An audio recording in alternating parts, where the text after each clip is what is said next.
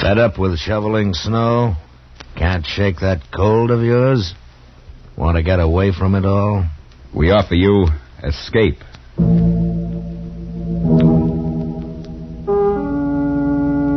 Fed up with shoveling snow? Can't shake that cold of yours? Want to get away from it all? You were alone in a remote village on the Welsh border, surrounded by silent townspeople who were watching and waiting for you to decide to lose your soul.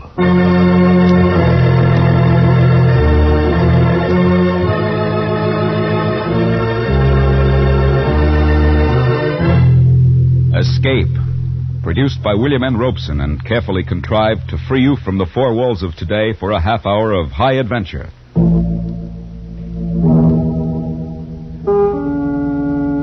Today we escape to a remote section of Wales and a strange village between two worlds, as Algernon Blackwood described it in his eerie story, Ancient Sorceries.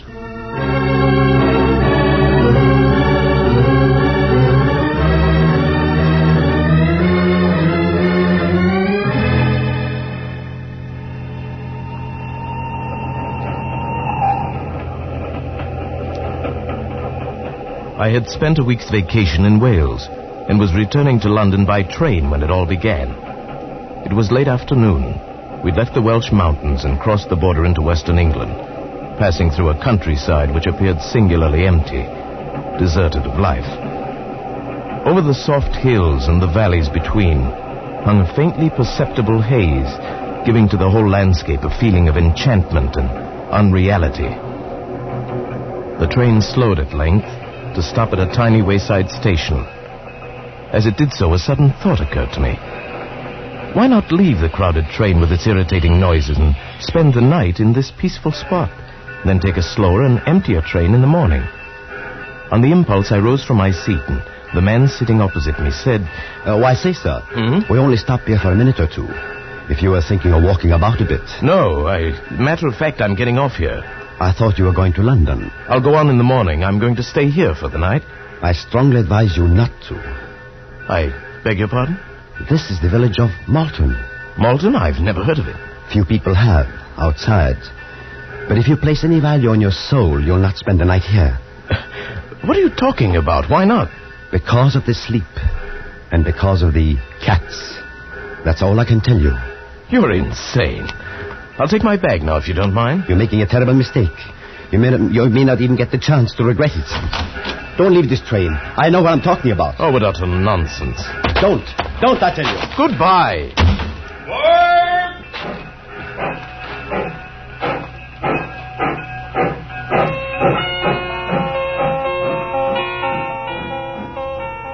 I stood there on the embankment as the train pulled away. What was the matter with the man, anyway? Cats, sleep. His words made no sense. I picked up my bag and started walking up the long hill toward the village, and suddenly, for no reason at all, I shivered.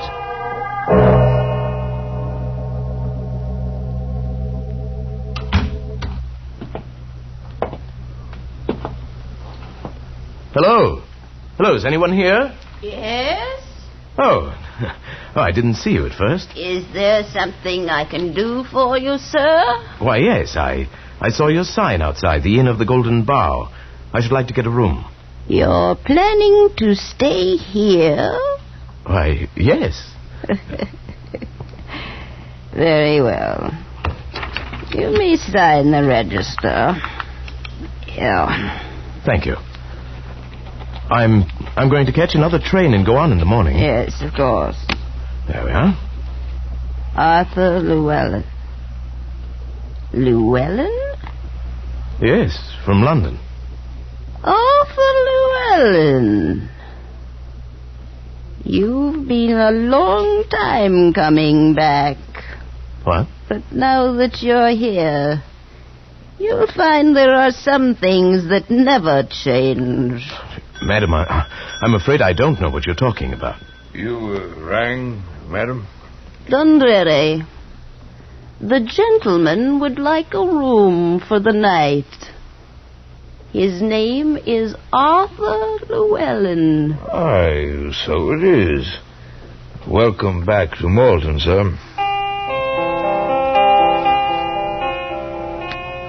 I knew I'd never been here before. What was it all about? First the men on the train, and now these people.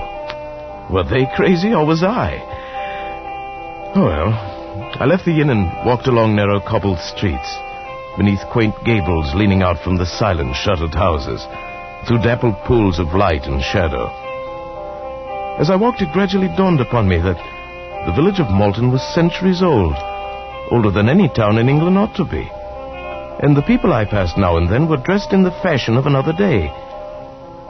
They paid no attention to me, went silently about their own business. Yes, that was it. That's what I'd been noticing. Silently. As I walked, I noticed they came and went with only soft padding sounds to mark their passing, as though they walked in shoes with soles of velvet. When I stopped, there was no sound. The silence was unbroken. I hurried through the streets and came at last to the far side of the village, to a place where the hill broke away sharply from a low, flat wall of stone, perhaps a rampart once. I sat down upon it, and the dreamy tranquility of the place stole over me. Presently, I don't know how much later, I became aware of the sound of weird music rising out of the vale below me. I looked down from the rampart. The sunken plain at the bottom melted away into a sea of gathering shadow, blurred into a swirl of thickening mist.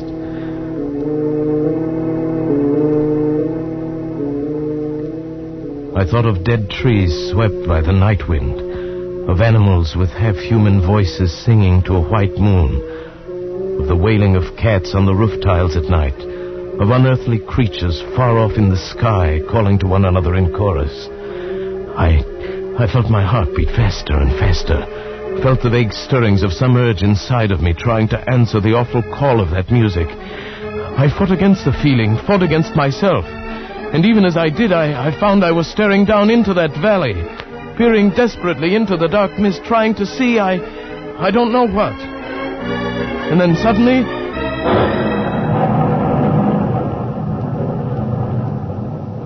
the music ended. I stood on the rampart alone, dusk fallen about me, and the early night wind moaned with a chill breath. Quick terror rose up in me.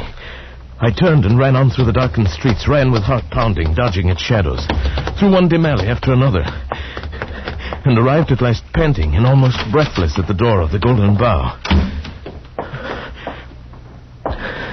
You've been a long time returning, Mr. Llewellyn. It's past 7. Yes, I guess I walked farther than I meant to. I didn't realize it was so late. You heard the music, didn't you? Yes. Yes, the strangest music I've ever heard. How did you know? Who plays it anyway? Then you didn't remember it? No. Why should I? The thing was becoming irritating. This quiet insistence that I was someone else. I went into my lonely dinner and ate as quickly as possible.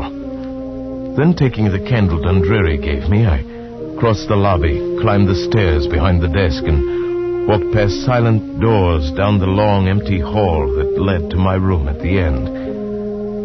I was halfway to my door when suddenly the flame of my candle went out. I stood stock still in the pitch blackness, fumbling for a match.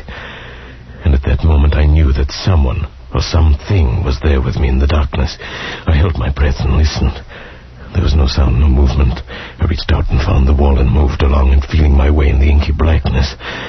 It was then I touched it. Near my face, another soft, warm yielding. And alive. Who is it? It is I, Ilsa. Who? Ilsa. Don't you remember me, Arthur? No. But wouldn't you like to remember me? Don't you want to see me again? to look at me? No. I don't know. But not tonight, Arthur. Perhaps tomorrow. Tomorrow.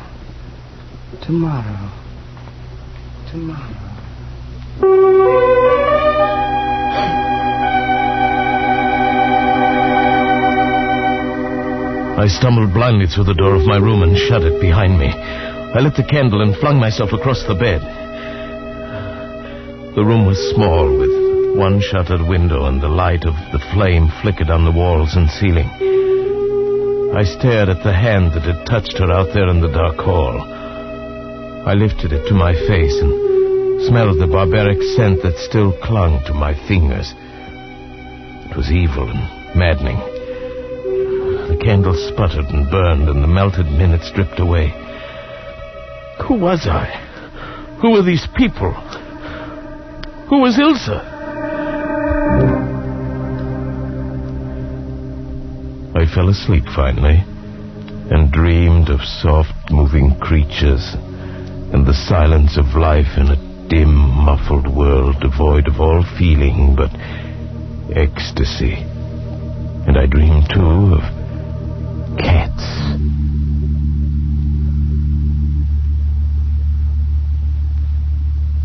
You've slept quite late this morning, Mr. Llewellyn.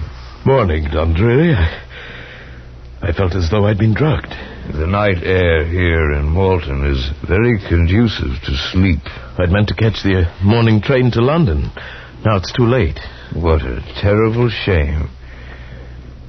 Yes, Oh, by the way, Dundreary. Yes, Mr. Llewellyn? Do you... I mean, I was wondering if you'd know anyone by the name of Ilsa. Ilsa happens to be my daughter, Mr. Llewellyn. Oh, I didn't hear you come in. I hope you were able to sleep well, without unpleasant dreams. I guess so. I'm so happy to hear it. Perhaps then you may decide to stay with us for a long time. That's very kind of you. No, it's not kindness, Mr. Llewellyn. But all of us are hoping that you may decide soon. Decide? Decide what? It was no use. None of them would answer my questions. They seemed to think I should know already. I left the inn as soon as I'd eaten, walked around the streets of the village. I began to notice I was never completely alone. If I turned down an empty street, someone always stepped from a doorway or entered from the opposite end. Wherever I went, within 5 minutes, a dozen people were strolling near me. And I realized these people were watching me tensely, as a cat watches a mouse or another cat.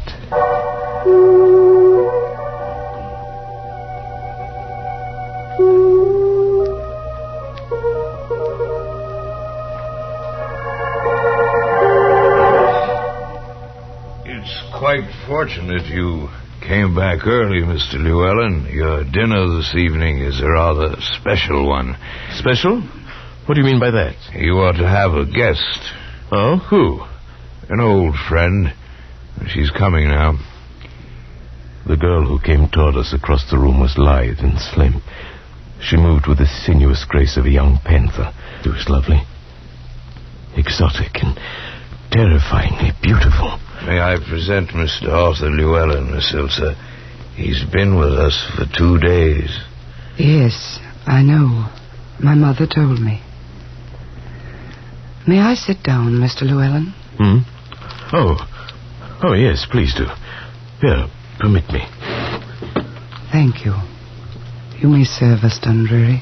Thank you, Miss Ilsa. Then, you're Ilsa? Yes.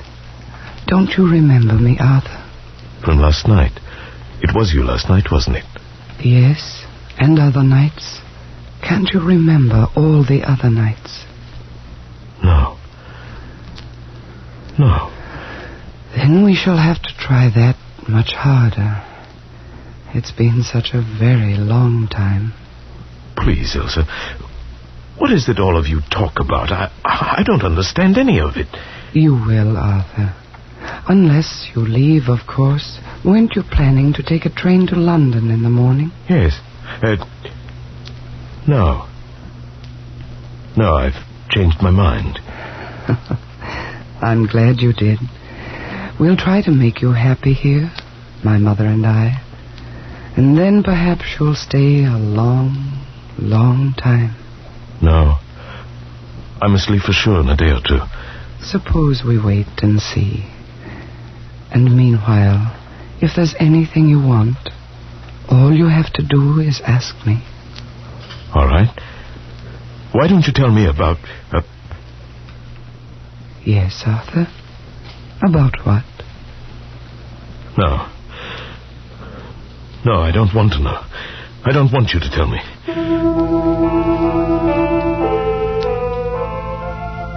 Suddenly I realized I was afraid to know. I was afraid. I should leave now, but I couldn't leave. It was Ilsa. She attracted, repelled, fascinated, and horrified me, all in single flashes of blasting emotion. I felt the presence of a great grey curtain ready to roll back at any moment and leave me on the brink of an awful adventure. And I knew the village held its breath, watched and waited. And then on the evening of the 5th day, the whole ghastly secret exploded into hideous life.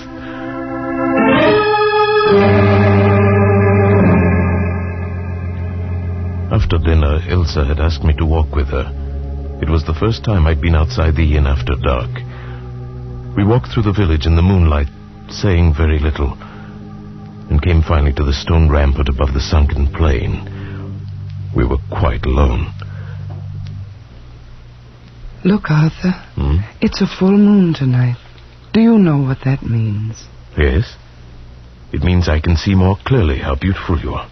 Do you really believe that? Do you think I'm beautiful? Like a soft, sleek leopard in a warm jungle of shadows. But wait, I'll see you even better in a moment. Arthur, what are you doing?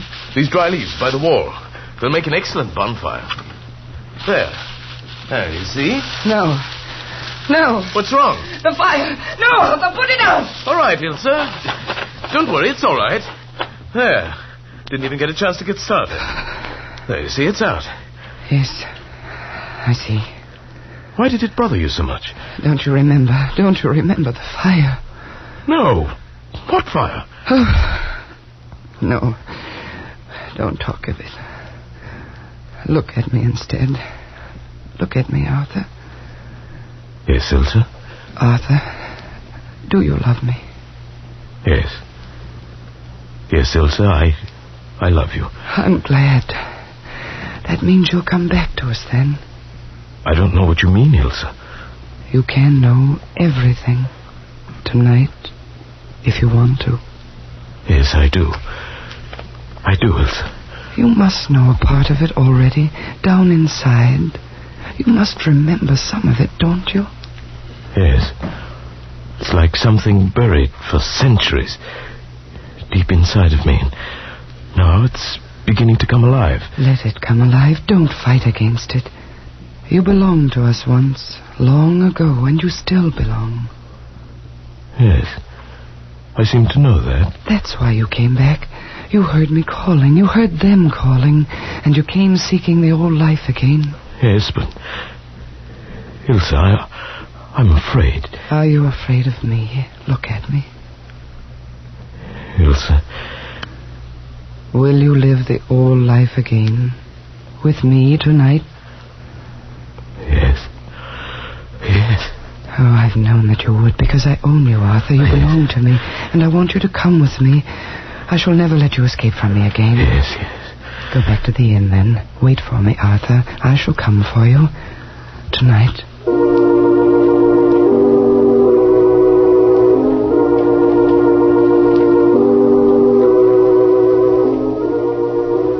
Back at the inn, I paced the floor of my room, a tense, uncontrollable excitement driving me along in a nervous frenzy. The dry crypt of the memory had broken open, and all the things I'd hidden away for centuries poured into my consciousness. I knew now why I'd come here. I knew what I was going to do. And I knew that I was lost. I sensed the rising stir of movement throughout the inn, and outside in the courtyard below my window. I knew what to expect when I threw open the window. From every window of the inn and from those of the houses about the court were leaping great monstrous beasts with soft dark fur and eyes that gleamed with eerie phosphorescence. Cats! Cats of human size. This was the secret of Malton. Lycanthropy. The witchcraft of centuries long dead and buried. The half-human cries floated up to me, and the moon cast their dark shadows on the ground as they padded across the courtyard and vanished through the narrow streets of the village, heading for a hideous rendezvous. This is what I'd been. This is what I wanted to be now.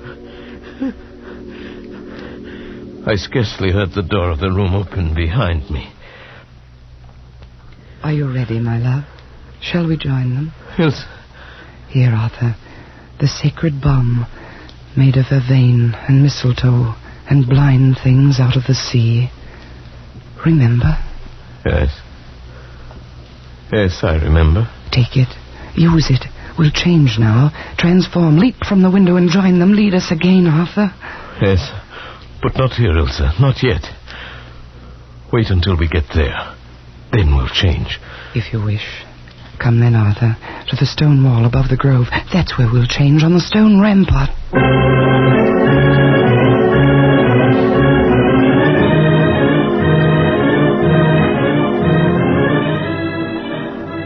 In the grove on the sunken plain beneath the wall, insane shadows writhed in the moonlight and postured in the luminous mist. 1,000 of the devil's own were dancing in an unearthly music born from the harmony of the black sacrifice, crying out in delirious abandon, calling to the thing that now lived inside of me and struggled screaming in my skull, trying to answer them back. I fought against them, fought against Ilsa, pleading and clinging with her soft arms about my neck. Now, Arthur, come with me now if you love me. I love you, but I can't do it. I can't do it, not again, Ilsa. Yes, my love, only an instant to change, and then we'll live forever. Is it living without a soul? Does it matter when I'm here? Oh. No, once before I escaped. But I could never escape again. This time there'd be no turning back. Am I not worth it? Look at me, my love. I clung to the very edge of sanity, thought that I'd not be lost and damned forever. And at that very moment I knew what I could do. Wait, what are you doing? I found a match in my pocket, struck and dropped it into the dry leaves that lay banked along the whole length of the stone wall. No, Arthur, don't. I can't come to you through the fire. You're driving me away. Yes, go into the valley, Ilsa.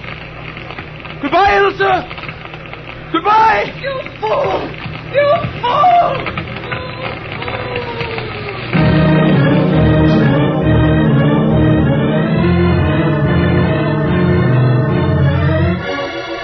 I turned from the wall of flame that for a few minutes would shut me off from the valley, ran through the moonlit streets, not back toward the Inn of the Golden Bough, but down the long road that led away from that cursed village of Malton.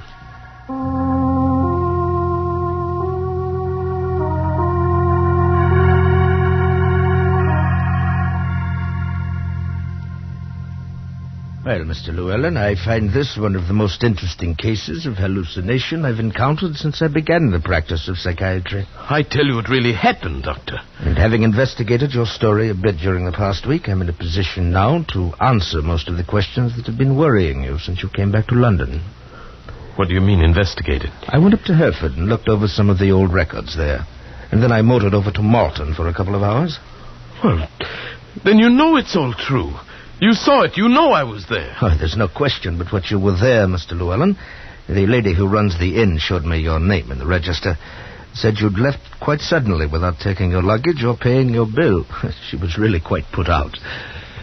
I see.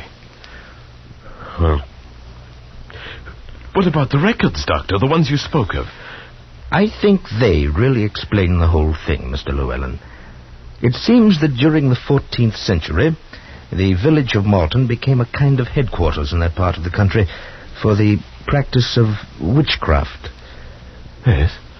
Go on. Numerous trials were held there in the late 1300s, and a great many men and women were convicted of sorcery and burned to death. Yes.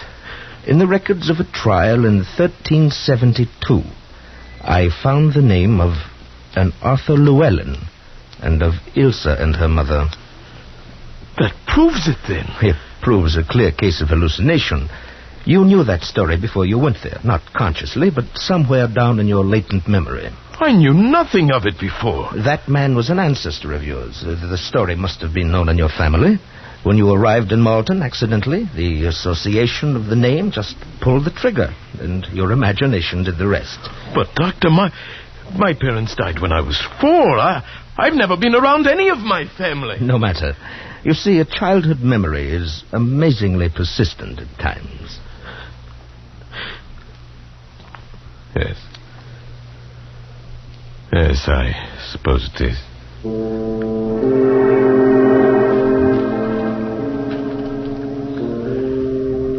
I knew then what I had to do. The only thing I could do. There'd be no use in talking further with the doctor. He'd find some phrase of science to cover everything. He'd even try to explain away the mark I still carried across my shoulder, where Ilsa had thrown her arm about me in those last mad minutes on the rampart. A mark that was covered with a soft gray fur, like the fur of a cat.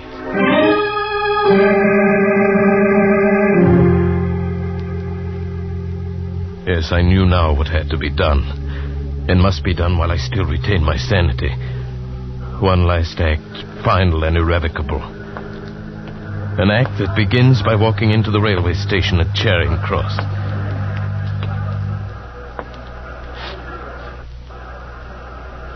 Good evening, sir.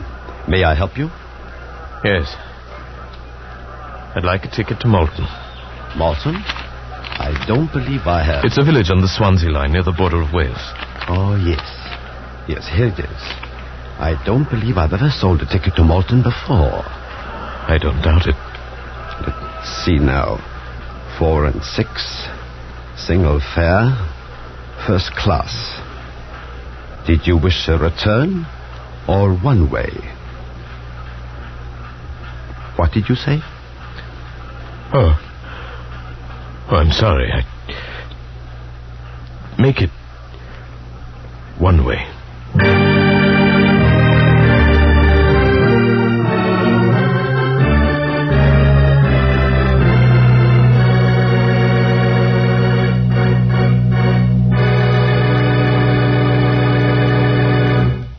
Escape. Produced by William N. Robeson and directed by Norman MacDonald, today brought you Ancient Sorceries by Algernon Blackwood. Adapted for radio by Les Crutchfield, with Paul Frees as Arthur Llewellyn, Kay Brinker as Ilsa, Anne Morrison as Madam, and William Conrad as the Doctor. Music is conceived by Cy Fewer, with Eddie Dunstetter at the console. Next week... After you've had a hard day at the office or bending over a hot stove, next week at this time, when your problems seem too much for you, we offer you escape.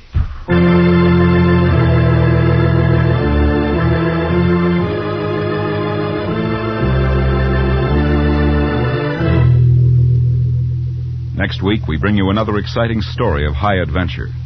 Goodbye, then, until this same time next week, when once again we offer you Escape.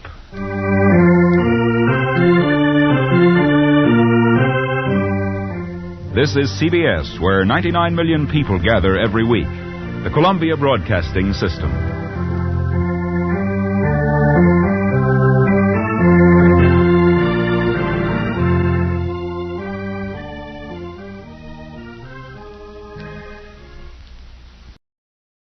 You, finding life rather dull, dreaming again of exotic places, wishing you were somewhere else?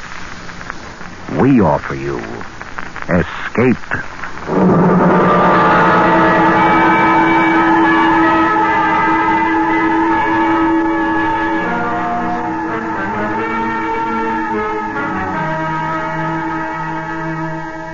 Escape with us now to the outer limits of space and the terrifying experiences of four men who penetrated it, as Ray Bradbury, famous science fiction writer, tells it in his gripping story, The Earthmen.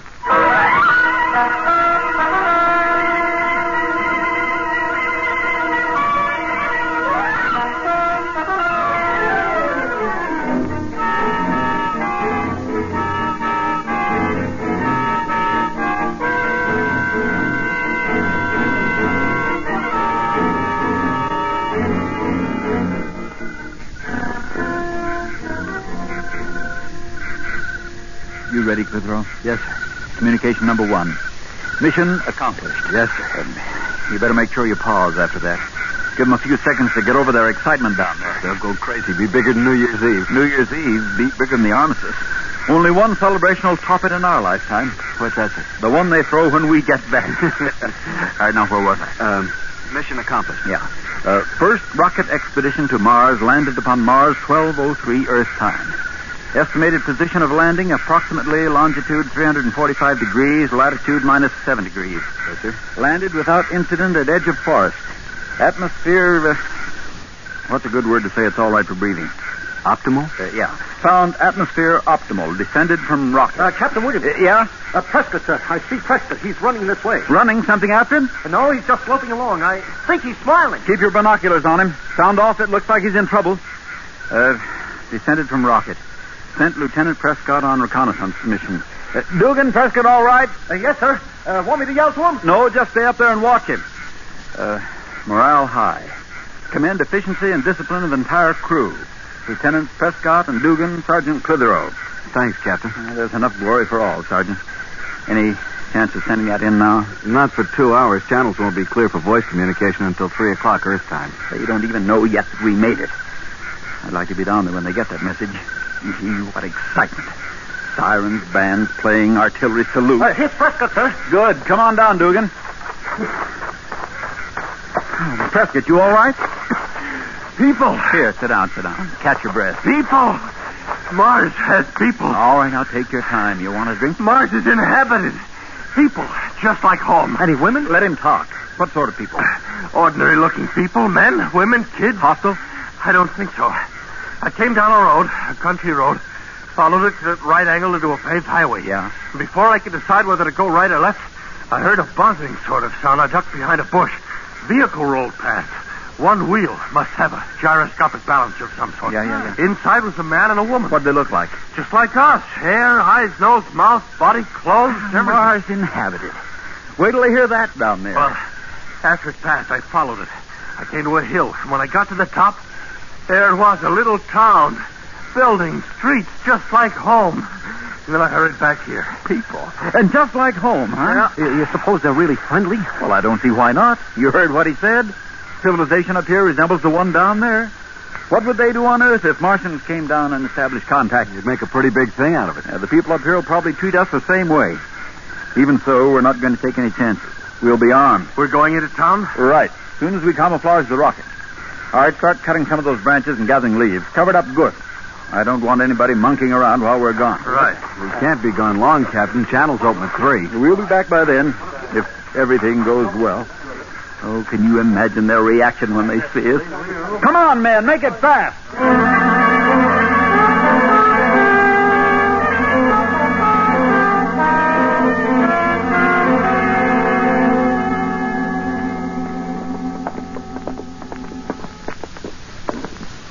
All right, men, dress it up.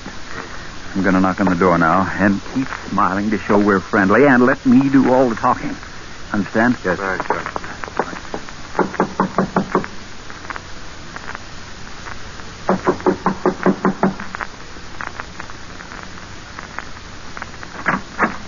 Yes, what do you want? You speak English.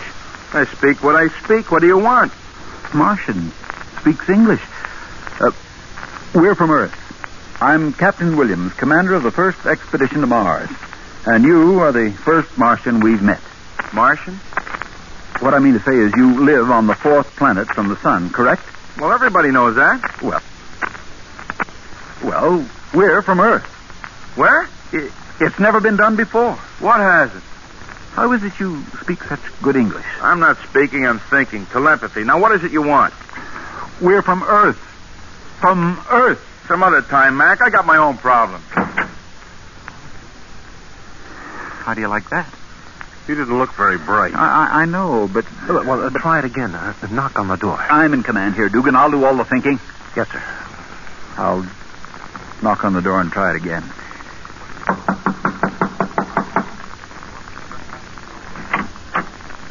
Yeah? Oh, excuse me, ma'am. Was that your husband I was just talking to? Yes. He shut the door so quick I never got a chance to explain. I'm sorry, but he is busy. Can I help you? Are you, strangers in town? I'll say we are. We're from Earth. Earth? The planet Earth. Maybe you have a different name for it. The third in order from the sun. We came in a rocket. Almost 60 million miles through Don't come space. near me. I just want to see you can. You and your husband are the first people on this planet we've Don't seen. come near me. You don't understand. We're from Earth. We came in a rocket. We came in a rocket. And we...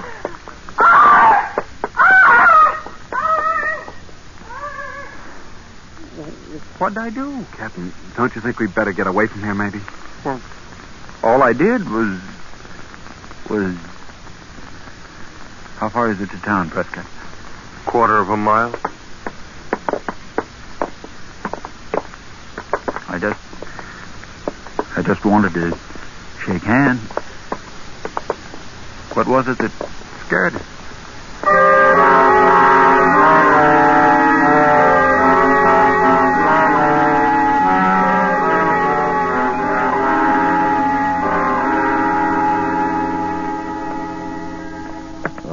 All right for us to smoke, Captain? Sure, smoke, yell, unbutton your buttons, do whatever you want. Doesn't seem to make any difference. Nobody's paying any attention to us anyhow. You'd think these people had visitors from Earth every day. Nobody even turns around to look at us. Can I say something, Captain? Yeah? We can't blame them for ignoring us, sir. We look just the same as they do. For all they know, we're just a few Martians ambling through the town square. We ought to take a chance and try telling someone else. We've told 3 of them already. Back at that farmhouse, the man ignored us and the woman screamed and ran away. And that girl we told fainted. Captain, looks like a bar or a soda fountain in here. Would it be all right if we went in and had something to drink? Well, why not?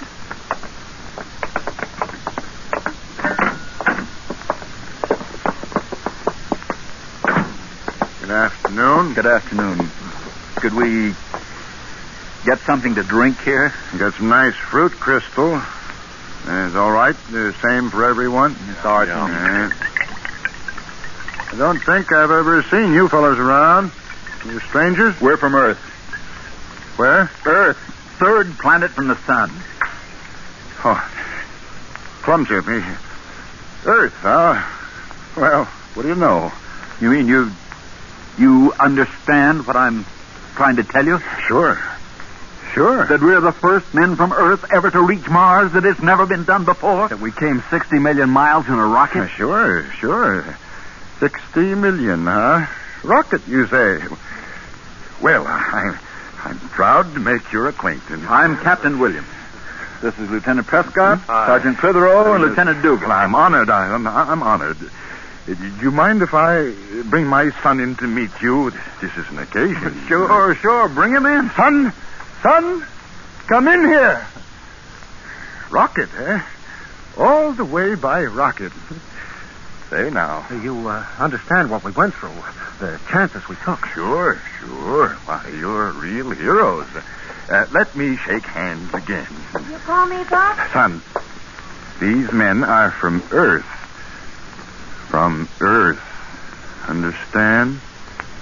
Yes, Pop. We're the first men from Earth ever to reach Mars. Isn't that wonderful, son?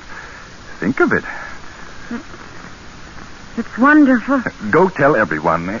You don't mind if he tells people, do you? Mine. I should say not. Oh, we'd like him to. As many as possible. Go ahead, son. Hurry. think of it, all the way from Earth. There were times in there when I didn't think we'd make it, I can tell you. Hey, I'll bet there were. Turbine conked out when we hit the stratosphere, and I began to sweat the big drop. I can imagine. Turbine, it's pretty serious. But even before we left, we were told we only had about 1 chance in 3 of making. Hey, I don't see where you found the courage. We didn't even know what we'd find when we got here. You see, it's never been done before. Never. Let me shake your hand again. Lots of men were killed trying, but they never succeeded. Was an honor for our little town. You're the first to know, really. The very first. Oh? Your name will go down in history in all the school books with ours. Yeah, from the monuments on both planets. Hey, what is your name? Hey, wait a minute, man. Hold on. What's up, Skipper? Outside. All those people. Looks like the whole town. Why, they must have heard the news, the glorious news from my son. Yes, they've come to welcome you. Hey, hold your fire, men. Welcome. It doesn't sound like they've come to welcome us.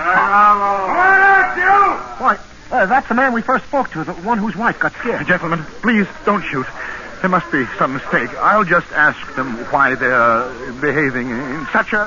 Here, come back here. Come back here, you old... Come back here. Ran out of it. What do you make of that? Captain, I don't understand this, and I don't like it. Do the back way out. See if it's clear. Prescott, you fire when I say fire, not before. Lower your gun. They're all around us, Captain. We'll make a break for it. 1 volley at my command. Captain Williams. Yeah? Look, there's a little guy out there giving them all what for. They're starting to disperse. Let me see. Clear this square immediately. Immediately, I say. Go on now. Go on, all of you. Go on home. He's coming in. Now, I'll do all the talking. Put your guns away, but stay on your toes. Dugan, let's keep our eye on the back, huh? Gentlemen, may I apologize for the unforgivable actions of my fellow townspeople. They've acted barbarously.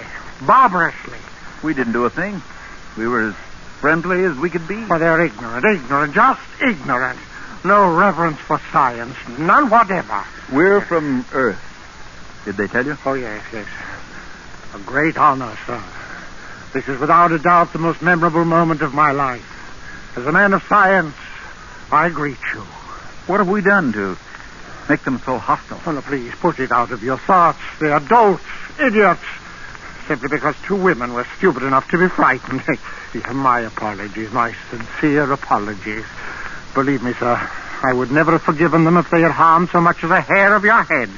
It's scientific marvel, and they would do you harm. It's unforgivable. Oh, we're wasting time. The members of the Institute are waiting. Institute? The Institute of Science. We have sole jurisdiction in such matters. The members have already been informed and are eagerly awaiting your appearance. It will cause a sensation. Well, that's a little more like it. This way, if you please. I have transportation waiting. And have no fear of these rustics. You're in my care now. I'm Captain Williams, sir. Who are you? I'm president of the Institute. My name is Dr. Booth. This way, gentlemen. This way.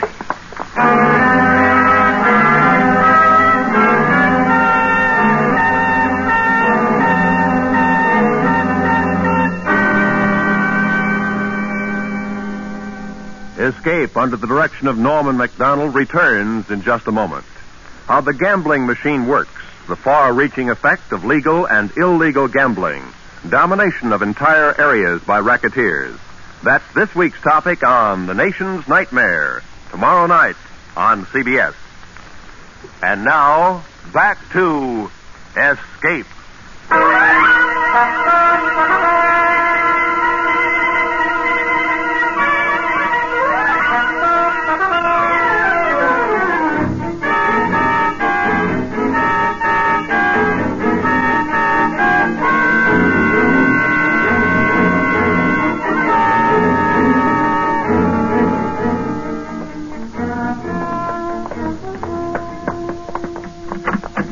In here, Captain Williams. Go right in, please. I won't make a speech, you understand. Just a few informal remarks. Well, the members of the Institute will listen to you with the greatest interest, no matter how informal your remarks. Go right in and make yourself at home. Thank you, Doctor. I'll keep it short. We have to be back at our rocket by 3 o'clock. our time in order To communicate with Earth. Yes, you told me. Yes. Go right in. I'll join you very soon. Thank you. After you, men. He's a nice fellow. Wow.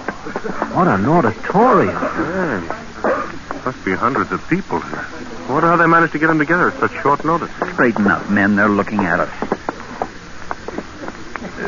Good afternoon. Good afternoon. I am Mr. Earl. And I'm Captain Jonathan Williams of New York City, on Earth.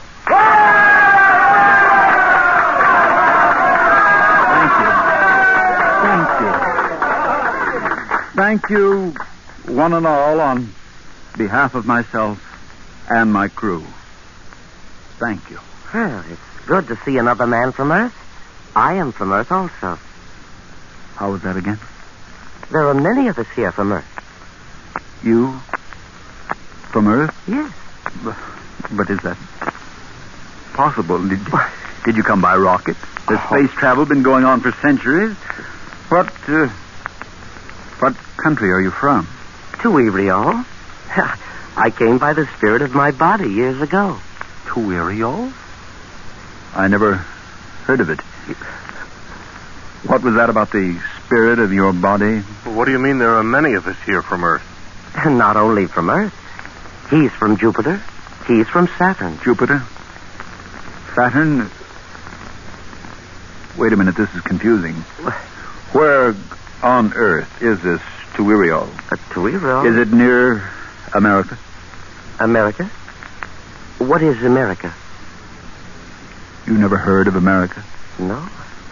You say you're from Earth and you never heard of America? Earth is a place of seas and nothing but seas. There is no land. I am from Earth and I know. Earth is a place of all jungle. I am from Orion Earth, a civilization built of silver. Silver? Men, come over here a second.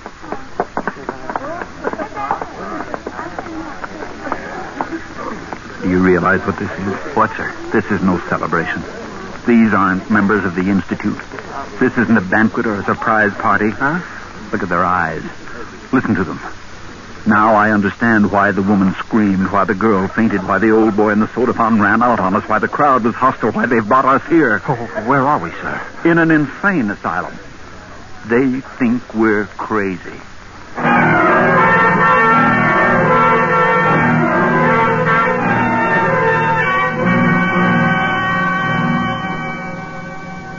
Clitheroe, try the door again. I just tried it, Captain. It's still locked. Go right in, gentlemen. The members of the Institute will listen to you with the greatest interest, no matter how informal your remarks. I'll bet they've been listening, all right. I'll bet they've had us under observation ever since we entered this building. Captain, look. What? You ought to take a look. That woman who said she was from Earth, too. A blue flame is coming out of her mouth and then turning into the shape of a small naked child. You think that's something? I've been watching one of them change into a crystal pillar and then into a golden statue and then into a staff of cedar and then back into a woman again. Never saw anything like that. Magician. No, not magicians. Those are hallucinations. They pass their insanity over into us, and we see their hallucinations too. Telepathy, autosuggestion, and telepathy. Well, look, Captain. If hallucinations can appear this real to us, to anyone, if hallucinations are catching and almost believable, it's no wonder they took us for psychotics. If that woman can produce little blue fire children and that one can change into a pillar, how natural if normal Martians think we can produce our rocket ship with our minds. I've been thinking along those lines, too. If someone came up to you on Earth and said he was from Mars, just came in by rocket, wouldn't you think he was crazy? I would. Heaven help me, I would. What time is it? 2:35. Those channels open in 25 minutes. Where's that doctor? Where's that doctor? I said, where's that doctor? I'm here, Captain. I demand our release. I demand an apology for this outrage. My government will certainly hear of this. All the governments of Earth will hear of it. I shall tell them of the indignities heaped upon their representatives. Yes, of course. Don't humor me! Are you going to release us, or must I take steps? What sort of steps? I'll kill you. That's very interesting. Excuse me a moment. Dr. Lowe, Yes, Doctor. Did you call me, Doctor? The case is developing along classic lines. I thought you might be interested. He's just threatened to kill me. Proceed, please, Captain. I wasn't joking, I tell you. Are you going to stand aside? No. All right. Jan. Most interesting. What do you suppose the next phase will be? A denial of insanity, reaffirmation of sanity. But we are sane. We are. You see? Classic. Men try to think of something. He thinks we're insane, and he won't understand that we're not. No, not at all. I do not think all of you are insane. Oh, no. Just you, sir. The others, the ones you persist in referring to as your crew, they do not exist. They are secondary hallucinations. Secondary? Hallucinations. But you can touch them. You can hear them. Go ahead and touch them. They will prove nothing. My patients have come to me with snakes crawling from their ears. When I cured them, the snakes vanished. We'll be glad to be cured. Go ahead. It's unusual. Not many want to be cured. The cure is drastic, you know. Cure ahead. I'm confident you'll find we're all sane. He persists in referring to the others. Oh, they never stop. You know, Captain, such cases as yours need special treatment. The others in this hall are simpler forms, but once a patient has deteriorated as much as you have with primary, secondary, tertiary, auditory, olfactory, and lingual delusions, as well as tactile and optical fantasies, it's a pretty bad business. We may have to resort to euthanasia. Euthanasia? You're crazy! Now, listen. My crew and I left Earth 3 days ago in a rocket. We landed here in Mars. Yes, you've already told me, Captain. Most detailed dream fantasy I've ever heard. But I can show you the rocket ship. I'd like to see it. Can you manifest it in this hall? No, certainly. It's over there in the corner. I don't see it. Of course you don't. It's not there. Why did you tell me to look if the rocket isn't there? I was joking, you idiot. Joking. Really? You have an odd sense of humor. If you give us transportation and come with us, I can show you the rocket. It's in a small forest near that town where we first saw you. Be rather interesting to observe his reaction at the failure to show it to us. Oh, yes. Would you care to accompany me, Dr. O? Oh, I'd be delighted. Very well, Captain. Lead us to your rocket.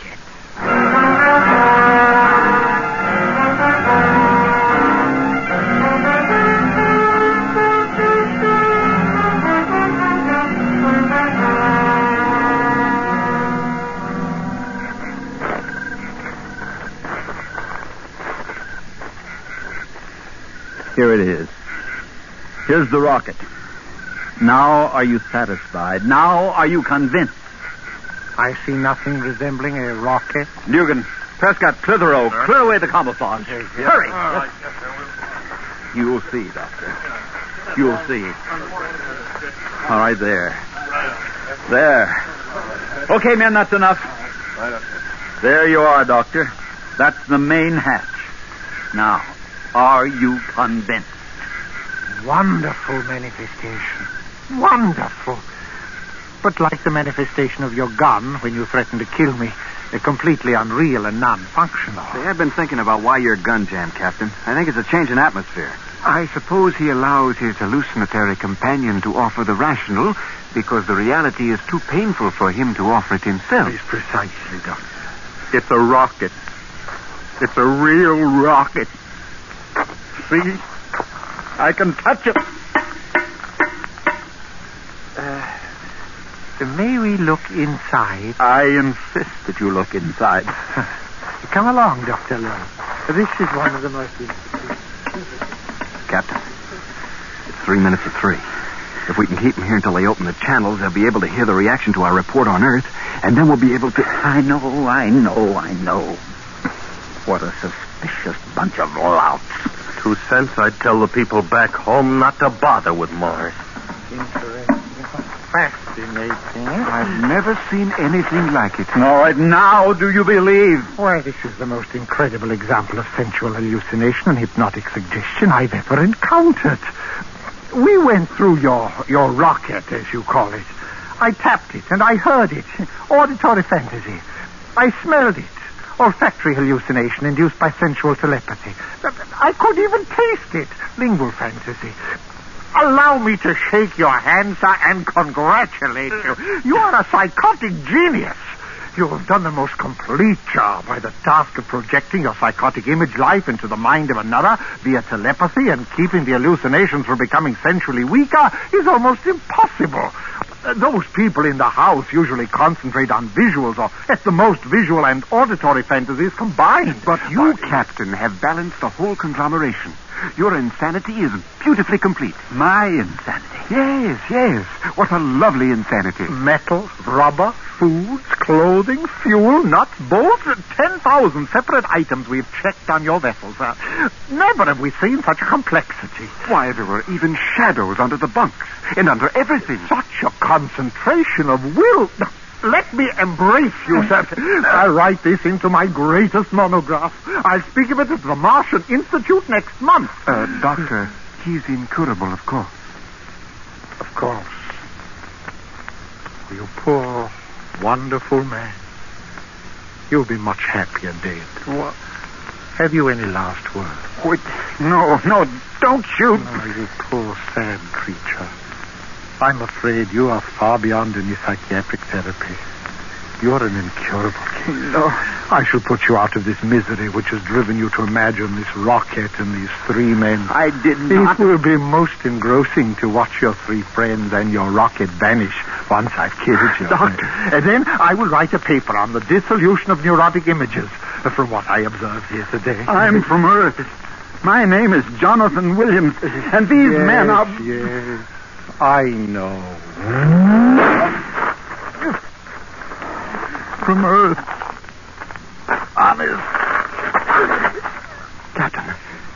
Captain Williams. They continue to exist. Superb. Hallucinations with time and spatial existence. I wonder how they will react to a bullet. What? No. Oh, no. Put on that gun. No, don't. An auditory appeal, even with the patient dead. Run.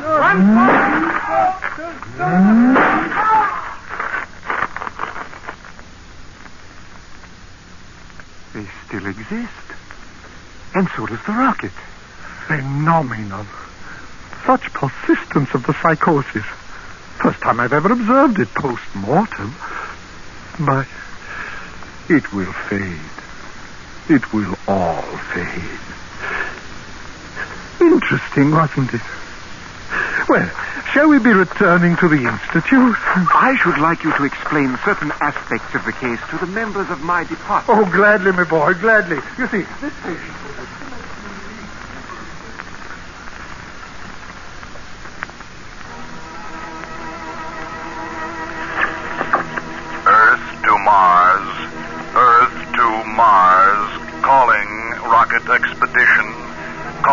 Rocket Expedition.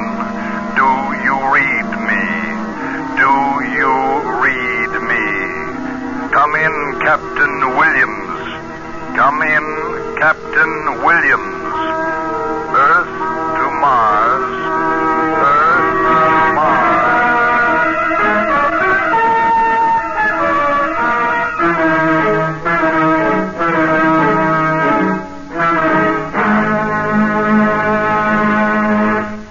Under the direction of Norman Macdonald, Escape has brought you The Earthmen by Ray Bradbury, especially adapted for Escape by Walter Newman, starring Parley Bear with Harry Bartell, Hans Conried, Larry Dobkin, and Lou Krugman. Featured in the cast were John Daner, Sidney Miller, Georgia Ellis, Jack Crucian, and Byron Kane. The special music for Escape is composed and conducted by Leith Stevens.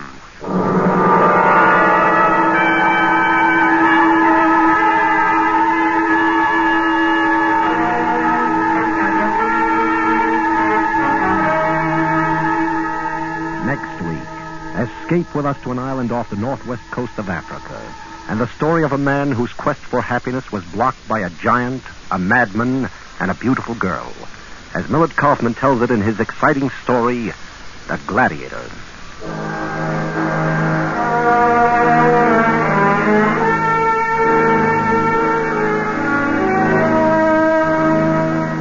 There's all fun each and every weekday when most of these same stations bring you CBS Radio's Arthur Godfrey Time.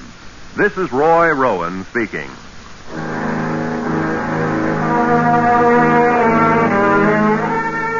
This is CBS, where you hear the FBI in Peace and War every Thursday night, the Columbia Broadcasting System. If you want to take it easy and you want to take it right, then you'll get a Regal Pale and you'll always know you're right. It's the light and better. Better get it. Mellow, mellow brew, Regal Pale. Never fail. It's the better, better brew for you and you and you and you. It's the better, better brew for you. This is KNX Los Angeles.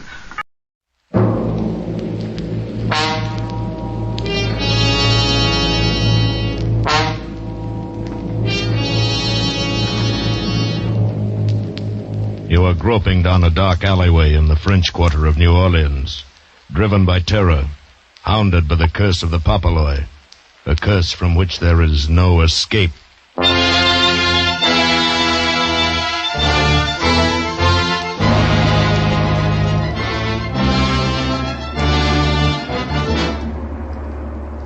Escape, produced and directed by William N. Robeson, and carefully contrived to free you from the four walls of today for a half hour of high adventure.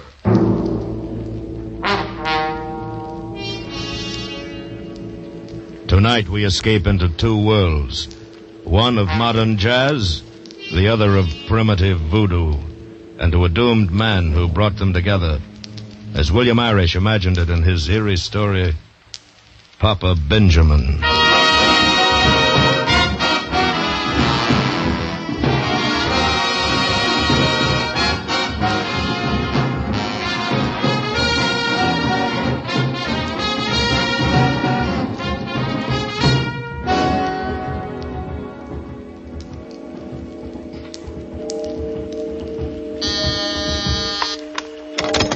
Orleans Police Department, 4th Precinct, Sergeant Tolliver speaking.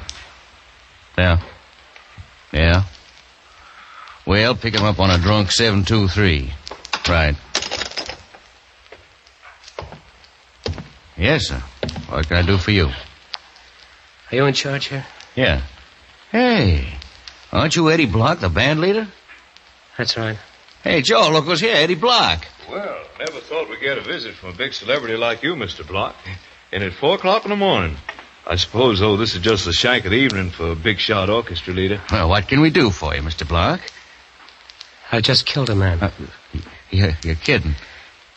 I tell you, I've just killed a man. I guess you've been working too hard, Mr. Block. You're imagining things. Here's the gun. Look at it. Now sit down, Mr. Block. Better have a drink of water. You'll feel better. No.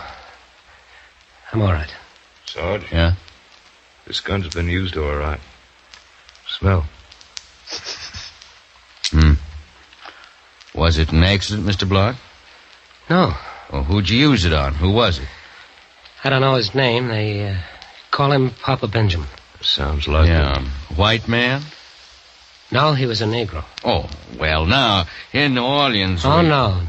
It was nothing like that. Well, what was he doing to you? He was killing me. Huh?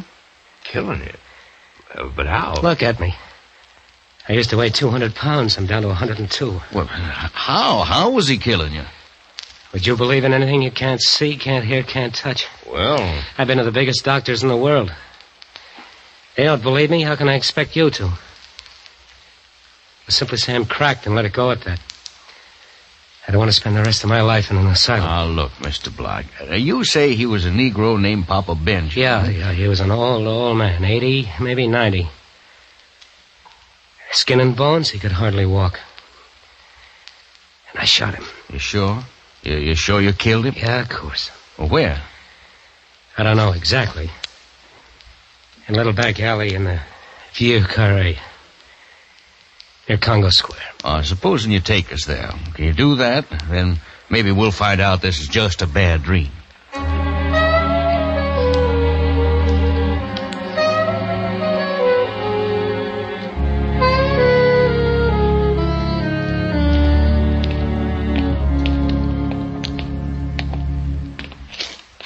This is the alley. To the right, between the buildings. All right, let's go. You pack, Sarge? You catch cold without it. Mm-hmm. Don't go back there, honey. Quiet, you. Oh, cops. Nice neighborhood. This is it. In that door and up the stairs. So come on. Oh, no. Don't make me go up there again, please. Better come, Mr. Block. You're showing us. Hey, flash a light. There's somebody here on the stairs. Huh?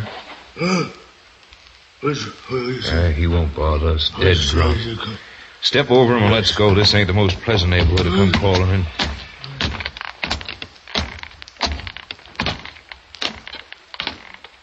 in. This it? Yeah. In that door. Now, come on.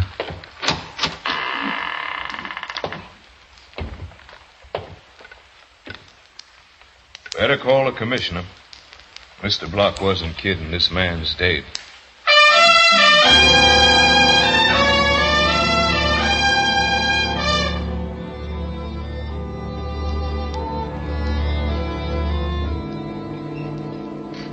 But why? Why? Because he was killing me, Commissioner. It was self-defense. He never came near me once. I was the one who went to him. I offered him $3,000, $10,000, any amount, and he refused. Finally, I offered him my gun and asked him to shoot me with it to get it over with quickly and not to drag it out any longer. Then when he said no, you shot him. Yeah.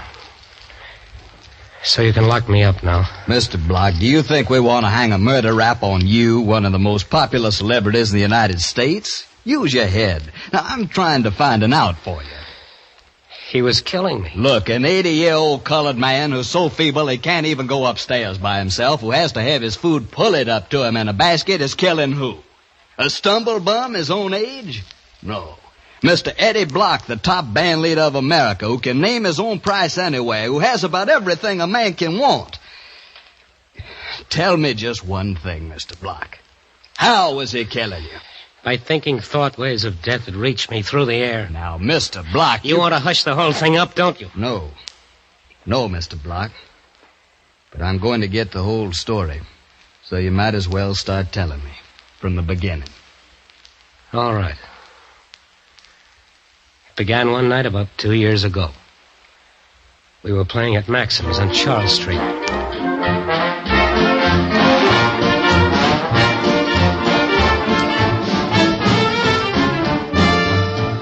We were just another band. Small Dixieland outfit then. Eddie Block and his Chips.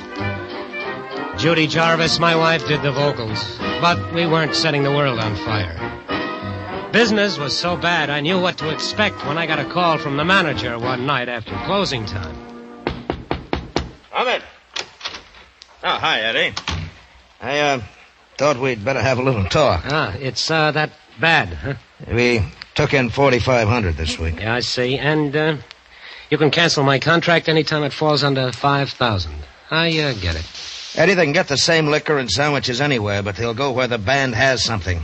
Tonight there were more waiters in the place than customers. Judy didn't even get a hand. It's not her fault. I know Graham. It's not her fault. She's okay, but...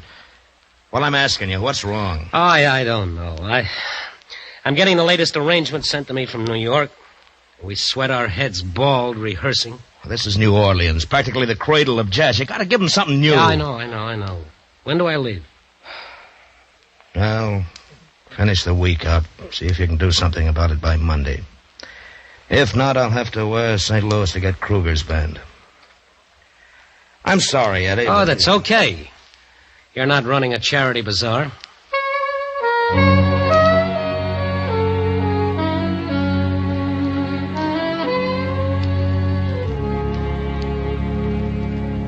But I didn't feel so cocky about it.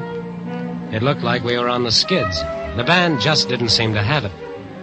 And I wasn't good enough to figure out why and pull them out of it.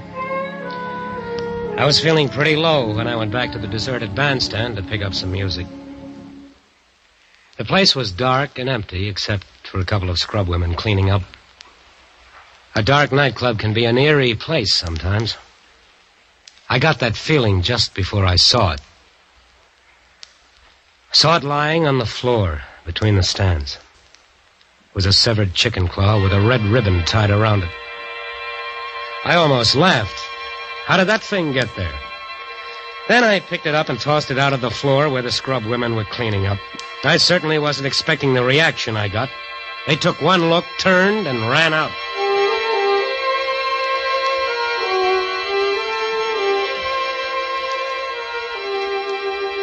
I just recovered from that surprise and was bending down to pick up some music that had slipped to the floor when I heard someone come in. I guess I was pretty well hidden from view. Anyway, he didn't see me. It was Johnny Stats, my drummer, and he was acting funny, looking intently at the floor, searching for something. Suddenly, he spotted this chicken claw on the floor and grabbed it up with a terrific sigh of relief, stuffed it into his pocket, and walked out.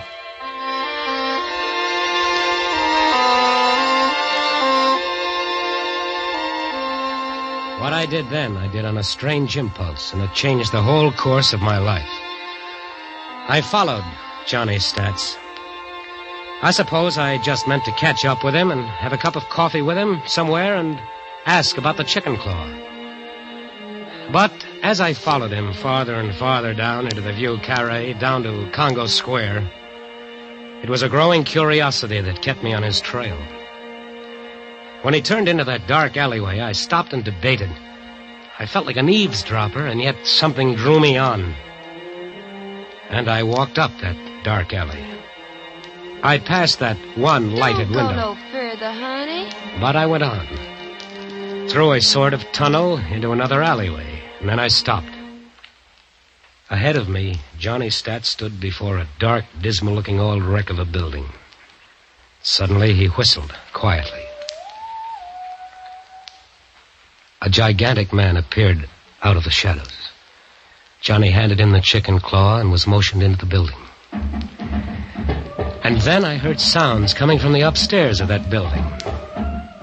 A throbbing drum, a wailing, an unearthly sound, and yet wonderful. An exotic, fascinating rhythm. This was music. Something new, something sensational, something that would set New Orleans on its ear and put Eddie Block in the big time. I had to get in there and hear it. I was mighty busy for the next 5 minutes. I ran back down the alley, overturning 5 or 6 garbage cans before I found what I needed. Then back to that lighted window in the alley, and a 5-spot in exchange for a red ribbon. Then I was back at the dark building, walking up to that menacing shadow.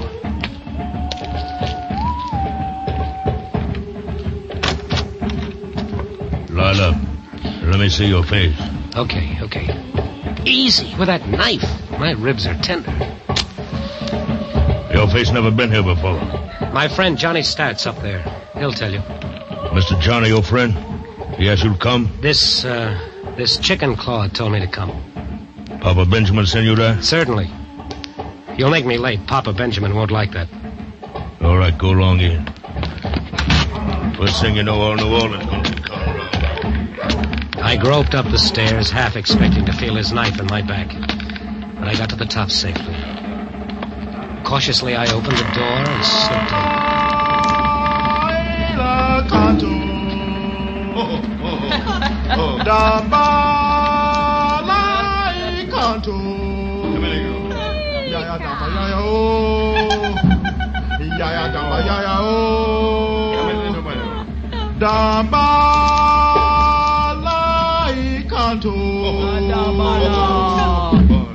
The room was full of people. They were in such a state of frenzy, I wasn't even noticed.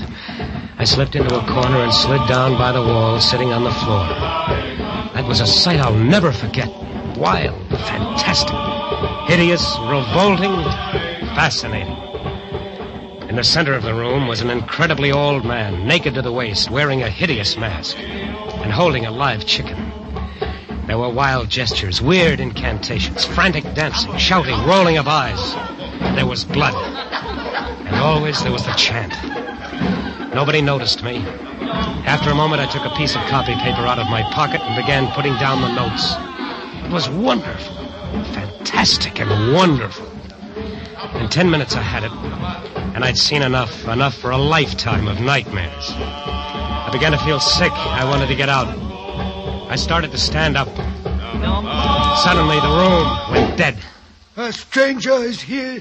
his bony arm stretched out straight from the shoulder, pointing at me like an arrow. And there was blood on it. What you do here? I know this man. Let me find out. No one moved. There was no sound in the room as Johnny Stats came over and squatted beside me. You're in terrible trouble, Eddie. I don't know if I can get you out of it. What is this, Stats? And what are you doing here? There's no time to talk now. You've got to do something quick or you'll be a dead man. Why? I'm in the very heart of New Orleans. They wouldn't dare. Listen, you've seen enough tonight. You know better. Eddie, there's only one way. What? Join. Become one of us. No, It's the only way, Eddie. I can't save you. You'd better hurry up, because unless you do, you'll never get out of here alive. You know what this is, don't you? This is voodoo. Okay, sure, I'll join up. Why not? Wait a minute, Eddie. There's a lot more to it than you think. Unless you're serious, it'd be better to get cut to pieces right now. All right, don't worry. I'm serious. All right. Papaloy. His spirit wishes to join our spirits. The old man burned some feathers while the others watched silently. Then he nodded. It came out all right. He reads them. The spirits are willing. There were other things, rituals, ceremonies, another sacrifice. Then as the chanting started again, they brought me the sacrificial bowl. I didn't have to be told what was in it. I started to draw back. Drink, Eddie, drink, or they'll kill you on the spot. Late next morning, the band assembled at Maxim's for a rehearsal. When Johnny Stats got there, he found another drummer sitting in his place. Naturally, he came to me. What's all this about, Eddie? I don't want any voodoo lover in my band, that's all, Stats. Here's a check for 2 weeks' salary. So you're crossing them, are you? Boy, I wouldn't want to be in your shoes for all the gold in Fort Knox. If you mean that bad dream last night, I haven't told anybody and I won't. I'd be laughed at. I'm only remembering what I can use of it. The jungle is just trees to me, the Congo a river, and the nighttime is just a time for electric lights. Hey, but this new number you're going to rehearse this morning. I said I'd remember what I can use. Listen, Eddie, that chant is sacred. It's secret. It was secret. Eddie, don't do it. Look, here's a couple of C notes. Hand them these. That ought to pay up my dues from now to doomsday. And I don't want a receipt. And if they try putting poison in my orange juice, they'll end up in a chain gang. It's not that easy, Eddie. You're one of us now. Oh, get out. Okay. Goodbye, dead man. Graham, the manager of the club, changed his mind about canceling our contract when he heard us rehearse the chant. Instead, he spent 5 G's in publicity. And Saturday night was set for the big unveiling. It seemed like all New Orleans tried to jam into Maxim's, came to hear the voodoo chant, the real thing. Just before we were ready to hit it, Judy came up to me. Eddie, listen. Let's not do it. Oh, what do you mean, baby, not do it? This is it. This is our ticket to the big time. It'll be a sensation. Yeah, I know, but I got a funny feeling. And look, I found this under your dressing room door just now. It sounds like a warning. Somebody doesn't want you to play that number. Let me see. You can summon the spirits, but can you dismiss them again? Think well. Forget it, baby. Stats is trying to scare me because I fired him. Ladies and gentlemen. Oh, come on, honey, let's go. They're waiting. Maxim takes great pleasure in bringing you a historic moment in musical history. You're about to hear for the first time anywhere the voodoo chant, the age-old ceremonial rhythm no one but the initiated has ever heard before. This is the real thing, an accurate transcription, not a note's been changed. So, ladies and gentlemen, Eddie Block and his Chips present for the first time anywhere the voodoo chant.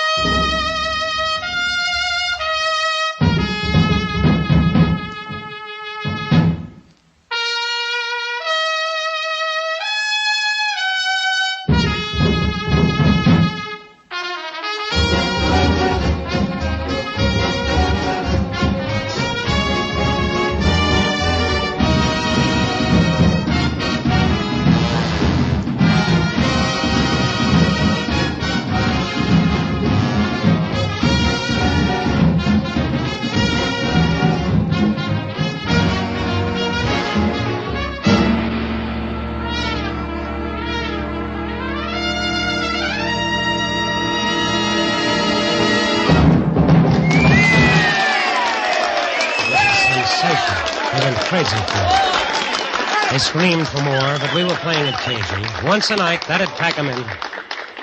After it was over, I went back to our dressing room. Judy got there before me. She was reading a newspaper somebody had brought in. Eddie, listen. Oh, baby, you were wonderful, and we wowed 'em. We're in the money now. Yeah, Eddie, but... Oh, boy, am I tired. I feel more tired than I've ever felt in my life. Nervous strain, I guess, huh? Let down? Eddie, look here in the paper. Oh, who cares about the paper now? Eddie, it's Johnny Stats. Huh? He's dead. He drowned himself in Lake Pontchartrain this afternoon. This afternoon? Then that note, it wasn't Johnny. Oh, well, look, Eddie, you can't blame yourself. Me? Oh, no. No, of course not, but I think I know who to blame. What do you mean? Nothing. Eddie, why don't you lie down and rest for a few minutes? You look worn out. I am. I feel dead. Here, let me take off your coat. Oh, be careful. What's the matter? I don't know. Funny thing, while I was waving the baton on the chant, I felt something, a sharp pain there in my back, like a pin or something stuck in me. I don't feel anything there now. Maybe it slipped down. I don't know. Couldn't have been much. There. Now, you just lie down. You'll feel better in a few minutes. You've been working too hard. You should relax now. Maybe take a few days off. Hey, Eddie, look here. Where did this come from? What? It's a little doll. It was lying on the dressing table. Why, Eddie, it looks just like you. Let me see. That's funny. Look, there in the back. There's a little pin sticking in the back. Yes. That's right where I felt the pain.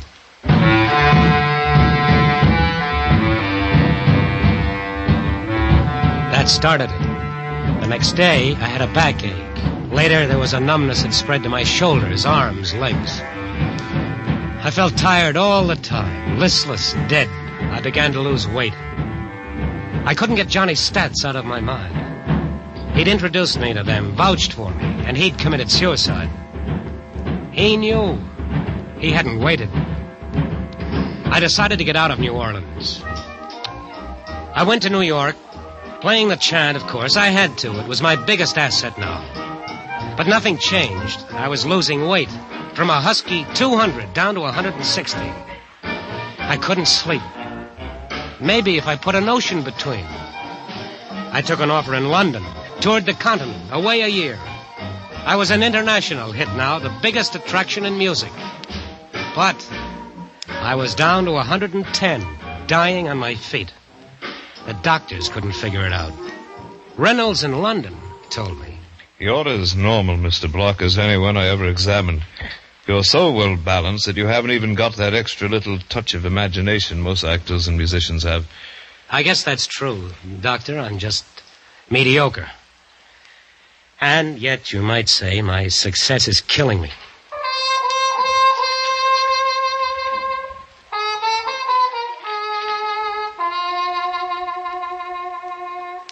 And so, after 2 years, I finally realized it was no use. I came back. Back to New Orleans. Back to the dark alleyway down near Congo Square. I could just barely drag myself along. But I had to see Papa Benjamin. I slowly climbed the stairs, up to that loathsome door. I went in. There he was. Papa Benjamin, staring at me from the bed as if he'd been expecting me. And then he started to laugh.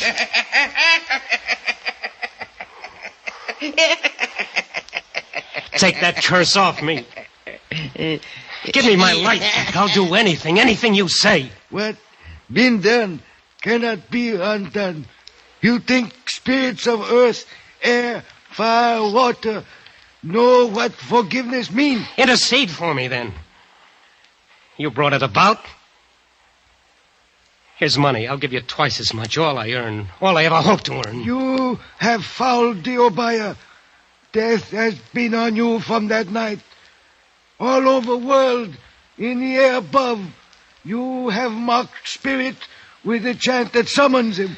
And please, here's a gun.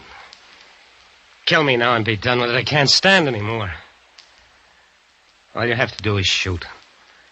I'll write a note, sign it, that I did it myself. Death will come, but different.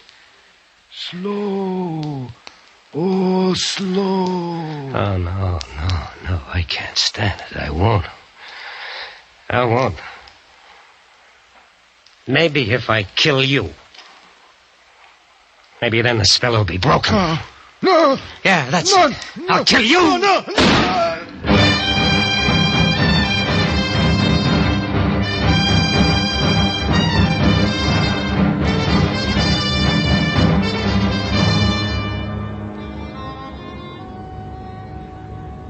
And that's all, Commissioner.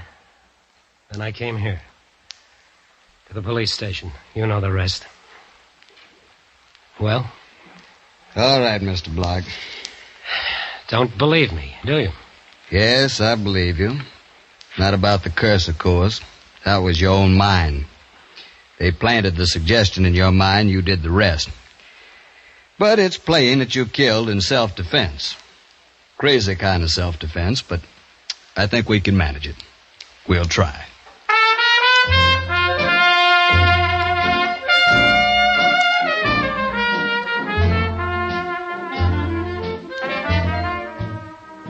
The commissioner managed it all right. How is almost a story in itself. How a detective with a moulage false face posed as Papa Benjamin and called the voodoo clan together and into a trap. How they collected the evidence that proved my story. And how they sent most of that voodoo bunch to jail. My name wasn't even connected with the case. So now I'm free. I'm living again. I've gained weight. The tiredness and the numbness is gone. I took a nice vacation. I went to Bermuda, relaxed, and had fun. Now I'm back in New Orleans at Maxim's, and the whole thing is forgotten. We're opening tonight, and the place is packed. Everybody's come to hear the chant. Eddie Block and the chant. We're on our way now. Nothing can stop us. And now, ladies and gentlemen, we welcome back on his triumphal return, Eddie Block and his Chips, playing for you the one and only Voodoo Chant.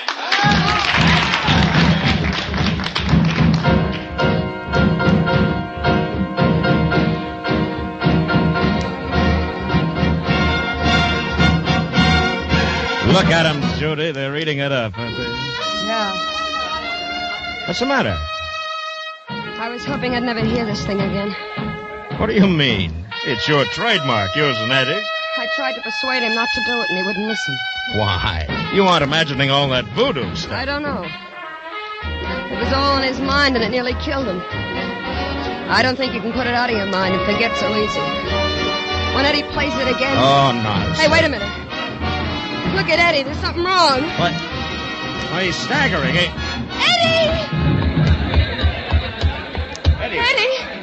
Eddie! Judy, now wait. Here, let me pick him up. He's probably just fainted from the excitement. No, leave him alone. He's dead. I guess Papa Benjamin won after all.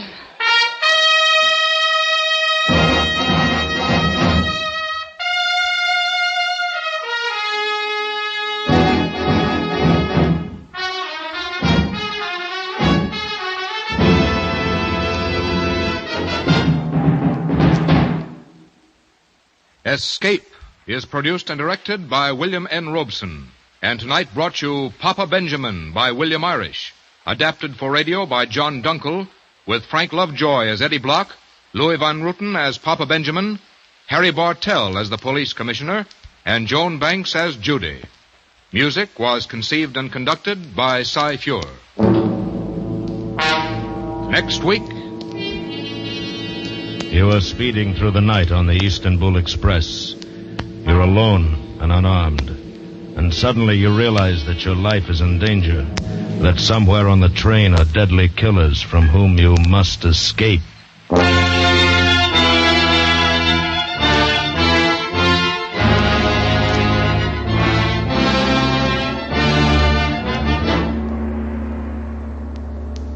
Next week, we escape with Harold Lamb's exciting adventure story, 3 Good Witnesses. Good night, then, until this same time next week, when again we offer you Escape.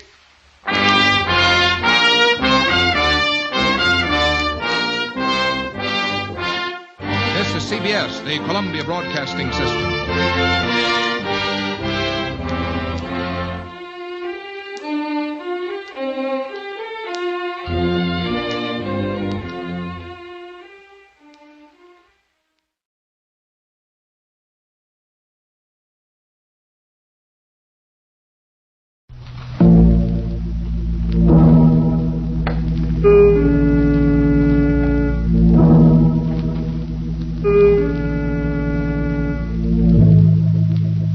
You are alone in Paris, unable to speak the language, unable to cope with a gigantic conspiracy which seeks to convince you that you are mad.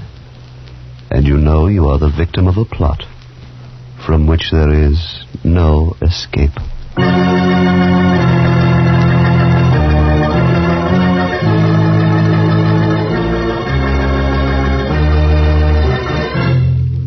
Escape. Produced and today written by William N. Robeson and carefully contrived to free you from the four walls of today for a half hour of high adventure.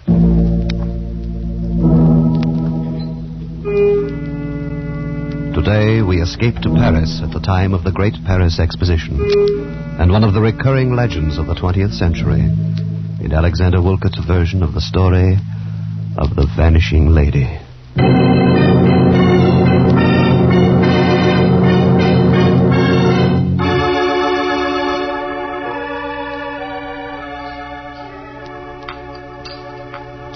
Another cup of tea, Bruce? No, thank you, my dear. I'll just light up my pipe now and have a look at the Evening Standard. I'd like another, please, Mother. All right, Alice. Only one sugar, dear. We must watch our figures, you know. Oh, what nonsense. A growing girl like Alice needs plenty of sugar. See, Mother, Daddy approves. Perhaps. But Mother is still boss. Yes, Mother. There's a dear. Mother. Yes, dear. I've been thinking. Yes, dear. I've been thinking about my grandparents. Oh. I know all about Daddy's parents. How Grandfather Stanley commanded a dreadnought at the Battle of Jutland. It was not a dreadnought, Alice. It was a heavy cruiser. Yes, heavy cruiser. He got the VC, and how Grandmother Stanley was a volunteer nurse at Westall Arch when the Zeppelins came over. And I know about your father, too, and how he died in India from his wounds and how gallant he was at the Khyber Pass. But, Mother... Yes, dear. You've never told me anything about Grandmother Winship. Haven't I? No, and I'd like to know something. Bruce. The child's 16. I think it's time she knew. But, Bruce... And you'd probably feel better to get it off your chest. What, Mother? What is it? Well, my dear, I've never talked about your grandmother because I've always half believed that someday, somehow, she'd come down our garden walk and... Oh, I know it sounds silly. And explain where she's been for the last 20 years. Why? What happened to her? I don't know, and I don't suppose I ever will. Cynthia, darling, if it's going to upset No, you... Bruce, you're quite right. It would be best to get it off my chest, as you put it. As you know, Alice, I was born and brought up in India. And I was about your age when my father was killed in the Khyber campaign. Mother decided to leave India for good and return to her old home in Warwickshire. However, since it was necessary for her to go to Paris to attend to some details of my father's estate, she decided we should leave the P&O boat in Marseille and proceed by train. You may imagine the timidity with which we two unescorted ladies traveled across France without the slightest knowledge of the language, and without, indeed, assurance we could find a hotel room in Paris, though we had telegraphed for reservations from Marseille. You see, dear, the Great Paris Exposition had just opened, and the city was jammed with visitors from all over the world. You may imagine our relief when we arrived at the Grand Hotel Universel and heard the clerk speak in quite understandable English. Mademoiselle Winship, welcome. You will please to sign the register here. You have our reservation. Oh, indeed, yes. Oh, most fortunate, madame, that you telegraphed. I reserved for you the last room in the house. Oh, I'm so relieved. Here, Cynthia. You may as well learn now to sign a register for yourself. Oh, yes, Mama. Where do I write? There, in that line. Oh, yes, I see. Voila. You are fatigué from your journey, no? I shall have the boy show you to your rooms at once. Chasseur, Chasseur. Oui, monsieur. L'appartement 342 pour Madame et Mademoiselle Winship, tout de suite. Bien, monsieur. This is your baggage, madame? Yes, these 6. Là, voilà le bagage. Il y a 6 pièces. Entendu. You'd best carry the little one with the medicine in it. Yes, Mama. Permettez-moi, mademoiselle. Thank you. I'll take that one. The little red one? Très bien. This way, ladies. Keep your eye on that porter, Cynthia. I don't trust this Frenchman. Oh, Mama. I don't think he'll make off with our things. Oh, here's the lift. 3e étage. 3e. Oh, I do wish we could have gone straight on to Southampton. But you'd only have had to come back across the channel to see the solicitor, Mama. We really saved time this way. I suppose, I wish we hadn't come to Paris at all. Such a sinister place. Oh, Mama. Voilà, le 3e. This way, ladies, to the right. Attendez. C'est bien. 338, 343, 340... Oh, voilà. Entrez, ladies. Thank you. Oh, what a lovely big room. And look, Mama. French windows. Oh, and the park out there. And that square with the statues. The ladies desire. No, thank you. Yeah. Merci. Oh, Thank you, those ladies. beautiful, beautiful bridges. Oh, Mama, it's like something out of a book. Yes, my dear. That's the trouble with Paris. It's so attractive. But underneath it's evil. Oh, and Mama, the furniture, the gilt clock, and this lovely marble-top table. Oh, Mama, everything is so French. I'll be very glad to be on my way to where everything's English by this time tomorrow. Now, come away from that window and help me get into something comfortable. There's a dear. Yes, Mama, of course. I don't know when I've been so tired. I just can't seem to catch my... Mama. Mama, what's the matter? Mama, speak to me. Oh, here, I'll get you up into bed. There. Now let me loosen your corset. Here, Mama, here are the smelling salts. Breathe deeply, darling. Mama. The telephone. I've got to get a doctor. À votre service? Hello, operator. Will you please send a doctor up to room number... let me see. Number 342. Pardon? Qu'est-ce que mademoiselle désire? Will you please send a doctor to room number 342? Je ne comprends pas. Qu'est-ce que mademoiselle désire? A doctor, please. Ah, oui, un docteur. Oui, mademoiselle, tout de suite. While I waited for the doctor, I did everything I could think of to bring my mother back to consciousness. I massaged her fingers and toes. I put wet cloths on her forehead. I waved the smelling salts under her nose. But she lay silent and white and unmoving, like one dead. Only the quick, shallow movement of her breast assured me she was not. And all the time another anxiety possessed me. What if this doctor could not speak English? How should I tell him the circumstances of Mother's unexpected fainting? How should I understand his instructions for treatment? I'm sure it was not long, although it seemed like an eternity before he arrived, accompanied by the manager of the hotel. And to my great relief, they both spoke English. The doctor felt Mother's pulse, took her temperature, and did the usual things that doctors do. And then he turned to the tail-coated hotel manager. La jeune femme parle-t-elle français? Pas un mot. Vous en êtes sûr? Tout à fait. Alors, je peux parler à mon aise. Monsieur, ceci, c'est une affaire très sérieuse. N'ayez pas l'air alarmé lorsque je vous mets au courant. Cette femme est atteinte de la peste. La peste? Elle n'a qu'une heure à vivre. Je n'ai pas besoin de vous dire que si ceci se connaît, votre hôtel perdra tous ses clients. Et mon Dieu, pas seulement l'hôtel. While they talked in this language I couldn't understand, I looked from one face to the other, trying to read from their expressions how serious my mother's illness was. But they were as casual as though they were ordering dinner. And finally I could stand it no longer. Oh, you must tell me. What is the matter with her? Mademoiselle, your mother is ill, yes. Seriously ill. It is a collapse, due perhaps to the strain of traveling. However, a week or two of absolute rest will work wonders. A week or two? Well, we were to go on to England tomorrow. That would be out of the question, mademoiselle. She cannot be moved for at least several days. Right now, she must have complete rest. The next 24 hours will be critical. Oh, Mama. Poor Mama. No, mademoiselle, you must not break down, too. I need your help. Yes, doctor.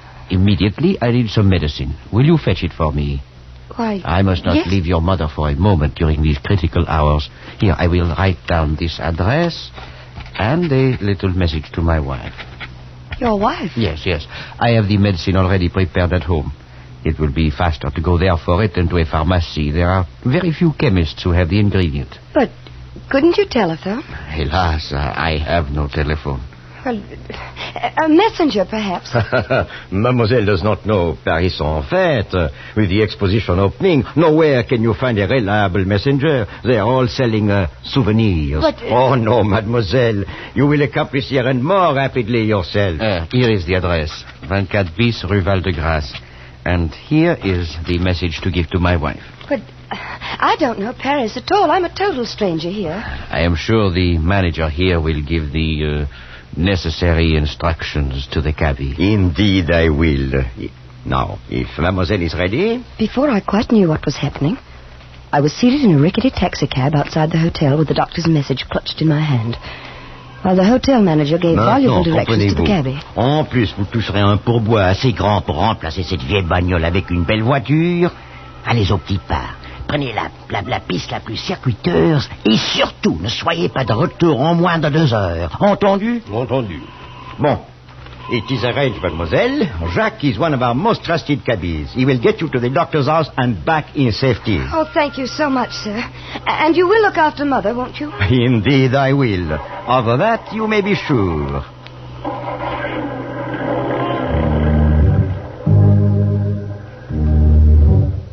When we left the hotel, we crossed a huge square with statues around it and turned into a wide avenue which led up a gentle incline, at the top of which was a huge arch. But before long, we turned off to the right into narrower streets.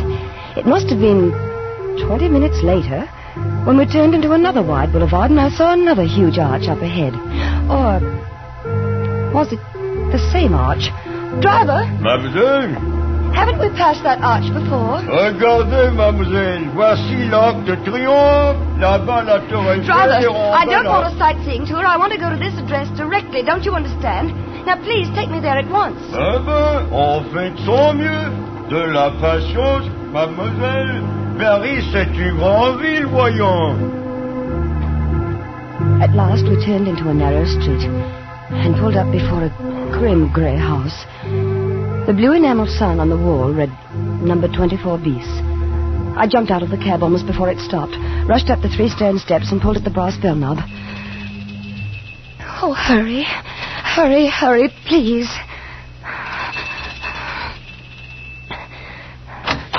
Oui? Oh, the doctor sent me for some medicine. Here, read this, please. Retenez cette jeune femme aussi longtemps possible. C'est de la plus grande importance pour l'avenir de Paris et même de la France. Oh, entrez, mademoiselle. Thank you.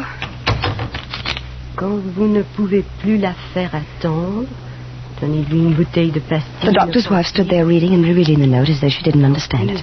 And until I thought I would scream. Please, please hurry. Get me the medicine. It's my mother. She may be dying. I must get back to her. Please hurry. Asseyez-vous. She pointed to a chair. Attendez. And slowly walked down the hall and closed the door behind her. I waited and waited. And I wondered. Wondered about the time the taxi had taken to get here. About that arch that looked so familiar. And I was torn by the 100 nameless anxieties that torture you when your nearest and dearest is ill. And then I heard something that froze my blood. A telephone. A telephone clearly ringing somewhere in the house. But the doctor had said he had no telephone. That was the reason I must come all this way for the medicine. Oh, no, it couldn't be in this house. It must be next door or across the street. Of course, that's where the sound was coming from. Allô? But no.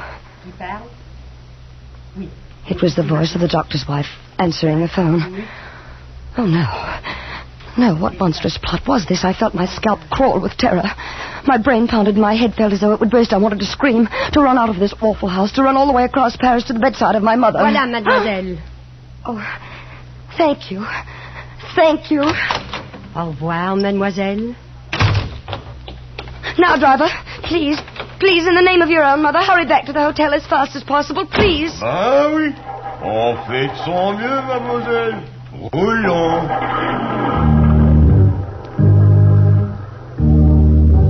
But my pleading was of no use. Either it was misunderstood or ignored. We crawled across Paris, just as slowly as we had come. And I was certain I saw that same white arch 3 times. But at last we crossed the great square with the statues. And I knew we were close to the hotel. Oh, please, please, hurry. Zut, on fait de son mieux, mademoiselle, voyons. Just beyond the great square, we turned up a narrow street which shortly entered a wide circle, in the middle of which was a tall, slender monument. The driver swung around the monument and pulled up before the entrance of the hotel, reached back and opened the door. Voilà, mademoiselle. I jumped out of the cab. And then I saw the sign over the entrance. It said, Hotel Ritz. Driver? Driver, you've taken me to the wrong hotel. I'm staying at the Grand Hotel Universal. Mais non, mademoiselle. Je vous ai pris au Ritz. Et je vous dépose au Ritz. No, I don't understand what you're saying, but will you please take me to the Grand Hotel Universal? C'est ici que je vous ai pris en charge et c'est ici que je vous le Oh, you stupid man, can't you understand? My mother is sick. You've taken more than 2 hours to get me to the doctor's house and back. Can't you understand? My mother is sick, perhaps dying. Les affaires de mademoiselle ne me regardent pas. I looked around me. A small group of passers-by had stopped and were listening curiously to the argument. And then they joined in, taking sides. Everywhere I looked were foreign faces. Strangers, enemies. And then, shouldering through the crowd, I saw a bare-headed young man in tweeds, with a pipe clamped in his teeth. And before he had a chance to speak, I knew help had come. I say, having some trouble. Oh, thank heavens, you're English. Right you are. Now, what seems to be the matter? I told him as rapidly as I could. And he paid the mulish cabbie. He popped me into another cab. 5 minutes later, we walked up into the lobby of the Grand Hotel Universal. The manager was behind the desk. My mother, is she all right? I beg your pardon, mademoiselle. My mother, Mrs. Winship in 342, is she all right? There is no Madame Winship in 3242. What? 342 is occupied by Monsieur Auguste Noailles, a permanent guest. But don't you remember me? I'm Cynthia Winship. 2 hours ago, you put me into a taxi to go to the doctor's house for some medicine for my mother. I am afraid that mademoiselle is mistaken. I have never seen her before in my life. Well, look here, what is this? Now, listen, I swear to you. It's just as I say. We signed the register less than 3 hours ago. We got in on the train from Marseille. Well, let's have a look at the register. Yes. I'll show you I'm in 342. Where is the register? It is there, mademoiselle. You may see it for yourself. See today's date. 14 guests registered, but I do not see any mademoiselle or Madame Winship. Do you? No. What have you done with my mother? What have you done with my mother? I demand you answer me this minute. Mademoiselle, I should not like to ask you to leave. Miss Winship, please. We'll get to the bottom of this. Perhaps mademoiselle is mistaken. Perhaps she is registered at some other hotel. No. This is the hotel. The Grand Universal. You were standing there when we arrived. You handed my mother the pen with which she registered. You came to the door with a doctor. You put me in a taxi. But I assure you, mademoiselle, these are fantastic. Wait a minute. What is it? That bellboy there. He carried our baggage. He'll remember. Garçon. Oui, monsieur. Vous vous souvenez d'avoir porté le bagage de madame en numéro 342 cet après-midi? Non, monsieur. There were 6 pieces, don't you remember? You wanted to take them all, and I insisted on carrying the little jewel case. It was a little red one. Oh, non, mademoiselle. C'est la première fois de ma vie que je vois mademoiselle. He says he never saw you in his life before. But this is monstrous. It's impossible. My mother is somewhere in this hotel. What have you done with her? What have you done with her?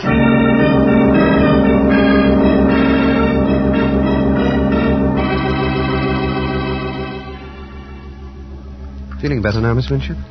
A little, thank you. Care for something else? No, thank you. Another cup of tea, perhaps? Certainly. Garçon? Monsieur? Une tasse de thé pour mademoiselle. Tout de suite, monsieur. I don't know how to thank you, Mr. You realize I don't even know your name? Oh, it's Bruce. Bruce Stanley. I'm very glad to meet you, Mr. Stanley. It's a pleasure, Miss Winship. Mr. Stanley, you believe me, don't you? Of course I do, Miss We did Winship. register at that hotel. We were in room 342. Wait, I can even describe the furnishings.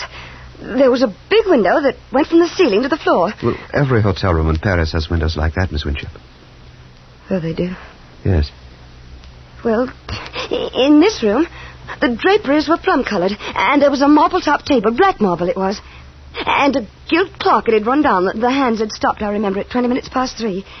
The walls were covered in rose brocade, and the bedspread was a washed-out yellow. Oh, if I could only get into that room, you'd see that I'm not making this up. I'm sure you aren't. Perhaps I can find a way to make them let you in the room. Can you? Yes. I'm with the embassy, undersecretary sort of thing. I believe the British Empire has enough influence to change the mind of an obstinate Paris innkeeper. Well, then let's do it. Right away. Well, I'm afraid the might of Britain can't move that fast. It's past dinner time. But tomorrow we shall see. Tomorrow? But I must get into that room tonight. I have no money. Nowhere to sleep. Well, we can do nothing with the people at the hotel. You saw that. We'll just have to be patient until tomorrow. I'm sure I can find a room for you tonight in a pension near the embassy. You're so very kind. How can I ever thank you, Mr. Stanley? Well, you might begin by calling me Bruce. Thank you, Bruce. Thank you, Cynthia. Oh. What is it? I just thought of something. The doctor. The doctor? Yes, the one the hotel manager brought in to look after Mother. I still have his address somewhere here in my purse. Yes, here it is. Now, we must go there immediately. He can tell us about Mother. Now, let me see. 24 bis Rue Val de Grace. Well, that's not far. Just off Boulevard Raspail near the Luxembourg. Well, how long would it take to get there by taxi? Oh, about 10 minutes. But it took over an hour this afternoon.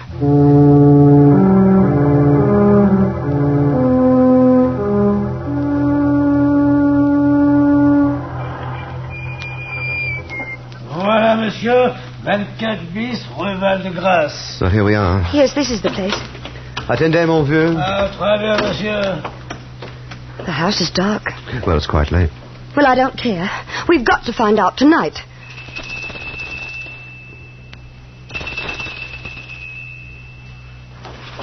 Qui est là? Qui sonne? Where is he? There, at the upstairs window. Monsieur le docteur, c'est Mademoiselle Winship. Elle veut vous questionner à propos de sa mère. Winship? Je ne connais pas Mademoiselle Winship. He says he doesn't know you. But he must. He must. Doctor, don't you remember this afternoon? You sent me here to your house for medicine for my mother. Je ne comprends pas l'anglais. He says he doesn't understand English. Oh, the liar. The dreadful liar. He does. He speaks perfect English. Et vous, jeune homme, je vous conseille de ne pas déranger le repos des gens comme il faut et de vous en aller avant que je n'appelle la police. I'm sorry, Cynthia. Oh, Bruce. What am I going to do? What am I going to do?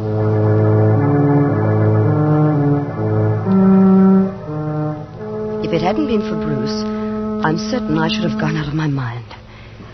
He found a room for me at a pension near the embassy, where I spent a sleepless night of anxiety, almost beyond endurance.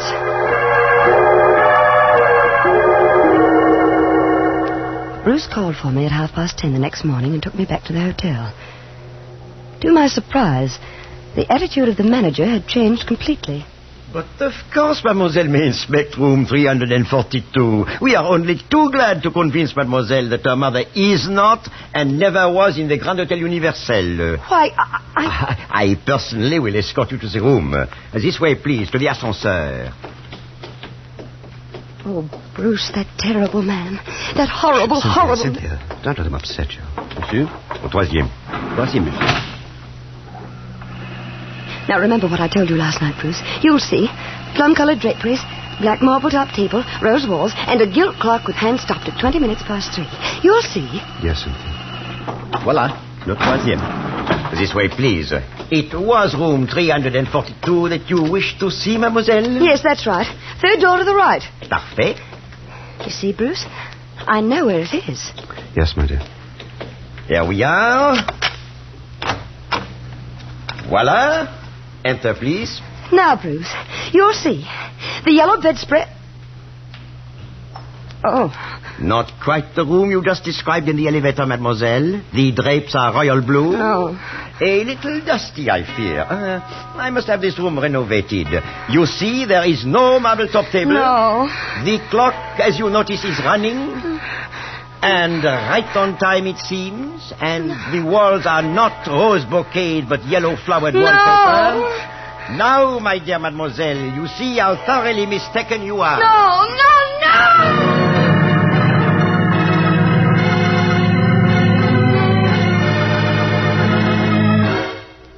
They had tried to make me think I was mad.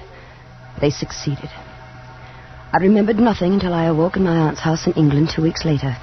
Thanks to Bruce, who never left my side during those terrible days when my sanity hung in the balance. Well, that's the story, Alice. And that's why I've never been able to talk about your grandmother Winship. Oh, Mother, how horrible. Because all these years I've clung to the foolish hope that somehow she'd come back and tell us herself what happened. You poor dear. You may as well dispel that hope forever, Cynthia. What? Since you've at last brought yourself to discuss your mother's disappearance, I think it's time you knew the true fact. Bruce. Your mother died 20 minutes after you left the hotel on that fool's errand for the doctor. Oh, no. She died of the bubonic plague. She had caught it in India before she sailed. The doctor recognized the symptoms the moment he examined her. He told the hotel manager in French in your presence. They agreed that the matter must be kept completely secret. If the news leaked out that there was a case of plague in Paris, the city would have been empty to visitors, and the exposition would have been a failure. Oh, Bruce.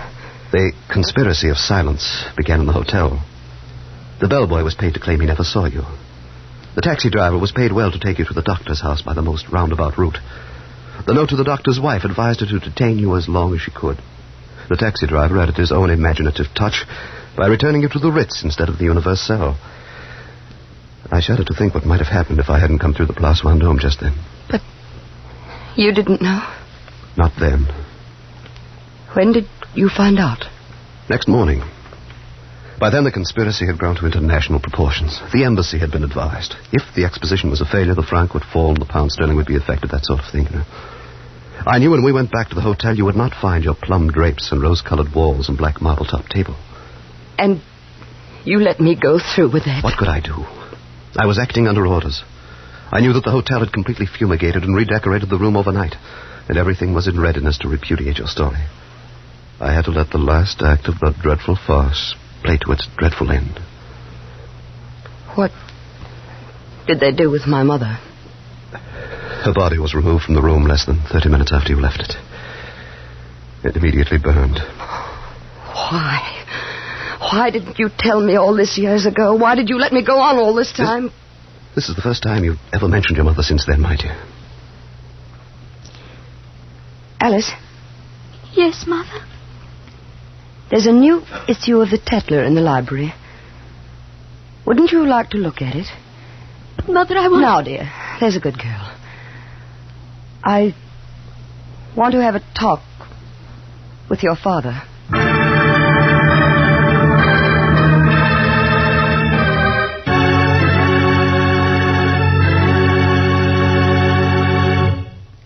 Escape, produced by William N. Robeson and directed by Norman MacDonald, has brought you The Vanishing Lady by Alexander Woollcott, freely adapted for radio by Mr. Robeson. The part of Cynthia was played by Joan Banks. Bruce was played by Hy Averback. The hotel manager and driver by Ramsey Hill. Musical score was conceived by Cy Fewer with Eddie Dunstetter at the console. Next week... You are deathly afraid of snakes. And between you and a fortune, between you and escape, you're on the white jaws of a deadly cottonmouth.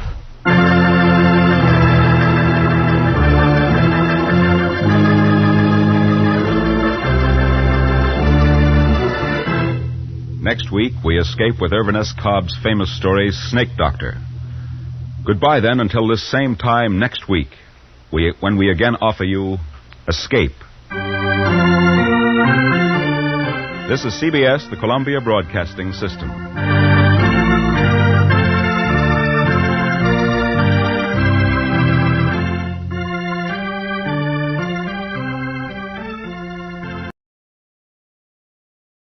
Fed up with the everyday grind?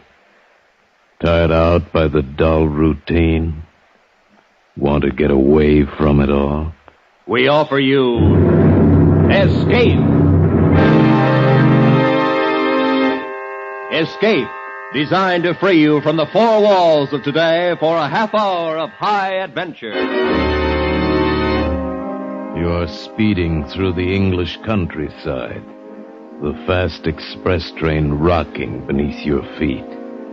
And you know that somewhere in the dark ahead of you, A band of men are plotting the destruction of the train, are planning the moment of your death.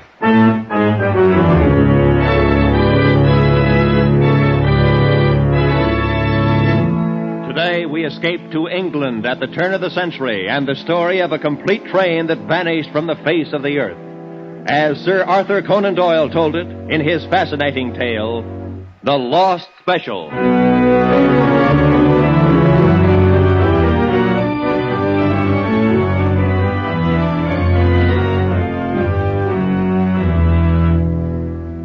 20 years with Scotland Yard have brought me into contact with many weird and unusual events in human affairs, but none more strange than the occurrences which began on the afternoon of June the 3rd, 1890, in the railway station at Liverpool. On no case before had I ever felt myself so helpless, groping blindly, as it were, for an unseen adversary, not being certain of the nature of the crime, not even knowing, in fact, if it were a crime. Suffice to say that along a short stretch of railway line in western England, I learned what is truly meant by terror of the unknown.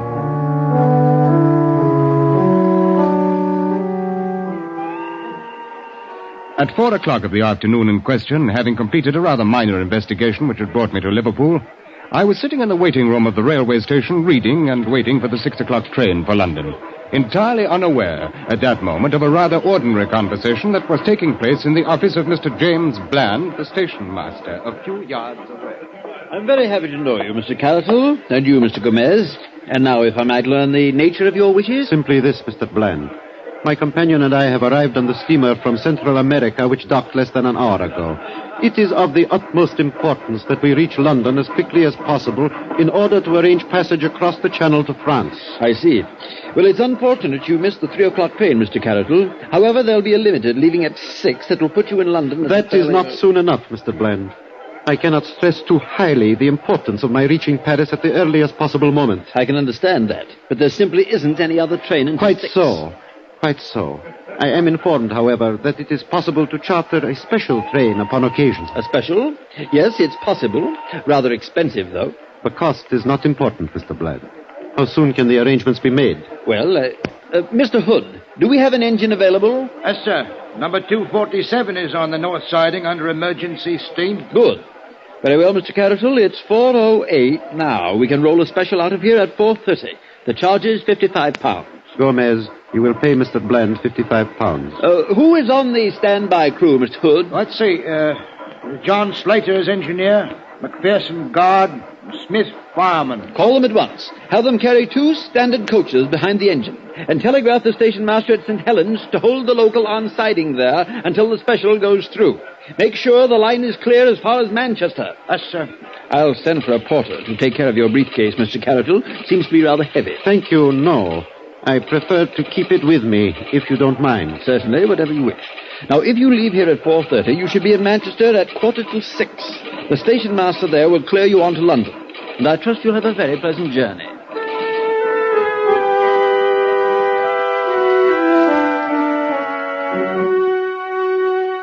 As I say, I was not aware of these events until a while later, and would have placed no significance on them in any case. At 4:31, the special train with its 2 passengers and 3 crew members pulled out of Liverpool station and headed to Manchester. And at 10 minutes to 6, I was summoned to the office of Mr. James Bland, the station master. And so that seems to be it. Very likely I have no real reason at all to be worried, Inspector Collins. But since I saw you below there in the station, I thought it wise to call you in on it. Well, I'm happy to be of any help, Mr. Bland. As I understand it, your special train is running behind schedule, is that it? Incredibly behind schedule. Nearly half an hour overdue at Manchester right now. We've wired them to check and report back. Well, it isn't exactly unheard of for a train to run slow, Mr. Bland. It is, unless there's some reason, and I can't think of one in this case. The special had clear track all the way. It passed through St. Helens at 4:52, right on time. They wired us, and then 15 minutes later released the local to follow along behind it into Manchester. You mentioned something about Mr. Carroll having a companion, I believe. Huh? Yes, a great hulking brute named Gomez. He didn't utter a word while they were here. Seemed to be a sort of bodyguard. Carroll himself was small and stooped with a swarthy complexion, possibly a Latin American. And you got the impression that he was carrying something rather valuable in his briefcase. Yes, he wouldn't let it out of his hands. And he seemed to be in great fear of something, though I haven't any idea what it may have been. What about this second chap, Horace Moore? Typically English, about 40 years old, seemed very anxious to reach his sick wife in London. Here's Manchester on the wire now, Mr. Bland. Oh, good. What do they... Well, just a moment. Well, here's a message. Assumed change in your original plan. Local from St. Helens arrived Manchester. Reports no sign of special train. Oh, but that's impossible. St. Helens reported the special through ahead of the local. Well, is there a branch line between St. Helens and Manchester, Mr. Bland? No, not even a double track. There's only a single track main line straight through. Sidings, of course, at the local stations for loading purposes. But, Mr. Hood... Yes, sir? Check every local operator from St. Helens on. We've got to get to the bottom of this. I can't understand it, Inspector Collins. A locomotive and 2 coaches can't simply... Well, it's utterly impossible. It can't have just disappeared. In a few moments, the answers began coming in over the wire.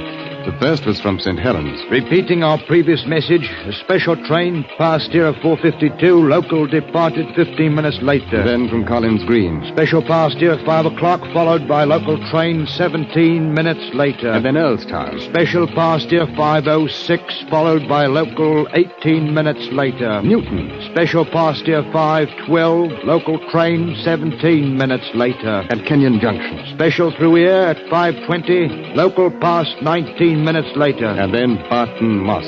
Local through at 5:53. No special train passed here today. I tell you, it's absolutely unprecedented, Inspector Collins. An entire train and 5 human beings vanishing from an open track between 2 local stations only 8 miles apart. It's impossible. The only thing to the contrary being the fact that it has apparently happened. But I can't understand it. Mr. Bland, I think you'd better make arrangements to get us out to Kenyon Junction as quickly as possible.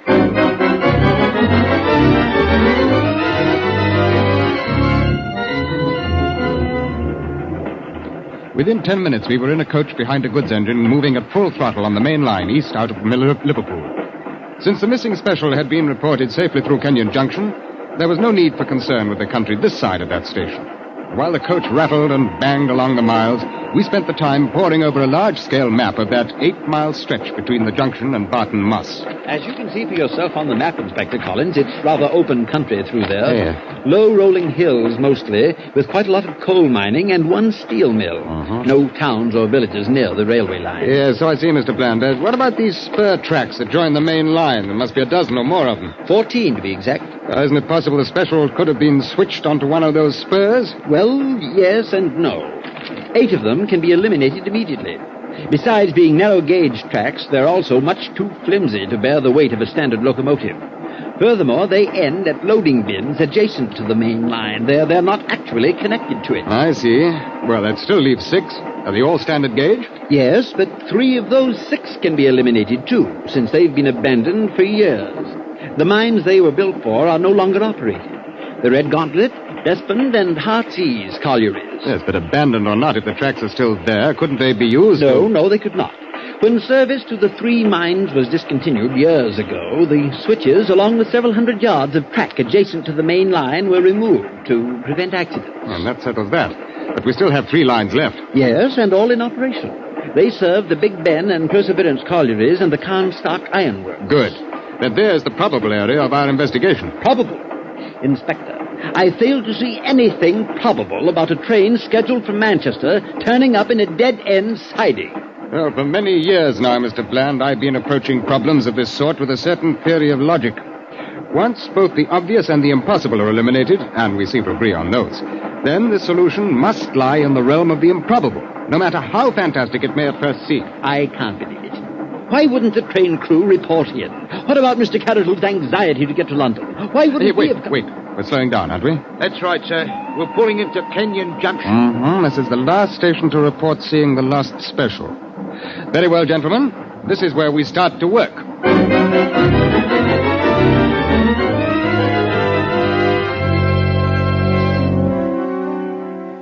We stopped in the junction only long enough to rig acetylene spot lanterns at either side of the coach, directed in such fashion as to light up the roadbed and embankment along both sides of the track.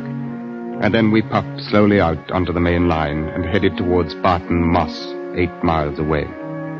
The first mile of those 8 dropped behind us and brought no significant discovery, and we moved on through the second mile. Save for the flood of light from our lanterns and the dull red glow from the firebox of the engine, the night was as black as pitch. Now and again, the ugly shape of a loading bin for one of the narrow-gauge feeder lines would loom out of the darkness ahead of us and float past, ghostly for a moment in our lights, and then dissolve away behind us into the blackness. But on the roadbed, the rails themselves remained unmarred, undisturbed, and offered not the slightest clue to explain a disappearance that grew more mysterious by the minute. We completed the second mile and moved on, and then suddenly... What is it, Inspector? What do you see? Stop the engine at once, Mr. Hood. Yes, sir. What is it, Inspector? I think I've seen something. I don't see a thing. It's just off the embankment there, in the edge of the bushes. We'll need a hand light. Here you are, sir. Good. All right, come on now, let's have a look. My heaven, there is something right enough. I see now. Well, it looks like a man lying there. Oh, it's more likely the body of a man from the position he's in. Well, now, lad. Oh, well, let's turn you over and have a glimpse at your face, huh? What? Inspector. Why, this is John Slater. Huh? And who is John Slater? He was the engineer on the special. Well, he's dead. His neck's broken. Dead? I'll venture a quick guess it was caused by a fall from the cab of his engine. Traveling rather fast at the time, I'd say. You can see where he rolled through the bushes for some little distance there. But then what happened to the locomotive, Inspector? Afterward, I mean. Well, that still remains to be seen, Mr. Hood. We can be fairly certain of one thing, though. The special must have come at least this far out of the junction. Otherwise, it's pretty difficult to account for the engineer's body being here. No more difficult, surely, than it is to account for any of this. This whole thing is incredible. Impossible. Well, we still have our improbabilities, Mr. Bland. Those 3 connected spur lines are ahead of us yet, and the chances are one of them is going to supply some kind of an answer.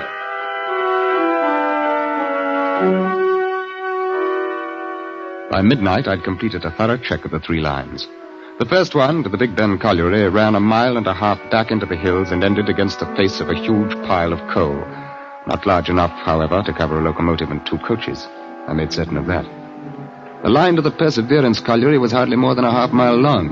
It had been blocked all day, and it was still blocked by a string of loaded ore cars, and ended beyond them against the open rock face of a quarry. The last line, running to the Carnstock Ironworks, was a double track, and had been left open all day.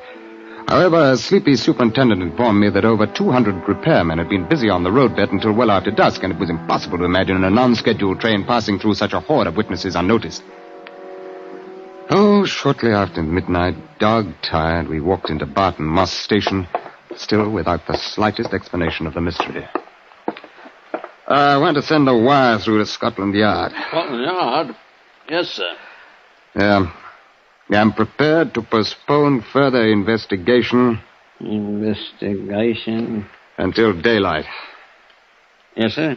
Sign it Collins. Can you get that up right away? Right away, sir. Peaceful English countryside and a dead engine driver. You speaking to me, sir? No. It is strange, though. Strange, sir? In broad daylight, a 40-ton locomotive with 2 carriages and 4 passengers has vanished from the face of the earth.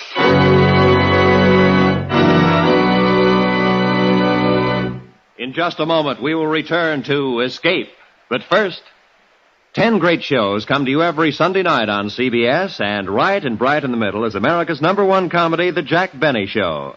Tomorrow night, Jack will take his place on CBS All-Star Night with a cast that's made The Jack Benny Show a welcome visitor in millions of American homes. Yes, Jack Benny, Amos and Andy, Helen Hayes, Eve Arden, and all the other great stars come to you over most of these same stations in CBS's 10 great shows on Sunday nights. And now, with our star, Ben Wright, we return to the second act of Escape and The Lost Special.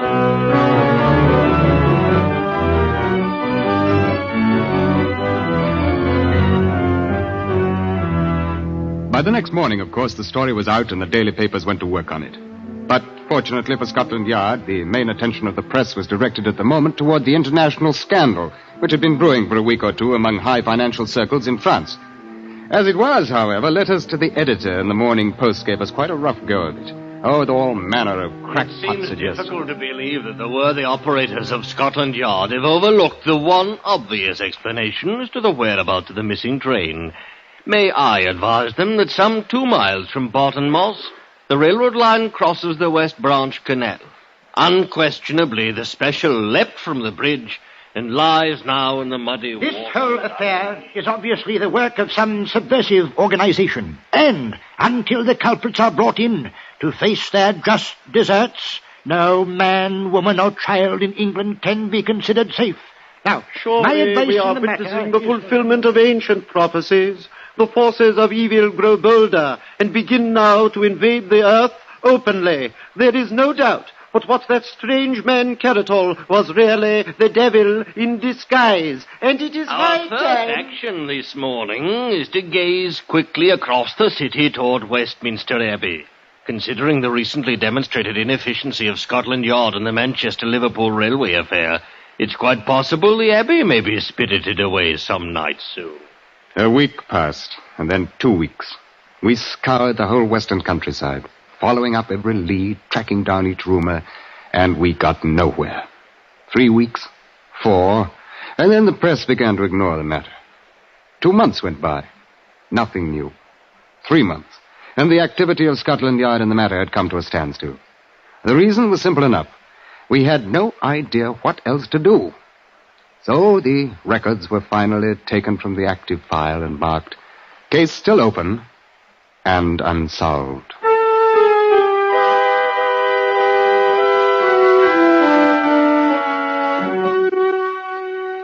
Even though I worked on other assignments, my mind kept turning continually back to the case of the lost special. I tried to think of some avenue left untried, some path overlooked, and I could think of nothing. I reviewed all of the improbabilities I'd tested and disproved, and I tried to... Improbabilities. Suddenly a fallacy in my own logic began to dawn on me. Arbitrarily, I had called certain explanations impossible, and touched them only lightly in my investigation. And yet, what could really be classed as impossible in a case which itself was utterly impossible?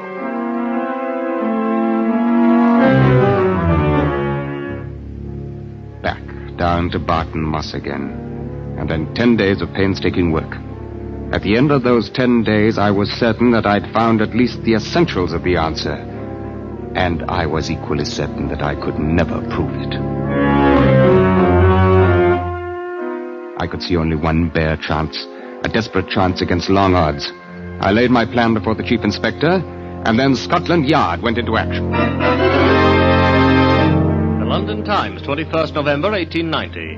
Rumours are circulating that a man named Dalton, arriving in Liverpool on the steamer Vistula tomorrow, may hold the key to the long-standing Manchester railway mystery.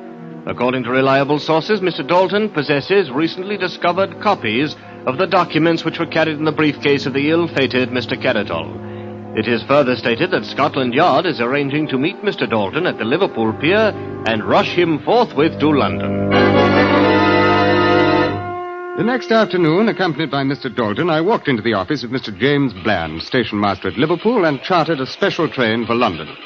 We shall have the train ready for you to leave in 10 minutes, Inspector Collins. Good. I'm most anxious to get Mr. Dalton and his briefcase to London as quickly as possible. Yes, I saw the squib in yesterday's paper, and I was afraid then you'd be wanting a special train arranged. I'm still worried about it, as a matter of fact. Oh, I hardly think there's any need to be.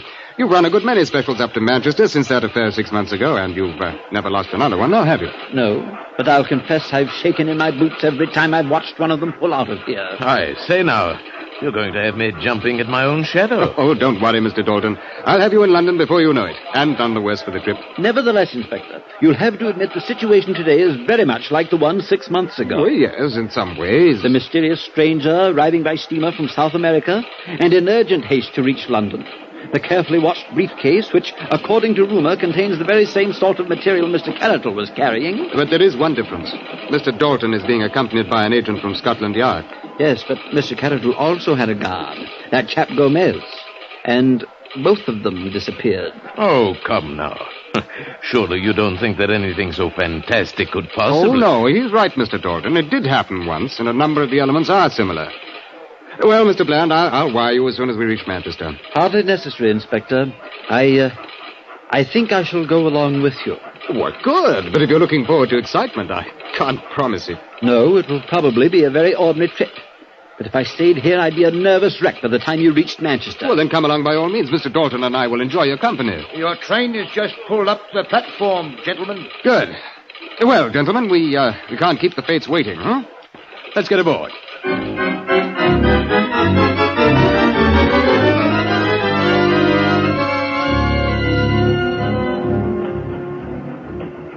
Well, it's certainly been an uneventful journey so far. Why, I hardly expected anything to happen this side of Kenyon Junction. And it's right ahead of us there. Inspector Collins, you mean you are expecting something to happen on the other side of it? Oh, yes. Yes, that's the whole purpose of the trip. I don't believe I follow you. Yes, I imagine it is about time that you were brought in on this, Mr. Bland. I didn't want to take any chances by discussing it before we were well along towards the danger area. We're passing through Kenyon Junction, Inspector. Good. Mr. Dalton there is a Scotland Yard agent, by the way, Mr. Bland. Oh? And all he's carrying in that mysterious briefcase is half a dozen ham sandwiches. I think I should welcome some sort of explanation, Inspector Collins. Yes, do you ever hear of the old trick an archer uses when he loses an arrow? He shoots another in the same general direction, follows it, and sometimes he finds both of them. Well, this train and all of us aboard it constitute the second arrow, Mr. Bland. Do you mean you're expecting this train to vanish like the other? Why, you're deliberately risking our lives. Oh, the risk is not quite so great as you may imagine. But what makes you believe the attempt will be repeated? I've created as nearly as possible the same set of conditions that led to the first disappearance. If I'm right about the motivation, the parties concerned can hardly afford not to repeat. What motivation? I fail to see one. Well, it requires a bit of assuming, Mr. Bland, but the assumptions seem to fit the facts as well as the method used. Let's take some of those facts. Mr. Caratol was in a frantic hurry to reach Paris. His briefcase apparently contained something of great value. He was afraid an attempt would be made to prevent his reaching Paris. Yes. In Paris at that time, a huge financial scandal was brewing, which later came to nothing because of lack of evidence. The scandal involved illegal land operations in Central America. And Mr. Caratol had just arrived from Central America with his briefcase. Even so. And finally, it must require a good deal of money to bring about the disappearance of a locomotive and coaches, whereas ordinary criminals rarely have a good deal of money. Now, do you follow me? Yes. Yes, of course. If all that's true, then the idea was to eliminate Caratol completely, along with his evidence. And that's exactly what was done. Inspector, we just passed the spot where John Slater's body was found. Well, then heads up, Mr. Dalton. It's only a few hundred yards now. Tell me this, Inspector. Have you also discovered how the thing was done? Oh, yes. But I'm in the unfortunate position of not being able to prove it. And what do you think it's going to prove if the same thing happens to us? Oh, that. Well, I forgot to mention that there are 20 agents of Scotland Yard concealed in the coach behind us. They're specially selected, armed with rifles, and are there for the express purpose of making sure the same thing does not happen to us. We're slowing down, Inspector Collins. Well, I think this is it. Slowing down? Why? We're leaving the main line. But we can't leave the main line. There's no siding here. Oh, yes, there is. There's the spur track to the Heartsease colliery. But it's abandoned. There's no connection to the main line. The rails were taken away years ago. Ordinarily, you would be right, Mr. Bland, but at the moment there's an excellent switch installed at the main line, and also a very serviceable set of rails connecting it with the old track. We're traveling over them now, as a matter of fact. You see anything, Mr. Dalton? Not yet, sir. The train is being manned, incidentally, by Scotland Yard agents. I took the liberty of holding the regular crew in the coach behind us until we could find out which of them has been bought off, which scheduled to end up like John Slater. But I must confess, Inspector, look. Men are coming out of the bushes behind it. They're already starting to pull up the rails. You see, Mr. Bland, in 15 minutes you'll be right again. There'll be no connection between the Heartsease siding and the main line. Yes. Yes, I see now. By heaven, I never would Mr. have... Bland, it won't do any good to try to signal with that pocket handkerchief. I'm afraid I don't quite understand you, Inspector. Then perhaps you'll understand the fact that you're under arrest for the murder of Caratol, Gomez, and John Slater. Why, that's utterly ridiculous. Why have we stopped? In order to permit it... There's your answer. I think that 20 agents of Scotland Yard should prove more than a match for your assistance. Your guesses are nothing less than preposterous, Inspector. What could I or anyone else gain by merely switching a train onto an abandoned siding? The other special, if you recall, disappeared. Ah, yes, so it did. And straight ahead of us, a mile and a half, if you recall, Mr. Bland, this spur ends at the Heartsease mine shaft, one of the largest inclined shafts in this part of the country. According to the records, it used to be 900 feet deep. But upon investigating it last week, I found it closed off by a tremendous cave-in at 400 feet. Now tell me, Mr. Bland, was the cave-in caused by the explosion of the locomotive's boiler when it struck the bottom? Or did you dynamite the shaft after the train went into it? You've no proof of any of this and no evidence whatsoever against me. Your train crew in the coach behind us have all signed statements. And I think we'll get a good deal more evidence from the men who are being rounded up out there now. I have nothing further to say. There's nothing you can say, Mr. Bland. We've seen your bank account with those mysterious and heavy entries which are dated about the time the special disappeared, which I am sure we shall be able to trace to certain French sources. We've succeeded in tracing down McPherson and Smith, the fireman and conductor you bribed to vanish. Too bad you couldn't bribe Slater, the engineer, because his death was most unfortunate. You see, his body furnished us with our first clue. Yes, Mr. Bland. Without Slater's body, we might really have thought that the lost special had disappeared into thin air.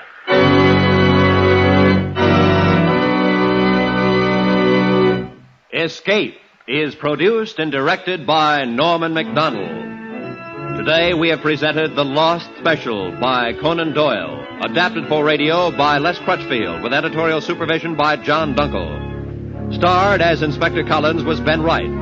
And the featured players were Parley Bear, John Daner, Edgar Berrier, Larry Dobkin, and Paul Frees. The special music was arranged and played by Ivan Ditmars. Next week... You're aboard the Orient Express, rushing through the European night, bound for Constantinople. And in your compartment with you, a gun pointed at your head, a small, mysterious foreigner is about to take your life.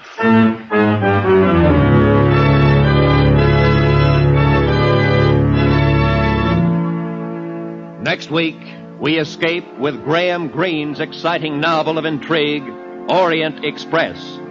Goodbye, then, until this same time next week, when CBS again offers you Escape.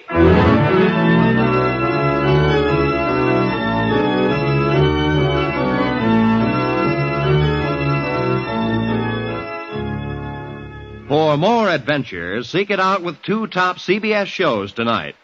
The Adventures of Philip Marlowe and Gangbusters, both regular Saturday features on most of the same CBS network stations. Be sure to hear them tonight. Now, stay tuned for 5 minutes of the latest news, to be followed by the Let's Pretend program over most of these same CBS stations.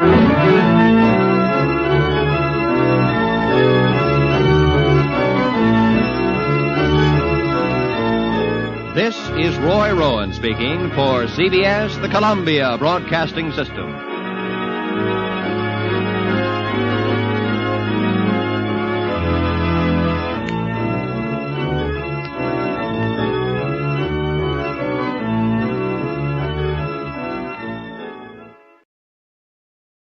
Fed up with the everyday grind? Tired out by the dull routine? You want to get away from it all. We offer you Escape. Escape. Transcribed to free you from the four walls of today for a half hour of high adventure. You're aboard the Orient Express, rushing through the European night, bound for Istanbul. And in your compartment with you, a gun pointed at your head, a small, mysterious stranger is about to take your life.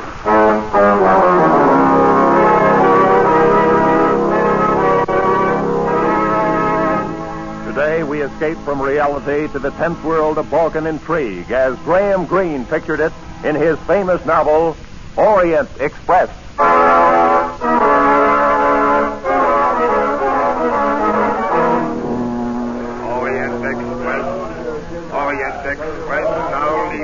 My name is Gregory Myatt.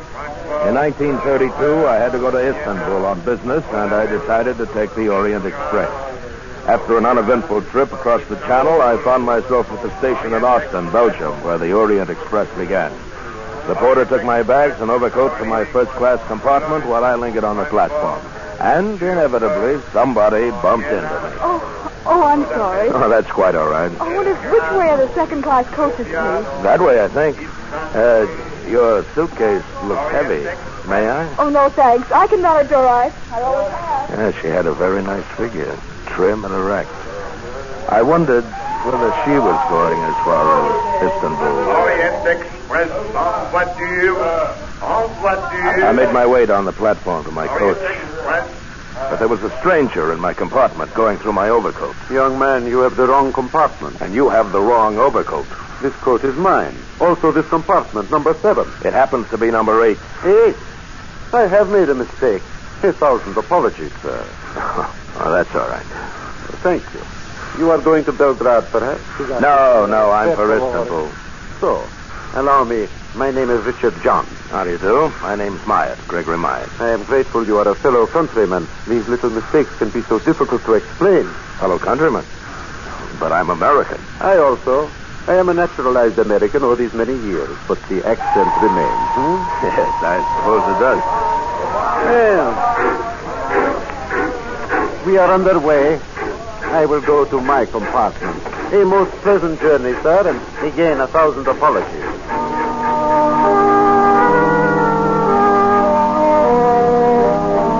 I looked at the landscape a while and then got out a book and settled down to read. And at that moment, of course, we ran into a string of tunnels, all of them pitch black. I was just about to ring for the guard to ask to have the lights switched on when the train was crashing to a stop. We were in a tunnel. I got up and groped for the door. Went into the corridor just as the lights went on. Lying on the floor was the girl who had bumped into me. Excuse me, please. One side, please. Excuse me, please.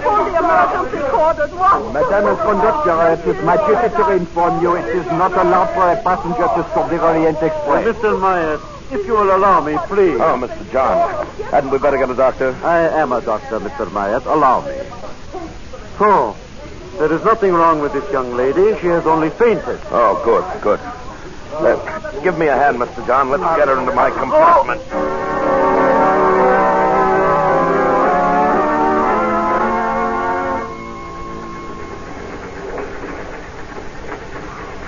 I'm all right now. Really, I am. Yes, of course you are. Here you are. Drink this. It's brandy. Drink it, young lady. It will help you. Good. I don't know why I fainted. I never did before. When did you last have a decent meal? Yesterday? The day before? Suppose it was the day before. That's my affair. You have no money? No. How would you like to have dinner with me? Well, please say yes. I won't say no. Fine. Will you join us, Mr. Johnson? No, I prefer to remain in my compartment.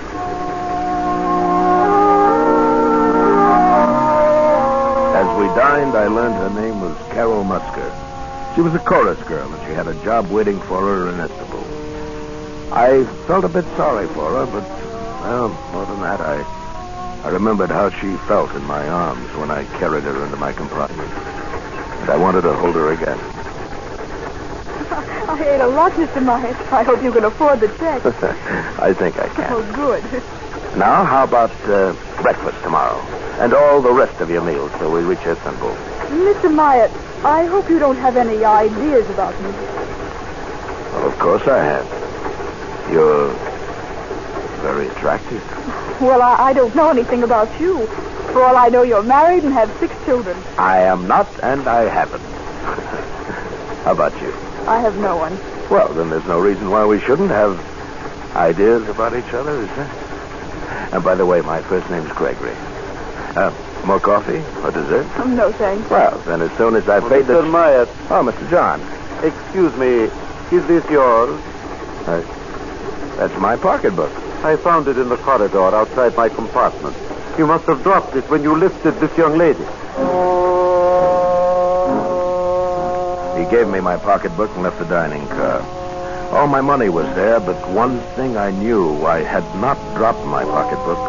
Mr. John had taken it. Well, Carol and I started through the train. It was about 9 o'clock, and the lights were already dimmed. In the second-class coaches, people were asleep, sitting up in the crowded compartment. Mr. Meyer, here's my compartment. Thank you for dinner. It's, very early. You have to go in? Oh, I'm tired. Oh, it's too crowded in there for comfortable sleeping. And besides, you never know who's next to you. Oh, but I do. That little fat man, see? His name's Joseph Brumley. He introduced himself. Oh, he did he? You're not jealous. No. But what do you know about him? He might be a thief or a bigamist. Now you're being ridiculous. Well, good night, Mr. Meyer. Gregory? Carol, Yes?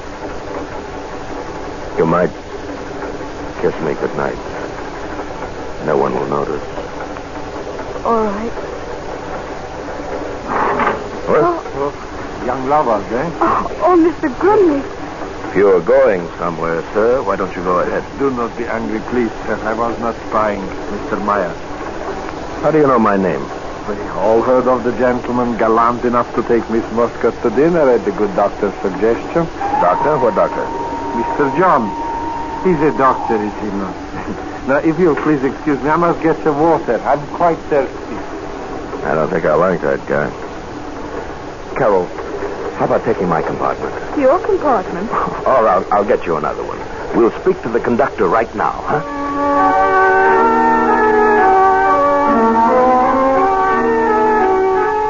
First-class compartment for the young lady, monsieur. You must wait until we arrive at Cologne. No tickets are sold aboard the Orient Express. We arrive in Cologne in, let me see, precisely 15 minutes.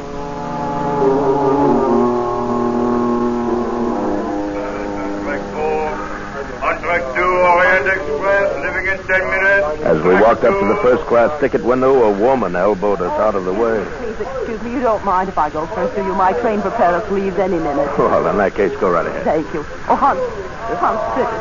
Oh, where's Hans Suarez?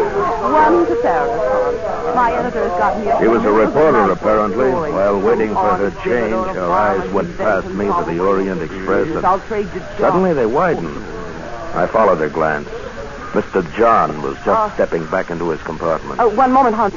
Change this ticket for a sleeper on the Orient Express. Make it Belgrade. You are lucky, Miss Warren. There is only one accommodation on the Orient Express. Good. Just a moment there. We were here first. I thought you were going to Paris. Not when I see Dr. Zinner on the Orient Express. Dr. Zinner? The man you were looking at was Richard John. Is that the name he's using now? Oh, Fräulein? Thank you, Hans. Just a moment there. I'm taking that ticket. Mein Herr, I regret, but the lady asked for it before you did, and she is an old customer. Here's the ticket, Miss Warren.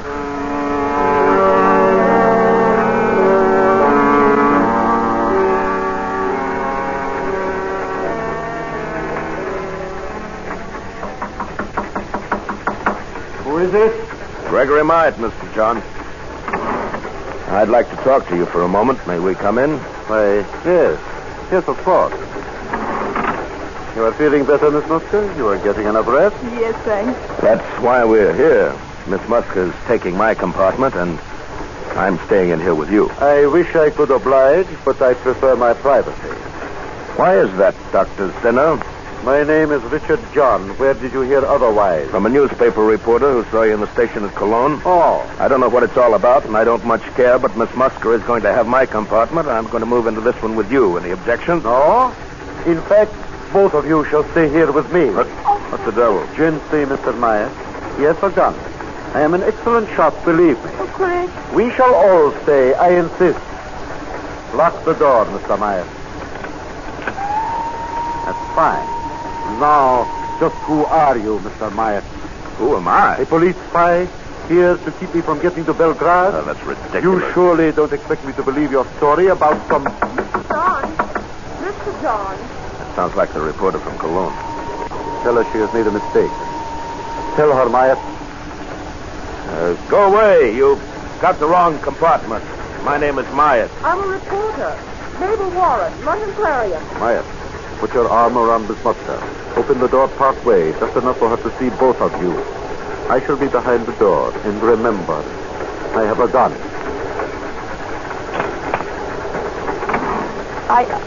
Oh, you're not the man I'm after, are you? My name is Myatt. I haven't the slightest idea where you can find your Mr. John. Well, I'll find him. He's on the Orient Express somewhere. Excuse me for interrupting your, Excuse me for interrupting you. Good night, Mr. Myatt. Bolt the door, please. Oh, perhaps you really are only an American businessman, Mr. Myatt. In that case, I owe you an explanation. Sit down. He told us a fantastic story. He was a political exile from his own country. He'd been forced to leave 5 years ago, and now he was going back to lead a rebellion, to overthrow the government by a coup d'etat. And to me, it made very little sense. Had it not been for the gun in his hand, I might have laughed in his face. If I am captured before this train gets to Belgrade, I will be executed. Once in Belgrade, however, I am safe. I am very popular. I know the city. There are thousands ready to hide me. Well, that's very interesting. Now that you believe we're who we say we are, you could put that gun away. I'll bunk here with you, and Miss Muska can go to my compartment. I cannot allow that. Among the passengers on this train are many of my countrymen. Some would be loyal if they knew about me, but others would not. Dr. Ziller will tell no one. I am sure you would not, intentionally, but it might slip out. No, I cannot permit you to leave this compartment. I'm warning you, if I can, I'm going to take that gun away from you. Don't try it, my friend. You're older than I am, Dr. Zinner. You're tired. Just how long can you stay awake?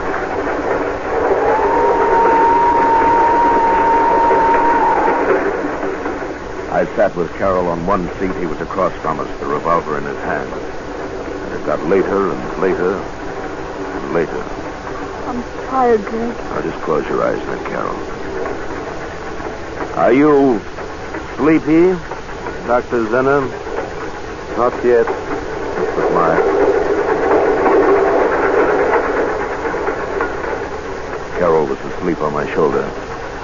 I fought to keep my eyes open, but I dozed off. And then somehow I came awake. I lifted my head. Dr. Zinner was asleep. I reached across and grabbed the gun. Oh, Greg. It's all right, Carol. I've got it. Well, Dr. Zinner? You are right, sir.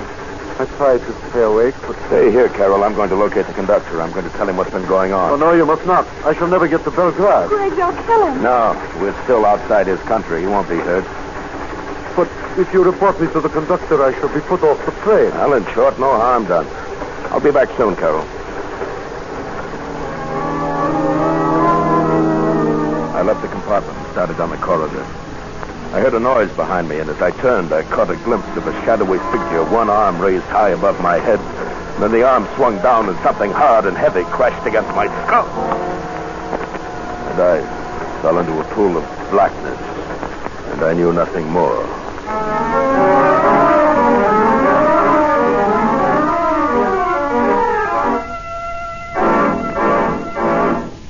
In just a moment, we will return to Escape.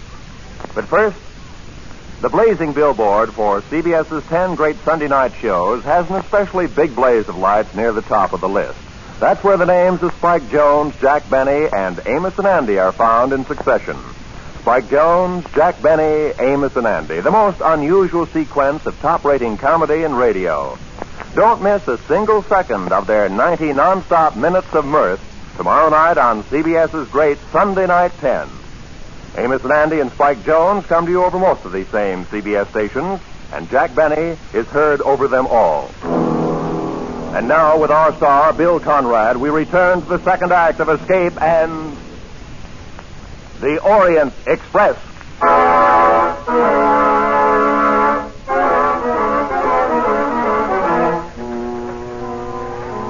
How much later it was when I opened my eyes, I don't know. Whoever had hit me had done an expert job. Might have been Zinner or even Carol. Had no way of knowing. The gun was gone. I dragged myself to my feet and stumbled down the corridor back to compartment number 7, but It was empty. Perhaps they'd moved to my compartment. I hurried to it. No, there was nothing in my compartment. My bags were gone, even my overcoat. Inside, I began to feel a strange, unreasoning fear. Why was it so quiet? Where were all the other passengers? Coming along the entire corridor. I opened every door in the coach. It was completely empty. I felt as if I were going crazy. And I lost consciousness again.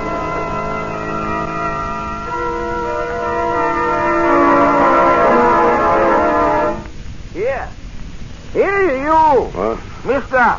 What? Wake up! Wake up! What? Who are you? I, sir? I am the brakeman. No.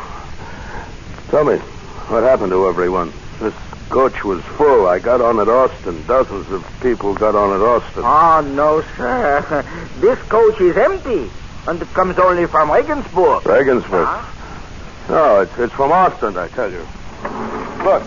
Compartment 8, this was mine. My bags, my overcoat, they were here, and now they've disappeared. Yeah, what was that? Oh, that is only the switch engine. We're on the yards outside Vienna. This coach is a deadhead. It was put on at the Orient Express at Regensburg, and now we take it off. Deadhead? You mean... No, it's not my coach at all. The regular coaches are... The Orient Express is in front of us, sir. If you do not want it to leave without you, you had better hurry, sir. Don't worry, I'll make it.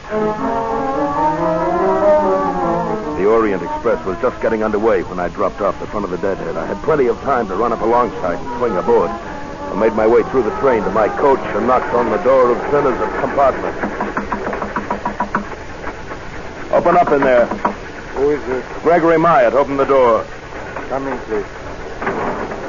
Lying on the berth, bound and gagged, was the reporter, Miss Warren. And standing beside her, gun in hand, was not Dr. Zinner, but Joseph Brunlich. You have a very tough skull, Mr. Myatt. I should have hit you a little harder, no? Where is Carol? Where is Dr. Zinner? Why have you tied up this reporter? Oh, please, not so fast. First, as to Miss Warren, I have tied her to prevent her from interfering with Dr. Zinner. Had I allowed her to file her newspaper story, Dr. Zinner would never get to Belgrade. I happen to be an ardent follower of Dr. Zinner. I was standing watch last night when you dashed into the corridor, Mr. Myatt. You had this very gun in your hand. You had obviously broken away from Dr. Zinner. Fortunately, I had a blackjack. Where is Carol and Dr. Zinner?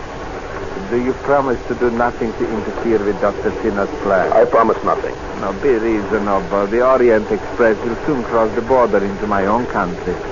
It makes only one stop at the border for passport identification. After that, you are involved no longer. Why be stubborn? All right, Brunlich.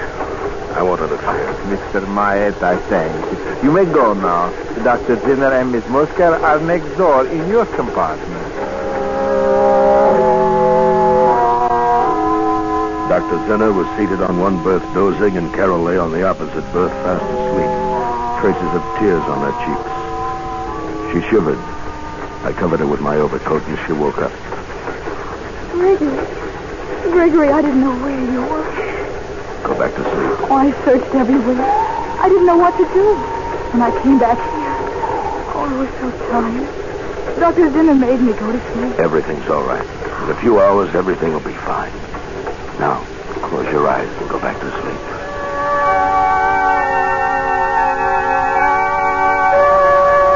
I left the compartment and went to the second-class coach.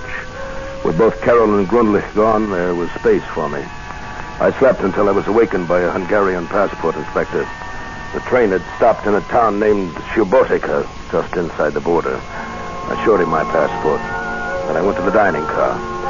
The breakfast rush was just starting, so I gave a waiter a pound note and had him get me breakfast for two. By the time the Orient Express was 10 minutes out of Subotica, we were going down the corridor, the loaded tray tinkling as the waiter followed me. We arrived at my compartment, but it was empty. No sign of Zinner, no sign of Carol. A torn piece of paper was tucked under the cuff of my overcoat. It was a note. I have left with Dr. Zinner. I'm afraid this is goodbye. Signed, Carol Musker. Here's the breakfast. Where shall I put the tray? What? The breakfast. Oh. Take it back. I don't want it. I sat near the window and watched the landscape drift past. My suspicions had been right all along. Dr. Zinner had played me for a fool. And so had Carol. After a while, I became conscious of a tapping sound on the wall of my compartment. It kept on, and suddenly I realized that it was coming from the compartment next to mine, someone's heel banging against the wall. It took only a minute to get next door. It was Miss Warren, the reporter, all tied and gagged. Oh, thank goodness. I thought you'd never hear me. Where's Grundlich? Where are the others? You mean you don't know what's happened? Zinner's going to be executed. Executed? Well, they took him off the train at Subotica. Grundlich arranged the whole thing. He's a government spy. It can't be. Well, he is. They're probably holding a drumhead court-martial on Dr. Zinner back in Subotica this minute. I see. And Carol Musker's a government spy, too? The girl? No. She must be. They took her off the train. Well, they had to. They couldn't have any witnesses. Well, what will they do with her? Probably kill her. But... Hey, here, what are you doing? You can't jump off. The train's going 60 at least. I'm going back there. To Subotica? You're insane. Look, there's a small town up ahead. I saw it when I leaned out. Some cars are parked at the station. I saw them. I'm going to pull the emergency cord. Take one of those cars. What can you possibly do in Subotica? I don't know, but I'll do something. Go ahead, Mr. Meyer. I'm going with you. I pulled the emergency cord, and in a matter of seconds, the Orient Express was screeching to a halt right at the station. I flung open the door, and with Miss Warren close behind me, I ran toward the parked cars. Here, you, come here. Do you speak English? A car, gentlemen, the car very cheap. I want to go to Subotica. It's too far, 50 kilometers. I'll give you 20 pounds. Wait, get in, gentlemen, get in. We were at Subotica inside of an hour. I had the driver stop just before we got into the center of town and told him to wait. Miss Warren and I started down the main street. Mr. Meyer, look. In the doorway of a small restaurant, his back to us, talking to his chef, was Joseph Grundlich. Just keep walking. All right. Try to hear what he's saying. Meal for 2 people. Have it sent to them, Did you hear what he said? Something about a last meal for 2 people to be taken to the railroad station. Don't turn your head. Just keep walking. The railroad station platform was empty, so was the ticket office. But through the window we could see the waiting room, and beyond it was a closed door to a baggage room. There was a large, old-fashioned key in the lock, and standing beside the door was a soldier with a rifle. That's why they must be in the baggage room. You don't have a gun, I suppose? No. No, neither do I. The key's in the lock. If I can get to it without the soldiers noticing. We've got to get the soldier away from the door, Miss Warren. How? Look, do you see that telephone over there in the far corner? Yeah. If we could somehow get the soldier over the telephone, his view of the baggage room door would be cut off. Yeah. Look, that'll be your job, Miss Warren. Mine? Go into the waiting room and up to the telephone booth. Smile at the soldier as you go by. Then pretend you're having some trouble with the phone. Appeal to him for help. Right. When he joins you at the phone booth, keep him occupied while I go in and let him out. But he might look around. Just talk to him. Zinner and Carol and I will try to make the car. You'll have to hurry. Blue looking that last meal may be here any minute. We'll hurry, all right. Through the grimy window, I watched as Miss Warren crossed the waiting room to the telephone, smiling at the soldier. She left the booth and walked over to him.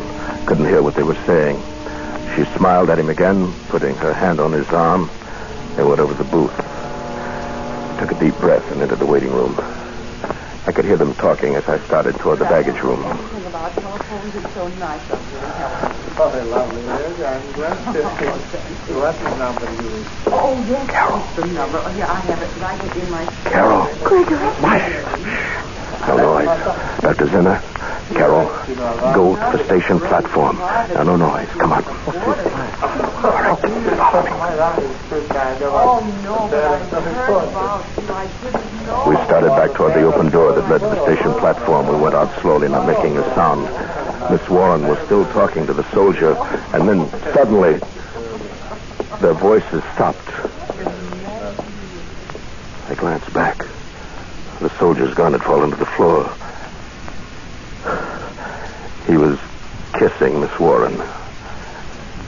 We got out to the platform, and I shut the door quietly. All right, follow me. The car's 2 blocks away. What about her? She's a reporter. They won't dare touch her. Now, come on. All right. In a few moments, the station was behind us. The car was only a block away now. We turned the corner, and walking toward us, not 10 feet away, was Joseph Grundlich and a waiter from the restaurant. Before he could collect his wits, I ran at him. He crumpled to the ground. Then I hit the waiter. All right, run for it. All right. Grundlich fired a few shots at us, but hit no one. And then we were in the car, and he fired at us no longer.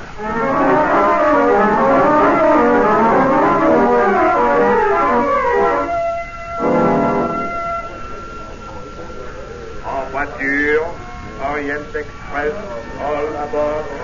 Goodbye, Dr. Zenner. You sure you won't come along? No, I stay here in Belgrade.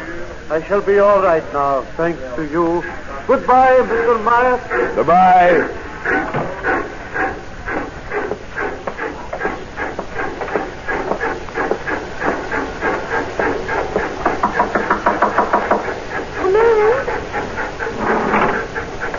Hello. Hello. You, mind if I sit down? No, not at all. Well, we'll be in Istanbul tomorrow. Mm-hmm. A day late. I probably lost that chorus job. Have any idea what you'll do then? Oh, I think so. I have an idea. Yeah. So have I. A very good idea. Come here.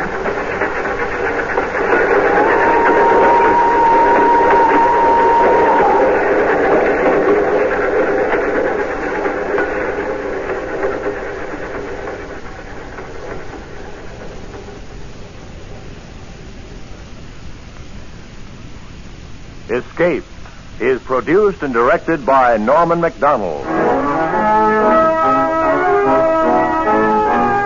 Today we have presented transcribed Orient Express by Graham Greene, adapted for radio by Sheldon Stark and Walter Newman, with editorial supervision by John Dunkel. Starred as Gregory Myatt was Bill Conrad. Featured players were Edgar Barrier, Hans Conried, Gloria Grant, Harry Bartell, Ann Morrison, Jack Crucian, and John Daner. The special music was arranged and played by Ivan Ditmars. Next week, you were alone in the steaming jungle with 3 men. You know that one of them is a desperate criminal, a man you've come here to arrest, but you don't know which one.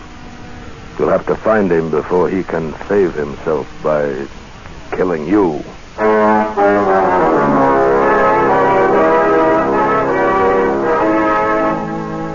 Next week, we escape with L.G. Blockman's exciting tale of a manhunt, Red Wine.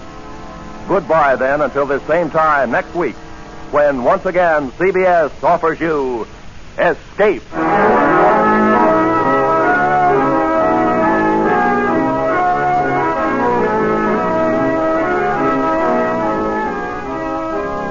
Looking for more escape drama? There'll be more coming along on CBS tonight, when most of these same CBS stations will bring you The Adventures of Philip Marlowe and Gangbusters. They're both regular Saturday night features on CBS. Now, stay tuned for 5 minutes of the latest news, to be followed immediately by the Let's Pretend program over most of these same CBS network stations.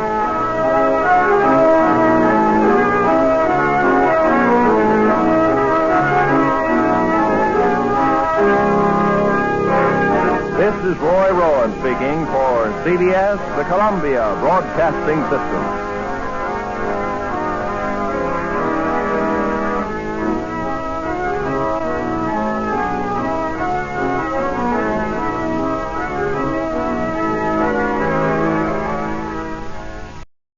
Fed up with the everyday grind? Tired out by the dull routine? Want to get away from it all?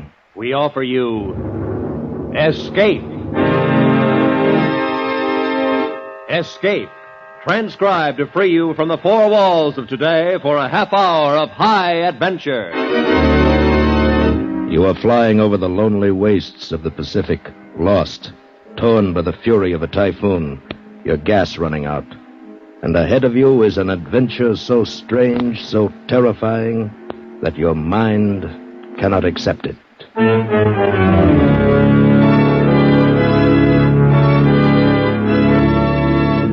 Today, we escape from reality with the tale of a Navy flyer who vanished from the face of the earth into a new world of the future, as Nelson Bond told it in his story, Conqueror's Isle.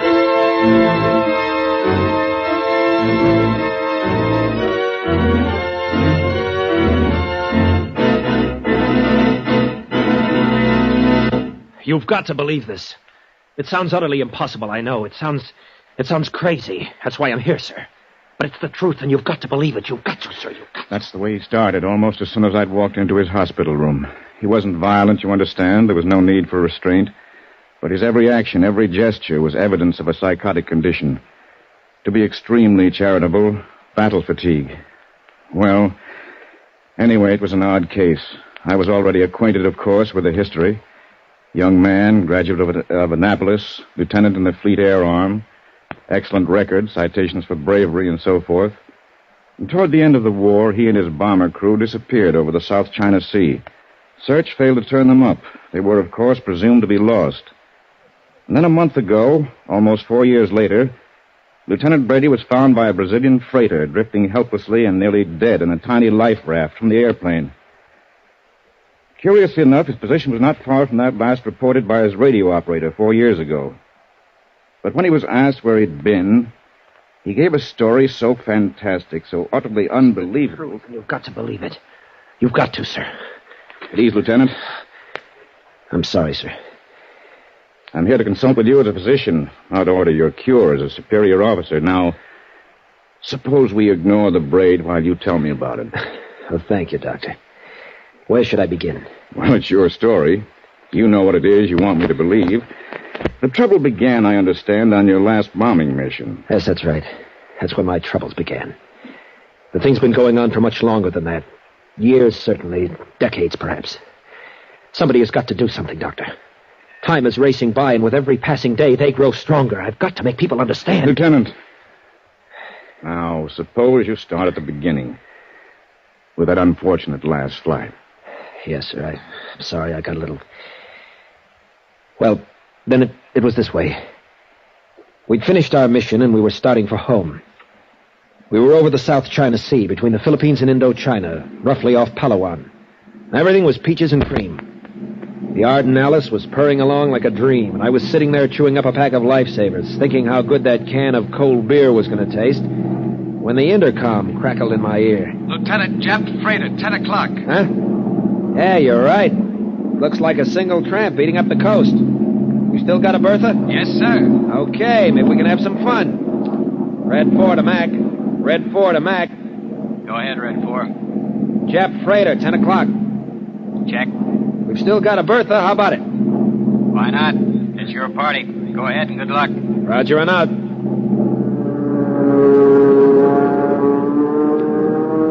It was as easy as hitting a sitting duck. The long dive, the bomb release, the pull-out, the dull concussion. We laid it down her aft stack, and that Jap ship went up like a Roman candle. Hey, nice going, Lieutenant. Right on the button. That's one Jap we won't have to worry about anymore. Lieutenant, we're hit. Huh? A piece of that Jap must have come up and hit us. We're spraying gas all over the Pacific out of the left wing tank. Yeah, I see it now. Well, guys, get ready for a bath. We'll never make it back. I object. It ain't Saturday night. Never mind. I always did want to take a ride on one of them little rubber boats. No need to worry. The Navy takes care of its own. They'll be out to get us before we have a chance to get thirsty. Red 4 to Mac. Red 4 to Mac. Nice going, fella. Yeah, only it was a two-way deal. We're hit, Mac, losing gas fast. Think you can make it? Nope. It's a salt bath for us.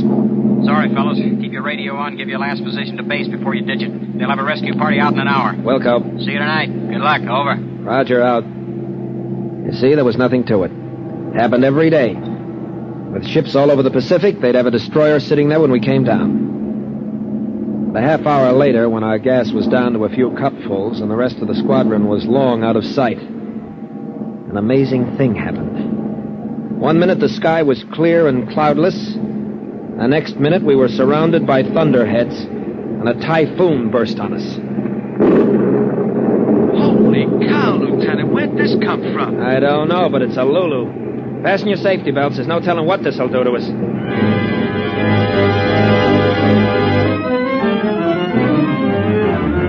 It was a granddaddy typhoon, all right, but it lasted only a few minutes.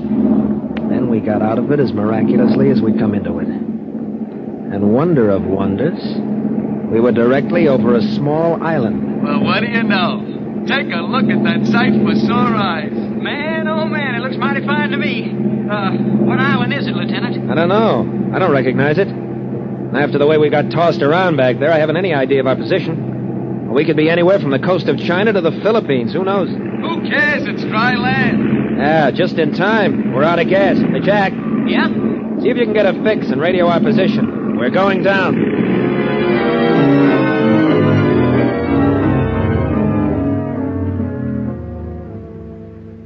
We landed safely on a little strip of sandy beach. And only after we'd climbed out of the plane did we begin to have any misgivings. What do you think, Skipper? Well, it doesn't look like much, but... I don't see anybody. Not a sign of life. I got a good look from topside coming down. There weren't any houses, nothing. Well, still, you can't tell. They could be Japs.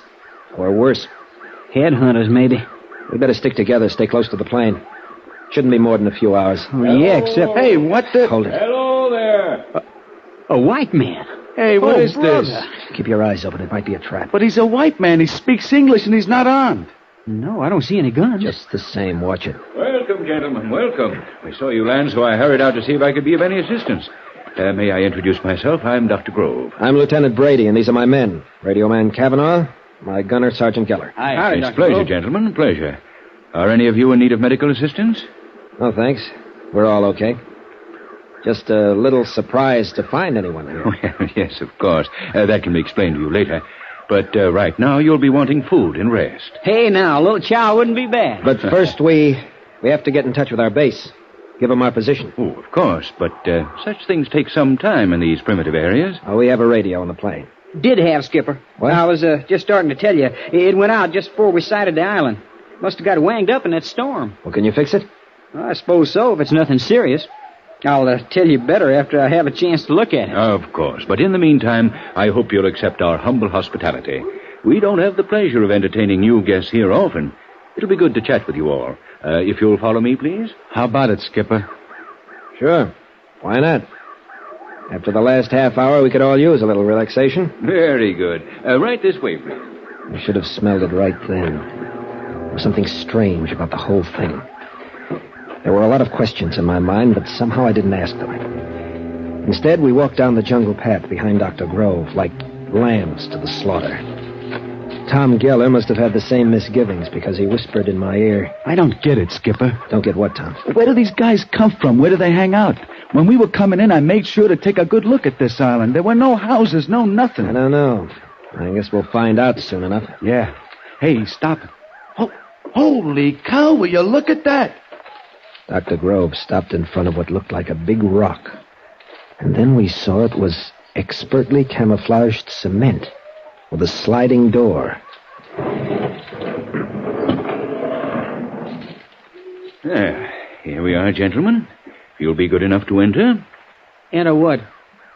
That? Don't be alarmed. It's only an elevator. An elevator? In this jungle? What kind of monkey business is this, anyhow? Do you mean to tell me you live underground? My dear Lieutenant, I'll be glad to explain everything later. It's all very simple. But first, I must insist that you enter the shaft. So now you're insisting. And suppose we prefer not to step into your elevator, then what? Then I should be compelled, most regretfully, to enforce my request. Guess again, pal. We happen to be armed. A gun, 3 guns. See, that's one detail you overlooked. I overlooked no details, Lieutenant. Would you be kind enough to fire your gun? Watch yourself, Skip. It's a trick. He wants you to shoot. The sound will bring help. Wrong, my friend. I need no help. Very well. If you won't accept my invitation... Wait a minute. Keep your hand out of your pocket. Perhaps you would care to stop me, Lieutenant? Okay, if you asked for it. Hey, Lieutenant. Try again, Lieutenant, but your gun will not work on this island. Mine won't work either. And now, perhaps you'll be kind enough to step into the shaft? Look, I don't know what's going on here, but I don't want any part of it. Yeah, neither do I. Come on, gang. Let's get out of here. Just a minute. I'm sorry. You forced me to use harsh measures. Believe me, I do so reluctantly. What's that you've got there? Just a small tube, but a very potent weapon, I must warn you. Yeah? Well, then you better use it fast. I made a desperate lunge for him, and suddenly... a tiny shaft of light flicked out from the tube and touched me. And I stopped, frozen in my tracks. Conscious, my eyes open, seeing him, hearing him. But try as I would, I could not move a muscle. I was as if turned to stone.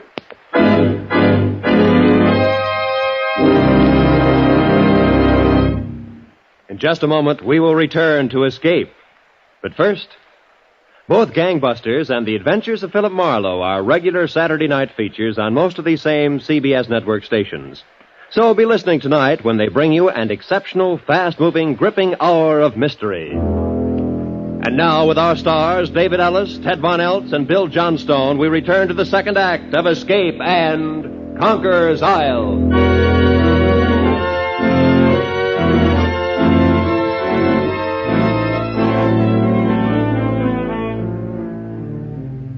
I was paralyzed, Dr. Gorham.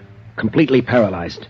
As if turned to stone. I had all my senses. I could see and hear and feel, but I couldn't move a muscle, not even turn my eyes. And you say this happened because of some kind of light beam? Well, not exactly a beam, sir. Perhaps not exactly light. Just a kind of radiance. A gas, perhaps? No, because it had no form, no odor, no taste. It was like becoming enmeshed in a web of moonbeams. I see. And its only effect on you was to immobilize you. Yes, that's right. It didn't burn or sting or cause pain in any way. I simply couldn't move. It was like a hypnotic trance. And then? Well, then some of Dr. Grove's companions came out of the elevator. They picked us up and carried us. I could feel their hands very softly, as if they were far away from my body, as if there were layers of rubber between them and me. But I could hear Dr. Grove talking. Place him in the shaft. Gently, please. I could see him bending over me into my line of vision. I'm sorry, Lieutenant. I sincerely regret having to inconvenience you. But, you see, just as we have the means of hampering your primitive mechanical devices, your guns, your radio, so do we have the means to enforce our requests. Requests which are, I assure you, only reasonable and necessary under the circumstances. Very well. Take us down. My head was reeling, and fear was growing in me. Who were these men to talk of radio as a primitive device? What kind of men were they? Where were they taking the three of us, and what were they going to do with us? As if he'd read my thoughts, Dr. Grove leaned over me again. There's no need to be alarmed, Lieutenant. No need at all. All right. Gently. Carry them gently. Well, Frater? I'm sorry, Frater Dorden. It was necessary. They would not come willingly. I see. Yeah, a few of them do. Well, put them in the sleeping chambers until they recover. And be gentle. They are so frightened. Poor things. Poor things. Poor things, he'd said. Not as if we were human beings at all, but animals. Some weak, dumb animals with whom they must be gentle. It was then that I began to know real fear. We were in a great underground city, but I could see little of it. Nothing except what passed in front of my rigid eyes. Then I was carried into a room, deposited upon a soft couch, and left alone. I could not close my eyes, but gradually the light began to fade, to melt away. I was in deep blackness, and I slept. I don't know whether the return of the light awakened me, or whether it came on automatically when I woke up. But the room was bright, and I could move again. I jumped up, tried the door, but of course it was locked, and there was no other way of escape. The room was a small cell with metal walls and ceiling, a kind of metal I'd never seen before. There was a cot, a desk, and a chair, and nothing else. But the really amazing thing was the light. I searched the entire room carefully, but there were no fixtures, no indirect lighting arrangements. The light came out of the walls, evenly filling the room, casting no shadows.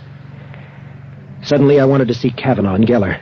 I yelled at the top of my lungs. But there was almost no sound, no echo from the walls. They simply absorbed the sound into utter silence. Then as I stood there, with fear cold in my stomach, I heard a faint sound, a footstep behind me.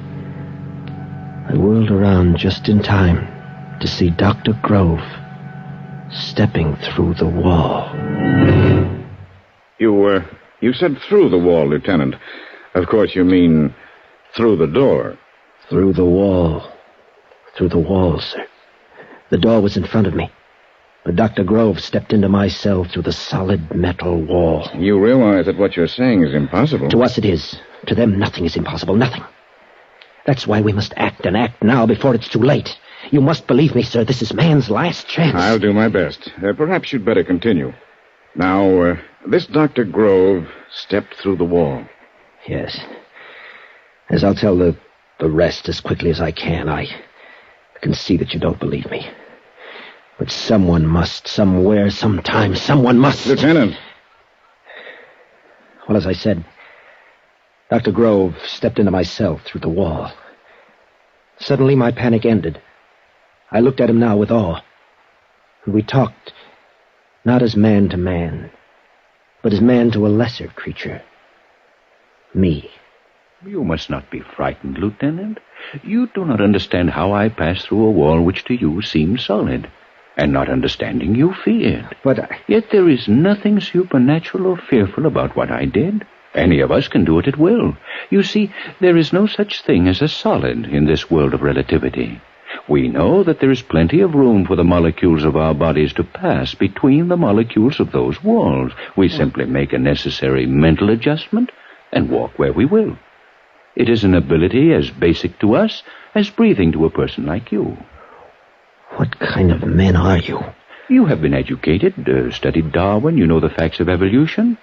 You know how man has progressed through various stages from the primitive savagery of the Neanderthal man. Well, yes. Obviously, this process can and will continue. To suppose that the evolution of man is complete with you is a mistake of conceit. You mean you're the next stage? Exactly.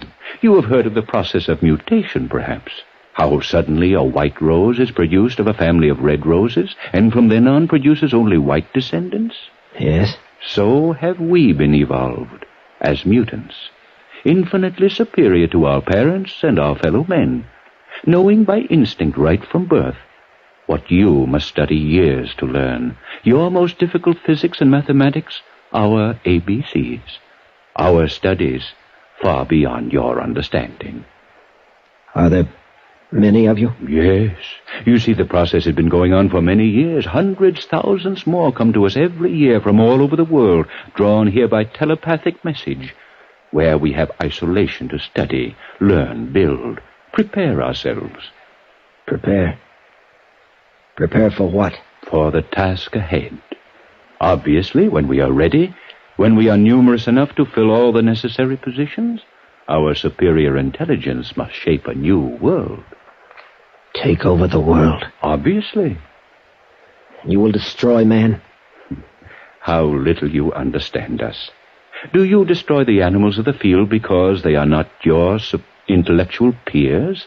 Our obligation is to keep and protect you, to act as your friendly guardians in a world which will be strange to you and frightening, as my walking through the wall was frightening to you.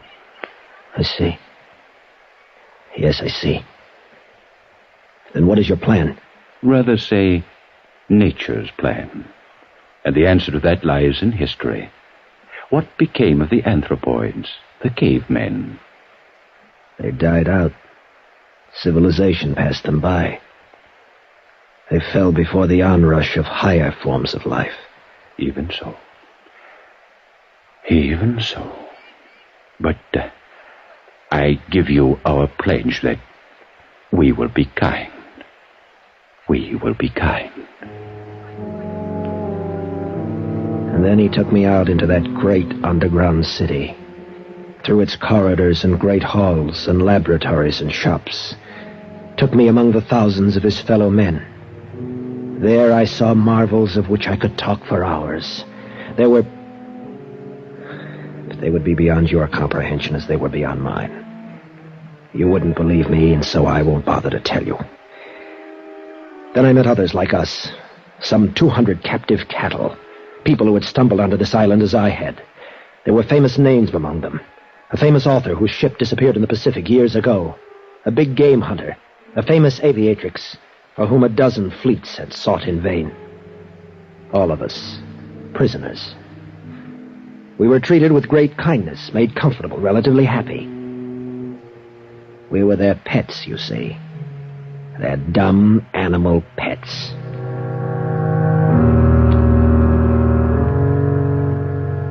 For over 3 years I stayed there. After a while I ceased to struggle. Even in my mind, I was defeated. So I succumbed to the peaceful, bucolic existence that was my fate.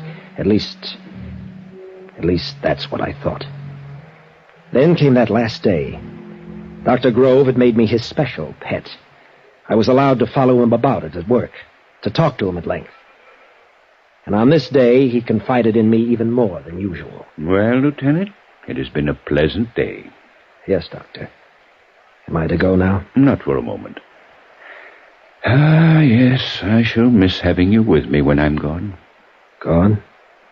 You're going away, sir? Yes, very soon. But where? Out into the world, where you once lived. But why? Oh, there are many, very many of us there already. In strategic places, of course. An important politician here, an industrial magnate there, a famous author whose words are gospel to his readers. I will have my place, an important one. But I didn't know. You didn't tell me that it's already begun. Oh, yes, definitely. The hour is close at hand. And then, all of us, the whole world. Lieutenant, you know us now. You know that we will be kind. Kind. Yes, kind. Suddenly all the anger that was in me welled up. I didn't want to be a dumb animal, a pet for some superior being to be kind to. I didn't want that for my loved ones, my friends, my fellow men. That night at dinner when they fed the prisoners in a big communal hall, I got a chance to talk to Kavanaugh, my old radio man. He listened and then shrugged hopelessly. They'll succeed, Joe. You know that. No. Not if the world could be warned. I don't know. Maybe it wouldn't make any difference. Besides, how could they be warned? If somebody could get away from here. Escape? That's impossible. I know, that's what I thought. But listen, I've got an idea. There's one chink in their invincibility. What? Their gentleness, their kindness. They can't bear to hurt anyone. None of their weapons kill, but only paralyze temporarily. And they simply cannot conceive of treachery. What are you driving at? This. I'm going to play on Dr. Grove's liking for me, his kindness. And I'm going to trick him. How? Tomorrow I'll ask him to take me up above, back to the plane, to get pictures of my father and sister. Tell him I'm lonesome, suffering. He'll do it. I'm sure he will.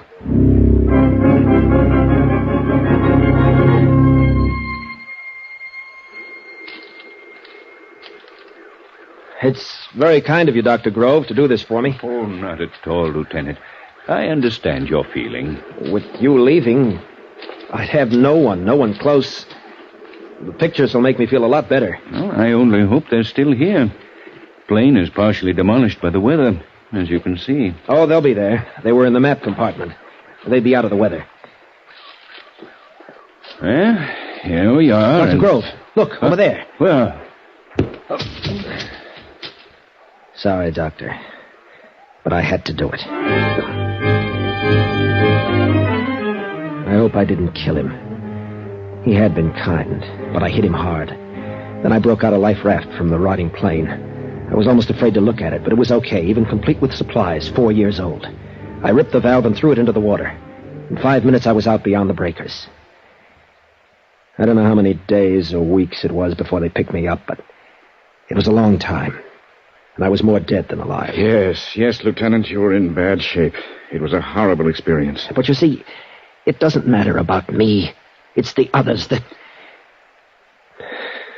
You don't believe me either, do you? Well, Lieutenant, it's been a pleasure to listen to your story. I'll make a report to my superiors. Please be patient and try not to worry. Try not to worry. Good day, Lieutenant. Get out. Get out, sir.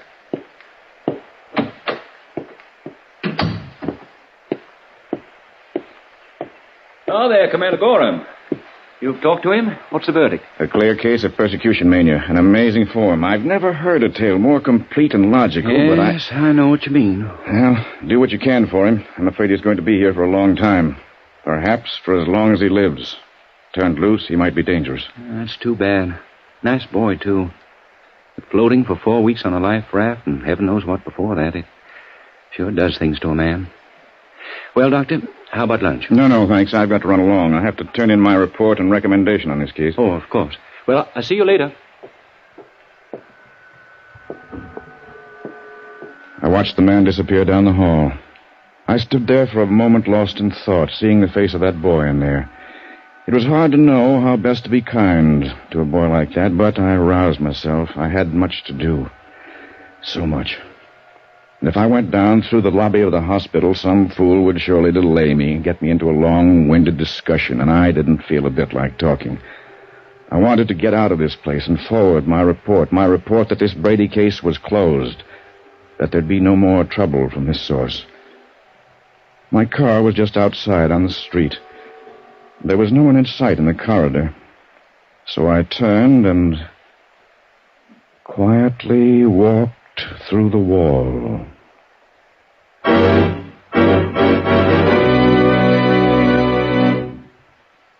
Escape is produced and directed by Norman MacDonald. Today we have presented transcribed Conqueror's Isle by Nelson Bond, adapted for radio by John Dunkel. Starred as Lieutenant Brady was David Ellis, as Dr. Gorham, Ted Von Eltz, as Dr. Grove, Bill Johnstone. Featured players were Sam Edwards and Dick Benedict. The special music was arranged and played by Ivan Ditmars.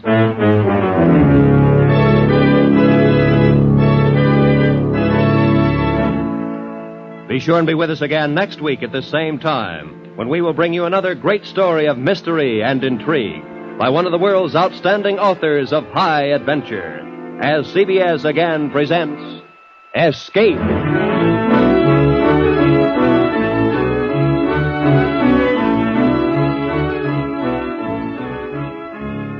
Ronnie and Benita are two names that are as familiar to Jack Benny fans as Mary, Phil, Rochester, Dennis, and Don. And since Jack Benny has received thousands of letters asking that the Ronald Colemans be brought back soon, he's happy to present them as special guests on his program this Sunday.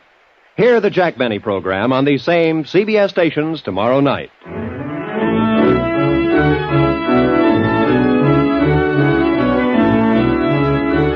This is Roy Rowan speaking for CBS, the Columbia Broadcasting System.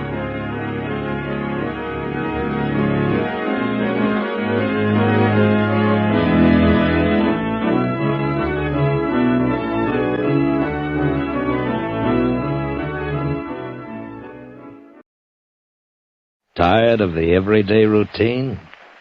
Ever dream of a life of romantic adventure? Want to get away from it all? We offer you Escape. Escape, transcribed to free you from the four walls of today for a half hour of high adventure.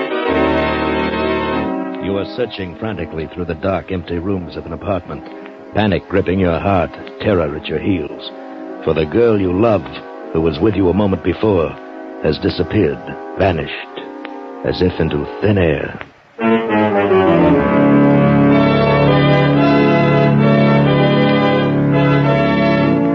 Today we escape from reality with a gripping tale of a girl who vanished, and the man who had to find her to save his life, as Cornell Woolrich told it in his great story, Finger of Doom.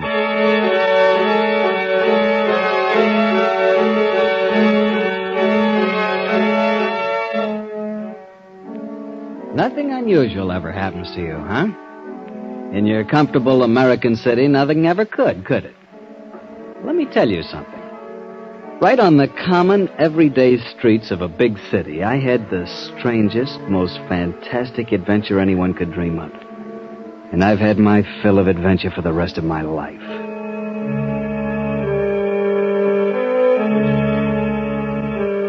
This happened several years ago before the war on an ordinary evening in early spring.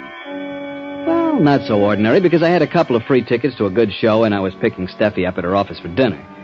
See, we were going to be married in less than 2 weeks. So naturally, I was impatient as I waited there on the sidewalk in front of her office building. And, of course, she was late, last one to leave as usual. I felt like a picket pacing up and down in front of the door, but finally there she was, spun gold piled on her head, blue eyes shining, and carrying... Hi, darling. What's that? Have I kept you waiting long? I tried to hurry all I could. With this? Just a package. I promised his nibs I'd deliver it on the way home. But you're not going home. We're eating out and going to a show. But it's right on the way. I have to leave it at a flat in Martin Street. It won't take a minute. Why can't he get somebody else to run his errands for him? We're late now. This'll cut our eating time down. Woof, woof, Grumpy. Oh, So this is what the 13th does to you. 13? You mean you've forgotten? You mean you aren't counting the days? Oh, sure. 13 days left. 13 and a half. Don't forget that half of it's to be a noon wedding. I don't like the 13 all by itself. I'll be glad when it's tomorrow when only 12 left. You know something? You're cute. The more I know you, the cuter you get. I bet you won't say that a year from now. I bet you'll be calling me your old lady then. Will you mind? Well, not right at first, maybe. Okay, come on. Let's make like delivery boys. Oh, what's the address? Mr. Miller, 415 Martin Street, apartment 4F. We're on our way.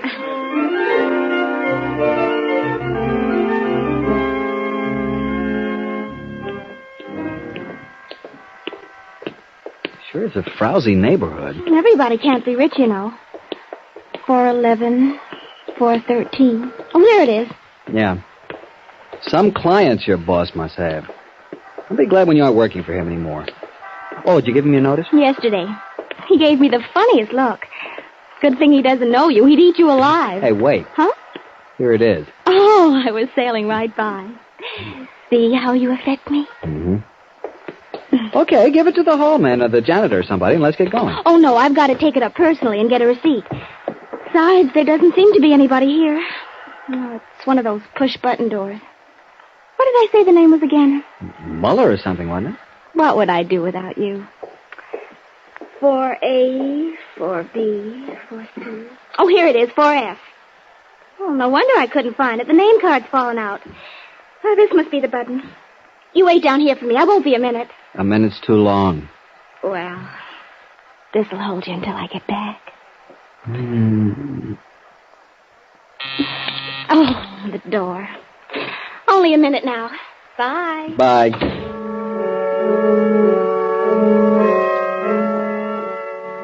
For a minute, I watched her through the glass. She got into the little self-service elevator and closed the door. Then all I could see was the gleam from the elevator in use light. Then she was gone. I lit a cigarette and waited.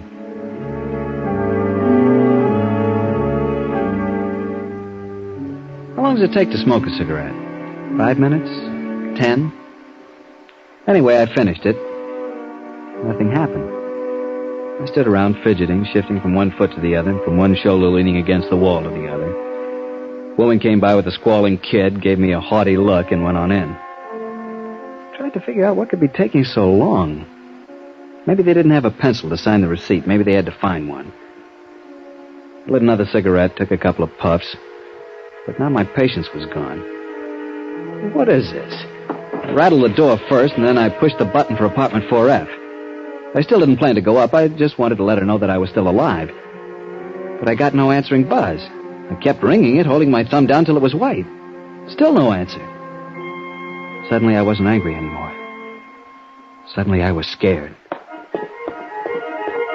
I did the instinctive thing. I ran out into the street again and looked up at the face of the building, searching the windows, but, of course, there was nothing to see. And that move cost me a chance to get in.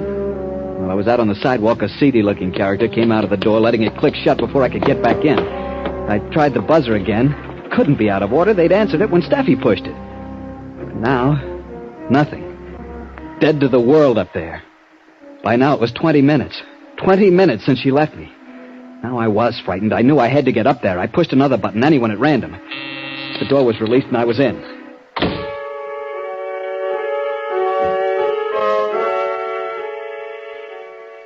F was at the back of the building. I stood out in the dark hallway and listened. There wasn't a sound. At first, this was a relief. At least she wasn't in any difficulty or she'd be screaming. But then, when I began to knock and kick the door, practically break it down, and still nobody made a sound, I began to get panicky. Heads poked out of doors all along the hall. Where will I find the janitor? Down in the basement, I suppose. I raced down to the basement, found the janitor eating his supper. I barged right in. You looking for something? Come up with me, quick. Will you bring your pass key? I want to open one of the flats. What's the matter? What's wrong? I don't like the looks of it. My girl took a package up. I've been waiting for her for over 20 minutes, and she never came down again. Now they won't answer the bell. Come on, please, hurry. Oh, which apartment is it? On the 4th floor. Come on, I'll show you. What number? 4F, but... Wait a minute. Couldn't be 4F, not that one. Why not? Because there's nobody living there. But that apartment's been vacant for 6 months.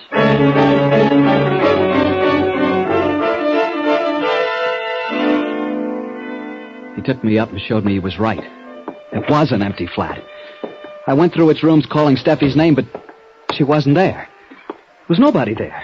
It looked like there hadn't been anybody there for months. The dust was thick on the bare floor, on the sills of the locked windows. See, mister, she couldn't have come in here. But I saw her ring the bell and go in the door. In this door? The downstairs door. Oh, well, she could have gone to any apartment then. But she was coming here. She rang this bell and somebody answered. Nobody could have answered. Nobody's been here. She must have rung another bell. Is there somebody in this apartment named Muller? No, we never had anybody by that name. Not in the whole 12 years I've been here. Somebody must have gotten in and was waiting for her. Will you tell me how they could? It was locked. You saw me open it with my pass key, didn't you? Listen, we're going to ask all the tenants on this floor. Maybe they heard something. Now, wait a minute. I don't like to disturb them. Maybe this girl just walked out on you. Maybe it had a quarrel. No, there was nothing like that. I know she wouldn't just walk out. Besides, how could she?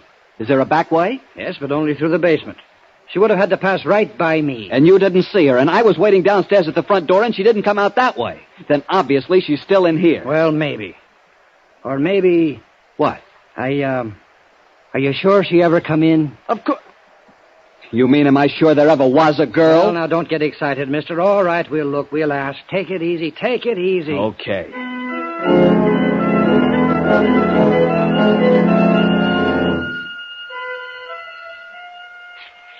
Hear anything in 4F? How could I? The place is empty. I know, but didn't you hear something? Anything? No. Yeah, the buzzer was going like crazy, like somebody was leaning on the button downstairs. But that was could have been me. anybody. Yeah. Then a little later, this guy banging on the door. He asked me where to find you. Never mind. Thank you. Sorry to have disturbed you. Okay. Well, that's all of them. No trace at all. Maybe now you'll let me get back to my supper. There's nothing more we can do. Maybe if you go where she lives or works, you might find her. Wait here. I'm going to call the police. First, I got a patrolman from the corner. He asked a lot of questions and then called his station. A few minutes later, a detective was dropped off, a fellow by the name of Gilman. I must admit he was thorough. He checked on every apartment in the building. The only thing he learned was about the false ring which let me in. But there was only one, not two. And that meant that whoever buzzed for Steffi was expecting her. Gilman checked apartment 4F thoroughly, the windows with their undisturbed layer of dust, the door, the keyhole, everything. And then he said... There's nothing to show that she or anyone else ever came in here, Bud. Look, don't do this to me.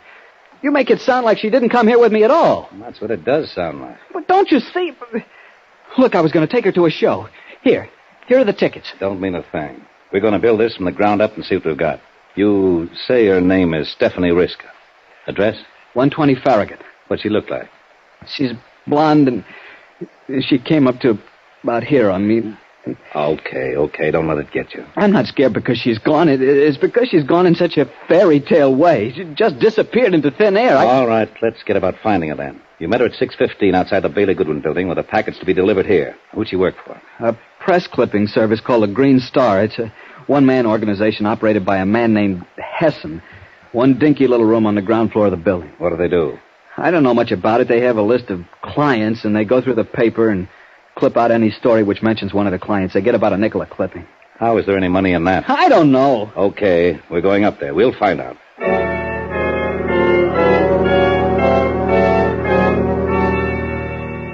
The night watchman led us into the office after Gilman showed him his badge. It was a tiny room with only a desk, a telephone, and another table and a filing cabinet.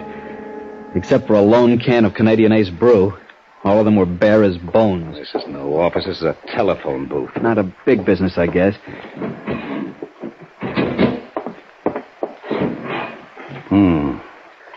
This is their list of clients. They can't be making very much money at those prices. Steffi got paid every week. There's nobody named Muller in the file. What do you think? I don't see anything here to indicate she even has a secretary. You could ask the night watchman. I already have. He's never seen her. Well, but that doesn't mean anything. He works at night and she works in the daytime. Okay, I only said he's never seen her. Doesn't know anything about her. Hessen, her boss. You can ask him. We're going there next, and I guess you'll have a chance. Wait a minute. Here's something. What? What kind of gum does your girl chew? She doesn't. Likes Lifesavers, hates gum. Oh, whoever sits at this table chews gum. Lots of it. It's all over the bottom. Tutti frutti. Oh, that doesn't mean anything. Maybe somebody came and put it there. Maybe it's old. Maybe Hessen. Okay, let's go. We'll see what he has to say.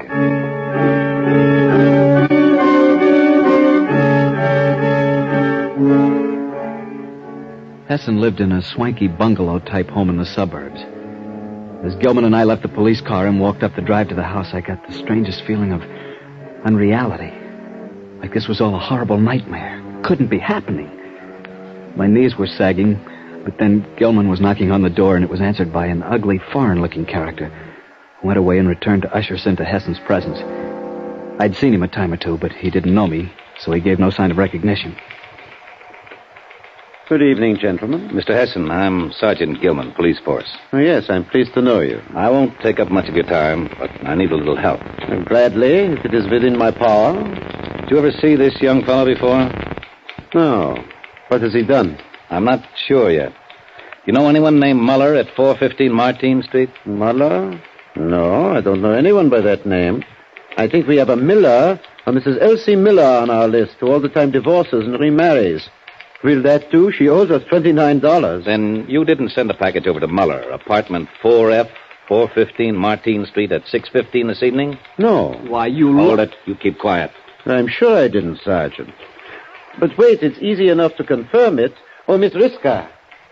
Yes? Stephanie, will you please come in a moment? What? Steady.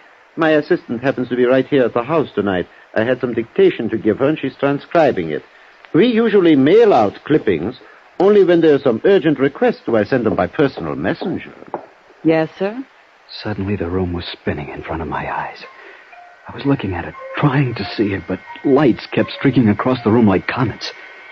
And their voices came to me through a thick fog. Stephanie, did we send a package to 415 Martine Street this evening to a Mr. Muller? No, sir. Not that I know of. I see. And tell me, did you ever see this young man before? Do you know him? Why, no, I don't believe I do. Wait, this isn't Stephanie. He's calling somebody else by her name. This isn't Stephanie. I tell you that... My dear sir, this is the only young lady I have working for me.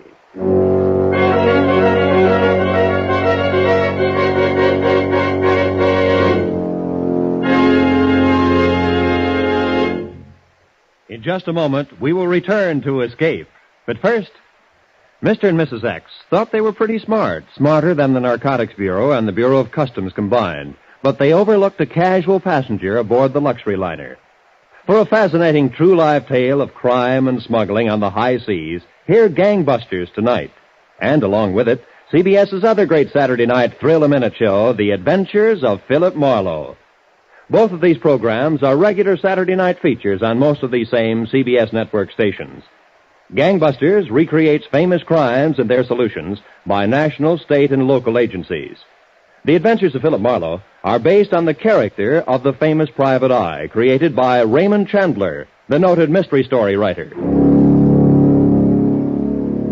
And now, with our stars, Harry Bartell as Kenny, and with Ed Begley as Gilman, we return to the second act of Escape and Finger of Doom.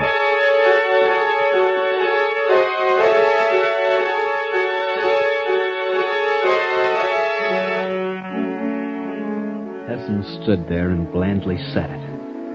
This strange girl was my fiancée, was Stephanie Riska. He stood there looking surprised and hurt, and she stared at me with a just right, puzzled expression on her face. Gilman was holding me with a sort of a half Nelson and grinning at me. Stop it. But I tell you, this isn't Steffi. Steffi is blonde. This girl is brunette. Steffi's short, comes up to here. This one's tall, I tell you. Shut up. You're asking for trouble. Now, calm down. Sergeant, I don't believe I understand. I'm just beginning to myself. Miss, how long have you been working for Mr. Hessen? Why, since October of last year. About 6 months. And your name is Stephanie Riska? Why, yes, of course. She's lying, I tell you. Shut up. I don't mean to doubt your word, miss, but just for the record, I suppose you could show me some proof of your identity? Why, yes, right here in my bag. My driver's license. Oh, wait, the bag has initials. Oh, yeah, S.R. Of course, S.R. And the driver's license. Steffi doesn't drive. She has no car. But I do. It isn't a very good one, Anything else? Well, this letter, addressed to me. Address 120 Farragut. May I look? Why, yes, of course. Uh-huh. It's genuine, all right. Here you are, and... I don't know what else I have here, but... Oh. I'll get it. Here you are. Oh, thank you. I see you carry chewing gum in your purse. Why, yes. Tutti frutti. Not many people like that flavor. Oh, I never chew any other. Well, thanks. Sorry to have bothered you both. Come on, chum. I hope we've been able to help, Sergeant. A lot, thanks. Good night. Good night, Sergeant.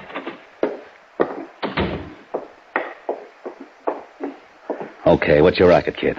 Are you a pushover for the mental ward? Or are you working off a grudge against this guy? Or did you do something to some little blonde, blue-eyed number and you're trying to set up an alibi even before we find out about it? Things like this don't happen. They can't. 1 minute she's here and then she's gone. No one will believe me. Why should we? You haven't produced a single person all night who actually saw this blonde of yours. Where'd I get her name and address then? That's one thing I'm not sure of. So I'll give you one more spin for your money. You stand or fall by the place she lived. 120 Farragut Street. Come on, let's go.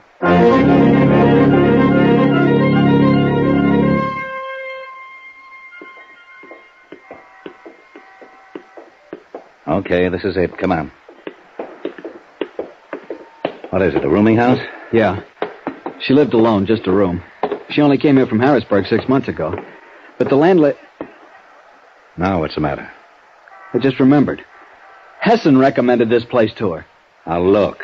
You want to go in or you want to go to headquarters? The tougher you get with me, the tougher I'll be on you. Listen, you gotta listen. I was only up there once, but I remember it. Sticking in the mirror of the dresser is a litho of the Holy Mother. On the radiator's a rag doll I won for her at Coney Island and a Hickok wallet I gave her last Christmas. And on a shelf against the wall is a gas ring, and from the light fixture to the gas jet is a string where she hangs stockings to dry. Will you remember those things? The bedspread's green, and there's a green and yellow upholstered chair. Don't you see? I couldn't make these things up. She must be real. You almost convinced me. Come on.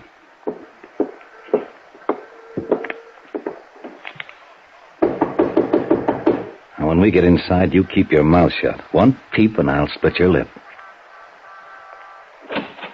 Yes? You got a girl named Stephanie Riska living here? Yep. 4th floor front. How long has she been here? Riska? 6 months. What does she look like? Dark hair, dark skin. About as tall as this young fella. Talks kind of husky. Why? Police. I want to see her room. Sure. Come right in.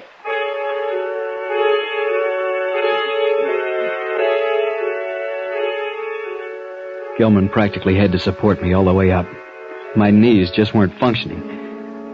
But that was nothing to the shock I got when the landlady opened Steffi's door. The room was all different. Not one thing was the same as I had told Gilman. He didn't even look at me. Has she always had it fixed up this way? Always. Since the first week she moved in. Does she drive a car? Yeah, a little old coupe. She's a real clean roomer. Only one thing I got to complain about. Oh, there it is again. Under the washstand. Oh, yeah. Chewing gum. Yeah, let me see it. Uh-huh. Tutti frutti. You better watch your friend. He looks like he's going to faint. Let him fold up. That isn't anything to the falls he'll be taken in a few minutes. What did he do? Murderer? Not her, but I got a good hunch he murdered somebody, and he picked the wrong name out of the hat. He don't look like... I hit him and ran. I knew I had to. He was going to take me to the police station. Then I wouldn't have any chance to find Steffi. Not for a long time. Maybe too long a time. And I had to find her.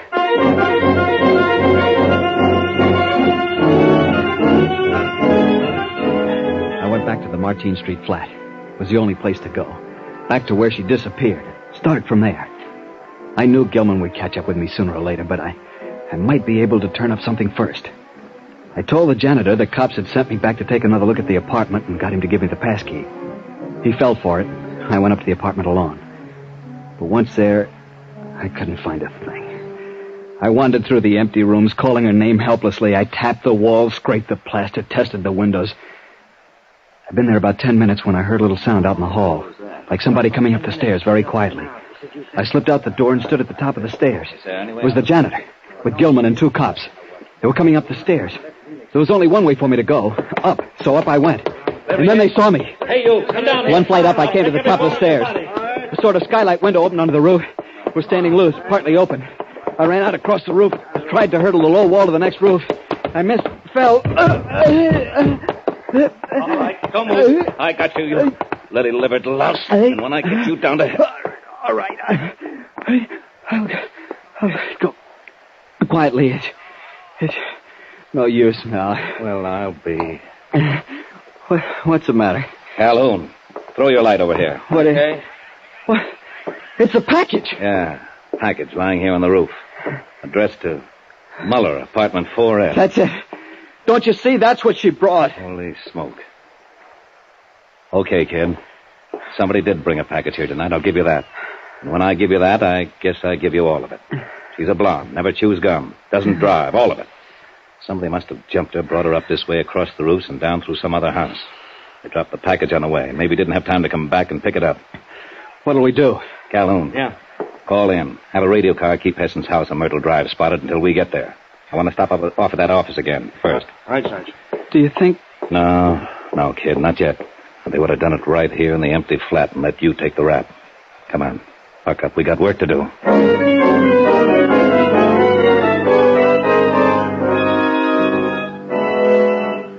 At Hessen's office, we found 2 things. These files are funny. About every third name is a foreign one with a foreign mailing address. Why would those people want local press clippings? What do you mean?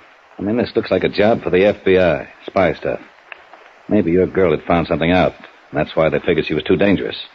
Did she ever say anything? No, but she told them she was quitting next week to get married. So she didn't suspect anything, but they thought she did. Same thing. Come on, we'll stop off at that rooming house. I want that landlady picked up. Obviously, she's one of them. Changed the room all around. Stuck the gum into the washstand, everything. Hey, wait. Look. On the floor next to the baseboard. Yeah. Gilt hairpin. So she was blonde. Okay, let's go.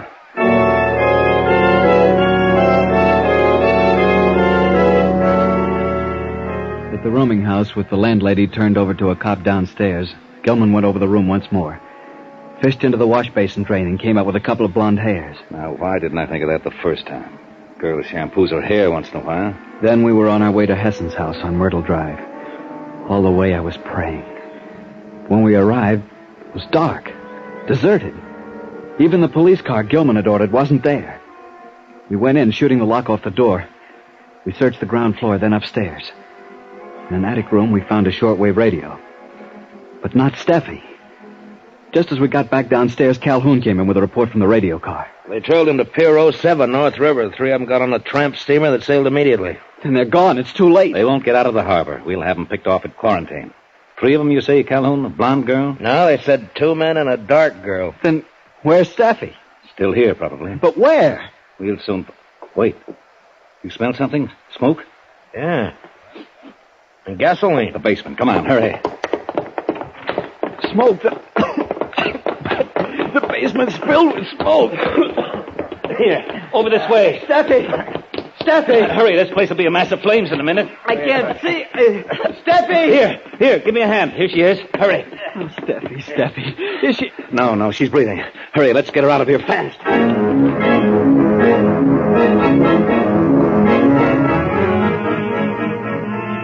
next few minutes, there was a lot of excitement around there. While the fire companies fought the fire, we cut the ropes off Steffi and revived her. She was all right, and I sat there in the police car with my arms around her as if I'd never let her go again.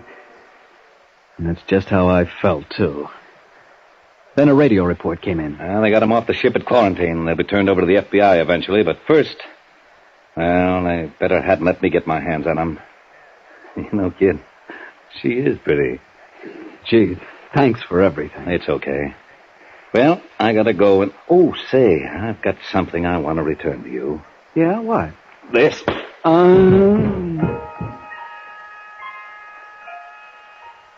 went out like a light when he hit me. And a few minutes later, Kenny. when I came to, Steffi was holding me in her arms, Kenny. stroking my head and smiling. Kenny, he said to tell you no hard feelings.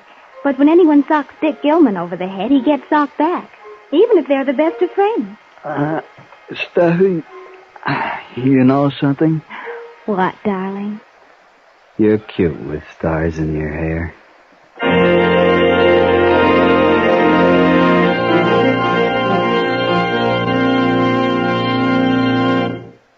Escape is produced and directed by Norman MacDonald. Today we have presented transcribed Finger of Doom by Cornell Woolrich, adapted for radio by John Dunkel. Starred as Kenny was Harry Bartell, with Ed Begley as Gilman. Featured in the cast were Joy Terry, Edgar Barrier, Louise Arthur, Peter Prouse, and Kay Miller. Special music was arranged and played by Ivan Ditmars. Next week, you are clinging to a narrow window ledge, your strength running out. While before your eyes, seen through the window, the most beautiful girl in the world is about to die. Because of you.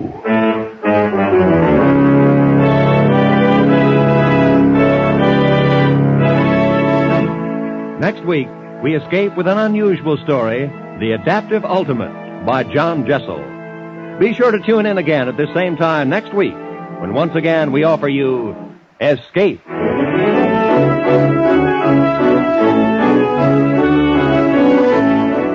You can escape again tomorrow night when CBS's famous dramatic series presents screen star Edmund O'Brien in another special Sunday night Escape broadcast at 6:30 Eastern Standard Time. Mr. O'Brien will star as an explorer who becomes a prisoner in a beautiful and strange country populated by blind men. Be sure to hear tomorrow night's Escape, starring Edmund O'Brien in H.G. Wells' famous story, Country of the Blind, on most of these same CBS network stations. Now, stay tuned for 5 minutes of the latest news, to be followed by Let's Pretend, over most of these same stations.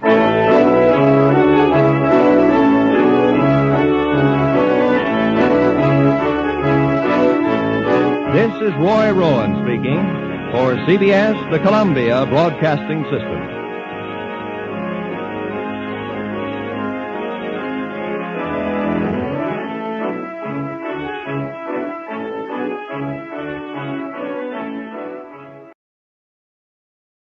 Suspense, which is usually heard at this hour on Thursday nights, is taking its customary summer holiday. Suspense returns to the air 3 weeks from tonight on Thursday, September 1st.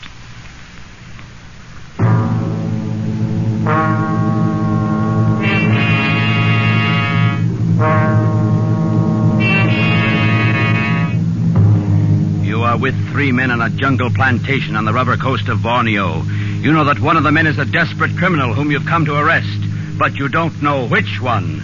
You have to find him before he can save himself by killing you.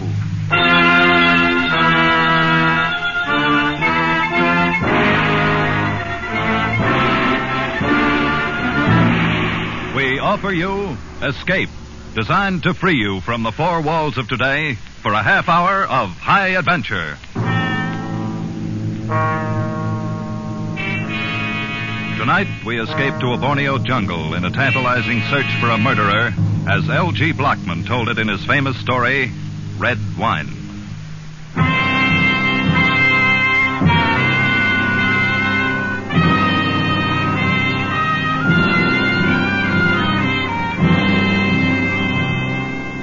As the rusty little tramp freighter bumped against the rickety wharf, I dropped from the rail onto the planking, and for the first time felt the humid heat roll out of the jungle like steam from the back door of a Turkish bath.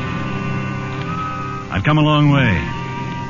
6 days before, I'd stepped off a float in San Francisco Bay, climbed aboard a Pan American clipper headed for the South Pacific. 2 days later, I'd boarded the mailboat in Batavia. And now, Tanjong Samar, sweltering and half forgotten. Last outpost in the rubber coast of Borneo. Yes, a long journey. But here would now mark the end of it. I'd come to arrest a murderer.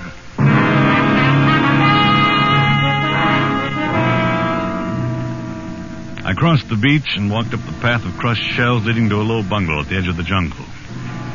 The freighter would lie at the wharf for 4 hours. Plenty of time for me to get the thing over with and be back aboard when she sailed. I was expecting danger, of course, but no real trouble. I'd done jobs like this before, so I stepped confidently up on the porch and met Herr Kurt, controller of the Tanjong Samar district. Yeah, I am Meneer Kurt, the controller. What is it I can do for you? I have a letter of introduction here from the Governor General. Here you are. Yeah. Mr. Paul Veneer from the United States. The governor promised me your cooperation. So I see. Cooperation? That's good. But he doesn't say cooperation in what? Well, I've come here after a killer, Mr. Kurt. Oh, Dayaks maybe? Headhunters? No, this one's a civilized killer, an American. Wanted in San Francisco for murdering his wife. His name is Jerome Steeks. Oh, I see. Won't you sit down, Mr. Veneer? Yes, thank you. Wonken, bawa kopi. That's one, Mr. I bring right away. We will have coffee in a moment. Oh, that's nice of you, but maybe I'd better pick this guy up first. I'd hate to miss the boat and have to lay over 5 days. You are acquainted with this Steeks, Mr. Veneer? No, I've never seen him. But you do have photographs. No, I'm afraid not. This was a very clever killer. He apparently took great pains to see that he was never photographed. He carefully eliminated all the fingerprints as well. What are you driving at, Mr. Kurt? Well, simply this. There is no one in my district by the name of Steeks. Oh, no, of course not. He wouldn't be using his own name. There is an American here, though, isn't there? 3 of them, Mr. Veneer. Employed as foreman on the Cotta rubber plantation. Well, according to my information, Steeks came here from Batavia about 6 months ago.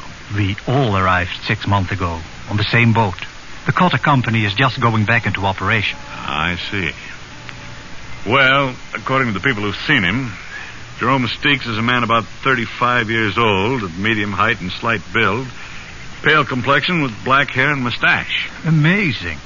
Any one of these men might fit the description, except that all are clean-shaven and heavily tanned from tropical sun. Furthermore, Mr. Veneer, all 3 of the men have light blonde hair. A coffee should have seen it, Mr. Good. Pour out 2 cups, Wong. I'll have Wong bring your baggage up from the wharf, Mr. Veneer. Yeah, thank you, Wong.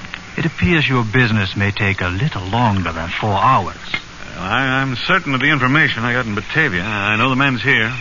Then the problem resolves itself into a matter of identification. Polipiki sekarang. Saya tahu, Mr. No, an hour's talk with the 3 of them ought to do that. I doubt it, Mr. Veneer. The swamps here at Tanjong Samar are infested with fever. It's always hot, like now. And the jungles back there swarm with long-tailed true snakes and deadly cobras. In the rivers, crocodiles. So? Men rarely come here unless they're running away from something, trying to lose their past. I think you'll find all 3 men have manufactured stories. So, how is one to choose? Well, Moreover, according to this letter, I'm authorized by the governor to assist you in arresting and extraditing Jerome Steeks. 1 man, not 3. So it's up to me, huh? Oh, do not misunderstand me, Mr. Veneer. I will cooperate with you in every way. But I think it will be a very hard thing to identify this man you have never seen when he doesn't wish to be identified. I don't know. Sometimes it's easier to identify a man from his personality than from his physical appearance. And the personality of this man Steeks is something out of the ordinary? Yeah, for a foreman on a rubber plantation, yes. Yeah, I doubt if all 3 of these men can be aristocrats. And in a sense, that's what Steeks is, a cosmopolitan. Lived all over the world, always associating with top society. He's a lover of fine foods and wine, speaks French and German fluently. He's a gourmet, a bon vivant, a man of perfect taste in clothes and manners. And a murderer. Yes, and a murderer. When the three men return from the clearing this evening, I shall be happy to introduce you to them. Though it's quite probable they are aware of your identity already. What do you mean? Jungle Grapevine.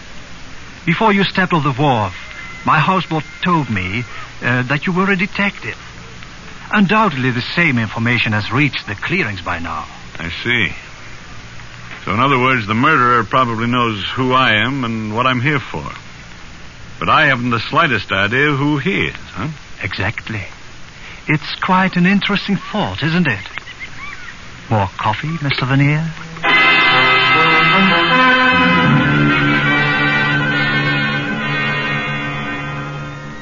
Mr. Vernier, I would like you to meet Mr. Doran. Hi, Mr. Vernier. And this is Mr. Wilmerding. Pleasure, Mr. Vernier. I'll save you the trouble, Kurt. My name's Prail. Glad to meet you. Same here, Mr. Prail. You might as well drop that mister. We don't use it much around here. I'm Prail, that's Duran, and Wilmerding, and you're Vernier, if it's all the same to you. Sure, Prail. Why not? Now, if you gentlemen will excuse me, I have a number of things to do. Bring Mr. Vernier to my bungalow for dinner. We'll celebrate having a guest at Tanjong Samar. Oh, sure. We'll see you. Well, Herr Kurt tells me all three of you are Americans. Well, I don't know whether I'm still one or not. Haven't been to the States in 7 years. 7 years, huh? Then you're an old-timer here, Duran. Oh, not here, Australian. Oh, don't let Duran get started, Vernier. He'll spend 2 hours telling you how he lost his shirt trying to raise sheep down under. Well, if I had either money or sense, I wouldn't have come to this stinking hole. Oh, I wouldn't say you fellas had it too rough. I've been noticing those empty bottles there on the shelf. What do you mean, Vernier? Well, here, Piper Heidsieck, 1936. That's good champagne. You boys are living like gourmets. Connoisseurs. Oh, you're overrating us, Vernier. Those empty bottles were already here when they came. Just never got around to throwing them out. Prail here's the only connoisseur in the bunch.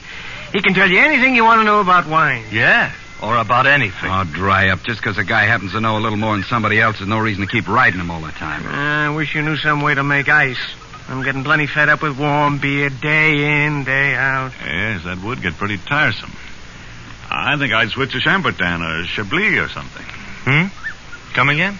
Well, Wilmerding, I didn't necessarily mean those in particular, but there are quite a number of wines that are even better warm than they are chilled. You're in the wrong place, chum. We wouldn't know what to do with them if we had them. This is strictly a beer and gin crowd. There'd be no kick on that if we had some ice to go with it. Oh, what I wouldn't give for a cold, frosty... Oh, relax, Wilmerding. You make me thirsty. Oh. What do you say to some music, huh? Oh, music? Does one of you play some instrument? Sure, Prail. He's terrific on that phonograph over there in the corner. Only trouble is he thinks 3 o'clock in the morning is the greatest song ever written. Well, I can see that leading to quite an argument, Duran, particularly if you're a lover of the classics. Oh, no. I don't go for that long-haired stuff. But I would like to hear a fast number once in a while. It's less than 10 years old. Yeah, you ought to see that collection Prail dragged up here from Batavia. Strictly from the gay 90s. Prail, you don't by any chance have a number called Il y a un meurtrier dans cette maison? What's that, some Italian opera? No, it's French, approximately. Well, come on, Prail. Translate it for us. You claim to be an expert on the French language. Well, it's worded kind of funny. It's like poetry. Oh, sure. That last word, though, that maison, that means house. I know that. That's too bad. I thought maybe Jerome Steeks might translate it. Huh? It refers to him, of course. Steeks? What are you talking about? The sentence reads, "There's a murderer in this house." Well, so you're finally coming out in the open, huh? Yeah, we heard you were a detective. Yeah, that's right. So what about it, Steeks? You want to give up now or try to go on with your act? Wait a second, Vernier. I get it now. You're after some killer you've never seen named Steeks, and you figure one of us is it, huh? Yeah, that's right, Prail. Then the guy you're after is Wilmerding. Are you crazy? Who ever heard anybody with a name like Wilmerding unless they made it up? Made up nothing. I got a passport to prove it. What are you trying to do, Prail? Turn attention away from yourself? I got nothing to hide. It's either you or Duran. What? Listen, you can leave me out of this right now. There's plenty of people in Australia that can tell you who I am. Unfortunately, though, there's nobody in Tanjong Samar who can tell me for certain who any of you are. But one of you is a murderer. And by the time the boat gets back here, Since I'm obviously not going to be able to leave with her when it sails in an hour, I'll know which one. Now, either I'm going to take Jerome Steeks back to San Francisco with me, or I'm going to kill him trying to. You can count on it. Well, what do you say we go on over to Kurt's bungalow and have dinner?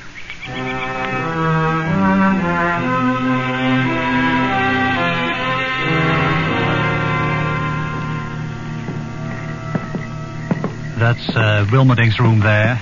Doran sleeps here, and Trail on down at the end. Oh, yes. And this is the guest room. At least the only guest room that's usable at the present. Yeah, it looks all right. Well, it's used for the time you're here, Mr. Veneer. Do all of these rooms open out onto the porch? Yes, the veranda, as we call it. And there's no way to lock this door, I suppose. Unfortunately, no. And anyway, the windows are covered only by mosquito netting. It makes another interesting situation, does it not? Yeah, I suppose interesting is the word for it. I assume, Mr. Veneer, that you have not been able to identify your man by his personality. No, whichever one is Steeks is putting on an awfully good act. Most likely they're all acting to a greater or lesser extent, which of course makes your problem exceedingly difficult. Yeah, that's right, Mr. Kidd. You did say a man rarely came here unless he wanted to lose his past. And yet you're here. Yeah. Yeah, that is true. But then, I am only a servant of the government and have little choice where I am sent. Well, good night, Mr. Veneer. I sat there in the lamplight for a long time after Kurt left, trying to figure things out and getting nowhere. Gradually, the night breeze brought the smell of the jungle into the room. Rich, exotic, fragrant as a midnight orchid. As disturbing as the scent of danger.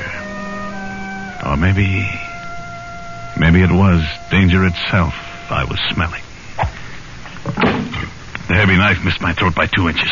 Fell it into a bamboo partition and stuck there, quivering. I dropped down on the floor and slid my .38 out of its holster. I could hear nothing but the rustle of palm thatch along the eaves, low creaks from the pilings underneath the bungalow, and the soft night sounds from the jungle. Finally, I slipped my shoes off, pulled the knife out of the wall and dropped it in my pocket. Moved to the door and stepped quietly out into the veranda. It was empty. Across the railing, the fringe of undergrowth was dappled in silver moonlight, and nothing moved. I paused quickly at the 3 doors, and from each heard the sound of snoring. One of the men was faking, but which one? I'd reached the end of the porch when my eye caught a slight movement in a banana clump a few yards from the steps. Someone was hiding there. I moved swiftly, holding the gun ready, and came within a few feet before I could make out a shape in red and white sarong. And shape was right, complete with dark, tumbled curls and a flower behind one ear. It was a girl. Please, Tuan, the gun. You're going to shoot me? No, relax, honey. I was looking for somebody else. And now you have found Nilana, so you are disappointed? Pleasantly surprised. Nilana, huh?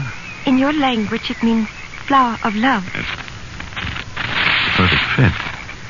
Are you, blooming out here all alone? I do not understand, Tuan. I mean, did you see anybody moving around up there on the veranda a while ago? Only you, Tuan. I became frightened and ran to hide. Frightened? Why? I should not be here. At night, I mean. Let us talk of something else. All right, Nilana. The moon, for instance? Oh, yes. Look. Is it not big and soft and warm? Yeah, all of that. Tuan, you like Nilana, perhaps? Definitely. Why do we not go somewhere else? Along the beach, perhaps? You would like that? Well, I'm afraid Mr. Veneer is too serious-minded for such things, Nilana. Veneer. Well, Mr. Kurt, join us, won't you? Thank you. Nilana, go to the bungalow at once. Yes, Veneer, I go immediately. She has no business being out alone at night. But, Mr. Veneer, is something wrong with your room? Is it not comfortable? It was, until this flew in through the window. A knife? Yeah, a throwing knife. Did you ever see it before? Oh, yeah. It is one of the collection there in the bungalow. The 3 Americans throw them at targets every evening and wager on the results. I believe Mr. Durant taught the other two. Yeah, what about you, Mr. Kurt? Do you ever bet with them? It would be too easy. Watch. Yeah. I learned to throw a knife in Java many years ago. And, Nalana, I suppose she's an expert at it, too. Nalana knows nothing of knives. Her greatest accomplishment is that of making friends too easily. I see. Just who is she, anyway? Does she live here? Yeah, she lives here. She is my wife. Your wife? Exactly. My wife. Good night, Mr. Vernier. I stood there in the moonlight and watched him walk toward his bungalow. My simple task was fast becoming involved. When I finally turned in that night, I undressed in the dark, pushed the bed up to block the door, and propped a chair against the windowsill, and lay down on the floor.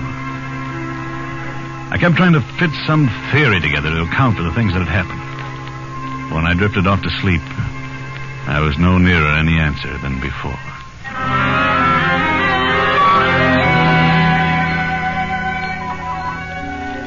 I woke up with the first light of dawn, and for a full minute was ready to predict a peaceful day. Then I turned my head slightly and saw it.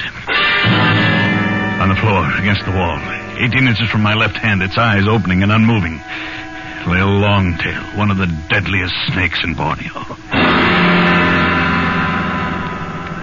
Cold sweat broke out on my forehead, ran into the corners of my eyes. Not daring to make any sudden move, I slid my right hand slowly up behind me, found my gun under the pillow. The snake moved slightly, and I froze for one long minute. Carefully, I brought the gun over until I hit the ugly head centered above the foresight. Then... Who fired that shot? I did, Kurt, in here. Hey, Kurt, what's all the shooting about? I thought I'd know, Duran. It's Mr. Vanille fired. What's up, Duran? Yeah, what was that noise? I guess Vanille's doing a little target practicing. Come on, guys. Now, just a minute.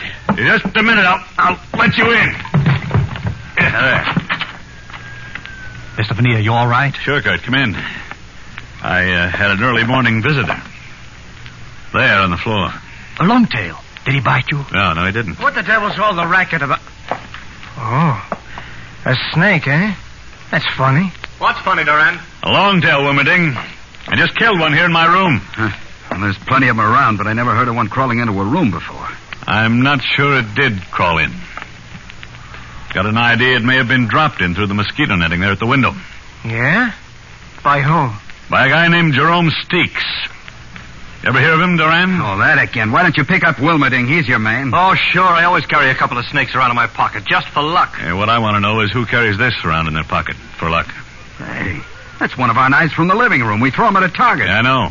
Only last night I was the target. Oh, then Prail's your boy. He's an expert. Wins every time we play. Oh, dry up, Duran. One more crack like that. Okay, relax.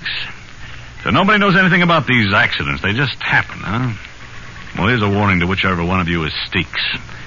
The next time, you better cover yourself. I'm through being a clay pigeon. From now on, it's going to be a lot tougher. A whole lot tougher.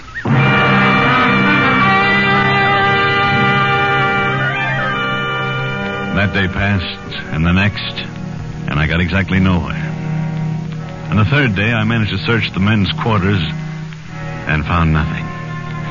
Mainly, I'd hoped to find some kind of a bleaching agent. Steeks was described as having black hair, while all three of these men were blonde. Furthermore, I was convinced after 3 days of observation that all three were naturally blonde. Things didn't fit. They didn't add up. I saw Nalana several times, but had no chance to speak to her. When Herr Kurt was with me, she'd pass without a glance. But if I was alone, she'd manage a quick, provocative smile that sent shivers down my spine. By the fourth day, the tension among us was grown almost unbearable. Steamer was due the next evening on his return trip to Batavia. I needed a break of some kind, had to have one. And it came at dusk when I dropped in my room to change for dinner.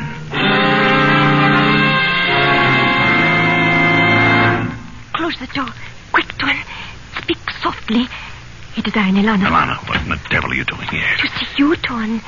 Does that make you unhappy? No, it doesn't. But I doubt if Herr Kurt would think much of the idea. He must not find out.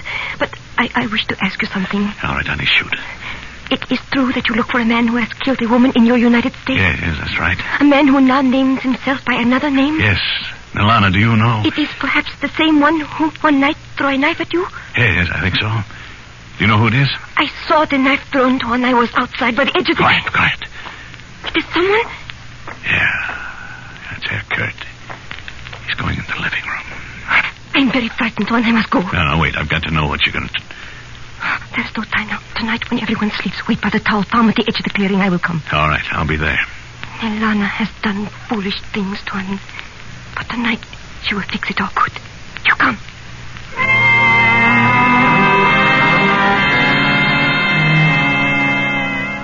I waited for a long time in the shadow by the palm tree and watched the moonlight sift down through the shaggy fronds. For 2 hours passed, and she didn't come. Waiting there, though, in the jungle night, a plan began to form in my mind. A long shot true enough, but one with possibilities. It needed luck to work. But I'd come to the point where I had to count on a little luck. At any rate, I decided to start the ball rolling the next morning, after breakfast. Now, wait a minute, Vernier. Let's get this straight. Oh, I thought I put it straight enough, Duran. I said the hunt's off. Boat's due in tonight, and when it leaves, I go with it. You can relax. Oh? What changed your mind? Our sweet disposition? Exactly the opposite, Wilmerding. Every one of you acts as guilty as the next one, and yet, in 5 days, I haven't been able to find a single characteristic in any of you that fits the description of Steeks. I don't think he's that good an actor. So, I'm going back to Batavia and pick up the trail there. Well, at least you finally got some sense in your head and decided to believe what we told you the first day you were here. Oh, no, Duran. I didn't say that. Now, I doubt very much if any of you guys is who he claims to be. I wouldn't be surprised if Duran, Wilmerding, and Prail are all phony names, but that's not my business. Now, I came here after Steeks. I've decided now I made a mistake, and that's that. Oh, great. You come in here and push us around for a week and then decide it was all a mistake. I'm sorry, Prail. And I'm going to try to make up for it this evening. See, I'm throwing a dinner party at Herr Kurt's bungalow before the boat leaves tonight. You're all invited. Well, now, that's pretty decent of you, Vernier. Yeah, I'll get some food and drinks from the captain as soon as he docks. If you're as fed up with Reistoffel and warm beer as I am, he'll be ready for a change. Good. Then it's all settled. And I can promise you at least 2 surprise dishes. Maybe 3, if you care for it. I beg your pardon, gentlemen. Oh, Kurt, come in. I was wondering whether any of you had seen Alana this morning. Not me. Oh, I haven't. Why? What's wrong, Herr Kurt? I'm rather concerned about her, Mr. Vernier. She hasn't been home since early last night. I had a couple of ideas about that myself. Ideas I wish I didn't have. As soon as the rest of the bunch went about their business, I began my own search for Nalana. It was nearly dusk before I found her. And then I said nothing about it to anyone. But sitting at the table that night while the dinner party moved along, I kept thinking how she'd never smile again. How she'd never walk in the moonlight again. Because somebody had cut her throat.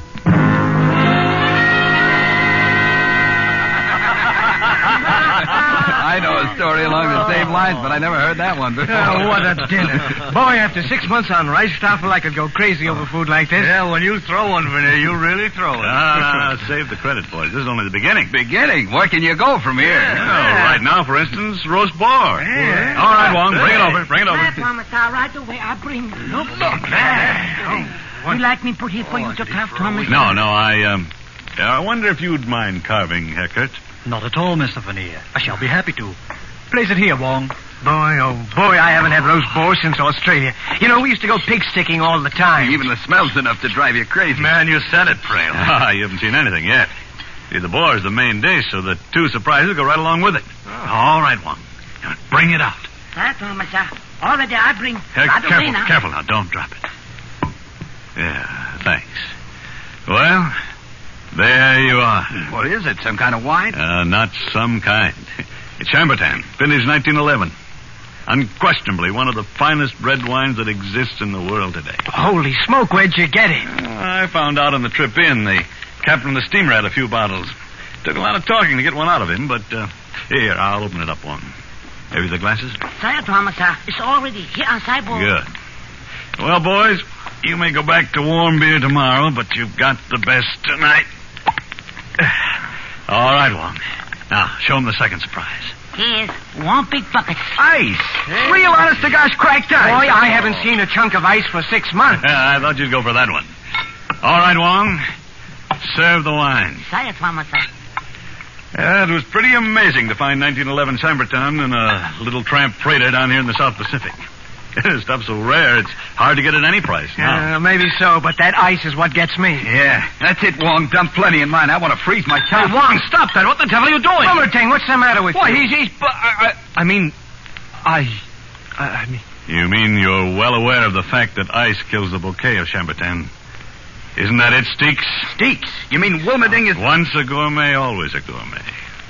Now, you were very clever, Wilmerding. Clever enough to keep your hair dyed black for years so you could become a natural blonde if you ever had to make a getaway. Clever enough to permit no photographs to be taken. But not clever enough to keep still and let me ruin a bottle of wine. Easy with those hands. Don't try reaching for a gun. Let him reach for it, Mr. Veneer. Karen, no. Put down that knife. Look out, Veneer. He's going for his gun. Good, I've warned the dead. Ow! You!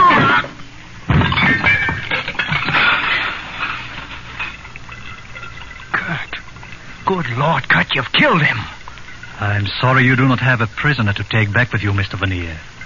But I, too, found Nilana's body. I knew you had been there. I saw your footprints. I'm sorry, kid. Then yes, she had... Nilana had been seeing Wilmerding. I'd guessed it was one of the three, and apparently she found out he was Steeks. Yeah, I know. That was what she was going to tell me. Only he didn't give her a chance. She was young, Mr. Veneer. Foolish, perhaps.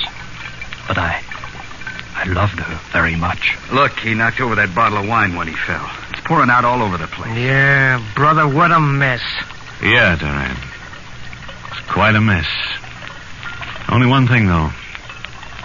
Not all of it is red wine.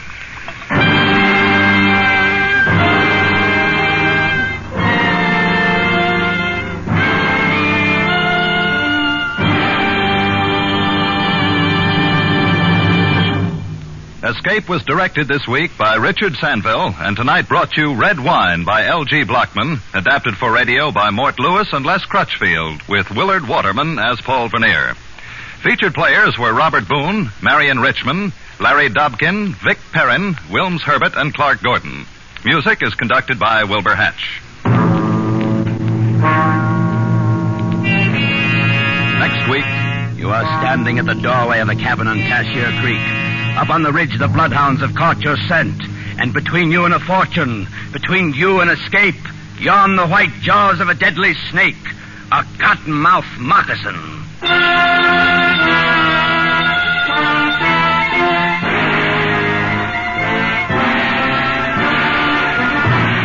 Next week, we escape with Irvin S. Cobb's ironic story, Snake Doctor.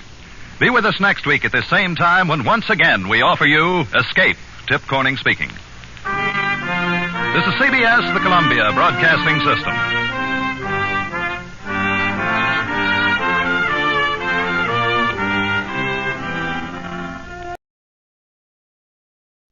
Suspense, which is usually heard at this hour on Thursday nights, is taking its customary summer holiday. Suspense returns to the air 2 weeks from tonight, on Thursday, September 1st.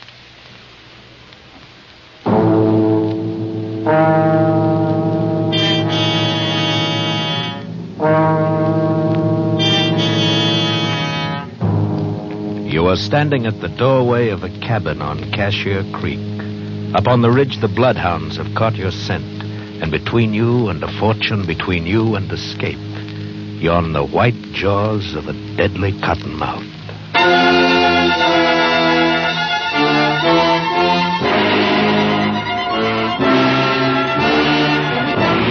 We offer you Escape, designed to free you from the four walls of today for a half hour of high adventure.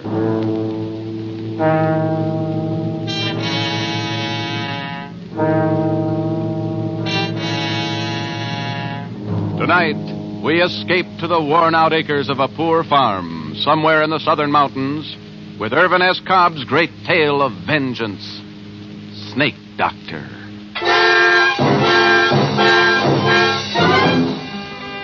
Far back in the southern mountains, it's quiet and hot and lonely. One pine-scarred hill is very much like the next, and one winding creek differs little from another. The area through which Cashier Creek twisted was the same as all the rest, except for the snakes. Deadly, venomous, cottonmouths moccasins. There are probably more snakes along Cashier Creek than anywhere else. Most people lived in constant, deadly fear of these snakes, but there was one man who even seemed to like them. A man they called Snake Doctor. His cabin was near the creek bottom where the cottonmouths were the commonest, and he earned his meager living by rendering down their soft fats, bottling their oil, and selling it. Snake Doctor seemed harmless enough, but there was one man who believed he was a colleague of the devil, who hated him, because he wasn't afraid of the snakes. This man was Jafe Mourner, the Snake Doctor's nearest neighbor. Jafe was that dangerous kind of man who suspected, feared, and hated anything he didn't understand. And he understood neither cottonmouths nor the Snake Doctor. Jafe was ornery, ignorant, and shiftless. He'd rather shoot squirrels than chop cotton. He'd rather fish than hoe corn. And that's what he's doing now. Fishing down at the big hole with his son and heir, Finney, who's old enough but not quite bright enough to handle a gun. Missed him, doggy. Finney, you blame fool. I told you not to touch my gun. Tromp on him, Pa, before he gets in the creek. What? The cottonmouth. What? Tromp on him in front of you. Cottonmouth. The vomit. The unugly vomit. You got him, Pa. Keep your foot on him. We'll stop at your stick. You don't need to, son. He's dead. Now, come here. Pa, how'd he hit anything with that rifle? I had a bead drawer right on him, and you I... darn fool. What do that for, Pa? Stirring up that filthy snake whilst I'm a-fishing. Heck, he was sunning himself not more than 2 feet from you. He was just 2 feet from you. Never mind that kind of talk. Won't be no fish around here till thunderation after all that racket. Well, come on, let's go home and get us some victuals. Jafe Mourner tossed his bait can into the creek and threw a stick after it. He stood there watching the stick drift slowly toward the big hole where the creek widened behind a jam of driftwood. Jafe watched as the eddy caught the stick and sucked it beneath the dam. Come on, Pa. Jafe was curious. He moved downstream a rod or two and waited, watching the water boil up from under the driftwood. But the stick didn't come up. That was strange. It must have caught under there in a tangle of water-soaked and sunken logs. Probably it'd stay there for months. Perhaps stay there always. Let's get some victuals, Pa. Jafe thought about this, and an idea began to form in his slow mind as he and Finney started for home. How much oil you reckon's in this, and Pa? Daddy? What you jawing about? This old cottonmouth. How much oil you reckon? Throw it down. Throw it down? Why for? I'm gonna Throw it down like I say. Oh, I was aiming on rendering the old cottonmouth fat like the Snake Doctor does. I was going to sell it and make myself some money. I don't like the squirming things around me. But it's dead. Leave it where it dropped. You scared on cottonmouths, Pa? I know better than to get myself bit by them. Hip Bailey knowed a fella got himself bit once. We're in a drap of liquor for miles. So he goes to work and he cuts open a live chicken. And he put on his leg where the bite was. Fella lived, too. Reckon Mr. Rives ever gets himself bit? I mean, handling cottonmouth like he does? Who? Mr. Rives. Who? Mr. Rives. That's old Snake Doctor's real name. Ma says I oughtn't call him Snake Doctor. Never mind what your ma says.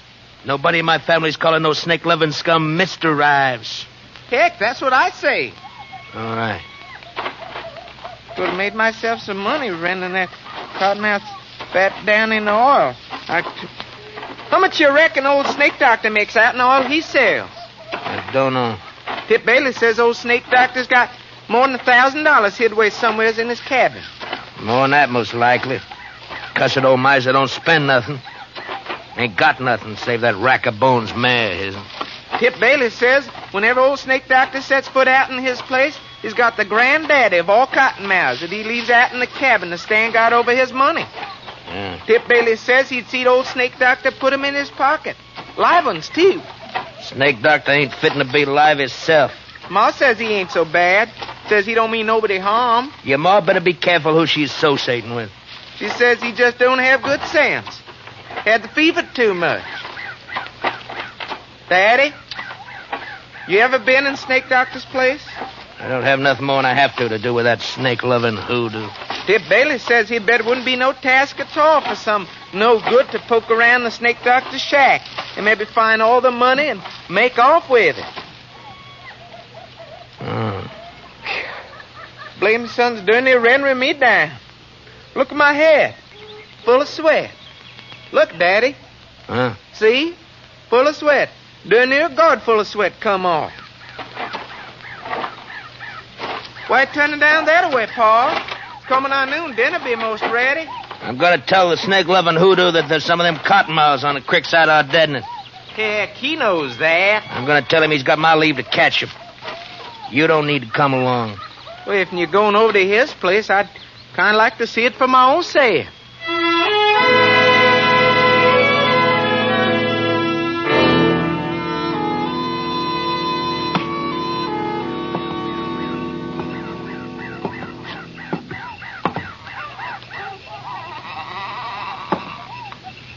Go on in, Pa. He ain't at home. Elsewise, he'd have showed himself by now. I reckon. Can you see any snakes? I told you to keep an eye out for him. I bet it's in one of them chinks, Pa. Pa, I bet the money's in one of them. I ain't looking for no money. Must be a dang snake himself, living in a place like this. I know you ain't looking for any money, Pa, but if and you was, wouldn't you look at that chink right up there? Where? Right there, second log by the fireplace on the right. You see that there hole? Yeah. I reckon I would look up there. Since we're here... I might as well see for myself. Pa, I wouldn't be a mite surprised if old Snake Doctor had him... Pa? Was you looking for something, Jake Marner? Snake Doctor. Yeah. I was looking for you. I want here. Yeah.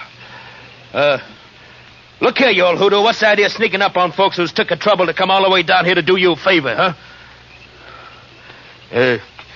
Come on, Fenny. We're getting out of here.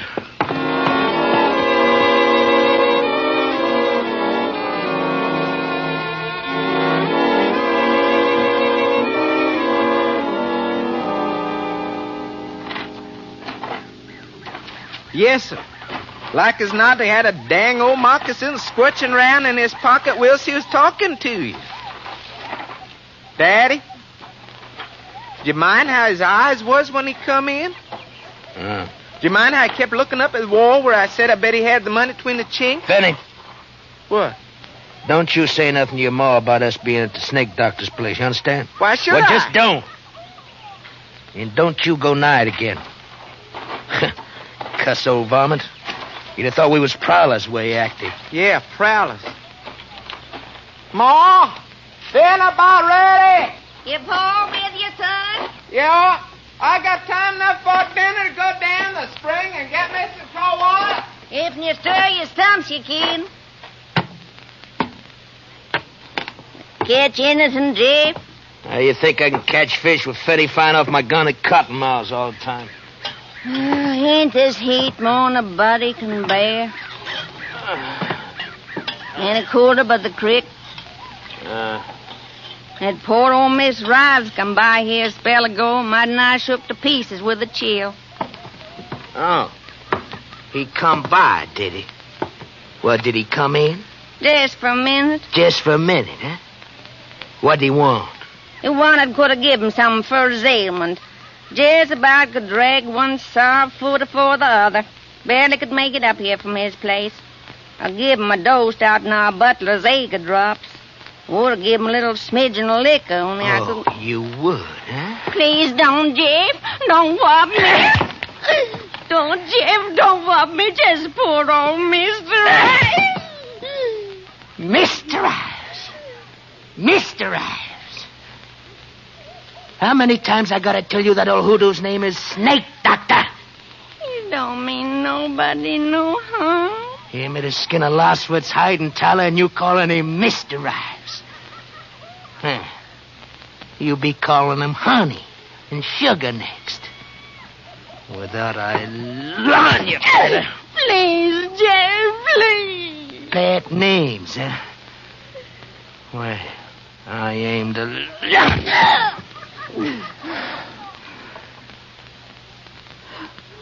What's his name now? Well? What's your poor Mr. Rives' name now? Snake Doctor.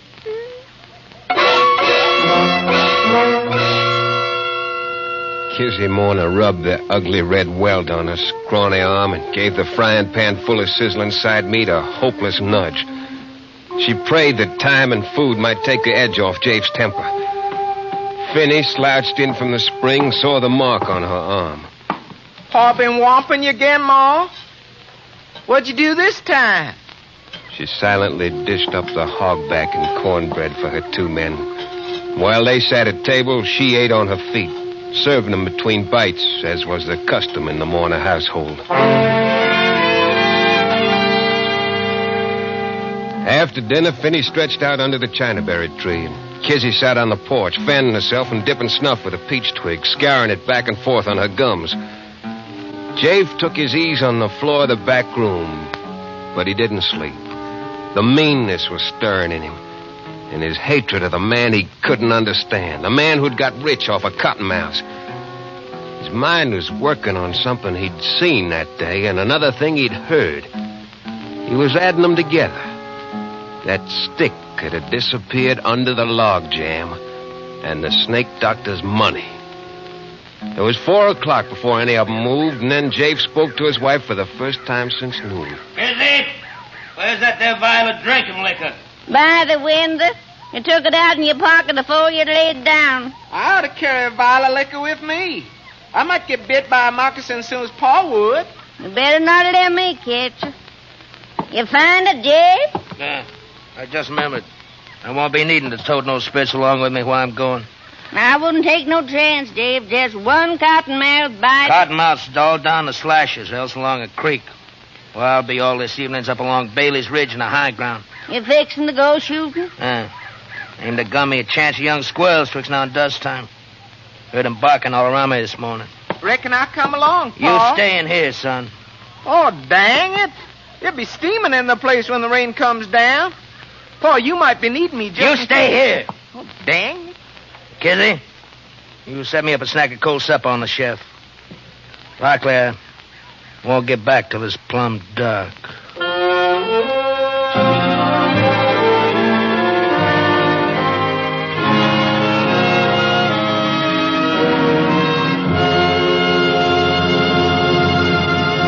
In just a moment, we'll return to the second act of Escape.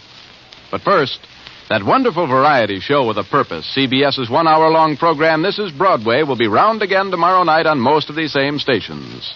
Comedian Abe Burrows, Broadway playwright George S. Kaufman, Master of Ceremonies Clifton Fadiman will all be here, playing host to the top stars of show business. Hear these top stars and their top acts.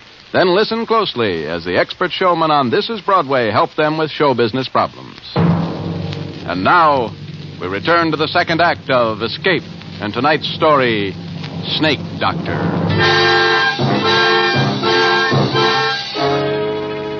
Jafe Morna turned north through his struggling cornrows, and in a minute he was lost from sight. He kept on for nearly a mile till he came to a wild red mulberry tree. Where there are mulberries, there are bound to be squirrels. Very neatly, he shot 2 young grays right through the head. But Jafe was a master marksman. And unsuspected by any who knew him, Jafe had another quality. One that made him more dangerous than the rest of his kind. Jafe had an imagination. Today it was in excellent working order. He tied the brain squirrels together and swung them over his shoulder. If needed, they'd be his alibi. And then he sat down under a tree for a while.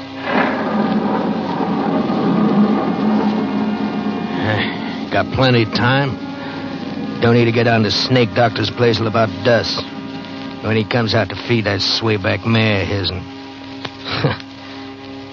Mr. Right.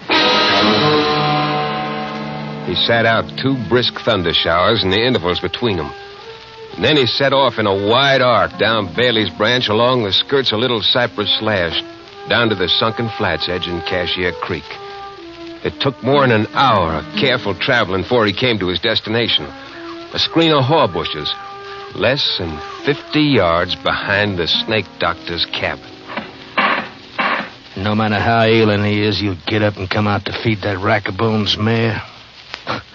Mr. Eyes. Well, I'll learn him to go colleaguing around another man's woman. Jafe Warner let his jealousy heat him to white hatred. At this moment, he was avenging his honor. Didn't admit even to himself that the real reason he was here was the Snake Doctor's money, hidden behind the log by the fireplace. Home-wrecking, snake-loving varmint. 10 minutes from now, I'll chunk him down a big hole in the creek like I did that stick this morning. And he'll go down and never come up. And nobody'll miss him. Nobody will know he's gone for leastwise a week, maybe a month.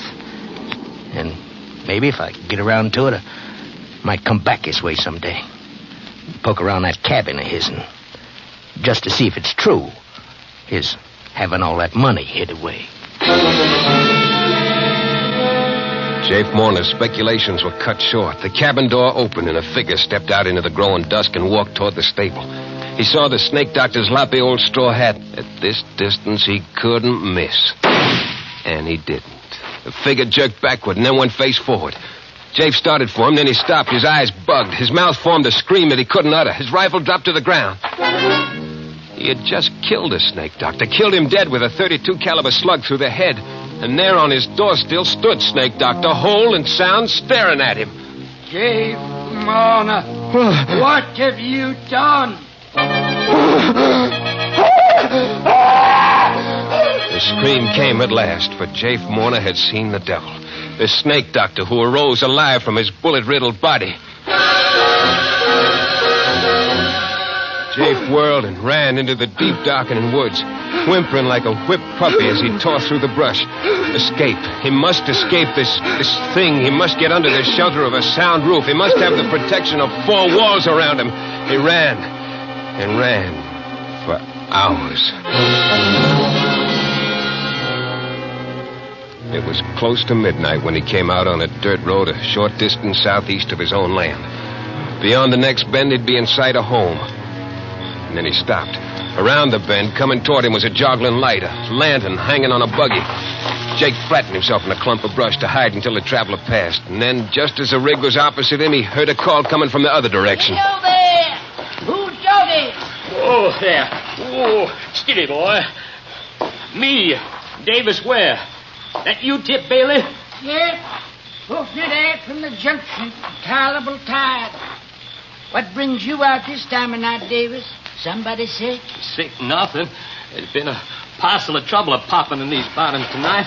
Steady, boy. Steady. What do you mean? A killing. That's what I mean. You don't say. Who got killed? I'm fixing to tell you.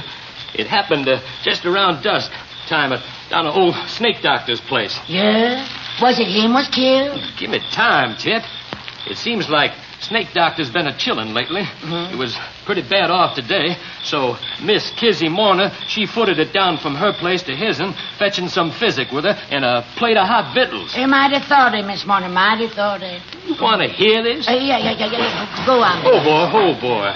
Well, pretty soon after she got there, it seemed like he was tired. And he tried to get up out of his bed to go and feed that old crowbait nag of his'n. Uh-huh. It started in again by then, pouring down hard. So she made him stay where he was, and she put on his old hat and throwed his old coat around her. And he wanted to keep out of the wet. And no more, and she got outside, and a shot came from the edge of the woods, and down she went with a bullet through her brains. Killed her? It Kizzy. was a dog. It was Kizzy. But who done it? It was that low-flung husband of hers done it, that's who. They certain it was him? Sure thing. Oh, boy. Sure thing, they're certain. Snake Doctor jumped up when he heard the shot, and he catched a quick look at Jafe over the fence. Uh-huh. There wasn't a long streak in Kiz's arm where he must have whopped her during the day. Why, hanging's a sight too good. Did they catch him? No, but they gonna. Sheriff get there yet? Oh, but he's due any minute with his pack of hound dogs. Oh. Trail ought to lay good. Ground being damp the way it is. Oh, for sure. Old snake doctor, he's a-saying the Lord's going to strike the murder down in his track. Amen. But me, I'm a-putting my main dependence on them bloodhounds. Oh, poor Miss Marner. She always was a good-hearted, hard-working woman. Kizzy. And mightily put She's upon dead. by that skunk. I Jake. shot Kizzy. Say, did you hear something just there? Can't say I did. Yeah. Oh, probably a rabbit breaking through the brush. Listen, Yeah? the sheriff's a-coming. Oh, yeah. Can you hear them hounds a-hissing? Oh, just for sure. I gotta hurry. Get out, Bessie. Come on. I'll see you back at the morning. You sure will. Jafe didn't waste no time mourning his dead wife. He had a chance against a pack of bloodhounds if he started right away. But Jafe's imagination went to work again as he backtracked along the creek bottom in the spotty moonlight. Gotta throw those dogs off the trail. You gotta wade the creek, even if it is full of cottonmouths. Must be all around me now. Folks say don't strike in the water. Hope them folks is right. Yeah, I gotta get back to the snake doctor's. Get his money while he's still up at my place with Kiz's remains. Get his money and the rest will be easy. I'll make for the deep timber, cross country to the river, make it by tomorrow sundown. Hire me a shanty boater to ferry me to the Arkansas side. It'll get me a haircut and catch me a train for somewhere else. And I gotta get Snake Doctor's money first. Snake Doctor's cabin was dark and empty when Jafe reached it. Only a few dull embers in the fireplace. But he knew where the chink was. He'd find it in the dark. He scrabbled at the logs, felt some bark give, felt the clay mortar crumble under his fingernails. There it was, a hole big enough for a man's arm. He plunged his hand into it, touched something slick and smooth, and then something sharp plunged into his thumb. At that moment, the fire flickered to life. Jafe yanked his hand out of the hole, saw two tiny bleeding punctures in his thumb. At the mouth of the hole stretched the wide-open jaws of a cottonmouth. It worked fast. He felt the pain leaping from his thumb to his hand, seeping up his arm. If only he had some liquor. If he had a fresh-killed chicken to slap on the wound, but he had nothing. Then a sharp, horrible pain wrenched his heart, and then a second. And there in the firelight, the huge cottonmouth poised in its crevice. Jafe leaped out of the shack, started blinded for the timber. He staggered, stumbled, then he pitched forward on his face, his open mouth full of weeds and muddy grass stems. The cramping fingers of his outstretched right hand almost touched a reddish-black smear on the wet, trampled grass.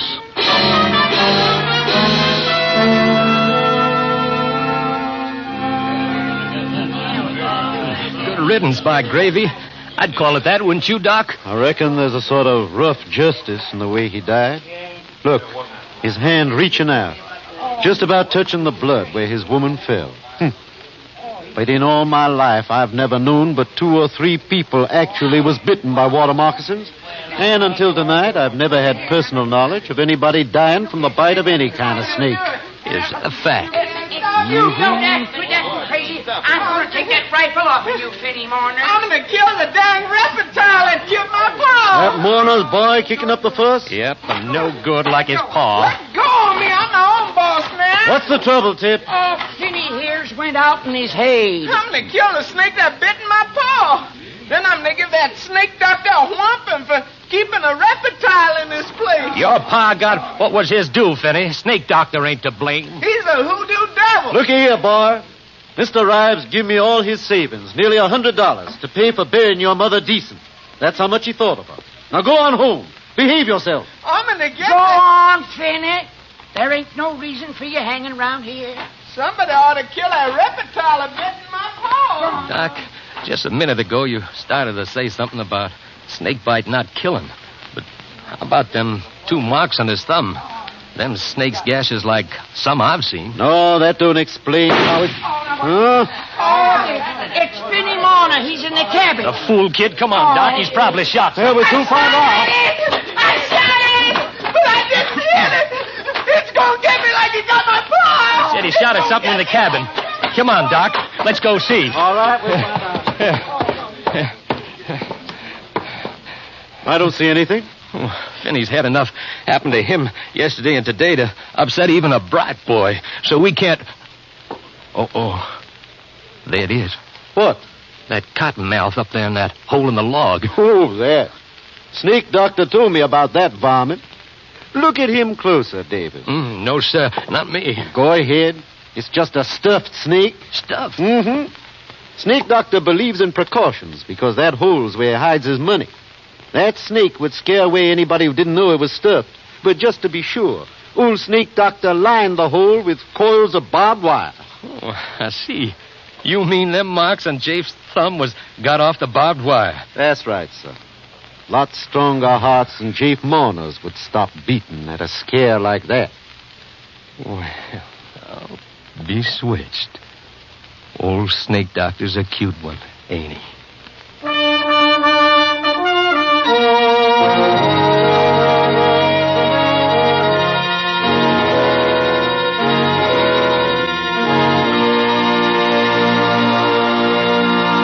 Escape, produced and directed by Norman MacDonald. Tonight brought you Snake Doctor by Irvin S. Cobb, adapted for radio by Fred Howard, starring Bill Conrad as Jafe with Paul Frees as Finney.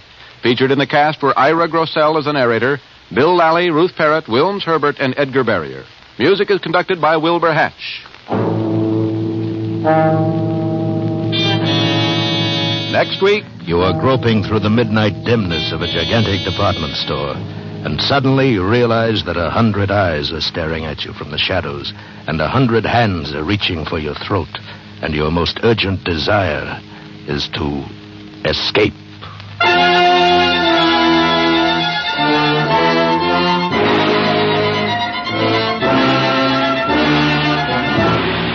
Next week, we escape with John Collier's story, Evening Primrose. Be with us next week at the same time when once again we offer you Escape. Ethelbert is at the bar, and Ann and Casey are about to enter on another thrilling crime photographer adventure. Tonight it's a story entitled Big Danger, and it'll be along on most of these same CBS stations in just a moment. This is John Jacobs speaking. This is CBS, the Columbia Broadcasting System.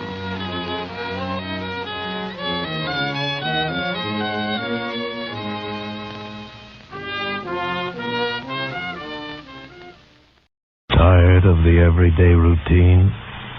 Ever dream of a life of romantic adventure? Want to get away from it all? We offer you Escape. Escape, designed to free you from the four walls of today for a half hour of high adventure. Tonight, we escape to the high mountains of Peru and the hunt for a fabulous treasure of ancient Inca relics for which men are willing to die and to kill, as David Dodge tells it in his exciting novel, Plunder of the Sun.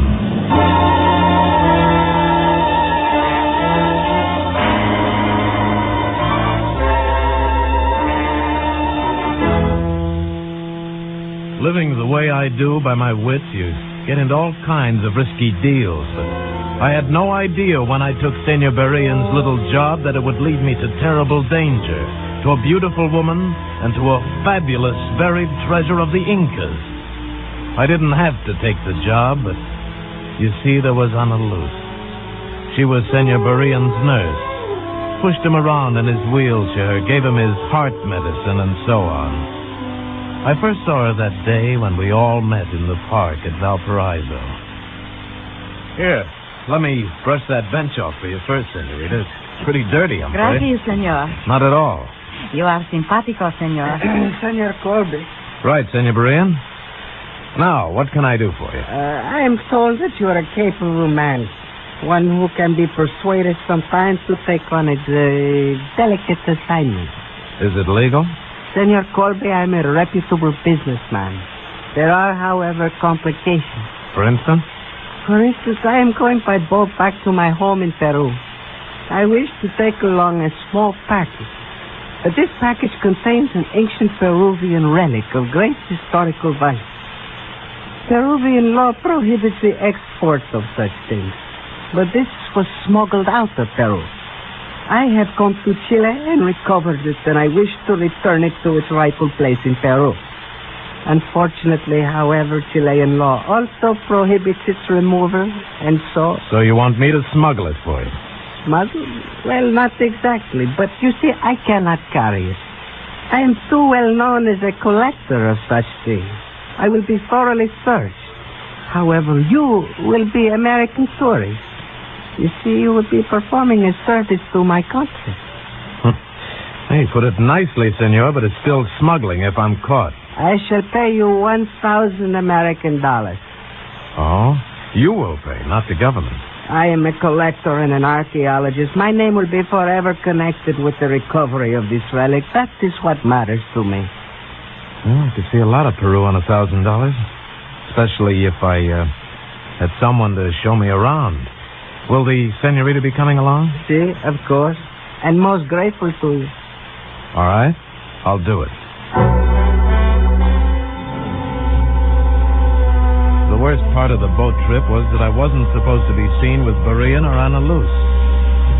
The first day out, I was standing at the rail talking to one of the passengers, another American, as they came along. Yeah, it's a nice country. Lots to see in South America. Have you been to the Inca ruins in Cusco? No, I haven't gotten up that far yet. Oh, well, you'll find it... Oh, pardon me. Well, buenos dias, Don Alfredo. Yeah. Buenos dias, senor. You're in good health, I trust? Sí, gracias. And how are you, Ana Luz? I am very well, Senor Jefferson. Gracias. Good. I hope to see you later, perhaps. Hasta luego, senor. Oh, sure. Hasta luego, Don Alfredo. Your friend seems surprised to see you here. Surprised? He almost had another heart attack, the old robber. Interesting-looking man. Who is he? Name's Berean, Peruvian dealer in antiques. Oh, and the girl? Oh, his nurse. Even more interesting. Yes, isn't she? Tell me, are you perhaps also a dealer in antiques? Me? I'm just a tourist, like you.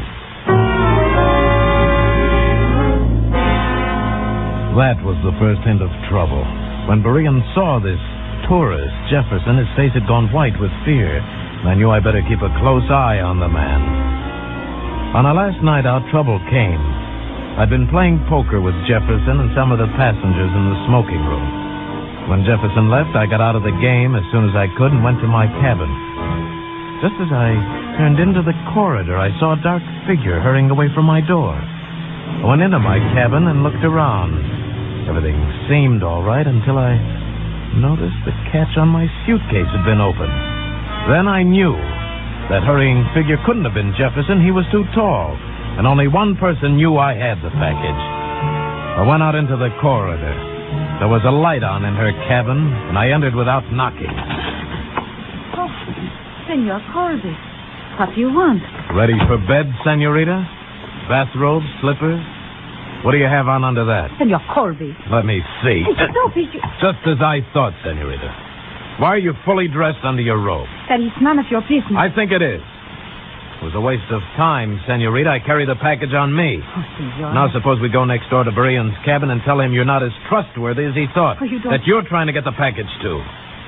We'll let him find out why. All right, come on. He's asleep. We'll wake him up. You cannot. I have given him sleeping pills. We'll see. Come on. Take your hands off me. Let me go. Wait. Huh? That was Senor Berean's little bell. Beside his bed. There's something wrong. Now listen. Let me go. I must go to him. All right, we'll go together. Where's the light?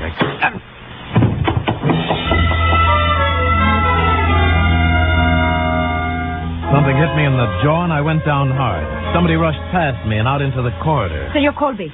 Senor Colby. Hurry, turn on the light. Huh? By the door. Something is wrong. All right. Wait a minute. Don Alfredo. Don Alfredo. Yeah. Something's wrong, all right. He's dead.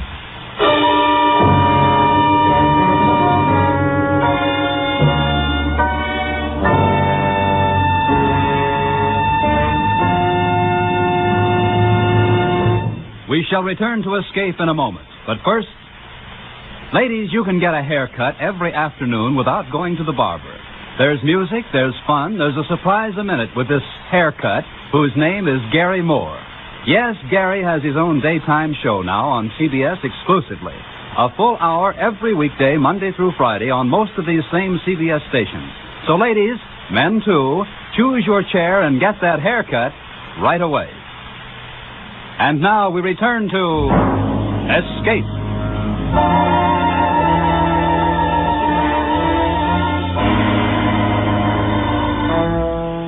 Don Alfredo Berean was dead of a heart attack, or so the authorities in Callao said. I wasn't so sure they were right, but they seemed to want as little trouble as possible. All I wanted then was my $1,000. But it looked like I was holding the bag unless I could find out what the package was and turn it into money. As soon as I was alone in my hotel room, I unwrapped it. All it contained was a tangle of little colored strings and a page of old manuscript in a language I didn't know. I could make nothing of it, so I took it to the curator of the Callao Museum. Very interesting, very. Where did you get it? From a friend. What is it? A Kepu. An Inca message cord. A beauty. Yeah, what's the message? It is not exactly a message, senor, just a reminder of a story already known to the teller. Like tying a string around your finger for a reminder. Was there no manuscript in it? Perhaps. Ah, then the manuscript will tell the story. Look, can you translate it for me? Unfortunately, I do not know the language of the Incas. Well, could you recommend anybody? The best is Don Alfredo Berean. No good, he's dead. What? Don Alfredo dead? This morning of a heart attack on the boat from Chile. Oh, a pity. He was a fine man. Now, I don't know. Perhaps Senor Najarro could do it, but I strongly advise you to turn it over to the museum. Under Peruvian law, it belongs to the government. Should you try to exploit it, you might get into serious trouble. Thanks, I'll remember that.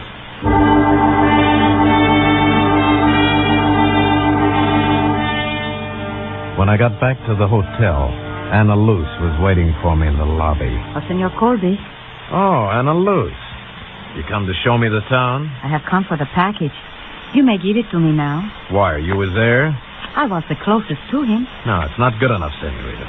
He obviously didn't mean for you to have it, or you wouldn't have tried to steal it from me. Well, I must have it. For me, it is a kind of ransom. With it, I may buy my freedom.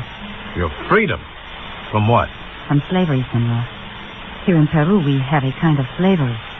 My family was too poor to care for me, so they gave me to a rich family as a servant.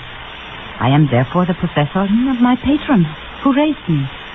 With this package, I can repay my debt to him and thus be free. But if Berean was your patron, it would seem that... He was not my patron. Who then? I cannot tell.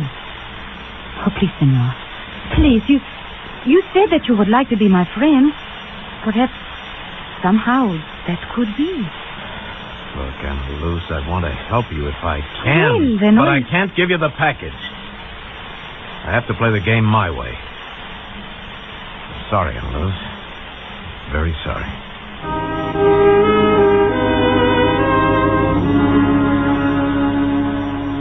Suddenly, she was dead-looking and walked away from me. I knew she wasn't lying, that it was terribly important to her.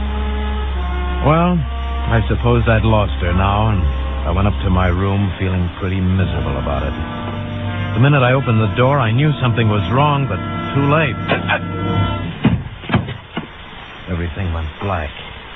When I came to, I was trussed up on the bed, tied hand and foot, and Jefferson was standing over me, the package in his hand, grinning. You were pretty easy, chum.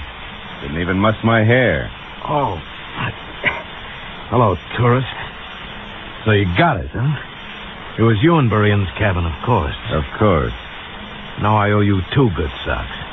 Not to mention something for Berean's murder and the loss of my commission. I didn't kill him. He was dead when I got there. So you said. So I say. Anyway, now you can forget it, chum. You're all finished with this little party.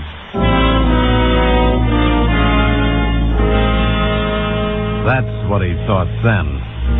And as he left, I was wondering how he'd feel when he unwrapped the package and found it full of old newspaper clippings.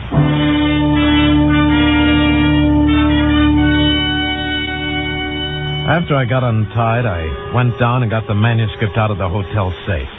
Took it to a photography shop and had 3 blow-up prints made of it. One of these I cut up word by word and separated the words into 3 piles. One pile I took along when I went out to look up Senor Najarro. He turned out to be an old crow of a man, bald and harmless looking, but sharp. See, very interesting. These words are cut from a photograph of a manuscript, and you want me to translate them?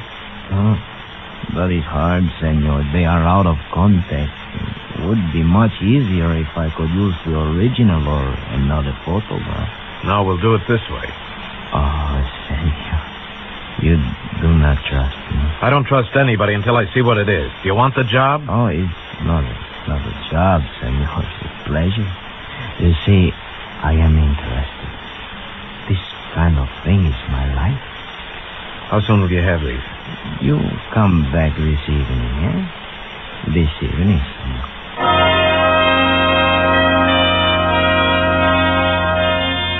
I went back to the hotel and put the original manuscript and 1 copy into the hotel safe. Then when I turned around, I saw Anna Luce standing across the lobby watching me. I started toward her, but she turned and almost ran out of the hotel. Seeing her run from me like that hurt. But I had to go through with it. I had a feeling that it was mostly for her that I was doing it. And to kill time till I could go back to Najarro's, I bought a copy of Prescott's book, The Conquest of Peru, hoping to read up on the Incas and perhaps find a clue to the manuscript. As it turned out, that was unnecessary, because while I sat there in the hotel patio, I had a visitor. Hello, chum. Well, Jefferson, what's new in the papers? Yeah, you're smarter than I thought. Smart enough not to have it on you, then or now, huh? Maybe we better be partners. Partners? Yeah, you've got the package. I know what it means. I'll know what it means, too, very shortly. You didn't give it to Najarro? What do you know about him? He's the only logical one. And he'd give his soul to get his hands on that manuscript. He's worse than Berean, you fool. Don't worry, he hasn't got it and he won't get it. He's merely translating isolated words. Hey, you are smart, aren't you? But even that may be dangerous. We've got to beat him to it. To what? To millions, literally millions in gold. Lost Inca treasure. You can read about it in that book you have there. How they had so much gold they paved the streets with it. How they hid it away, buried it when their empire fell to the Spaniards. It's all there. And the manuscript you have gives the exact directions on how to find one part of it. A part that's sure to be worth $1 million at present value. No wonder everyone's after it. Now, look, there's no time to waste. Give me the manuscript. I can translate it. You're a man of many accomplishments. I've been an archaeologist. Never mind that. I can translate it. If we're going to be partners. I'll think it over.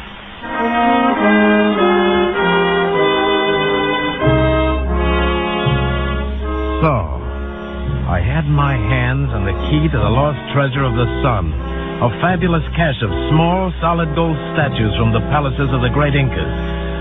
Oh, it was a little breathtaking, and I was still in the clouds when I went back to Najarro's that night.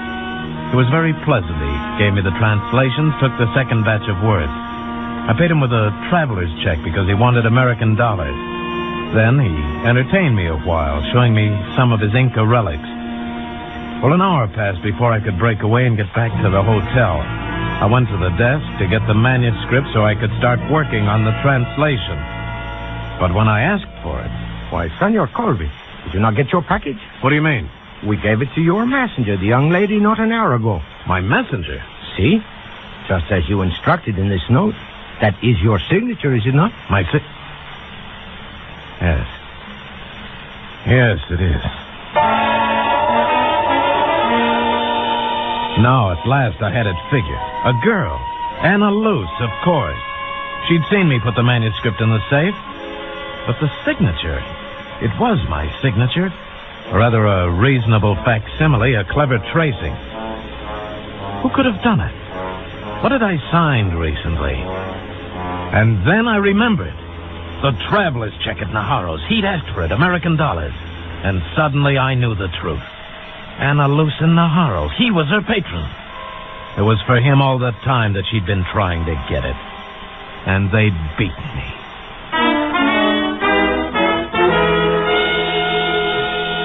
Only not quite. I still had up in my hotel room between the pages of Prescott's book the third print of the manuscript. And they didn't know about that. I hurried up and got it, and then I went to Jefferson's room. Yeah? Who is... That makes us even, Jefferson. Now we're partners. So get up and get to work on this print. Come on. I'll fix you later, chum. Right now, what changed your mind? Najaro got the original. We'll have to work fast. The treasure will be at Cusco, won't it? Sure. The old Inca capital. Well, near there. Then while you're working, I'll get the tickets to Cusco. We'll leave on the first train.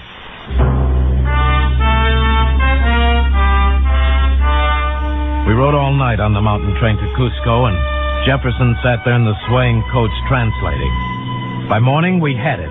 The directions to $1 million in gold, maybe more. In Cusco, we obtained burros and supplies and an Indian guide named Tasho. And by sundown, we were in the shadows of the tremendous, brooding ruins of the Inca palace.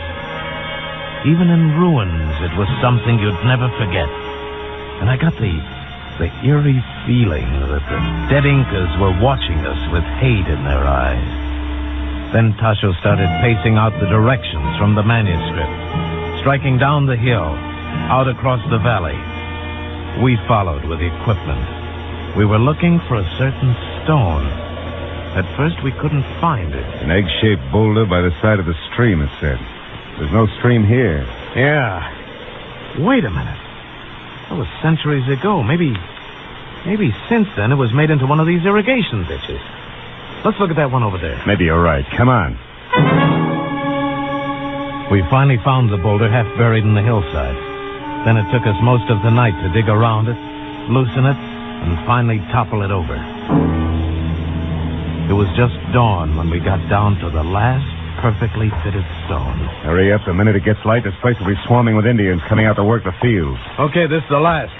Have Tasho lend a hand, will you? Right. Come on, Tasho. Easy now. There. Good Lord. Look at that. Just feast your eyes on that. Solid gold. And look at the beautiful carving. These are magnificent, priceless pieces. Not priceless, chum. They'll bring a very pretty price when they're melted down to bullion. Oh, no, you couldn't destroy works of art like this. No? Come on, let's load them up. We had to hurry loading the small but heavy gold statues on Tasho's burros because it was fast getting light. Once some Indians passed not 50 yards from us, but they didn't see us. We were at last finished, and suddenly Jefferson turned to me. Okay, chum. So long. Huh? What? What's the idea of the gun, Jefferson? Just for you, chum. You've got a stronger heart than Berean. I'll have to shoot you. So you did kill Berean? Just scared him to death. Stuck the gun in his face. Ready now? Hey, goodbye, chum.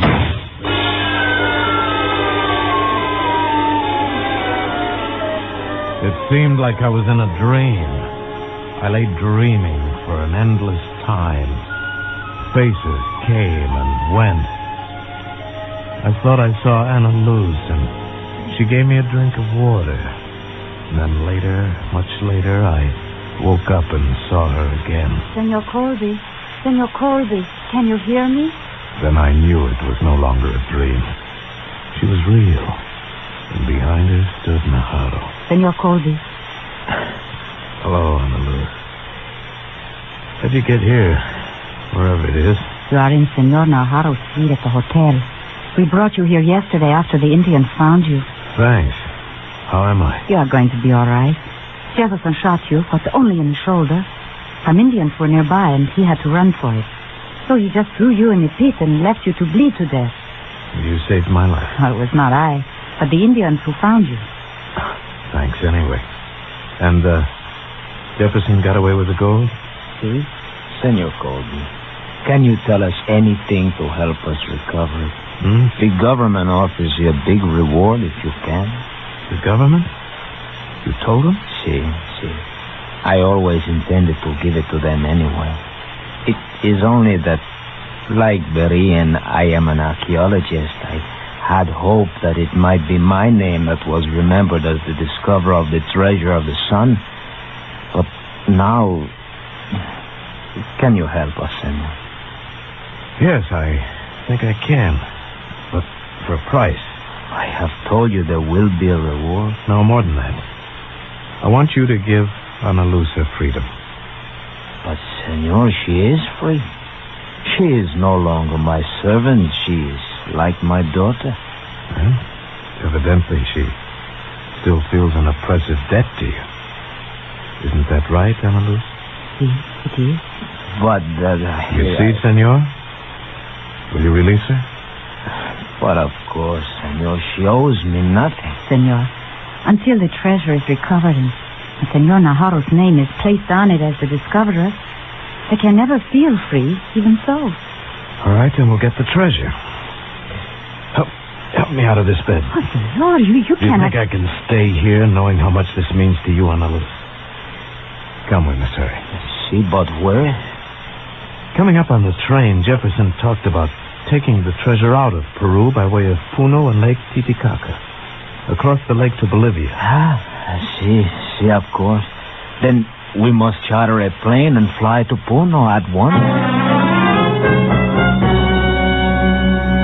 We flew up to the lake 12,000 feet high in the Andes with the government commandant. He had a company of soldiers stationed there. Jeff would be able to get in, but our job was to be sure he didn't get out. Soon after we arrived, his soldiers brought in the word. They had found the body of Tasho, shot in the outskirts of town. Then he is here already. And he's unloading excess baggage in his own familiar way. We shall search every house. We shall scour this entire shore of the lake. We'll find him. He will hang for murder. Commandant, there's no way he can get around the lake by land, is there? Senor, these are some of the highest mountains in the world. It is impossible. And there is only one ship to the Bolivian shore. It leaves in the morning. We shall search every inch of it. We shall not get away now. But by morning we weren't so sure. Every house had been searched. The shore had been scoured and the ship gone over inch by inch. Jeff was nowhere to be found. The Bolivian steamer was whistling impatiently for clearance to set sail. They cared nothing for the search since there is no love lost between the two countries. Finally, the commandant let them go. He could do nothing else. As we all stood and watched, it pulled away. I did what I could. I could not hold him any longer. I am afraid that we have missed him. I know it. I feel it. He has escaped. Ana Luz, don't cry. Oh. Perhaps still there's a chance. No, he is gone. I will never feel free now. Wait a minute. What's that? Look, out in the channel. A little native raft. It's making for the steamer, trying to head it off in the channel. That's him! Come on! The commandant and I jumped into the police launch at the pier. It looked like a close race. If they stop. They're slowing down for him. What if he gets aboard? Will they let us have him? No. The Bolivians would only laugh at us. Then we've got to make it. We've got to. The commandant got everything he could out of the launch. But Jeff had almost reached the ship when we got there. We swung around the steamer and... Halt! Stop! Swing in between him and the boat. There. Stand where you are, Senor Jefferson. You are under arrest. And when Jefferson saw me, hate filled his eyes. The hate that's part of the gold fever. And he raised his gun and pointed it at me. It was lucky for me that the commandant was quick on the draw. Might have been me instead of Jefferson who toppled over into the water.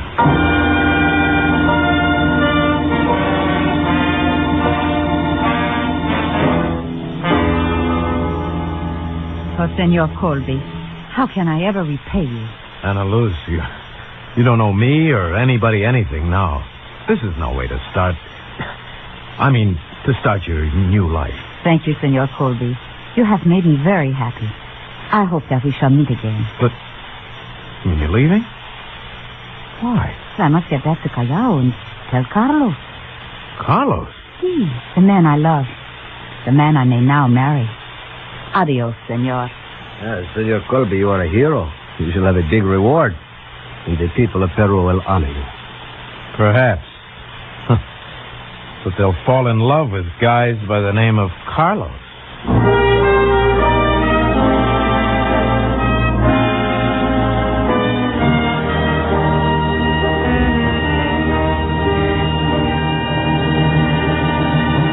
Escape is produced and directed by William N. Robeson. Tonight we have presented Plunder of the Sun by David Dodge, adapted for radio by John Dunkel. Featured in the cast were Paul Frees as Colby, Gerald Moore as Jefferson, and Lucille Meredith as Anna Luce. Also heard were Harry Bartell, Charlie Long, and Tony Barrett. Special music was arranged and conducted by Del Castillo. Next week. You are imprisoned in a lonely lighthouse off the steaming jungle coast of French Guiana. Your comrade, a maniac and a coward. Your captors, an army of gigantic, hunger-maddened rats. Next week, we escape to a nightmare world of terror and violence, as George Toulouse describes it in his hair-raising tale, Three Skeleton Key. Goodbye, then, until this same time next week, when once again we offer you Escape.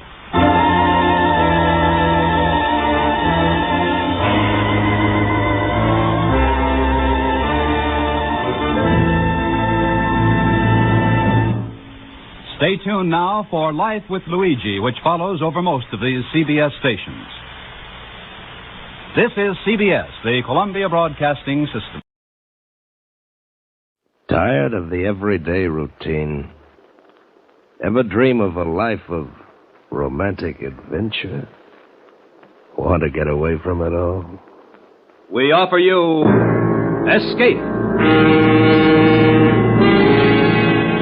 Escape. Designed to free you from the four walls of today for a half hour of high adventure.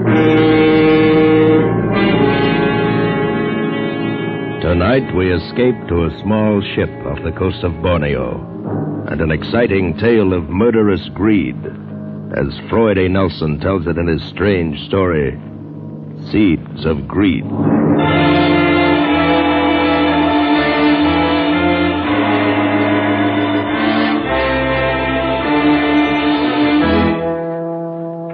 This is it.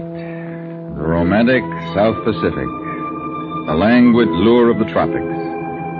A ship at my command to take me any place I might choose. A jeweled tiara of sky above and an ocean of emerald velvet below. To my left, the languid coast of Borneo. To my right, the Sulu archipelago. Such romance, such gentleness. Such maddening, unbearable gentleness.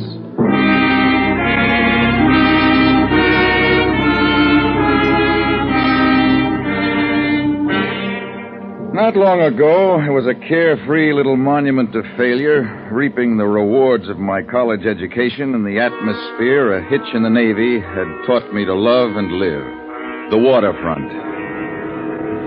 Maybe it's the atmosphere. Maybe it's the people you meet. Or maybe it's the margin you can make on the exchange of drinks with guys in port fat with sea pay. Take this guy Lee, for instance. An Oriental little guy whose correct English told you it was adopted. I had him figured wrong from the beginning. Mr. Braun? Mr. Kenneth Braun? Yeah, that's right. My name is Lee. Lee Tse Tung, if you prefer. I don't. May I join you? Sure, Lee. Pull up a buck for a couple of drinks and sit down. Certainly. Here. Al, same thing here. Okay. What's yours, Lee? Nothing, thank you. I do not indulge. Oh, okay. Thanks, Al. Sure thing. Well, Lee, I've got the bait. Set your hook. What's on your mind? You were pointed out to me as a man who knows boats. Just like the Navy. And also as a man who might be induced to gamble. Well, I can't contradict. But if you will pardon me, as a man who is more than casually devoted to drink. I can take it or leave it. At the moment, my mood says take it. Your health, Lee. Yes, but for that one failing, Mr. Brown, I could offer a very interesting and profitable proposal.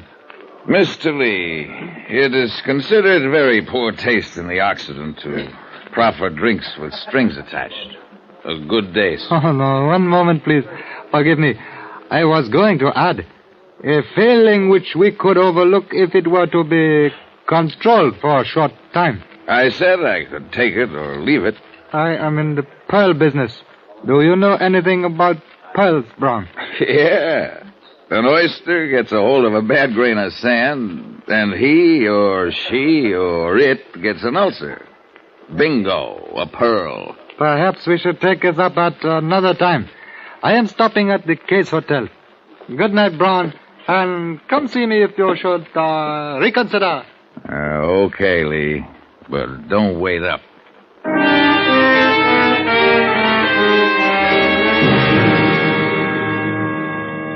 I hate the warm feeling of elegance that takes me over after the fifth drink. I hate myself. I hate morning. Worst of all, I hate waking up without a little hair of the dog and not a nickel in the poke to supply it.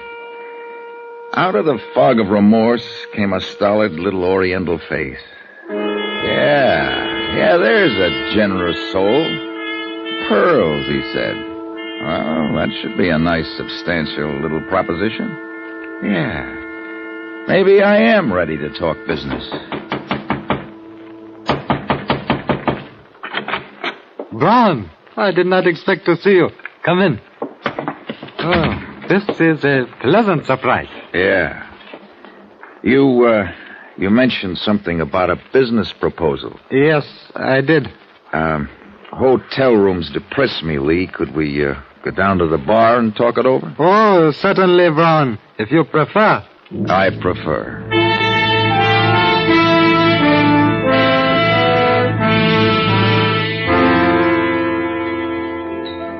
You mentioned something about the pearl business. Yes, Brown. I didn't think. That is, I thought that might have slipped your mind. Well, things aren't that bad, Lee. Tell me more. Oh, we could be very useful to each other, Brown. I have the information on the equipment. You have the experience without which the equipment is useless to me. Yeah. We can turn an enormous profit in very short time. Uh-huh. I have just completed a transaction whereby I become owner of small ship equipped with certain scientific devices for probing the ocean floor. Sonar equipment. I believe that is the name. I hate to disillusion you, Lee, but you can't bounce an echo off an oyster. It'll never work. That is not my intention. Well, then how does sonar equipment fit into the pearl business? These pearls, a great fortune in pearls, are all in one package. Ours, for the taking. Salvage? Yes. I fell heir to chart upon the untimely death of a friend. On that chart is indicated the position of a vessel sunk during the war somewhere between the Sulu archipelago and the northeast coast of Borneo. Yeah. I have reason to know that on board at the time of the sinking was the personal fortune of a certain sultan, as well as the assets of his constituents. There was one survivor. And you hope to locate that vessel with this sounding gear? I do. Well, what about getting the stuff up after it's located? I also have diving equipment. And you want somebody who knows how to operate the gear? Precisely. Well, what's your deal? I am prepared to offer you 1/4 of any treasure we may locate. For that consideration, I could offer about 1/2 of what I know about your equipment. I don't understand. For a 50-50 share of any loot, I could offer 100% cooperation. Oh, I see. Brown, you're shrewd. It surprises me you are not more prosperous. All right. 50-50, as you say. All right, you've got yourself a boy. To you, partner. Now, one for the road, and we'll go look at your ship. Okay, partner? Okay, partner.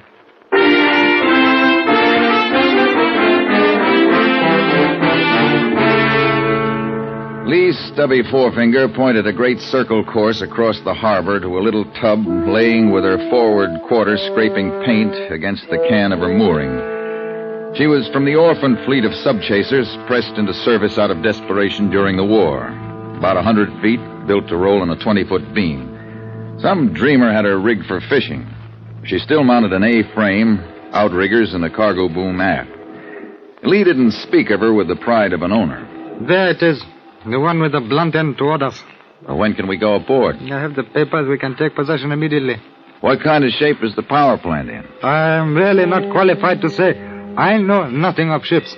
But I am sure she will need work before we... What is it you say? Cast out? Yeah. Well, give me 2 days to work over the plant, and I'll have her ship-shape and shaken down. If she's standard, she's got 2 671s on the generators and 2 pancakes on the main plant. A couple of spare injectors and some baling wire will see her to Timbuktu. You will need a crew, won't you? An inexpensive crew. Yeah, a couple of hands to do the dirty work. We could get by with one if you could take a turn at the wheel. Perhaps I can learn. Yes, perhaps I can learn to drive the ship. Good. I'll line up a hand. These waterfront bars are full of guys looking for a chance to go fishing. Oh, you seem to understand what I want, Brown. I will leave everything to you.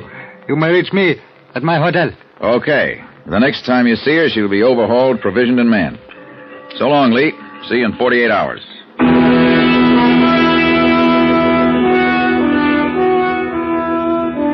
She was in surprisingly good shape. Her batteries charged right up on the generators. Her oil was clean and her linkage tight. I replaced a corroded condenser on the sonar gear, pressure checked the diving suit, and put new pistons in the compressors. One straight 24-hour shift, and she was shaken down and ready for a crew. I set out to meet my man on common ground. I found him being escorted out of Casey's bar by Casey himself. You young hoodlums are a disgrace to the sea. You'd better get some salt behind your ears before you start something in my place. Let go. Now get along with you. Let go. And don't be coming back. You brother of a pig. Oh, what's the matter, sailor? Slippery deck? You be quiet or I stick you. All right, stow the ship, kid. The jails are too full now. I'm going to kill that pig. Get out of my way. All right, stay out of there, kid, and stow the knife. I still get that fat pig someday. You're new around here, aren't you? How'd you know that? Well, you wouldn't tangle with Casey if you weren't. Where are you from? Ensenada. I have papers. In my room, I have papers. I didn't ask you. You didn't ask me either. But I'd advise you to get rid of that knife. With a temper like yours, you can cut yourself off a life sentence. So far, this knife knows only the blood of fish. I have never been kicked by a fish. I can use a man who can handle a knife. You working? No. Come on, I'll buy you a drink. All right. Now, what's your name? Costa. Antonio Guillermo de la Costa. Okay, Tony. 2 double shots later, I had my man. A pathetic little guy with no roots in a barren world. I set him to stowing provisions while I cleared the paper and gold braid department of the Commerce Building and picked up a couple of 100 fathoms of useless shark net to flake out for effect. Then I called Lee. He was impressed. You have accomplished a lot in very short time, Brown. You must have worked day and night. Yeah, I can sleep underway. Where is your crew? Below. He's stowing provisions in the galley. I see. Does he meet our specification? Exactly. Good back with not too much above it. Except a nasty temper. Good. He thinks he's going fishing. That explains these nets? Partly, Lee. Also, there's an unwritten law of the sea that gives fishing craft a wide berth. Clever, Brown. Very clever. Practical. Is everything in first-class condition? Everything. The diving gear is tight, and the sonar readings check right on the nose with the charts. Then we are ready to cast off? Anytime. Then let us go. Head out west-southwest, Brown. Right into the sun. Right into the sun.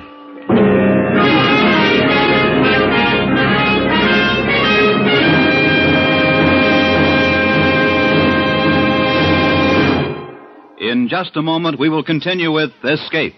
But first, Groucho Marx, Bing Crosby, Dr. Christian, and George Burns and Gracie Allen will be back with you tomorrow night on most of these same CBS stations. Al Jolson will join Bing in another of their unparalleled exhibits of wit and song. George Jessel will be the special guest of George and Gracie. Stay tuned to CBS for this wonderful midweek Wednesday night listening. And now we return you to the second act of Escape.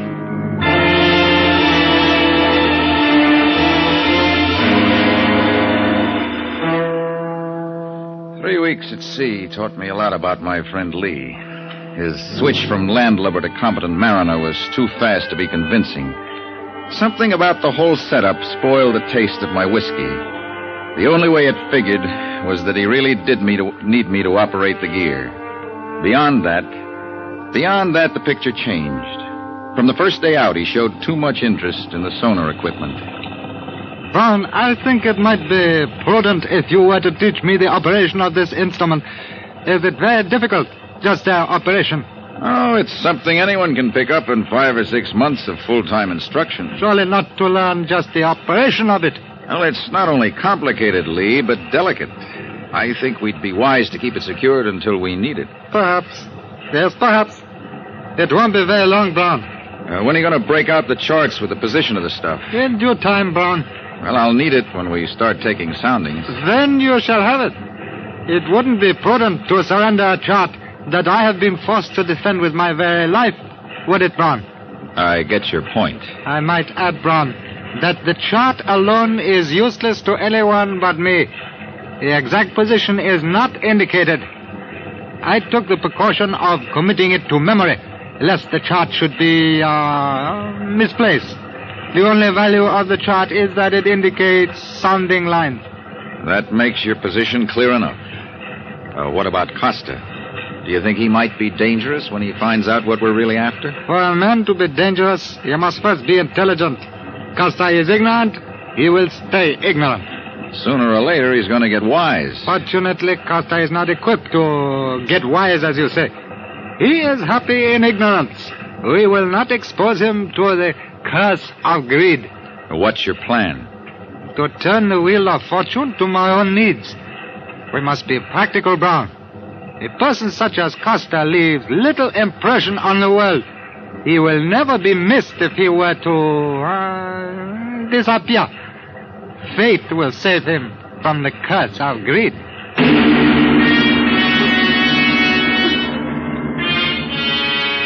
The late afternoon of the 22nd day, I saw Lee's methods put into practice. Cold, efficient, ruthless practice. It happened so fast, I was helpless to do anything about it. Costa was splayed out on the nets near the stern, sound asleep, when Lee appeared from nowhere. Without warning, Lee let fly a vicious kick. Costa's blade flashed. Lee stood motionless until Costa closed. Then Lee grabbed Costa's knife hand and whirled, twisting Costa's arm into a lever and using the momentum of his rush, tossed him effortlessly over the rail to disappear in the swirling wake.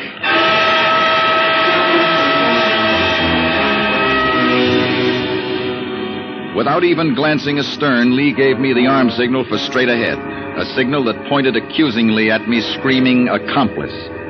His face was still frozen in trance-like serenity when he appeared on the bridge. It is now you and I, Brown. Yeah. These things are distasteful, but on the other hand, Brown, life itself can be distasteful. Oh, wasn't there some other way to handle it? Couldn't we have put him off somewhere in the island? Your whole life in too high esteem, Brown. We could have put him off at some island, but then, Brown, we would have had to wonder about his welfare. Now his troubles are over. He has peace. He no longer has to struggle, as you and I. He didn't have much chance to struggle, did he, Lee? He was not one to struggle intelligently, Brown. Struggling, not directed by intelligence, can destroy. Where does strength, muscle fit into your theory? If you'll pardon a personal reference, Brown, I long ago subscribed to the teachings of an Eastern cult which believes that the intellectual neutralizes the physical. Therefore, there is no difference in stature among men, only a difference in mental power. We do not destroy.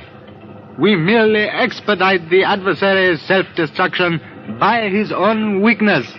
Costa's temper, huh? Exactly. One does not think in temper. He merely acts, and so destroys himself. Do I make myself clear? Not especially, but I'll think it over.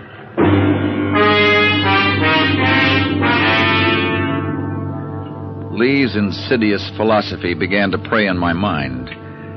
I knew I was on the last leg of a one-way trip. I knew he was perfectly competent to take over the ship at any time, but I still felt reasonably safe. It would take 2 men to handle the instruments to locate the pearls, and beyond that, 2 men to get the stuff up. After that, I would worry about my failings and which one Lee would pick to destroy me.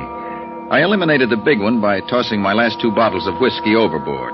We were cruising somewhere between the lower Sulu archipelago and the northeast corner of Borneo when Lee broke out a dog-eared chart of Dutch origin. Cut it back, Brown. Now, somewhere within the radius of this circle, our fortune waits to be taken. Now, let's see. The charts indicate a sandy bottom, and that's good. The currents go southwest. He falls off to deeper water to the south. I understand the charts, Brown.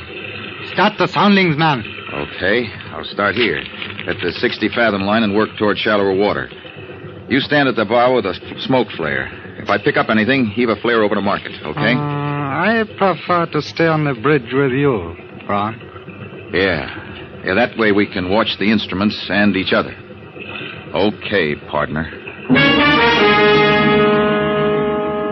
I worked each depth line half a mile from the point Lee established as center, staying parallel to the soundings indicated on the chart. 3 times over the area showed nothing but a uniform bottom.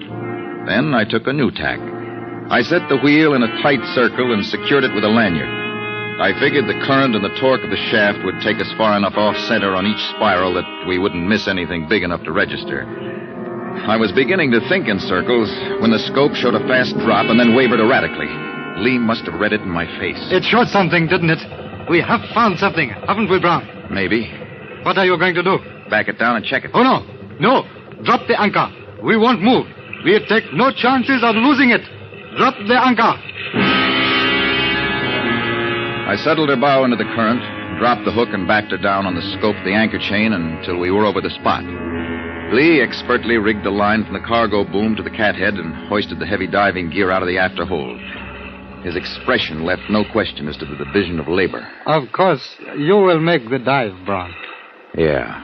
We cannot risk losing a life when 2 men are necessary to complete this mission, can we? Not your life, Lee. Yeah, I'll go down there. But just in case you have any ideas about letting my weaknesses destroy me... Oh, come now, Brown. You're not falling prey to the curse of greed, are you? No. And I don't intend to fall prey to anything if I can help it. You don't have faith in me. That's right. But you must have faith in me. We must work together. Until we locate the stuff and get it up. After that, Lee, only 1 man is necessary. That's what worries me. Are you afraid, Brown? Does fear number among your weaknesses? Yeah, Lee, it does. I don't know how to reassure you, Brown. Do you have solution? Yeah, Lee, I do.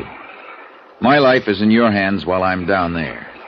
Unfortunately for you, my life is the only link you have between the pearls and this ship. Only a fool would break that link, Brown.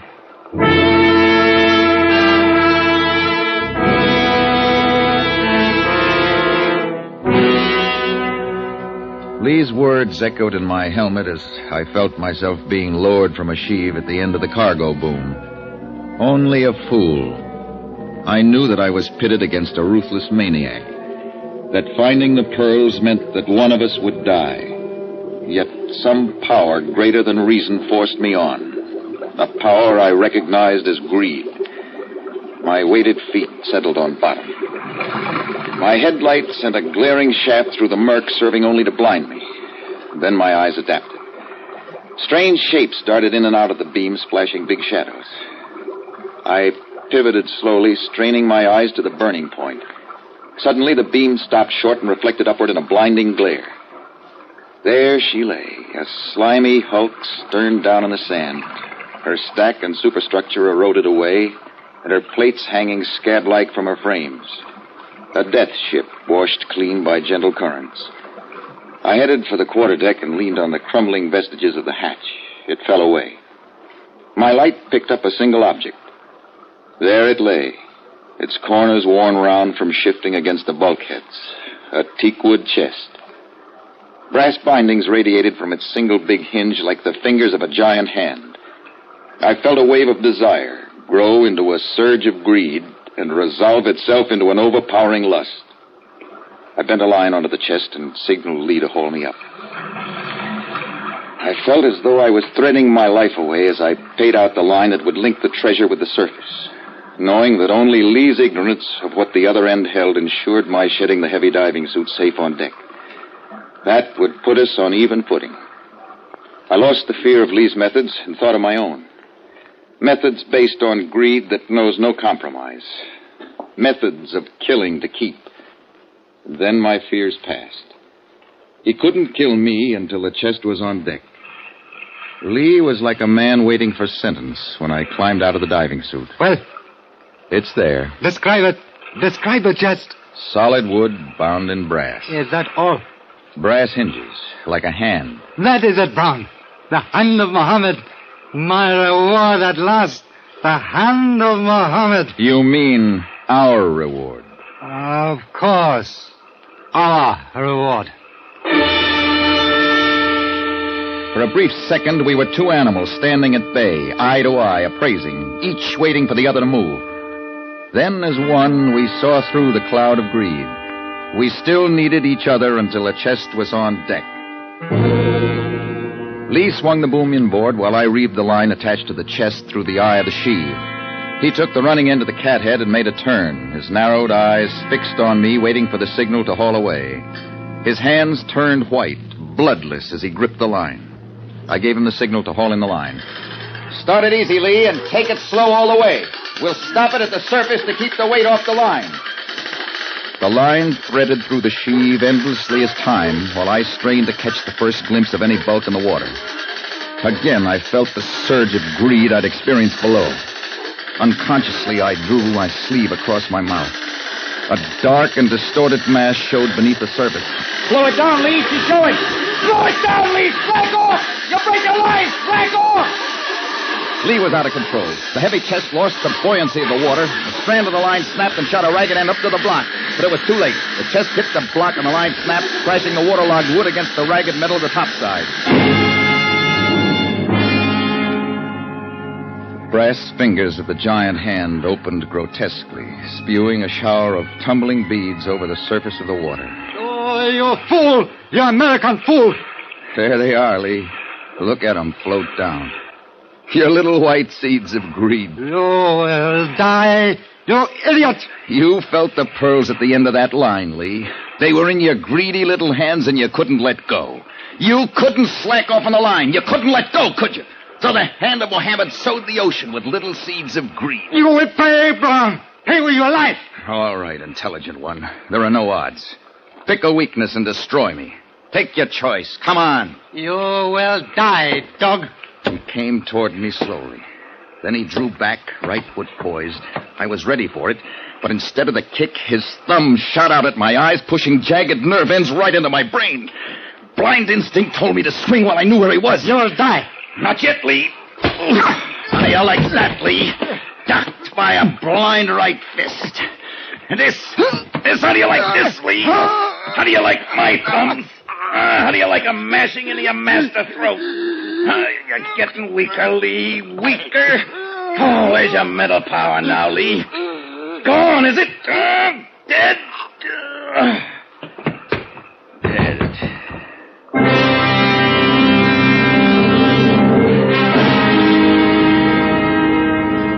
Yeah, the tropical Pacific. Gentle Pacific rocking me to death in a cradle of rusty steel. Maybe it's spring or summer or day or night. The breeze is gentle, sent to soothe, and my eyes no longer pain. Yeah, it's gentle. Such gentleness. Such maddening, unbearable gentleness.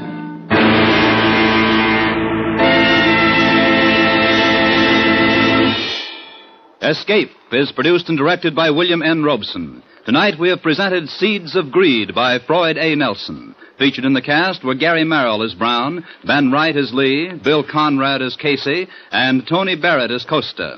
Special music was arranged and conducted by Del Castillo. Next week. You are sitting unarmed in an early California boomtown saloon. Across the table from you is a man who has just murdered your brother and who holds in his hand a new and terrible weapon from which there is no escape. Next week, we escape with an exciting tale of the California gold camps, as Les Crutchfield tells it in his gripping story, The Pistol. Goodbye, then, until this same time next week, when once again we offer you Escape.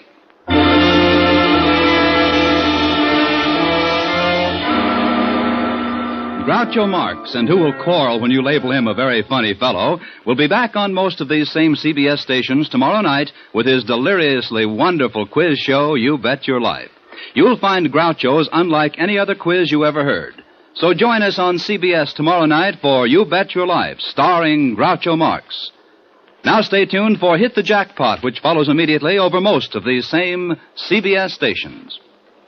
This is CBS, the Columbia Broadcasting System.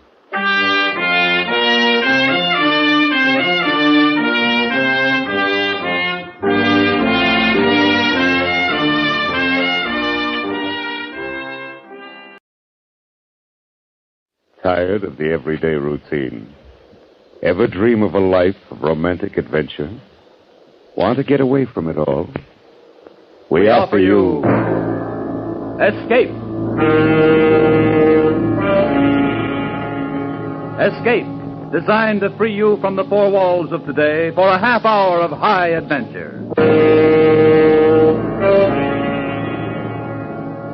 Tonight we escape to an early California gold camp and an exciting tale of frontier revenge, as Les Crutchfield tells it in his colorful story, The Pistol.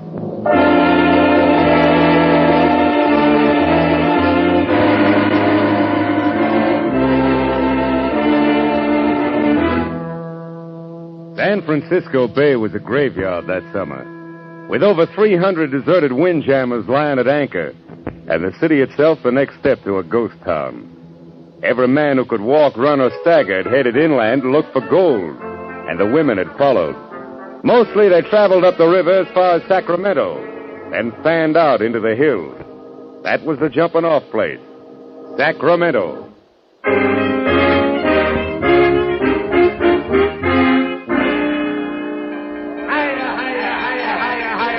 Step right in, boys. Move up close. Everybody sees and everybody gets a chance.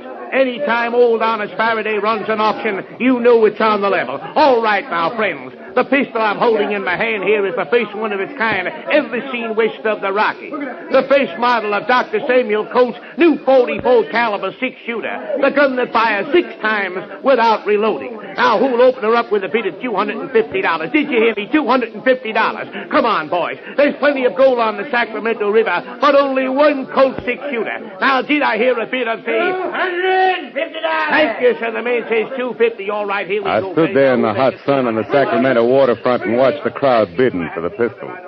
Roustabouts, gamblers, vaqueros, gold miners, men from everywhere and from nowhere. And a few women. I wanted that gun myself. I wanted it bad. I was taking a stagecoach to Rawhide Flats in the morning, where my brother Dave and his partner had located a rich claim. And I didn't plan to load myself down with an outfit, but a gun was different. I was packing $1,000 in gold eagles, and I was ready to lay out a good part of it to get that 6-shooter. The bidding reached $500. All right, anybody else? Anybody making $550? $525. Anybody else? All right, going once.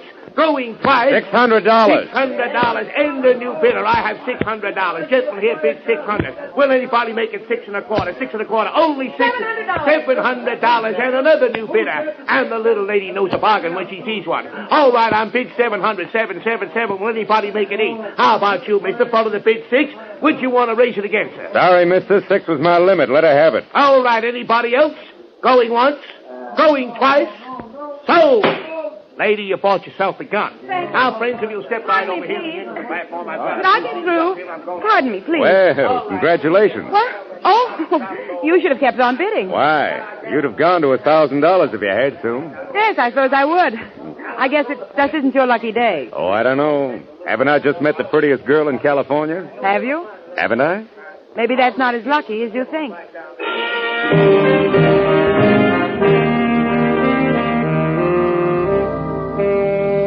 When I climbed on board the stagecoach to Rawhide Flats the next morning, I found 7 trunks that had already been loaded.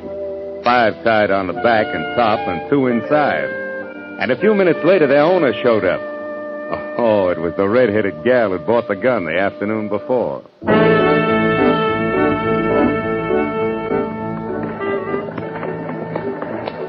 It took 5 miles out of Sacramento to break the ice. And after that, well, I learned her name was Teresa Blake. She'd been down to San Francisco to buy some new clothes. And she was on her way back to Rawhide Flats.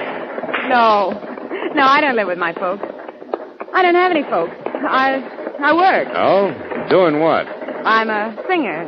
The Brass Nugget Saloon. I see. No wonder you wanted a gun so bad. No, I never have any trouble there. I got the pistol as a present for my boss, Mr. Mallory. $700 makes a pretty expensive present, Miss Blake. He's been good to me. Awfully good. I see. Well, anyway, it's a great gun. In 15 years, every man west of St. Louis will be packing one. Oh, I was going to give you something. I almost forgot. A sort of consolation prize for losing out on a gun. Oh, here it is. Yeah, it looks like a little gold nugget. Brass, not gold. To hang on a watch chain. Souvenir of the Brass Nugget Saloon. Of course, you can pretend it's real gold if you like. All right, I will then. I hope that's not what my young brother's doing on the Boston Pocket claim of his. I mean, pretending it's real. The Boston Pocket claim? Uh-huh. You said your name was Storm. That's right. Jonathan Storm. I didn't even recognize it until... Then you're Dave Storm's brother. Yeah. Do you know him? Yes, Mr. Storm, I wonder if you'd mind if I tried to get some sleep now. I'm really awfully tired.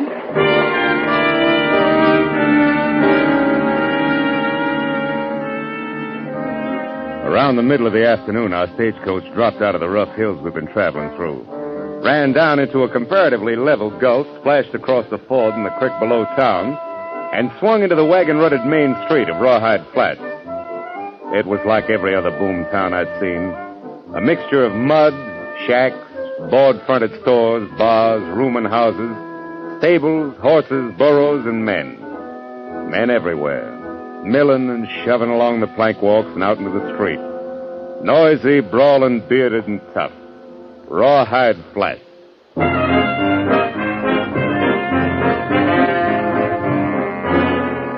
Half hour later, I rented a horse and rode up through the canyon north of town. Both banks of the creek were lined with miners, busy with picks and shovels, pans and rockers. All of them breaking their backs. Sweating out their hearts for the same reason. Gold. About 3 miles up, I turned into the side canyon the man at the livery stable had told me about. And a few yards in, I found it blocked off by a 6-foot rail fence. All right, mister. That's far enough. Yeah? Afraid I might jump that fence? Don't get smart. Just turn that horse around and head out the same way you came in. Why? I just got here. Is this the Boston Pocket claim? That's right. You're as close to it right now as you're going to be. Go on, get. Now, look, suppose you put that rifle away before it goes off and hurts somebody, huh?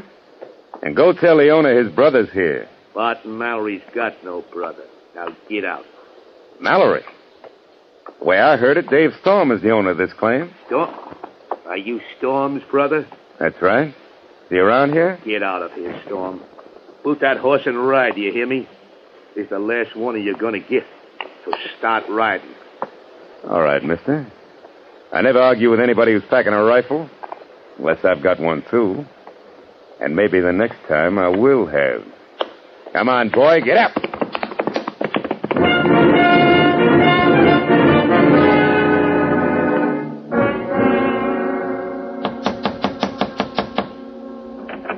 Yes?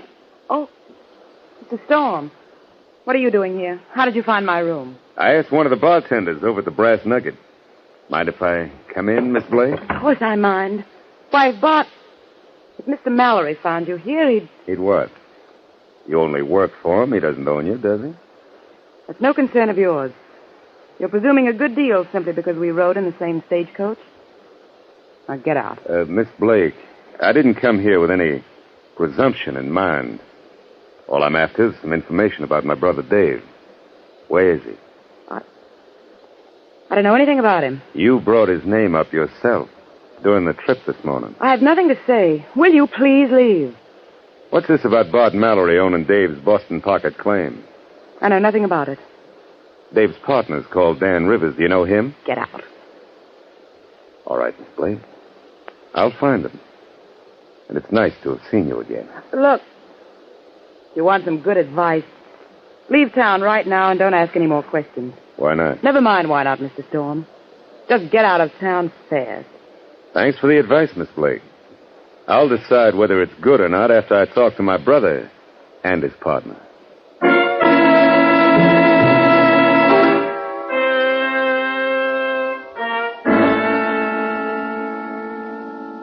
Now, look, Dan, you're Dave's partner, so let's have it straight. Why does everybody shut up like a clam when I mention his name? What's this all about? Where's Dave, anyway? Jonathan, I wish somebody else had told you.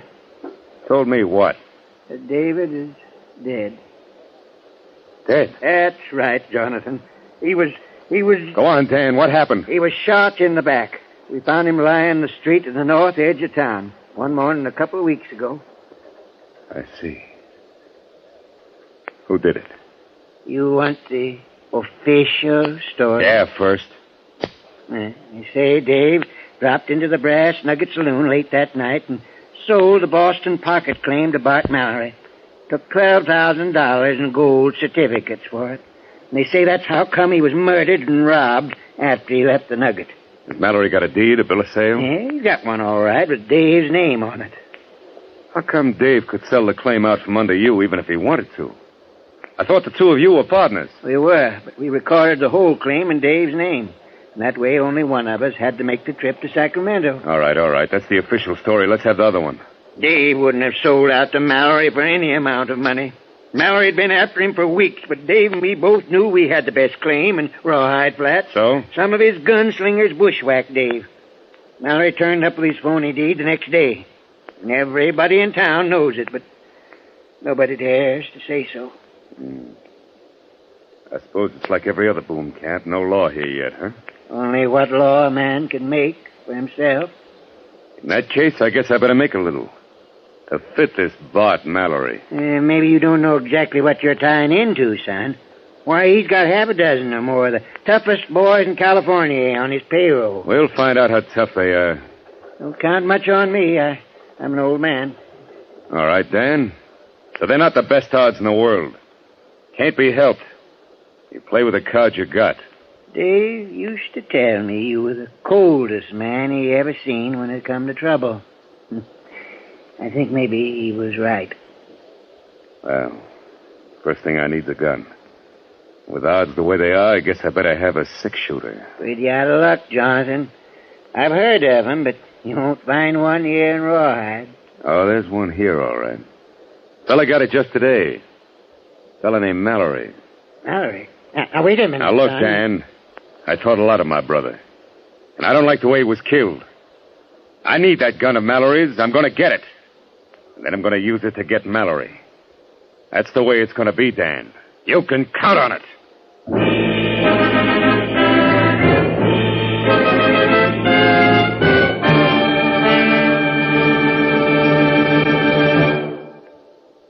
In just a moment, we will return you to the second act of Escape. But first, another Wednesday night, Star Night, coming up on CBS again tomorrow. The young fellow who made good on the Bing Crosby show last week will be back again for more songs and fun-making. The young fellow named Al Jolson, who Bing thinks is quite promising. Burns and Allen will be around again with more of their madcap humor, and Groucho Marx will be throwing the ad-libs fast and furiously on You Bet Your Life. And Dr. Christian, the only show in radio where the audience writes the scripts, will be announcing a great new prize contest. They're all heard on most of these same CBS stations. So tune in tomorrow night for Dr. Christian, Groucho Marx, Bing Crosby, and Burns and Allen. And now we return you to Escape.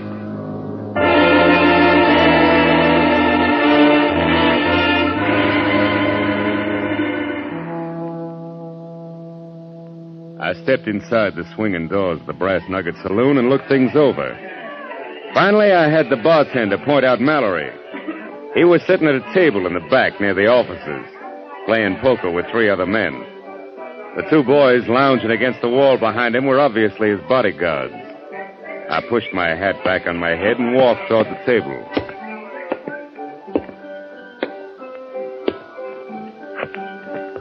Well, there you are, boys. 4 tens. I guess that ought to do it.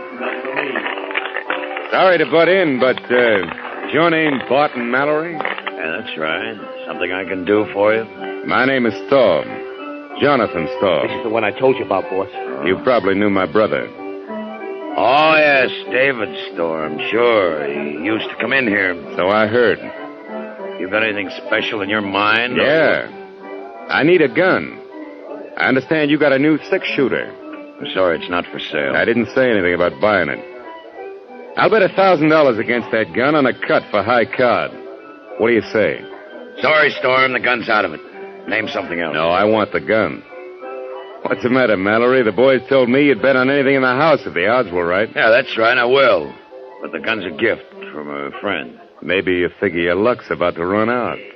Would that be it? All right, I'll take the bet. Benny, break out a new deck. Yeah. Well, there's the gun. Let's see your 1,000. Sure. Mind if I shuffle? No, go ahead. Maybe I should have warned you, Mallory. I got a feeling this is my lucky night. I'll take a chance it isn't. By the way, you wouldn't happen to have any idea who shot my brother in the back, would you, Mallory? No, I'm afraid not. The killer hasn't been identified yet. That's too bad. Maybe I'll have to identify him myself. Your cut, Mallory. All right. 10 of clubs, huh? Go ahead, Storm. Jack of diamonds. Thanks for the gun. Oh, it's already loaded, too. Well, I think I'll be... I've been looking all over the place, and I can't find... Oh, Good evening, Miss Blake. how do you do, Mr. Storm? I'm sorry if I'm interrupting. No. I'm glad you came. Gives me an idea. Mallory, how'd you like another chance at my $1,000? What's the bet? High card again. $1,000 against a kiss from Miss Blake. What? Of course, maybe you don't have any say over her, huh? Wait a minute, the bet's on. You want to shuffle again? No. Go ahead, cut. Queen of spades. You'll find that pretty hard to beat. Yeah, I guess you're right. Ace of hearts does it, though. My lucky night, Mallory. Well, Miss Blake, I guess you... Don't you dare. I'm afraid you don't have much choice about it, honey. I won this from your boss. You...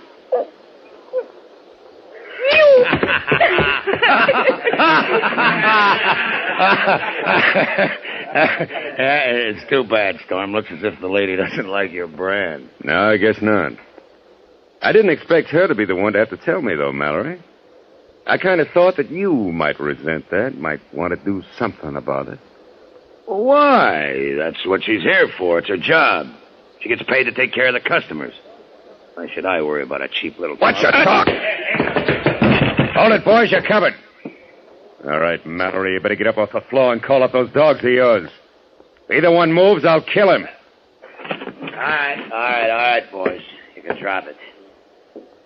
Storm, it was a pretty bad mistake you just made. I don't forget things. I think maybe this was your last lucky night. I'll make that a bet if you want. All right, boys, come on, let's go. Mallory and his gunman went into the office and didn't come back. Finally, after about an hour, I walked out of the Brass Nugget and bumped square into a middle-aged woman who'd been waiting for me just outside. She said Teresa wanted to see me right away in her room.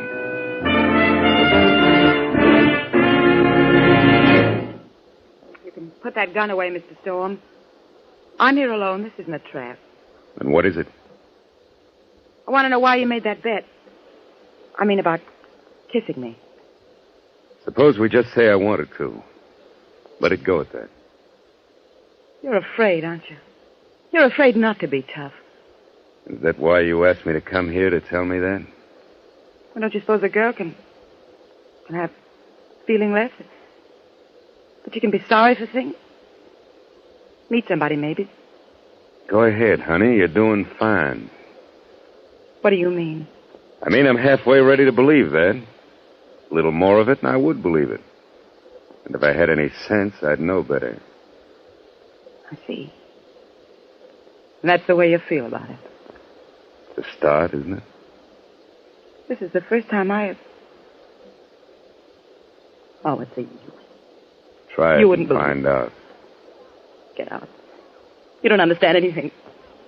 Go on. Get out. Get out! Get out!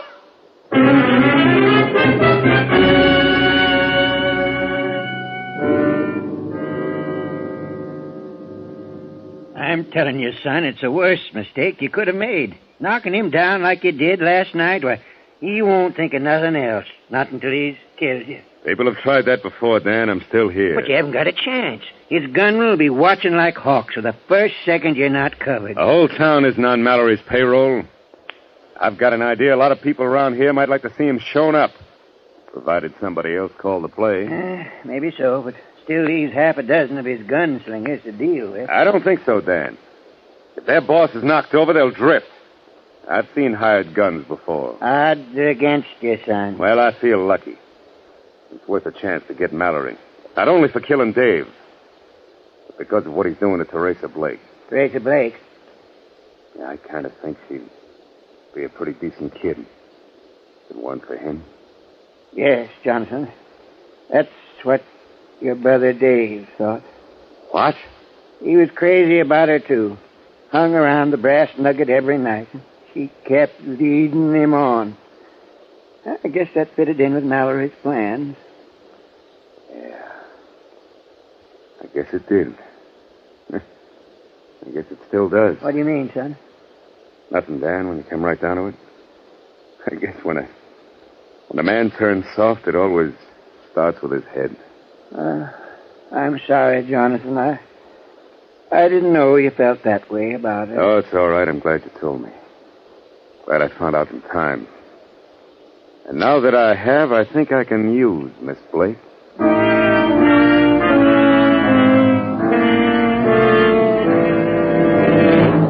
Why did you come here? What do you want? A short talk, honey. I don't want Mallory to see us. You've got to leave town. Leave now and don't come back, please. How much do you get for this, honey? I mean, talking me into leaving town and getting me out of Mallory's way. Oh, you fool. He doesn't mean a thing to me. It's you, don't you know that? I'll go with you if you'll only leave tonight. I'll go with you right now, please. No. I've gone too far now to turn back. I've got to finish it up. It's not too far yet, but it will be. Maybe you'll want to turn back then, only it'll be too late. A few hours from now, it'll all be done. And then maybe we can think about some other things. If you still want to. Want to? Of course I want to, Johnny. Johnny. Nobody's called me that for a long time. Terry, I want you to do something for me. Anything, Johnny, anything. Do you think you can get that deed to my brother's claim from Mallory's strongbox and give it to me? I think so. Yes, of course I can. He trusts me enough. Yeah, I'll bet he does. How long will it take? Give me an hour. All right. Johnny, would you kiss me first? Sure, Terry. Oh, Johnny. That was better than the one I risked $1,000 for. Nobody could buy that for $1,000. Nobody ever has. Come back here to my room in an hour, Johnny. I'll have the deed.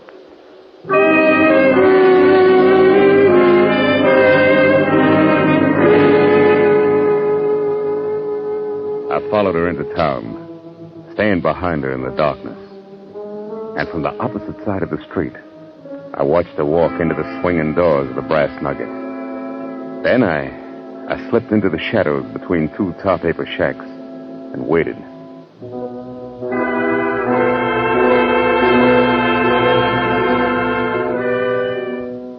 It was a half hour before they came out of the saloon and headed down the street toward Teresa Blake's rooming house.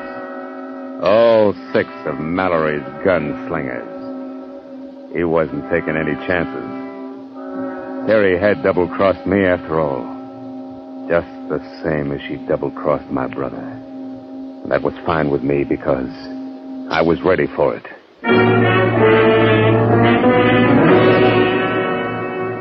I walked into the Brass Nugget and down the hallway at the far end of the bar. I eased the 6-shooter into my hand and stopped in front of the door to Mallory's office. Come in. Evening, Mallory. Well, it's quite a surprise. Yeah, I imagine. Keep your hands on the desk. Well, sure, Storm. I don't have a gun anyway. Watch him, Johnny. He's lying. He carries one in his sleeve. You dirty little rat. Well, I didn't see you there in the corner, Miss Blake. Thought you might be down the street waiting to watch the fireworks. They made me tell, Johnny. One of the boys followed me and saw us together. When I came back here, they made me tell. They hit me, look. That must be real painful. Almost as bad as being shot in the back like Dave was. I didn't know what they were planning. I didn't know Bob was going to kill him. Johnny, I swear I... Drop it. Mallory, you got a forged bill of sale there in your strong box. I want it. Sorry, Storm. You're out of luck. I won't open the box and you can't. What makes you figure you're in a position to argue about it? Why not? Because you've got a gun on me? You wouldn't shoot an unarmed man, Storm. What about that gun in your sleeve? I'm not drawing. I see. All right, Miss Blake, get out of here. Johnny, what are you going I said get out. And don't bother going after the boys. There won't be time. Johnny! Get out! So you won't draw, Mallory, huh? You're going to play it safe. I'd be crazy to do anything else. Maybe. The only way out of this room is through the door behind me. I noticed that kerosene lamp has a glass bowl on it. Ought to start a nice fire if I picked it up and smashed it against the wall. Storm, you fool! What about it, Mallory? My gun's in the holster. Want to stay there and burn or draw and try to get out? This place will go up like a tinder box. Take your choice, Mallory. Draw or burn. Storm, you can't leave me in here like this. Draw or burn. All right, then, if you're... Tough luck, Mallory. That's for Dave. And that's for me. All right, hold it a second. Hold it. You better clear out of here fast. The place is on fire. And anybody that works for Bart Mallory is out of a job. He's dead. Jonathan, are you all right? You're not hurt? No, I'm all right, Dan. Come on, let's get out of here. Sure, come on, son. Mallory's dead. I guess that takes care of it, Dan. Jonathan, you're the luckiest man alive. Yeah, sure. Somebody might go down to Jackson's rooming house. Tell those bushwhackers of Mallory's they can hit the trail north. The boss is dead. Your boss is dead. This ought to be far enough, Dan. Look, the fire's breaking through to the roof. Won't be long now. Johnny, are you all right? Sure, I'm all right. What of it, Miss Blake? Thank heaven. Oh, Johnny, if anything had happened to you, I couldn't have gone on. Miss Blake, I've got something for you. It's a nugget. Some people might figure it's real gold, but actually it's only brass. There you are. Pick it up. And then get going. What do you mean, Johnny? I mean you better catch up with the boys. They'll be heading north. But you said that we... Drop it. Oh, yes. Here's something else you can have, too. Your 6-shooter? No. It's yours. You bought and paid for it. It's got one shot left. Use it any way you want to. Only get out. Beat it. Johnny, you're wrong, you know. You're wrong about a lot of things. But what's the use? That's right. What's the use? Bye, Johnny. Son, you hadn't ought to give her that pistol. That was your luck, you might call it. I think my luck's all run out, Dan. Yeah. Claim is all yours. I'm leaving in the morning, heading south. Why, son? There's nothing south of here. Yeah. But it's the surest way I know to keep myself from heading north.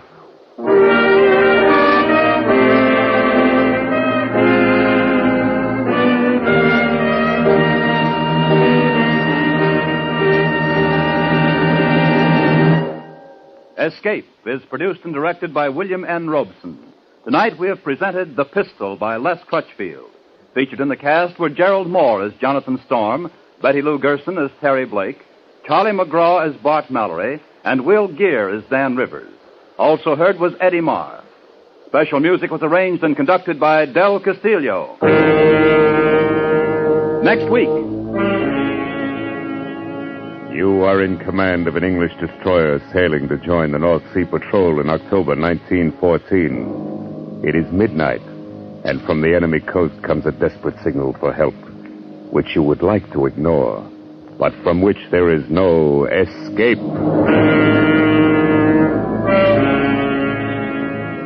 Next week, we escape with Robert Buckner's exciting and unforgettable tale, The Man Who Won the War. Goodbye, then, until this same time next week, when once again we offer you Escape.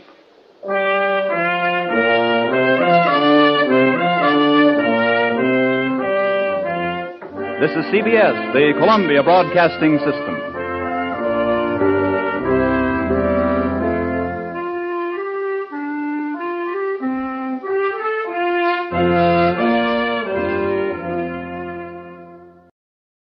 Tired of the everyday routine? Ever dream of a life of romantic adventure? Want to get away from it all? We offer you Escape. Escape, designed to free you from the four walls of today for a half hour of high adventure. Tonight, you are swimming for your life in the dangerous waters off the Florida Gulf Coast, about to be smashed by a launch carrying a vicious criminal who must kill you or die himself. And on shore, 500 yards away, the police are waiting to arrest you for murder, and there can be no escape.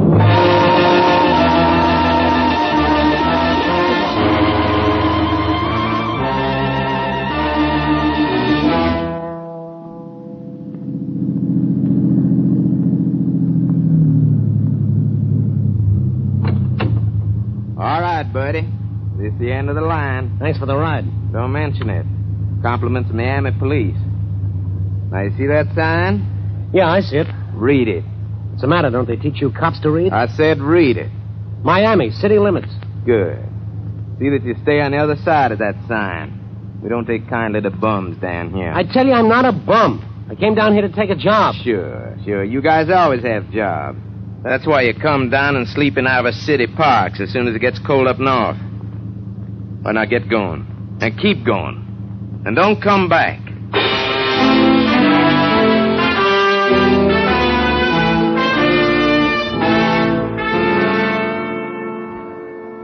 Don't come back, he says. Fat chance. One night on the streets and you're a vagrant. They give you a cot in the city jail and some coffee and spud nuts in the morning and escort you out of town. Every step I took was away from that place, and that was all right, too. They could have their sunshine and their orange juice. All I wanted was a ride north. Anywhere north. But one after another cars passed me up until my thumb got tired. I walked almost all the way to Fort Lauderdale. I got a ride into Pompano, and I hooked it again. It was getting hot. Took off my jacket and carried it. It was near Delray Beach that the big new Nash sedan swooped down around the curve from the opposite direction. And suddenly, it blew a tire. The car swerved, careened across the white line, and was coming straight at me. I jumped out of the way and ran, my heart pounding like crazy. And then the car stopped miraculously, right side up. There was some driving. I walked back to it. There was a red-headed girl in the driver's seat and a man beside her. The man's face was cut. Darling, you're bleeding. Your forehead. It's nothing. I just hit the windshield. Can I help? Yes. You can change the tire. If you do it fast, there's $5 in it for you. You all right? It's just a cut. It's nothing. Look, we're in an awful hurry. Oh, sure. Where do you keep the tools? Oh, in the back. Here's the key. I'm sorry I scared you. I couldn't help it. The car got out of control. You sure know how to drive. Oh, look at that tire. It's a mess. Will it take long to change it? No, not very. Oh, it's certainly lucky for us that you were right here to help us. Where are you going? Well, I was trying to hitchhike. The only ride I got was on the back of a fish truck. Where are you hiking to? Any place but Miami. What's wrong with Miami? Oh, nothing. It's a great town. But the cops don't like you if you don't have a job. I should think a good-looking man like you could get a job. Seems to me that... I'm coming. good-looking man like me. It's funny she should say a thing like that. And that was what I was thinking about her. Oh, she was beautiful. She was the most alive person I'd ever seen. And yet, she was controlled like an ember. As I worked on the car, putting on the spare that cost more than the suit I had on my back, I got to wishing that I could afford a car like that, and a girl like that. And I wondered about the guy it all belonged to. He was used to being waited on, you could see that. He sat in the front seat, and the girl sat close to him. Every now and then she'd look back at me and smile. Couldn't hear what they were talking about, and I was glad. Because I suddenly didn't want to know what he said to her. A jerk, that's me, a daydreaming jerk. How are you coming? Oh, I'm through. What's your name? It's Joe Mazurka. Would you like to go to Miami with us, Joe? Oh, I can't go to Miami, not without a job. Well, that's what I mean. You want a job, don't you? Well, fixing tires? No. I've been talking to Mr. Ress. If you really want a job, he has one for you. Are you kidding? He has a job for me in Miami? Would you like that? Oh, boy, would I. Then put the tools away. Come on, let's go. Now, wait a minute. There's something I want you to know. I had a job. I came down here to take the job as swimming instructor at the Bay Club, but I was a day late and the job was gone. Oh, so that's how you got those shoulders. Swimming. Oh. Well, I just wanted you to know that I'm not a bum. Of course you're not a bum, Joe. Whatever made you think I thought you were? And, we haven't got all day. Come on, he's getting impatient. Yeah, but the job, what kind of a job is it? Mr. Ress will tell you about it on the way in. But You want to go to Miami with us, don't you? Yeah, I sure do. Then come on, let's go.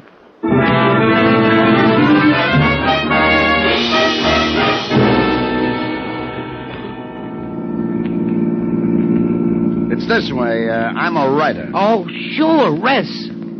William Ress. You're the guy who wrote Break It Open. Did you read it? No. I've been on the go, and I don't have much chance. But you've heard of me. Oh, everybody who can read English has heard of you. Your name's in every bookstore window. Yes, my name, but not my face. And that's the job. I don't understand. Well, you see, if they find out that Bill, Mr. Ress, is in Miami, they'll hound him to death. That's the way it is when a writer is successful. The public thinks they own him. They expect him to be clever at cocktail parties, and he's invited everywhere. Well, what's wrong with that? Well, nothing, but it doesn't leave him any time to write. Ender's trying to tell you that I hate people. All this social claptrap. I want to be left alone so I can work. I still don't see how I fit in. Well, you'll be me. That's how you'll fit in. You'll be Bill Ress. I'll be you? All right. Let's put it this way. You'll be my alter ego. There'll be two of me. You'll handle the social end while I lock myself in someplace and write. Yeah, but I don't look like you, not a bit. What's the difference? Nobody knows me down here. Yeah, but... Look, do you want the job or don't you? I don't know. It's a pretty crazy job. Pays $100 a week in expenses. $100 a week? It wouldn't be hard, Joe. Not with me helping you. Yeah, that's right. And that could help you. I could see you from time to time, and, well, I could tell you what to say, how to act. You would? You'll take it, won't you, Joe? That's a crazy job, all right, but I'm a crazy guy. Sure. I'll take it.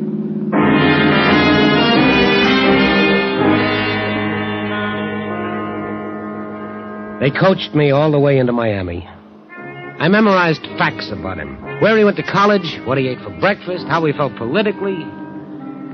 But there was one thing he didn't tell me, and it was the one thing I couldn't ask. What was his relationship with a girl? That's what I wanted to know more than anything else. We passed the city limits sign, went on into Miami on Biscayne Boulevard. Ender pulled the car up near a cab stand. Now, you're sure you got it all straight? I think so. All right. Ender, give him some money. Oh, yes. Here, Joe. Thank you. $500? Yes. I want you to buy some good clothes and a couple of good traveling bags. You're a successful writer, remember? You've got to look good. And check in at a good hotel. The Ronnie Plaza. Yes, that'll be fine. Ronnie Plaza. Aren't you coming with me? Oh, you'll want to get settled first, Joe. Get yourself a haircut and a manicure. I'll see you tonight. But what if I should have to get in touch with you before that? Why? Why would you want to get in touch with her? Oh, well, you know. Ask some questions about you in case something comes up all of a sudden. All right. If you need me sooner, you can call me.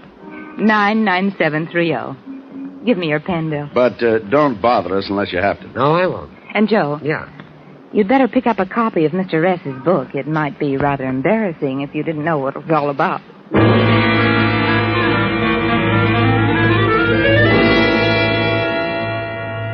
They drove off, and they left me standing there with my head full of facts on the life and times of Bill Ress, but not one fact about her. I didn't even know what her last name was. Well, there'd be time for that. I did like they told me. I bought some clothes and a suitcase. I got a haircut and a manicure, and I bought the book. Funny. A few hours before, I'd been a vagrant. No job and no money. Now I was set up in the swankiest hotel in Miami. Come in. Mr. Rez? Oh, yes. I'm George Cole. I'm the public relations man for the hotel. This is Walters, our photographer. Glad to meet you, Mr. Rez. How are you? Well, come on in. Oh, thank you. Well, we're certainly excited having you here at the Roney Plaza. Well, thank you. We were frankly pretty surprised when you checked in. Is that so? We knew you were in Miami. You know how those things get around. Miami's really just a small town. But you have the reputation for being such a recluse. Well, you know how... I wonder if you'd let us release a little publicity on you. Well, we'd like to take some pictures. Well... All right, sure. Go right ahead. Take all you want. Now, let's see. How about over here by the window? This be all right? Oh, yeah, that's swell. Hold it a minute, will you? Oh, it's certainly nice of you to be so cooperative. I'm glad to. Got it. Now then, over this way, please. Walters, I think it would be good to get one of him autographing his book. I took the liberty, Mr. Ress, of bringing up a few copies. Would you autograph them for some of our guests? Yeah, all right. Have you got a pen? Oh, certainly. Here. There, now, that's just fine. Hold it. Oh, thank you very much. Would you autograph this one to Herman and Betty? To Herman and Betty? Mm-hmm. Yeah. Oh, shall I get it for you? Oh, no, thanks. I'll yeah? Are you Bill Ress? That's right. I'm Arnold Springman. Well, what can I do for you? Do for me? That's funny. I beg your pardon? So you don't even remember my name? Springman. Arnold Springman. Think hard. What do you want? You ruined my life, you destroyed my future, and now you don't even remember my name. It's all it meant to you, isn't it? Sensationalism. Muckraking. What do you care if you break a man so long as your book sells? Now look, you've got the wrong idea. I guess we'd better be going, Mr. Ress. Come on along, Walters. No, you wait. I want witnesses. I want the world to know that I'm the one who got rid of Bill Ress. Now, wait a minute. I'm going to kill you. Kill? Oh, no. Put that gun away. Oh, don't shoot, don't. Oh, Mr. Ress, are you all right? Oh, yes, I'm all right. Oh, my. It took a lot of courage wrenching that gun away from him like that. You ruined my life. Well, you get the house detective and get this guy out of here. Oh, yes, sir. And you get out, too. Oh, yes. Don't send anybody up to my room again. Understand? No, yes, sir. Nobody. No, sir. Oh, come along, you. Operator. This is the operator. This is Bill Ress in 416. Get me, let me see, 99730. Yes, sir. Thank you.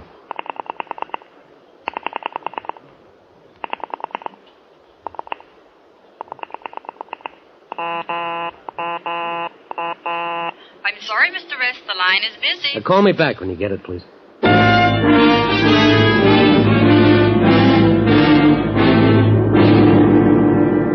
As I waited for the operator to get hand on the line, I leafed through Bill Ress's book. The name Arnold Springman hadn't meant anything to me, but on page 5 it began to mean a lot. He was a small-time political campaign manager, crooked as a broken finger, and Ress's book had exposed him. That's what the book was, an expose of dozens of politicians, large and small, and every one of them had plenty of reason to get rid of Bill Ress. Dozens of potential killers. I realized the spot I was in. I was the clay pigeon for a political muckraker. Hello. I have 99730 for you now. Oh, thank you. Hello? That you, Ress? Oh? This is Louis. Well, it's Henda there. You got the wrong number. This is Louis' pool room. Operator.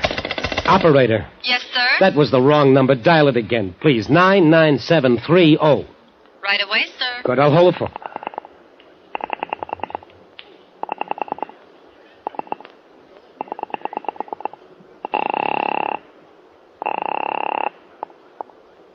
Louie's pool room. Louie talking. Is this 99730? Oh, it's you again. Yeah, this is 99730. Is Bill Rest there? Never heard of him. Are you sure there isn't a girl there by the name of Henda? Tall, slender, red hair? Look, buddy, the dames have invaded the bowling alleys, but the pool rooms they ain't touched yet. And for that, I'm thankful. But she gave me this number. Buddy, for my dough, she gave you the runaround. I couldn't believe it. But why not? If I was sucker enough to hope I had a chance with her, I deserved the mess I was in. Well, no law said that I had to stay in it. Not even for $100 a week would I stand still and let Bill Ress's enemies take pot shots at me. I grabbed my hat, my new $15 hat, and I walked out of the room, took the stairs to the lobby, and went out the side door of the hotel. It was at the corner I heard the newsboy. Murder famous muckraker also killed Bill Rest dead. Dead? Paper, Mr. Latest edition just hit the street. All about the Rest murder. Yes. Give Hey, me y'all, paper. thank you. Extra, read all about it. Also killed Bill Rest. Bill Rest dead.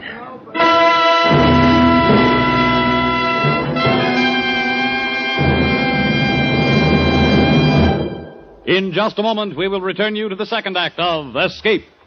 But first, suppose Junior has cut the telephone wire with your pet jackknife or kitchen shears. That's no reason for not listening to Sing It Again. Of course, if your phone is okay and Dan Seymour does put in one of the big calls to you, there's the chance that you'll win $51,000 in prizes and cash. But Sing It Again is more than prizes. It's a solid hour of tuneful riddle songs and hit music, highly entertaining in themselves, with Alan Dale, Bob Howard, and Eugenie Baird. And it's heard on most of these same CBS stations. So be listening this Saturday, won't you? And now for the second act of Escape.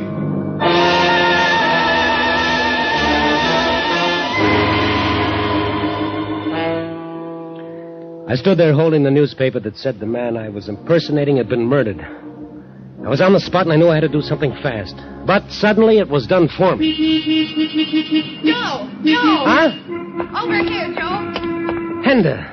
Hurry up, get in. I'm blocking traffic. I tried to get you. That number you gave me, 99730, that's a pool room. 99730. Oh, Joe, no, it's 99703. Oh. Well, anyway, he's dead. The newsboy's yelling that he's been murdered. I didn't dream it'd work out like this. Who killed him? I don't know. A lot of people hated him. I know that. One of them took a shot at me. At you? Did you tell anyone you were Bill Rest? Did I tell him? Of course I told them. I signed the register. I autographed some books. They took my picture. Oh, that's terrible. But you told me to. I know. Well, what does it mean? I'm all mixed up.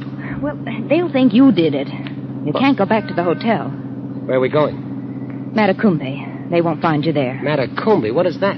It's an island, one of the keys. Well, wouldn't it be better if I went to the police? I haven't done anything wrong. You impersonated another man. You signed his name. And now he's dead, murdered. How will that look for you? Yeah, but that was my job. You were there. You heard him hire me. You can tell them that... Well, can't you? No, Joe. That's just the trouble. I can't tell them anything. I don't get it. Why not? Bill was married. Oh, he was going to get a divorce, but he was still technically married. He was going to marry you? Yes. But nobody knew about me. I never met any of his friends. Nobody ever saw us together. As far as the world is concerned, I don't even know Bill Rest. You see, Joe, I wouldn't be a very good alibi for you. I've got to keep out of this mess, too. I see.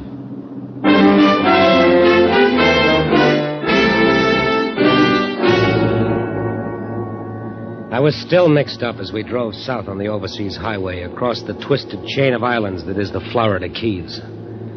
The air was fresh and sharp off the sea. The sun was just setting. Riding there beside this gorgeous girl, I couldn't honestly say that I was sorry Rest was dead. In a cockeyed sort of way, I was glad.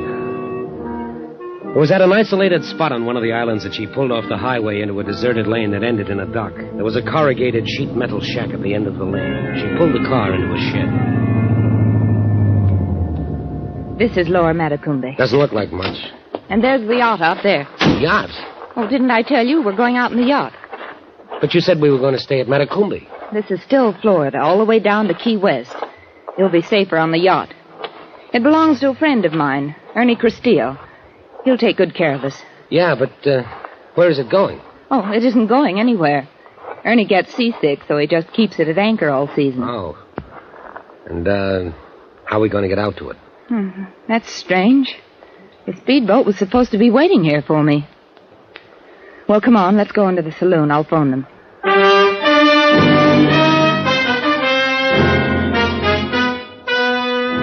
The Sheet Metal Shack was an honest-to-goodness saloon. Sawdust on the floor, pictures of boxers over the mirror, chipped beer mugs. The only actual modern note was the radio, and that was an old Atwater Kent. The saloon was presided over by a talkative Cuban. Cerveza? You want another glass, maybe? No, thank you. I'm just waiting for the lady to make a phone call. Then better you have cerveza. When a lady goes into a phone booth, goodbye, you wait. I like radio music. I like fish fishing. What do you like? Well, Amberjack, they call me. Amberjack is good guys, good fish. But bonefish I like best. News bulletin. In connection with the murder of Bill Rest, the police... Bonefish is a tough baby to cry. ...built young man of about 26 or 28 who has been posing publicly as the author. He was last seen at the Romney Plaza Hotel, where he was wearing a gray flannel suit and a dark red tie. He is about 6 feet tall, muscular, with light wavy hair and dark eyes. The police are watching every avenue of escape out of Florida. If you have any information leading to his whereabouts, please notify your local police. The police all the time look for somebody. Gray suit, dark tie. Could be anybody. Could be you. Yeah. I like to be police. All the time ride the motorcycle, go fast like anything. Joe. Yeah, I'll be seeing you. Come again, young fellas. Always got plenty of surveys. Joe, come on. The motorboat's here. Henda, I'm going to go to the police. Joe, you can't do that. Why, Henda, why? Did you kill him? Did I? Of course I didn't. Why do you ask that? Well, then you've got to come with me. You've got to make him believe me. But I can't. Oh, here comes the man Ernie sent in with the speedboat. Come on. Oh, no, Henda. You've got to help me. You ready to go, Hender? Yes, Chuck, we're ready. No, we're not. Go on back to the boat. I don't take orders from you. Oh, get lost. Don't be stubborn, Joe.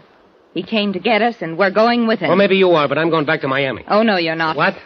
Show him what I mean, Chuck. Sure, glad to.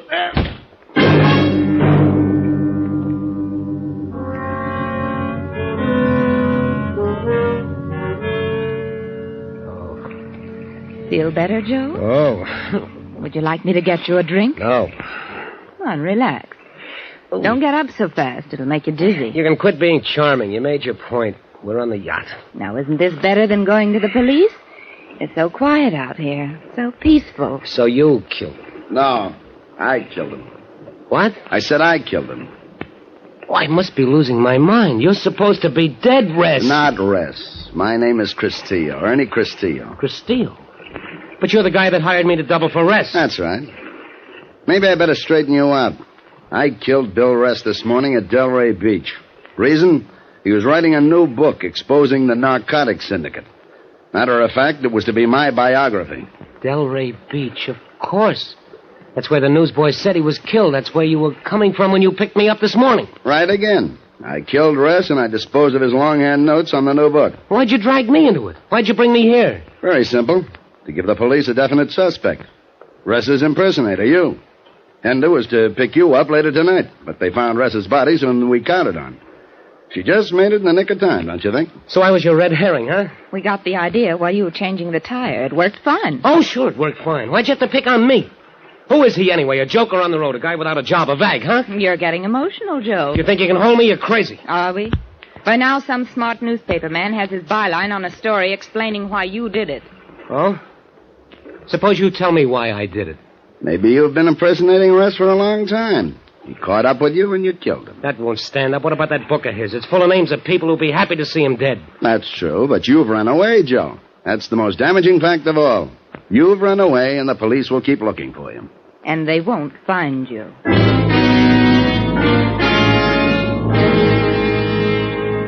There had been just the three of us on deck, and now I was conscious of others. 2 or 3 men, including the one who had slugged me. They were securing the motor launch to the deck. Even as they worked, I could feel them concentrating on me. It was like waiting for someone to give a signal.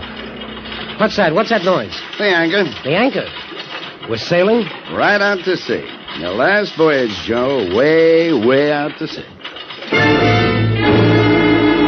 The engine started up and the yacht began to move, nosing into the Atlantic. I looked back at Matacumbi Key, at the overseas highway silhouetted against the dusky sky, a little fishing boat innocently anchored near the reefs, only a couple of 100 yards away. That's all they were, a couple of 100 yards. There was one wild, crazy chance, and I took it. Stop it! Get it! It's diving overboard! Over the launch! I'm going after it! There was one thing I knew how to do. It's swim. I could just get to the reefs before they could get that boat in the water and come after me. I was less than 50 yards off the reefs now. 50 yards from the little fishing boat. I looked back just as that motor launch hit the water. And Ress was in it. And he came right at me. He was going to cut me in two. I swam faster. A few more strokes, I'd be at the fishing boat. I could already see the guy in it. Hey, look out, that motorboat! You idiot, get away from me! I grabbed a hold of the fishing boat's gunwale just as the launch swerved to avoid collision. You crazy jerk, you want to kill somebody? Hey, look at that, he's out of control. He's heading for the rocks. Crazy nut, he'll crack up. What a mess. Give me a hand up, will you? Pull me in the boat. Sure. Hey, you know that guy almost killed you. Yeah. You all right? Oh, I'm great.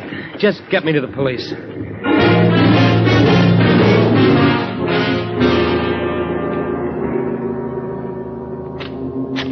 Here he is, Lieutenant.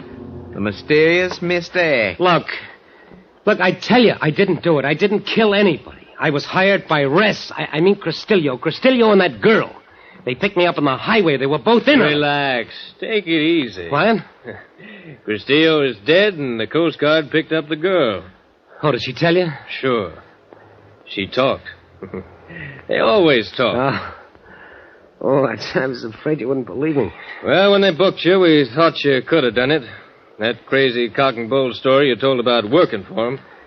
But when we checked the blotter, we knew you couldn't have killed Bill Ress at all. Oh, you knew? Well, sure. You know, when are you guys going to learn to come to the police when you get into trouble? We knew all along you couldn't have killed him because the murder was committed between 6 and 8 a.m. You were right here in the Miami jail until after 8:30. Oh, then I'm free? Why, sure. Like a bird. Thanks. Regan? Yes, sir? Okay. He's all yours. What do you mean? Come on, buddy. Let's go. Oh, no, hey, wait a minute. Come on, I said.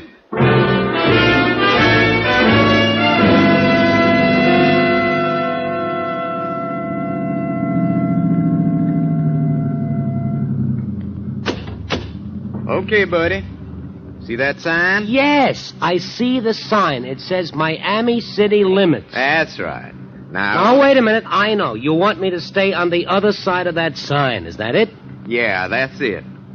Now get going. Keep going. And don't come back, yeah? Because the next time you're liable to get yourself in some real trouble.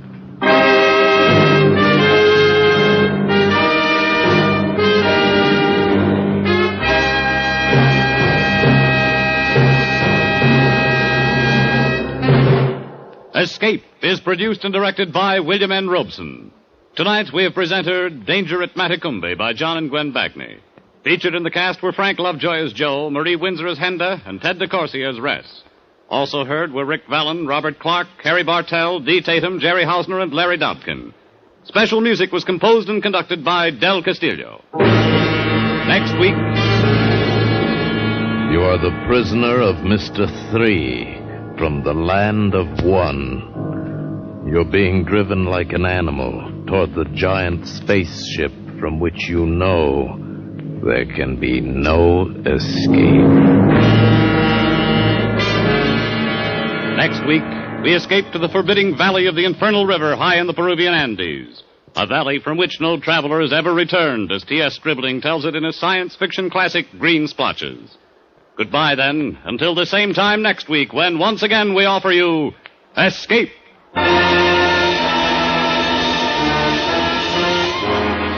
Whether your hair is long or whether it's short, musically speaking, that is, You'll get a kick out of that hour of music with Vaughn Monroe and Gene Autry, heard on most of these same CBS stations every Saturday night.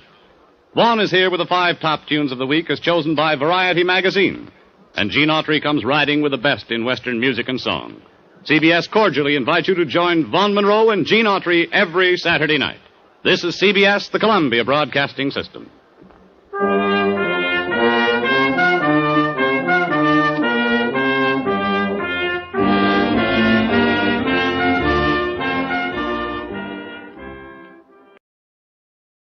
Tired of the everyday routine? Ever dream of a life of romantic adventure? Want to get away from it all? We offer you Escape. Designed to free you from the 4 walls of today for a half hour of high adventure. Escape. Brought to you by the Richfield Oil Corporation of New York and the independent marketers of Richfield gasolines, motor oils, and other petroleum products. Look for the Richfield Eagle on the cream and blue pumps.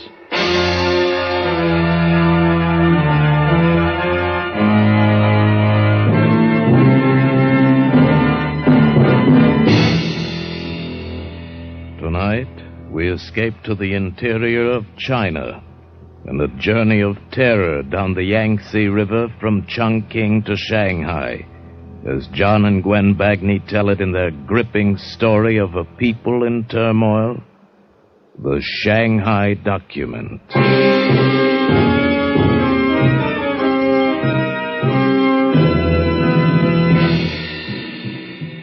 The Yangtze River is a gray gash through the heart of China, the artery that pulsates day and night with displaced humanity. From Chongqing to Shanghai, it's 1,500 crooked miles through deep-gutted gorges. But for those of us who took the steamer downriver in those frantic months just after the war, it was a voyage dominated by fear and intrigue and danger.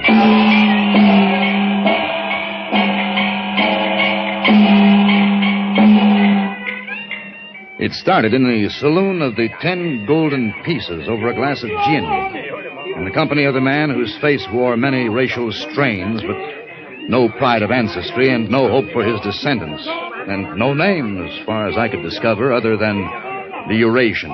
The word re-echoes in the marketplace that you desperately seek transportation to Shanghai. The word is correct. The word is also correct that I'm stranded. One wonders if you lack money. No. I lack influence. One knows of a way to Shanghai. What? You know of a way?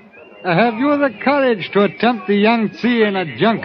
Well, at this point, I would consider doing it in a canoe. One hears of a junk that is obtainable for a price. Well, how much? One can always make a deal. Where is this junk? Can I see it? It's on the opposite bank of the Kialing at the dock at Kiangpei. Could I rent it or could I hire it? You would have to buy it. Buy it? Well, I couldn't navigate it myself. I have thought of that. The owner would take you to Shanghai, where you would, in gratitude, return the junk to him as a gift. Oh, I see. I buy it here and give it back to him at Shanghai. That's a cute wrinkle. You do not favor the wrinkle? Oh, no. Don't get me wrong. If I can get out of Chongqing, I'm crazy about it. Come on, let's go. One moment. The money. It must be in American dollar. Oh, well, of course. Then, as you say, okay, let's go.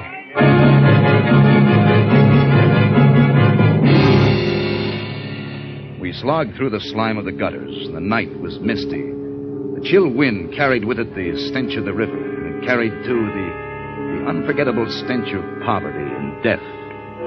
The Eurasian led me down the 1,000-stone steps to the waterfront where a sampan ferried us across to the suburb known as Kiangpei. There, at an ill-lit makeshift dock, the Eurasian talked to a wizened coolie while I inspected the junk.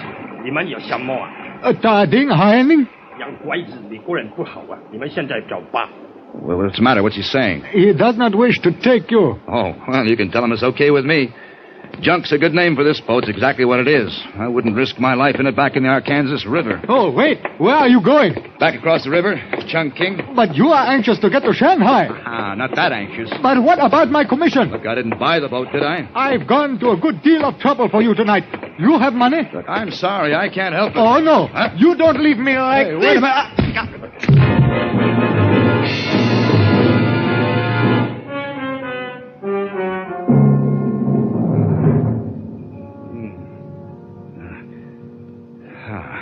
Lie still. Huh? I said lie still. Who are you? Where is that? Oh, my back. He broke my back. Your back's not broken. Take your shirt off. Huh? I'm a doctor. Oh, how did I get here? A dirty man in a white suit brought you. Yeah, the Eurasian. He said he found you in the street. He did, huh? Why? Hey, wait a minute. My money. The money is gone. Turn over on your stomach. No, wait a minute. Lie face down, please. Huh? Now, where does your back hurt? All over. Here? Yeah. Mm-hmm. What about here? No. Well, it's nothing, just a pulled ligament. Oh. Sprain. I'll get my bag and tape it for you. You're an American, aren't you? Mm-hmm. Kansas. No kidding. So am I. Wichita. What happened to you tonight? Saloon brawl? No. I guess I was just a little too anxious to get to Shanghai. I was even considering a leaky junk down the Yangtze. Why do you want to go to Shanghai? I'm correspondent. That's where the big story is today. Well, if you want to go, why don't you take the river steamer? Oh, that's funny. I've only been trying for months to get a ticket on the thing. Lie still, please. Now inhale. All right. Exhale. Hold it. All right. I want this adhesive to be good and tight. Yeah. You know, I'm taking the boat to Shanghai tomorrow. You are? Don't talk, please. All right. I didn't have any trouble getting a ticket. Yeah, but... Hold still, please. Mm-hmm. This tape isn't tight. It won't do you any good. Got to have connections in China today. I was lucky. I've been out here 6 years. I know a lot of people. There. Is that too tight? Well, it's tight. And that's the way you want it. Well, feels a lot better. That'll do the trick, though. You'll have to keep it on at least a week. Yeah. Well, how much do I owe you, Doc? Oh. Make it a pack of cigarettes. Ow. That's pretty high. As a matter of fact, I haven't got quite a full pack, but you can have it. Here. Thanks.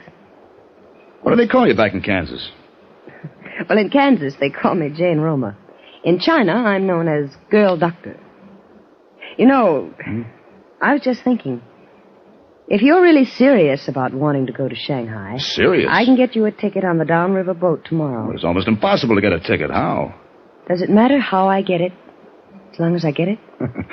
Lady, if you can get me out of Chungking, nothing matters. I'll pay you back in Shanghai. What's your name? Tony Daner. Well, Tony Dana, there'll be a ticket waiting for you at the steamship office tomorrow morning and a little money for traveling expenses. What? I can't believe it. What are you looking at me so funny for? You're amazing. Why? You're the first man I've ever met who didn't comment on my being both a woman and a doctor. Oh, well, now, don't get me wrong, girl doctor. The combination fascinates me, but what I like most is your ability to pull a steamer ticket out of the hat. Oh, I have many talents. Well, let's kick him around. No. You go to your room and rest. Take care of that back. Okay, you're the doctor. But I can tell you this. What? I'm glad you're going to Shanghai with me.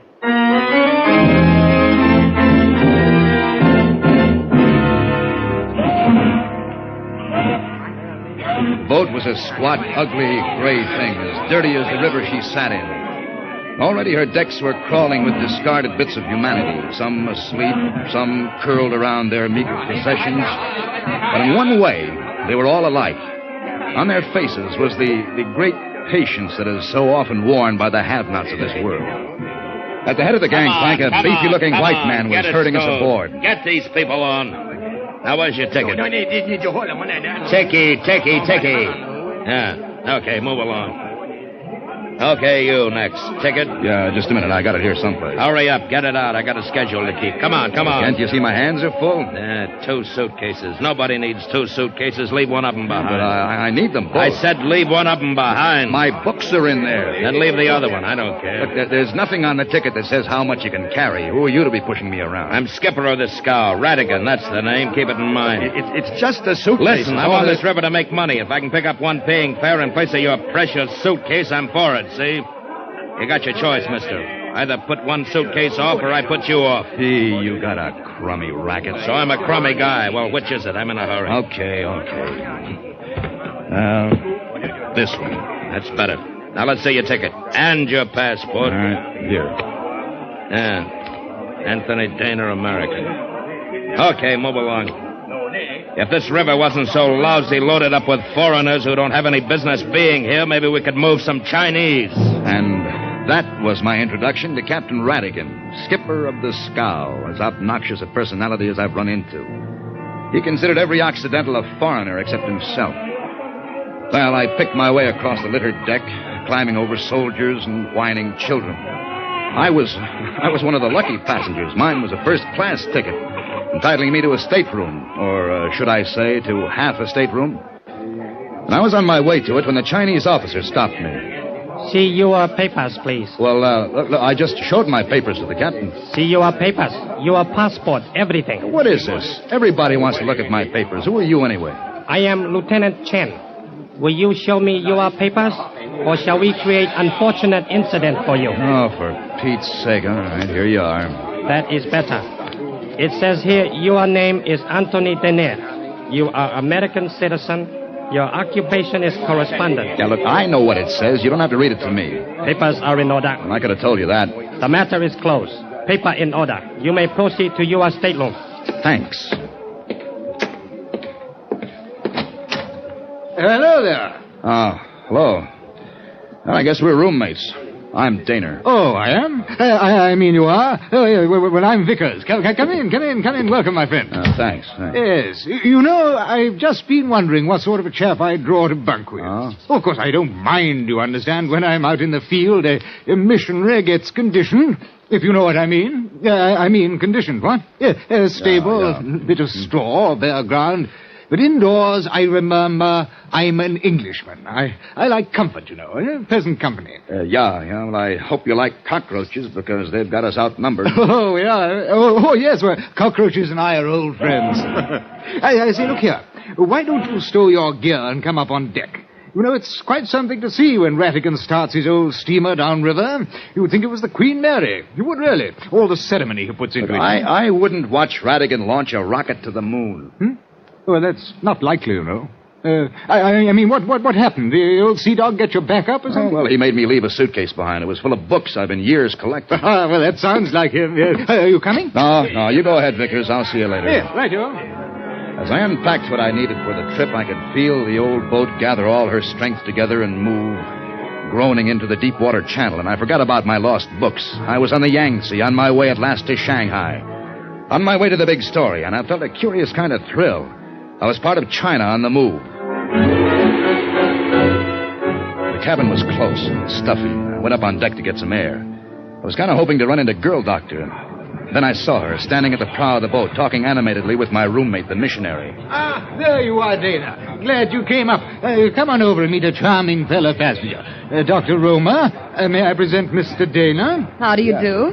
Dana, did you say? It's an odd name. Have you been in China long? Well, wait a minute. He's an American, you know. One of your countrymen, Dr. Roma. Oh, really? Yeah. Kansas. Oh, is that so? I say, we're lucky, aren't we, Dana? Having such a beautiful doctor aboard, huh?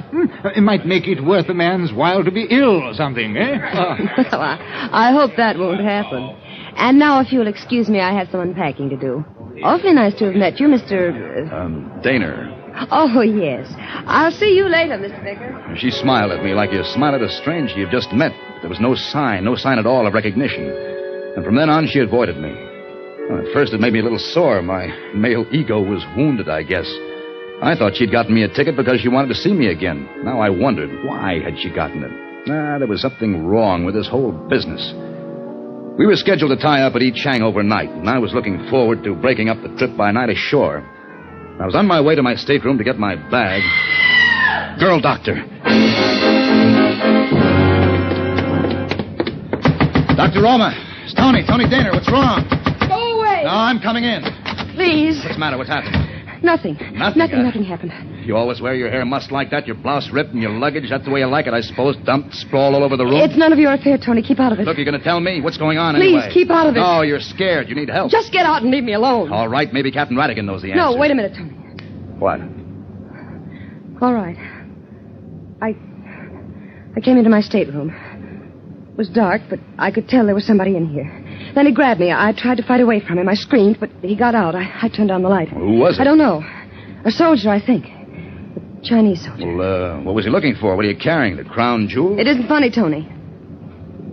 They're after the Shanghai document. But they didn't get it, not this time.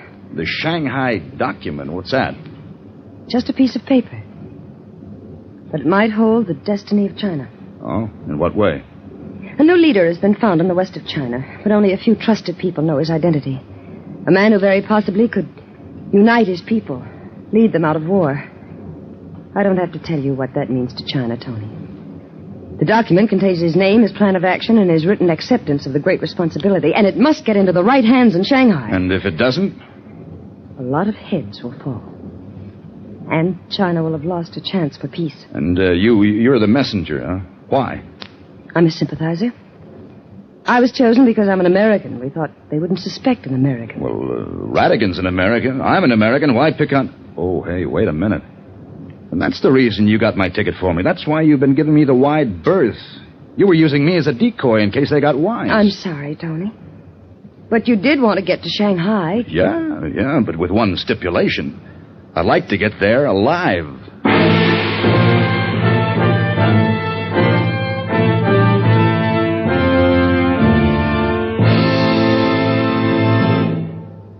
Attention, motorists.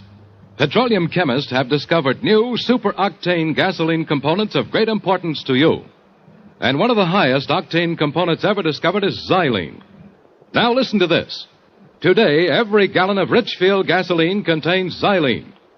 Xylene helps give Richfield gasoline that high anti-knock performance, that eager response in traffic, that smooth, surging power that turns mountains into molehills. What's more, there's a Richfield gasoline to fit the power requirements of your motor. Select Richfield Ethyl for best results in the highest compression motors, or Richfield High Octane at regular price for the average motor. Each Richfield brand is tops in its class. Don't waste gasoline, don't waste money. Let the Richfield dealer help you select the right Richfield gasoline for your car. And remember, every gallon of Richfield gasoline contains xylene, one of the highest octane components ever discovered. And now, we return you to Escape. I didn't see Girl Doctor as the boat tied up at Yichang, but I worried about her plenty. Girl has no business carrying a thing as explosive as the Shanghai document. Now that she dragged me into it to confuse whoever was after it, I was a little jumpy myself. Mr. Dana? Huh? Oh, Lieutenant Chen. You are planning to go ashore? Yeah, that was my plan. Why? Very dangerous for Americans to be alone in China nowadays. Many bandits, thieves. Yeah, I know, but I hope it won't throw Army regulations in an uproar if I go ashore anyway. Sorry, your business, merely suggestion. Yeah, well, thanks. See you around, Chen. Hey, Dana. Where do you think you're going? Sure, do you mind? Matter of fact, I do. When I start out with a boatload of people, I like to deliver them. I don't like no trouble, and your going ashore is just asking for it. You trying to tell me I can't go ashore, Captain Radigan? Look, sweetheart, the only thing I'm trying to tell you is watch your step. So you've told me. I've been warned. Now I'd like to get going. Okay, bilgehead. It's your neck. Oh, I say, Dana. Dana. Here we go again. Are you going ashore? And what's your objection, Vickers? Objection? Yeah. Well, I don't get it, old boy. I was going ashore myself. I thought we might make a party of it. You know I speak the dialect, and I thought it might come in handy. Well, I thought for a minute... You thought what? Oh, never mind. Come on. You know, the last time I was in Yichang, there was a very nice hotel. Let's try it. That is, of course, if it hasn't been bombed. What? Oh, the proprietor, Chinese, very good friend of mine, serves the Vickers, wait a minute. What's that? What's what? Where? There at the foot of the gangplank, a whole platoon of soldiers. Oh, they're probably on the lookout for a deserter. Yeah. Well, come on, let's get off the boat. Yes. Oh, I say, look, they're going to stop us. Your passport, please. Certainly. Right here. Oh, passport in order. Proceed. Oh, thanks awfully. And I see your passport? Look, I've been checked and double-checked. You better do as he says, old boy.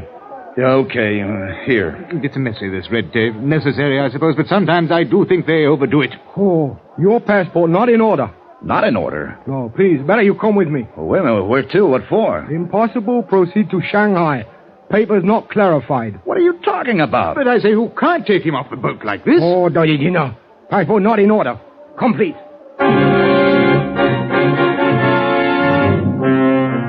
He took me to a command car, which drove me to field headquarters on the hills above Yichang. No matter what I said to him, no matter how much I argued, all I got out of him was passport not in order. Well, they gave me a place to sleep and something to eat and a couple of guards to watch me. The river steamer was scheduled to leave Yichang at dawn. I was hoping they'd release me by then, but the dawn slipped in and the steamer slipped out. And I heard it in the distance, the whistle. I felt sunk. How was I to explain to these guys that I was just a decoy? They'd picked off the wrong American, that the thing they wanted, the Shanghai document, was on its way down the Yangtze. And I heard them coming down the hall. I didn't know what I was in for, but I braced myself. At least I'd go down fighting. Mr. Dana. Yeah? Passport is in order. Can go now. Go? Now you tell me. Look, did you hear that whistle? The steamer's gone. How do I get to Shanghai now? Swim? 1,000 apologies for ignorant mistake. American passport, very confusing. Yeah, sure, but what do I do now? Please come with me. I've made arrangements. I was apologized to in several dialects. Then I got back into the command car and was driven down past the river landing to a secluded spot where a sampan tended by 2 coolies was waiting. I was politely but forcibly put aboard. I turned around to protest, but it was too late. The coolies had pulled the sampan away from shore into the center of the river, and back on shore, the Chinese officer was smiling broadly. Well, anyway, I was on my way to Shanghai again. And I sat back to smoke a cigarette, but I was out of matches, and I nudged the coolie in front of me. Hey, you, get some, matchy, you know? Certainly, Mr. Dana. Huh? Here you are. May I light it for you? Lieutenant Chen, what are you doing on this sampan? I also have missed the boat. Yeah, but well, why the coolie outfit? It's not safe for lone soldier to travel by himself. I am, as you Americans say, coming along for the ride. You know what I think, Chen? I think I'm the one that's being taken for a ride. I couldn't understand it. If they had thought I had the document, why hadn't they searched me? Why'd they let me go? Why was Chen on my tail? I decided to find out just how much of a watchdog Chen was. We'd been on the river all day, and it was just getting dark when we pulled up at a rickety bamboo landing. Chen was singing as he helped the coolie repair a sail. They weren't paying any attention to me. I crawled silently off the boat onto the dock. Mr. Dana, I should regret to have to kill you before we reach Shanghai. Come back in boat, please. Well, you can't blame a guy for trying. If you are wise, you will not try again.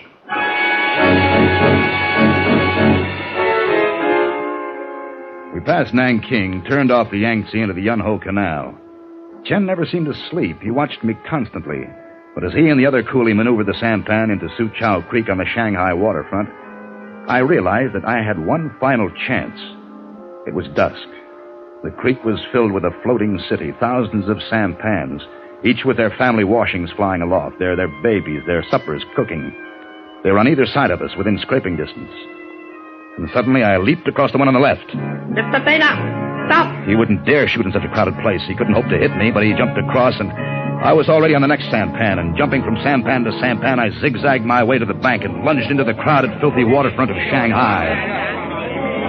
I looked back once. I couldn't see Lieutenant Chen anywhere. I'd lost him. I took a deep breath. I felt free, safe from the crowd. And then I saw him. Not 10 feet away, Captain Radigan, and with him 2 huge Mongolians. Dana! Don't try to get away, Dana! Come back! I moved fast, elbowing my way through the matted humanity, and ran down the bund like the devil himself was after me.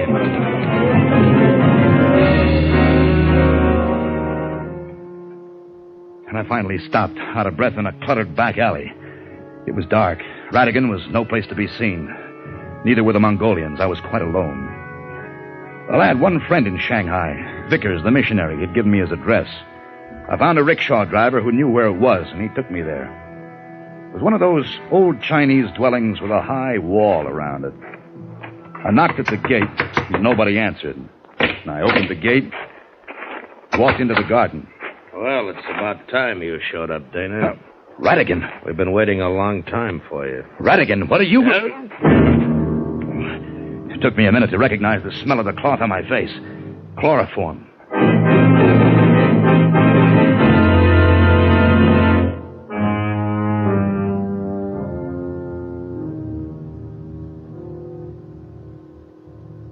How do you feel? Huh? Oh, you again. Don't try to get up, and don't yell. This is a hospital. You'll disturb the other patients. A hospital? Why is it every time I come to, you're there? What do? Follow your patients around? I'm sorry, Tony. Yeah, sure. You were going to see Vickers. We couldn't let you do that. Captain Radigan. Yeah, Doctor. Give me a hand, will you? Oh, no, get away from me. Hey, what are you going to... Now, come on, Dana. Up, sit, wait. on your stomach. Oh, hey, let me go. Just relax, Tony.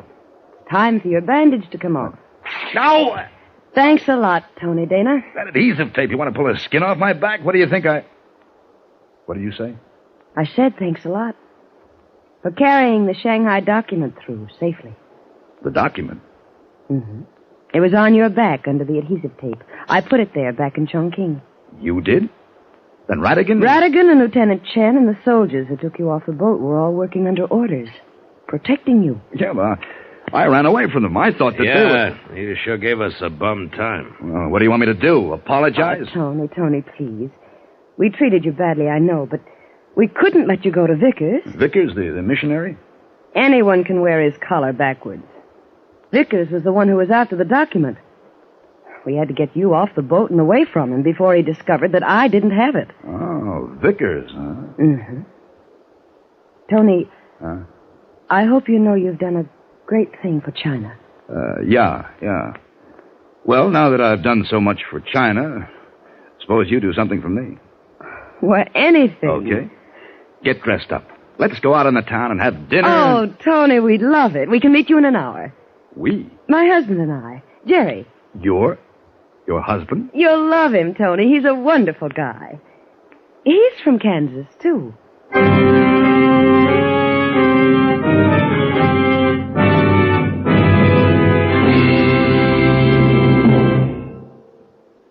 This is the age of science, an age in which science has made vast strides in medicine, in nuclear energy, and in the field of petroleum chemistry. For example, petroleum chemists have discovered new superoctane gasoline components of great importance to every motorist. And one of the highest octane components ever discovered is xylene. Now, listen to this. Today, every gallon of Richfield gasoline contains xylene. The xylene component of Richfield gasoline helps give your car that high anti-knock performance, that extra zip in traffic, that velvet smoothness under the hood. Try Richfield gasoline with xylene. Take your choice of Richfield high octane at regular price for the average motor, or Richfield ethyl for best results in the highest compression motors. Stop where you see the Richfield Eagle on the cream and blue pumps. Get Richfield gasoline containing xylene tomorrow.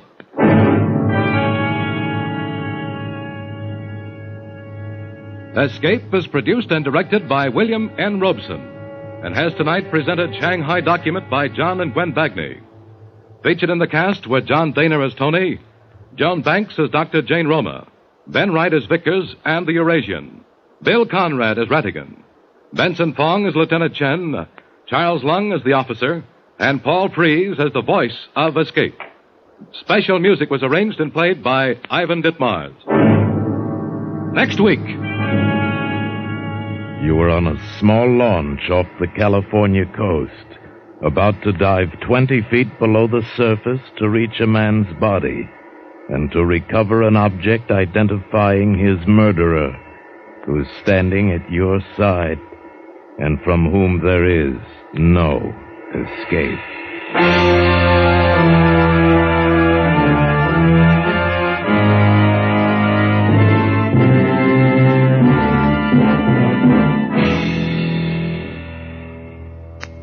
Next week at the same time, the Richfield Oil Corporation of New York invites you to escape with the story of a man who stumbled onto what seemed the easiest way in the world to make $1 million. As H.V. Dixon tells it in his exciting new book, Something for Nothing.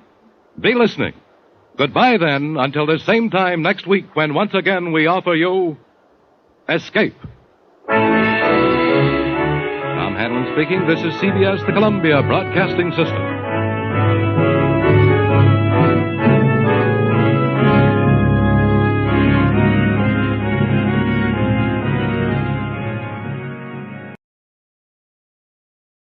Tired of the everyday routine?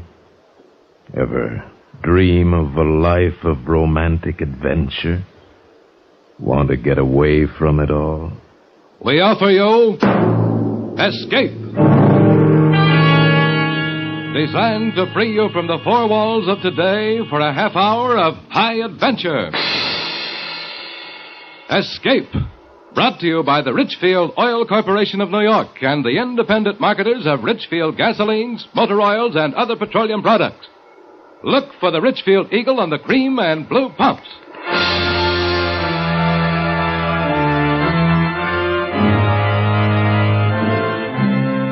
Tonight, we escape to a small town on the California coast, behind whose scenes exists a world of terror, blackmail, and death.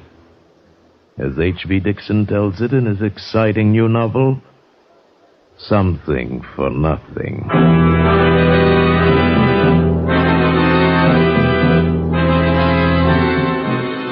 The moon wasn't up yet.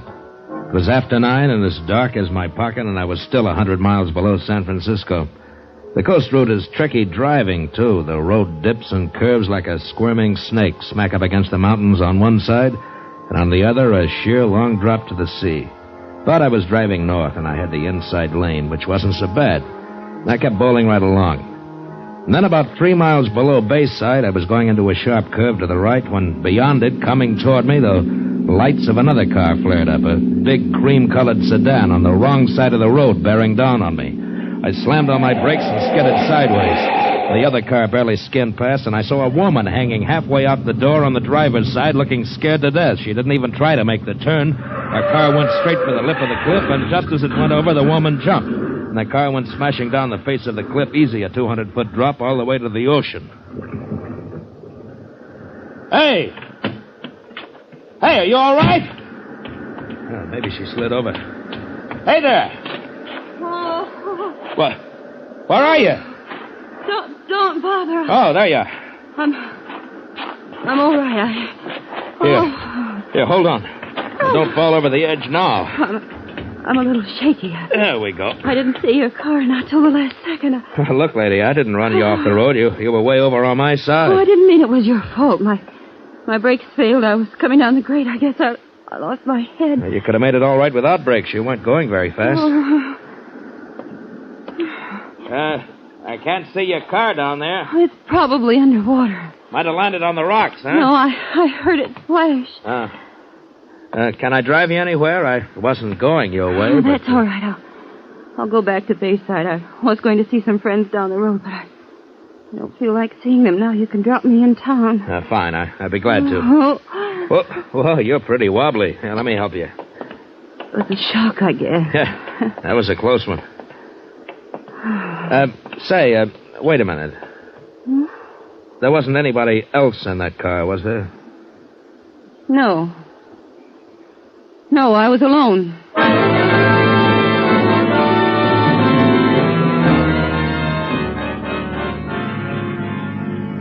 You live in Bayside? Yes. I might stop off there tonight, overnight. Well, you couldn't possibly find a room tonight. The tourist season started. Well, I might find something in a motel. Oh, I'm sure everything's full up, and it's easy driving beyond Bayside. No more mountains if you're going to San Francisco. Yeah, that's where I'm going. Do you live in San Francisco? Oh, I did when I was a kid. Lately, I've been living in L.A. I've been working in pictures. Oh.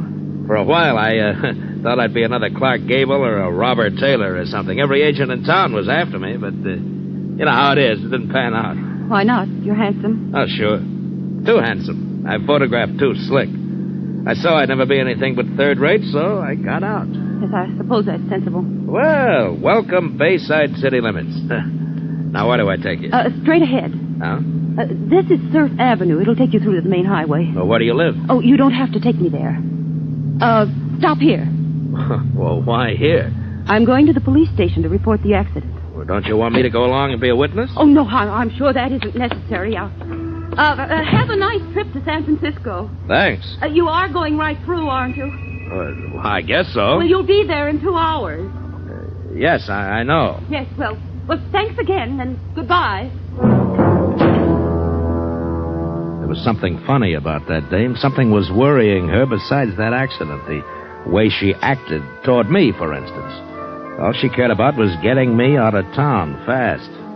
So, naturally, I decided to stay a while to find out why. I found a room without any trouble at all, and then I walked around Bayside. I liked what I saw. The cars, the stores, the way the women were dressed. Yeah, Bayside was loaded with money. And then sometime after midnight, I dropped into a bar. One of the customers was yawking away to the bartender. I ordered scotch over ice and listened in. She phoned the station about an hour ago and said Frank wasn't the type to go somewhere and not let her know. That was the customer, a big moon-faced man with a red neck who had cop written all over him. Didn't sooner or later bust loose. What do you know? Frank's gone off out of there. Well, I told her we'd check around. Hey, she say Frank was driving that cream-colored job of his? My heart jumped like a hooked trout. He sure can't disappear far in that car. It was hard to keep the excitement out of my voice. Pardon me, but what color car did you say? Huh? Well, I just drove in from L.A., and I passed a cream-colored sedan a few miles back. You couldn't miss this one. Darndest color you ever saw. Huh? The ornament on the hood is a big pair of dice. Well, the one I saw, a woman was driving. No, Frank never lets anyone drive his car. Well, Gassner doesn't know how to drive, does she? Oh, sure she does, Chief. She just got a new convertible, only, she doesn't go out much. She doesn't drink, doesn't wear makeup, doesn't do anything much, and she sure is a mousy woman. She went to bed tonight at 9 o'clock on a Saturday night.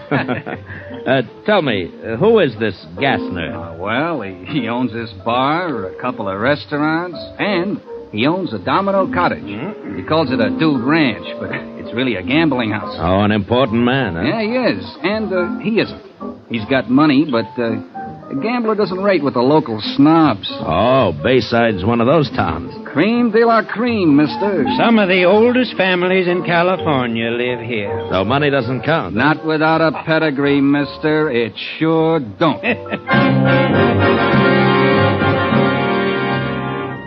But money counts with me, especially easy money. To get something for nothing, that's the sweetest thing in life. Well, I finished my drink and went to the phone booth. First, I looked up Frank Gassner's address, 16 Yucca Drive, and I wrote it down. Then I put through a long-distance call to my pal Danny in San Francisco.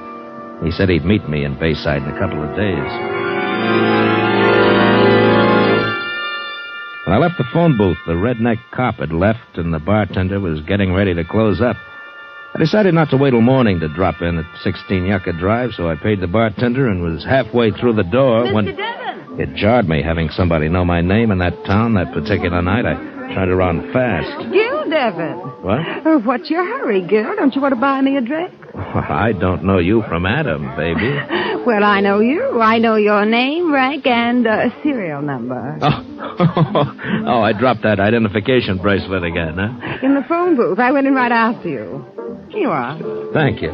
The catch keeps coming open all the time. You ought to have it fixed. Yeah, I guess so. But every time I lose it, it gets back to me somehow. Well, how about my reward? Oh? Like what? We could start with a drink. Well, I'm sorry. I'd love to, but I've got a date. That hardly comes as a surprise with shoulders like yours. Now, what does she have that I don't have? Only one thing, sweetheart, and it's not beauty. But what she has, there's no substitute for.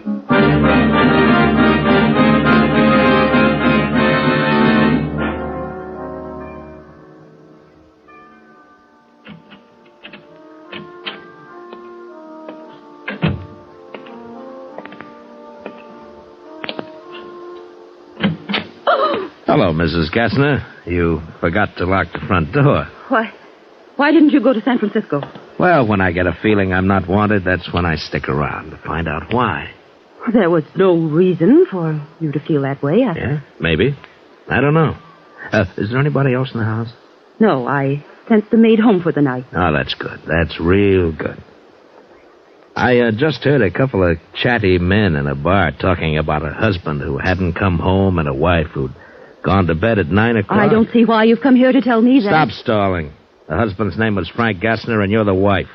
And at 9:30, you were out on the highway driving his car over the cliff. I saw it go over, remember?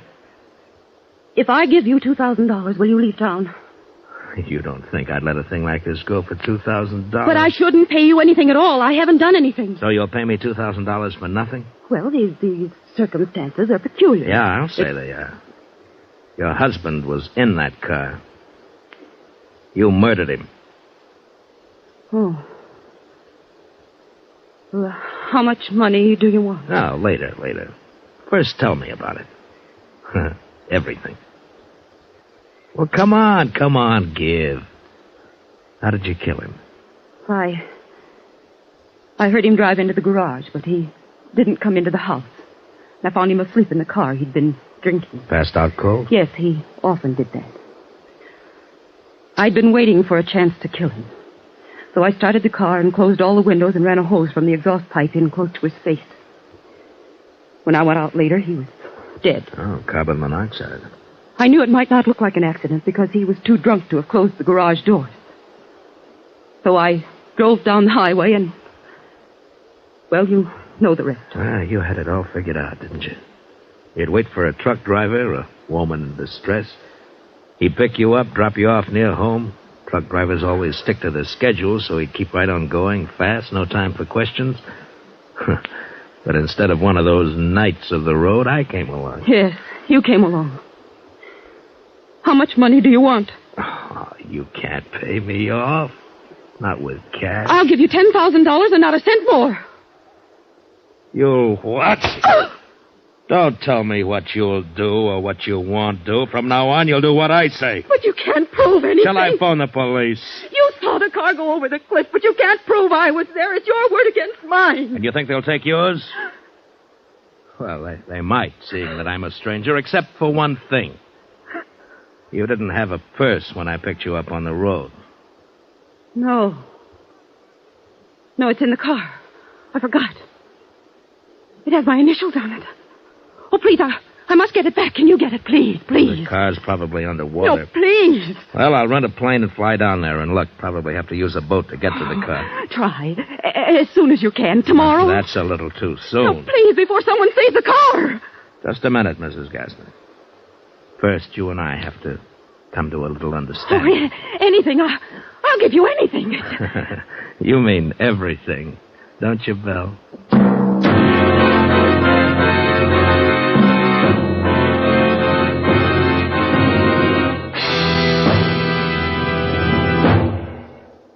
What is xylene? A petroleum chemist will tell you that xylene is one of the highest octane components of gasoline known to science.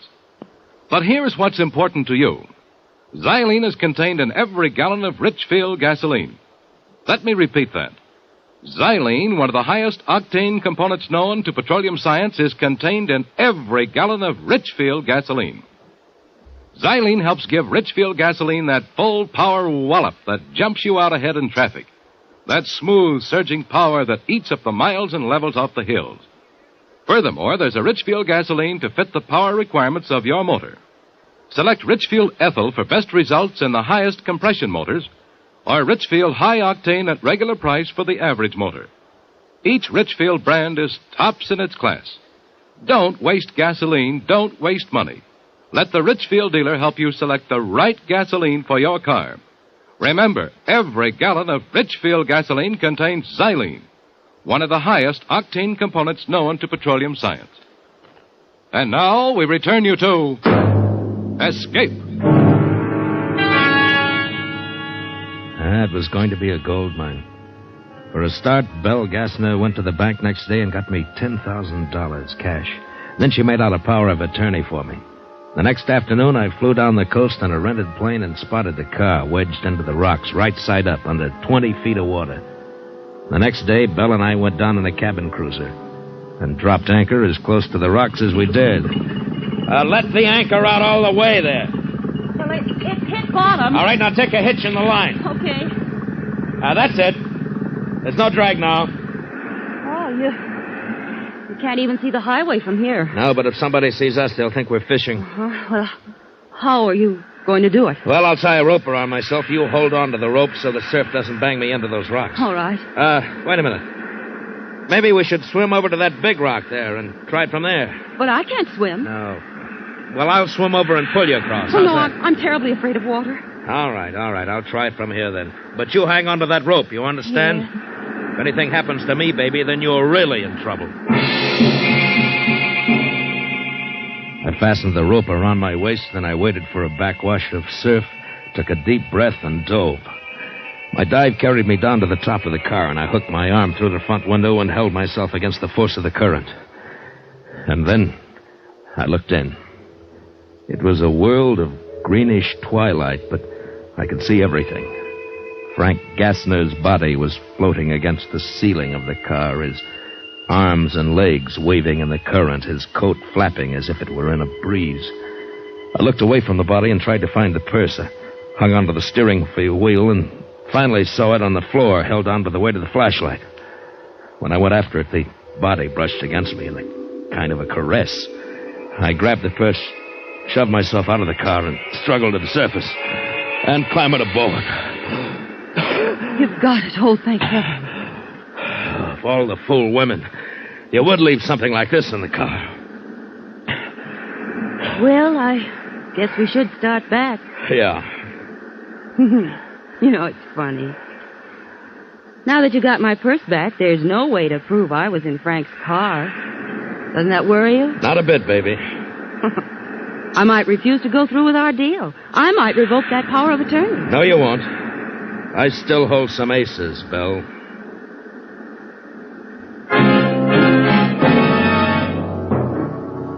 That night I started playing those aces. Belle Gassner had never known a man like me, only a husband that she'd hated. All I had to do was make one move, and she fell as hard as any of the rest of them. And having her crazy about me was the best way to keep her in line, better than any threats. I didn't have to worry about Belle Gassner. Not anymore. And now I had the world by the tail on a downhill pull. When I got back to the Bayview Lodge later that night, Danny was waiting for me.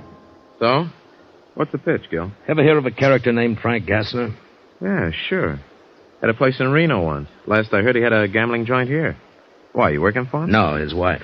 Huh? Gassner's missing. He took a powder, met with an accident nobody knows yet. So she's appointed me manager of the whole works with power of attorney. I want you to front for me, Danny. Why do you want to front?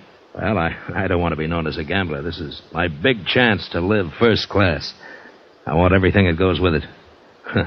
Maybe I'll even join the racket club. Go social. Yeah, you always did have big ideas, Gil. How long is this going to last? Well, long enough. Well, suppose this Gassner shows up someday. He won't. Now, wait a minute, Danny. My hands are clean. I didn't do him, and I know what happened to him, but I'm the only one who knows. Yeah. Yeah, sure, Gil. Okay, I'll play along.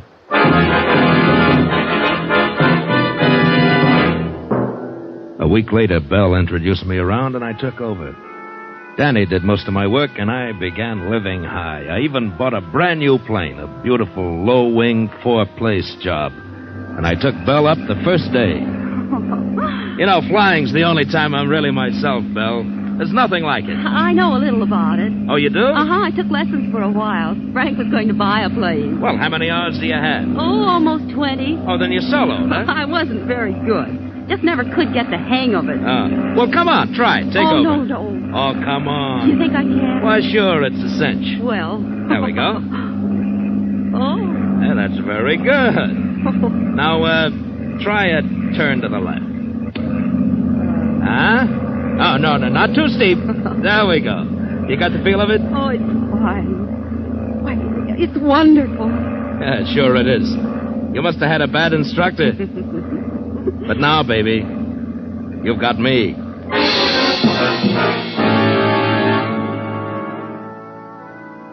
The money began rolling in. I bought a bachelor house on the beach. I joined the racket club. It seemed like there was no end to the good things I'd heard about and never known. Yet, slowly, little by little, a sour note crept in. Belle began to get on my nerves. She was so possessive, I began to hate the sight of her. Now, one night at the racket club, she was dancing with someone, and I was having a drink at the bar. Hello there, Gil Devon. What? Well, Hello. I just knew those shoulders went with that handsome face. Are you tied up tonight, or can you buy me that drink? Sure I can. Tell me, why haven't I seen you around since the first time? I've been to Europe since then. I'll be here for a few weeks, though. Then I'm going to New York for the winter. Oh, I thought this was your home. It's one of them. Daddy's got 4 houses scattered around the country. Oh. Look, never mind the drink. Let's go outside. Sure. You've got an edge on me. I don't know your name. Allison Price. You know something? You're something I've always imagined would happen to me. Really? You didn't seem to think so that first night. No, well, I had something else on my mind, something that had to come first so that you could happen. And, what was that? Money. A girl like you can only come along when a man's got money to burn.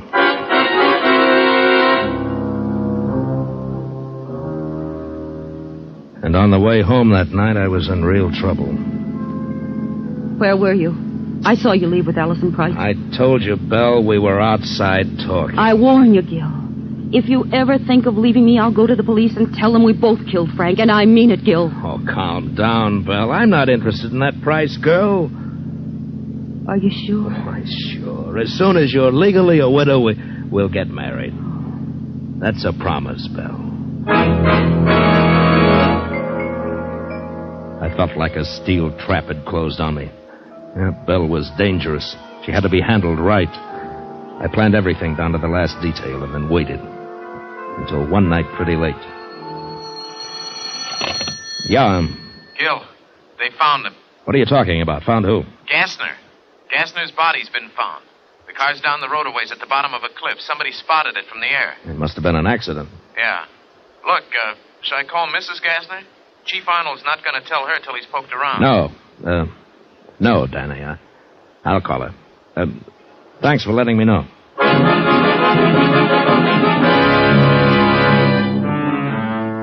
Hello, Belle. I'm so glad you called, darling. I was just going to bed. Well, you're not going to bed now. You're going to leave town. Why, Gil? I can't tell you why over the telephone. I'll pick you up in 10 minutes. All right, darling. No. Wait a minute. You better take your car. Pack a bag and drive out to the airport. Don't let anyone see you. I'll meet you there.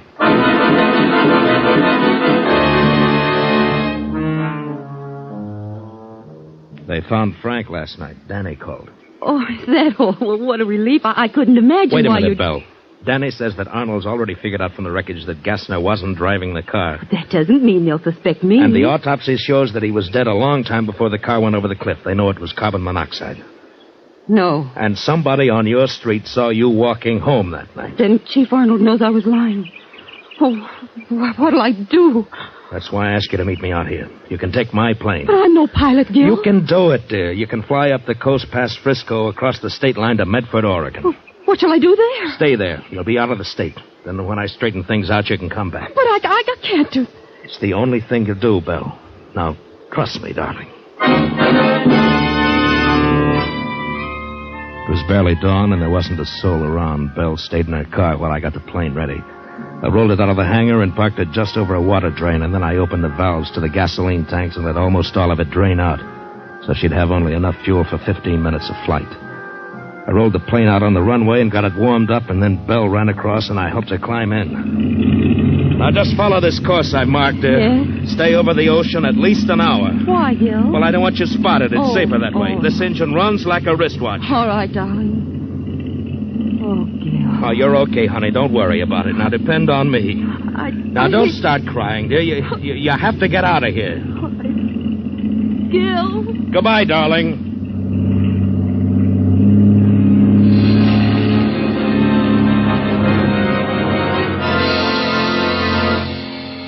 She took off to the west and then flew northwest over the ocean. What a trusting fool she was. When I looked at my wristwatch driving back to town, it was 18 minutes since the plane took off. By then, it was down somewhere in the ocean out of gas. It would sink at once, and Belle couldn't swim. Well, it wasn't such a terrible way to die. And Chief Arnold would figure it this way. Belle had heard that Frank's body was found. She lost her head and ran because she had murdered him. Case closed.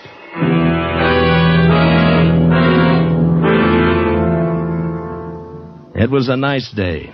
Nice day to take Allison swimming. Or for a drive up the beach. When I got to town, nothing was open yet except the drugstore, so I stopped and bought a paper. Folded it under my arm and started back to my car. And then I spotted Chief Arnold coming toward me, grinning like an ape. I wondered what was on the old fathead's mind. Hey, Mr. Devon. What? Oh, there. Well, hello, Chief. You look happy about something. Gil Devon. I arrest you for the murder of Frank Gassner. What? Are you nuts? What gives you the idea that I had anything? Ever seen this before, Devon? Sure. That's my Army identification bracelet. I haven't seen it for weeks. I'm always losing it. Well, it's handy for us cops that you do. This time you lost it in Frank Gassner's car. Say, isn't that Allison Price? Well, I'll be darned. She's got under your skin, too. Shut up. Shut up, you flat-foot. Here. Come here. I want to talk to you. Oh, beautiful girl. And so near. So near. And yet so far.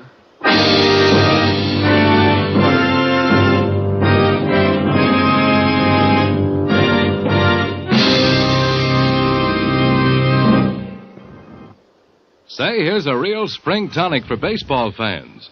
A new 32-page baseball book just off the press. Packed full of tips and information on America's favorite sport. Where can you get it? At the Richfield Gasoline Dealer Station. And this new Richfield baseball book is absolutely free. It contains Major League and many minor league schedules, World Series box scores, and Major League standings, baseball questions and answers, seating diagrams of 16 baseball stadiums. This new, colorful Richfield baseball book is a goldmine of baseball lore you won't want to miss. A storehouse of fascinating information that fits right in your pocket. And remember, it's absolutely free. Ask your Richfield gasoline dealer for your copy tomorrow. And while you're about it, ask him about Richfield All-Point Safety Service, the complete scientific lubrication service and safety checkup that prepares your car for the warm weather ahead. Stop where you see the Richfield Eagle on the cream and blue pumps.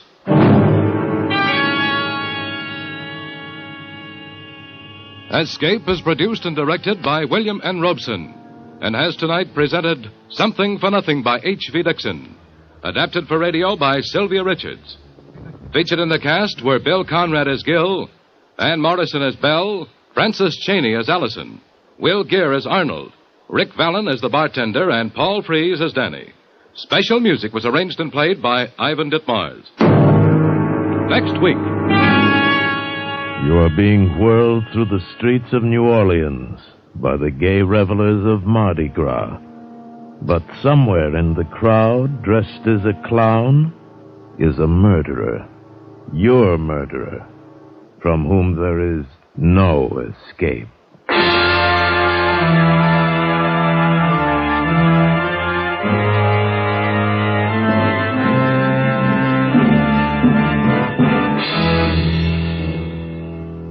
Next week at this time, the Richfield Oil Corporation of New York invites you to escape with the story of a man caught up in the night of terror through his complete innocence. As John and Gwen Bagney tell it in their exciting story, The Man Who Stole the Bible. Be listening. Goodbye then until this same time next week when once again we offer you Escape. I'm Hanlon speaking. This is CBS, the Columbia Broadcasting System.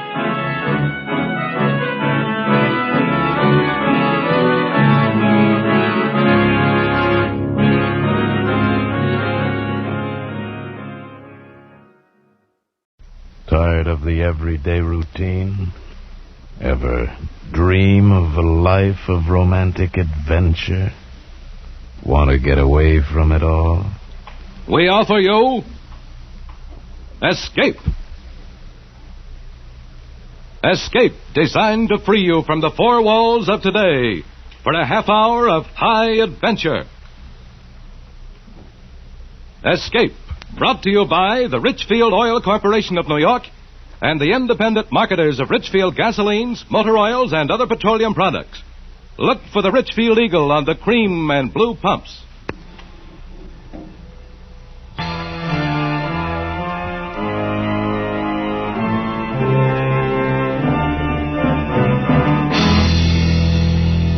Tonight, we escape to the Nevada desert in the story of a foreign spy who sought to renounce the left arm and become once again an American citizen. As Hildegard Thielhet tells it in her exciting new novel, The Rim of Terror, starring Miss Nancy Kelly.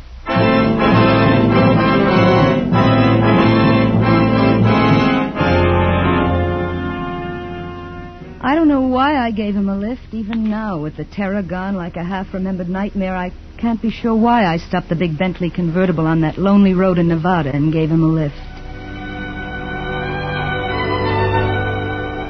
Maybe because he looked so bedraggled standing there hatless in the rain by the side of the road. Maybe because he smiled grimly, almost with a sneer that was a challenge. I don't know. Anyway, I slammed on the brakes and he walked slowly up to the car. Torko, my big Chinook, stiffened on the seat beside me. Quiet, Torko. So you've decided I don't look like too much of a risk? Not at all. Please get in. You look very wet. As a matter of fact, I am very wet. Backseat, Torko. Torkel, is it, huh? How are you, Torkel?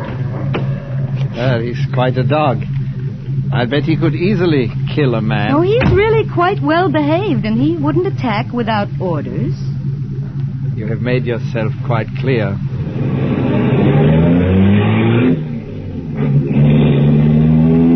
Impressive machine, this. I love it, but I'm really not used to it yet. I just got it last week. You drive it very well. Oh, thank you, but I don't really. Where are we now? I'd say about 25 miles east of Winnemucca. You're new to this part of the country? Yes and no. I've never seen that view before. It's breathtaking.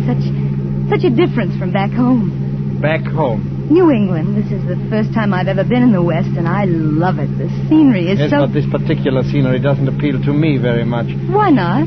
I'd say there's someone waiting for us down there. Look. I looked. And far below on the valley floor was a fork in the road and an abandoned building. Near it was a black speck that looked like a wagon and two smaller black specks that moved. Men, no doubt, though from here they looked like ants. I'd suggest slowing down. Not much, though. I expect they're watching us through field glasses. Who? Let me out here. What? This cut hides us from them. Stop the car. I'm sorry our ride together must end so soon. Don't be afraid. Have your dog sit in the front seat and keep him there until you're safe in Winnemucca. I don't understand. You know what a roadblock is? A roadblock? Are the police after you? Not the police of this country.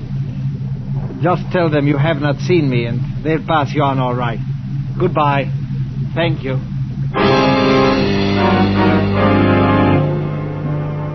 He turned and started climbing the steep bank at the side of the road. He stopped halfway to the top and impatiently motioned me to go on. I slipped the car into gear, and suddenly I felt very much alone and scared. I motioned Torkel into the front seat and started down the pass into the desert valley. A couple of miles further, at the forks, the road was blocked by a black delivery truck. I was almost tempted to swing around it, but the man in the plastic raincoat who held his hand up so casually didn't look dangerous at all, so I came to a stop. Another man in a black raincoat was leaning against the truck trying to clean the mud from his shoes. Across the panel of the truck was a sign that read, Nevada Public Opinion Surveys, Carson City. I felt a little silly for feeling scared a moment before. Howdy, miss. We're making a traffic check. Yes? Mind answering a few questions? Only take a minute. What do you want to know? Well, now, let's see. Where are you from? Vermont? Vermont. Well, I declare, we don't get many tourists from Vermont. You come all this way alone? Well, I don't suppose you'd count my dog as a passenger. I guess not. Although I always say a dog's a man's or a woman's best friend. Nobody else with you? No. Have you given any rides to hitchhikers? No. No? Through the windshield, I saw a man in the black raincoat reach into the van. There was a smear of yellow paint on his raincoat, and the letters on the neat sign were blurred. It had been freshly painted, and the paint had rubbed off when he leaned against the sign a moment ago. Even if you've given somebody just a short ride, we have to put it down. It's for the statistical average. I'm sorry, but I've lost too much time already. I can't answer any more of your questions. The man in the black raincoat was beside the car now, peering in over the interviewer's shoulder. Somebody's been sitting in the seat next to Curlyhead there. You can see where the seat's wet. Let's quit stalling, Mr. Smith. Shut up. Ma'am, you can see for yourself you've had somebody sitting in that seat not very long ago. My dog. Your dog's dry as a bone, ma'am. I'll search the trunk compartment. Maybe she's got him hid in there. You get her keys, will you? You take your hands off the steering wheel. Now, ma'am, just give me the keys. Torko! I had no idea the Bentley had such power. It leapt forward under the accelerator as I swung it around, clipping the front bumper of the delivery truck, skidding across the wet road and throwing a sheet of liquid mud over the two men. Through the rearview mirror, I could see them running up the road after me, then stop and give up. I shifted into fourth and headed back up the mountain at 80 miles an hour. And then, as I rounded a curve, there he was again, my passenger, laboriously clambering down the bank at the side of the road. He waved to me when he heard the car. And again, I don't know why I stopped. Maybe it was the painful way he was limping. Maybe because his figure looked so tiny and alone in all that vastness. Maybe it was because I remembered the cruel blue eyes of the red-haired interviewer glowering balefully behind his thick glasses. Anyway, again, I stopped. Backseat, Torkel. Get in. I'm driving back to the main highway. I can take you into town that way. I would not have hailed you, only I twisted my ankle up there. Oh, I'm sorry. I was watching from the hill.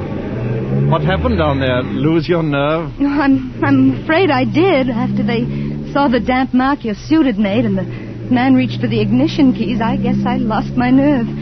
Where was the third man? There wasn't one. He must have been hiding. Was one of them red-headed with glasses? Yes. The other one called him Mr. Smith. What's this all about? Who are they? Who are you? I suppose I do owe you some kind of an explanation.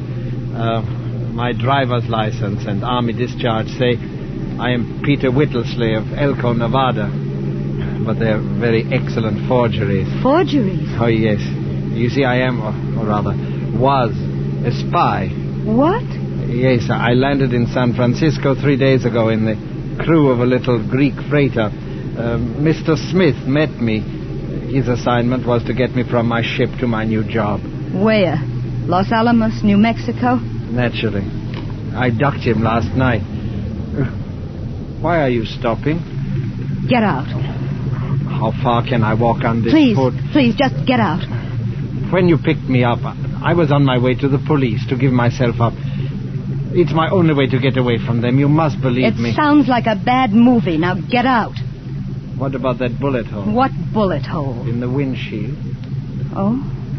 Well, I didn't see it before. My friend, Mr. Smith, of course. I suppose I didn't hear the gun go off over the sound of the motor. Do you believe me now? Maybe I do. When you have been sent on a mission into a country by the left arm, you're not supposed to change your mind and go over to the other side. They don't like it. The left arm? What's that, a fifth column? Well, I suppose you could call it that. How do you speak English so well if you're a foreigner sent over here by the left arm? Foreigner? I was born right here in Nevada. And this is the only way I could get back home. No, please, don't make me get out. Take me to the nearest police station, will you? Please. I suppose it was my New England conscience, or maybe just plain old curiosity, or maybe... Well, he was attractive. And on the twisting downgrade into Winnemucca, I learned his story, how he'd been born in Nevada of Central European immigrant parents, how he'd been taken back to their homeland when he was 11, how he'd fought the Germans with the partisans, and after the war had been educated as an undercover agent by the left arm, how he'd passed every test and resisted every temptation his teachers offered in his one desire to return home to America. And believe me, America is home. I was born here, and I want to work here and to die here. Do you think the police will believe you? I don't know. Do you? I want to, but it's a pretty wild yarn. It's true. Every word of it. I know it is. I I feel it is. Thank you. And now, tell me a little bit about you, a poor little rich girl.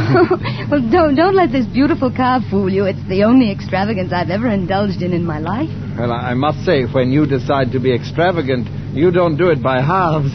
Oh, there's the city hall. Police station must be there. You can drop me here on the corner. You won't waste any time getting through town then. I don't even know your name to thank you. It's Elizabeth White here. I shall never forget it, nor your face. You're forgetting your coat. Huh? Oh, thank you. My name is really Alex Peck. I hope I shall see you again someday. Until then, wish me luck. I do, Alex. Goodbye, and thank you.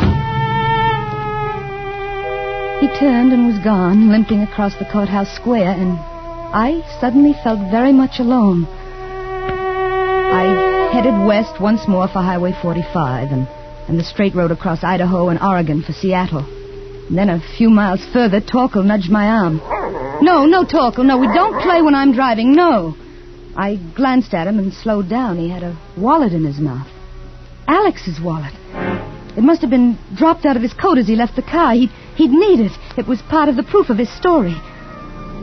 I swung the big Bentley into a side road, whipped it into reverse, and straightened out on the road back to Winnemucca. I let the car out. 80, 90, 100, 105 on one straight stretch, and then down to a cautious 55 as I entered the town limits until I pulled up before the police station in the basement of the courthouse. Stay, Torkel.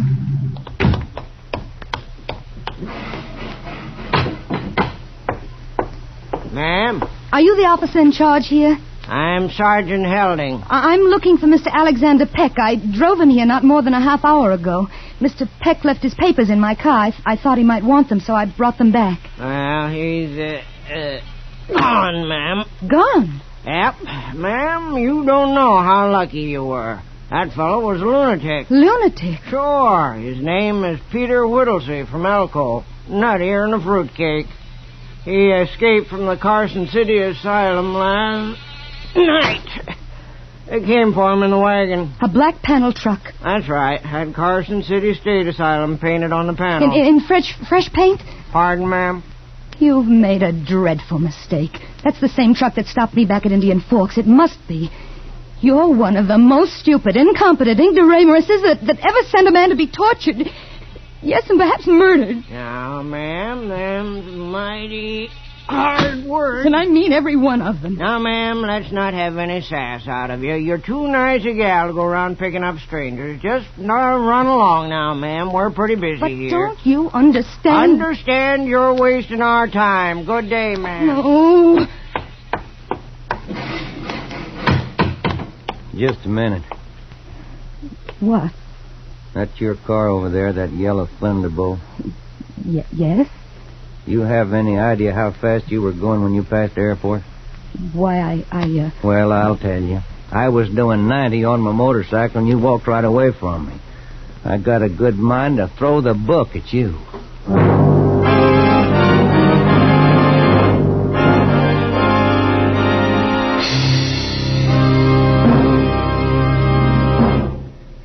Here's a free offer you won't want to miss.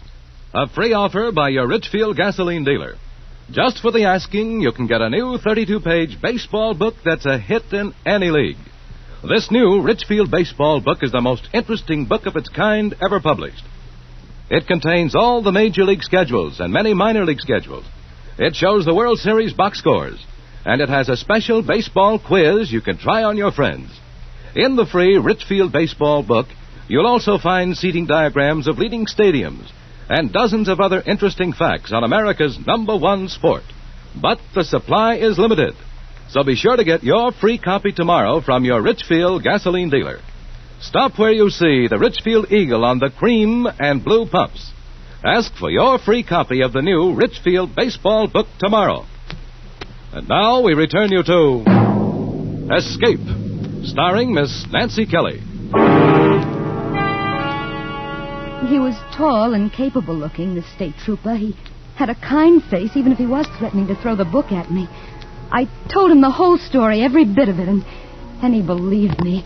And you will help me, won't you? That van can't go much faster than 50, 55 miles an hour, and my motorcycle can do close to 100. We didn't run into the van coming into town from the north, so I guess it's traveling along the highway south to Reno, maybe to California. I can catch it and stop it, sure, so what? How do I know the guy isn't a lunatic, and the van isn't on the level? I got to have an identification. You'd like me to drive behind you? If you can identify those guys as the same guys who stopped you and tried to shoot you, I got a case. I'll make them wish they were never born. Let's go.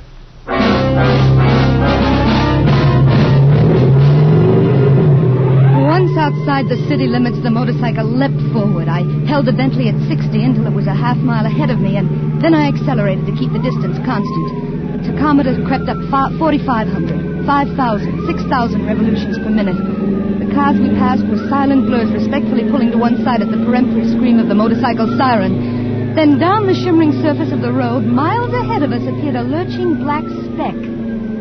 It was the van. The trooper waved his arm for me to slow down and swung alongside the truck. It was like watching a jerky movie from a great distance. And suddenly, the motorcycle swerved away, and the trooper was firing his gun. The van lurched into the ditch. The motorcycle slithered across the road, threw the officer onto the pavement. The man in the black raincoat stepped down from the van and walked toward the fallen trooper, stopped and fired his gun. And then the trooper raised his arm and fired. The man in the black coat fell forward and caught his balance and then slumped to the ground like a puppet with a broken string. I slipped into gear and drove up to the truck. The man in the black raincoat was lying on his back, staring sightlessly at the sky, a little red hole in his forehead. The trooper was sprawled out on the shoulder of the road, a trickle of blood from his chest soaking into the sand. Another man was slumped against the wheel of the van. They were all dead. And neither of the two men from the truck was Mr. Smith. Neither had pinkish red hair. Mr. Smith wasn't there. Mr. Smith still lived to avenge and pursue. But somebody else in this silent scene of death was alive. Somebody inside the truck, scratching at the bolted door. I unlocked the black doors of the van. And there he was. There, strapped in a straitjacket, was Alex. It was not until I'd untied him and had him safely out of the truck that I became faint. It is all over. This part, at least. There's no reason to shiver and shake. I can't stop. Well, it's shock. Now, let us pick up the pieces. How did you get here? I found your wallet. Go on. Make yourself talk. You dropped it in my car. I thought you'd need it at the police station. Are you well enough to drive that machine of yours? I think so. Where? Well, that depends on what happened to Mr. Smith. Where is he? I thought he was in the truck. No. Have you seen him? And since he stopped the car this morning at Indian Forks? Where do you think he is? I have not the slightest idea, but he's looking for us, you may be sure. We've got to get away from here. All right, I'm ready. Come on. No, wait a minute. What happened to you? He pointed to my jacket. It was splotched with a deep red stain. Blood. No, I don't think so. Oh, the cans of paint in the back of the truck. When you untied me, you must have spilled one. Take it off. Why? Do you want people to ask questions? Here, get in. Start the motor. Give me that jacket. What are you going to do? Ditch it. Oh, there's a car coming. Let's go. Good. It's in a dip a couple of miles back. They did not see us. My mother knit that jacket for me. Good. Then you know where you can have it replaced. Where are you headed? We'll drive straight through to Seattle. Seattle's too far. No, now listen. My friend in Seattle, Charles Matthews, he'll know what to do. He has connections, even in Washington. He may not be too willing to help me. Under the circumstances, I could hardly blame him. Charles is bigger than that. I wonder. 2 hours later, we were 120 miles nearer Seattle and filling the gas tank at a lonely motor court set in a clump of scraggly pines. Sure is a thirsty bus. Took 22 gallons. Yes, it was nearly empty. That'll be $5.28. Will you cash your traveler's check? Oh, sure. All right, just a minute. Alec. What? My traveler's checks, they were pinned inside my jacket. The jacket you threw away. We'll have to go back. Do you have any idea what that piece of road will be like now? Half the population of Winnemucca driving out to see where the gun battle occurred? But, Alex, that's all the money I have in the world. You can stop payment on them. You can get your money back. But now, right now, I've only got $1.75. Let me see what I have in my pocket. $2 silver, a lot of chicken feed. Yes, we can make it with $50 to spare. Here you are, madam. Thank you. Come again.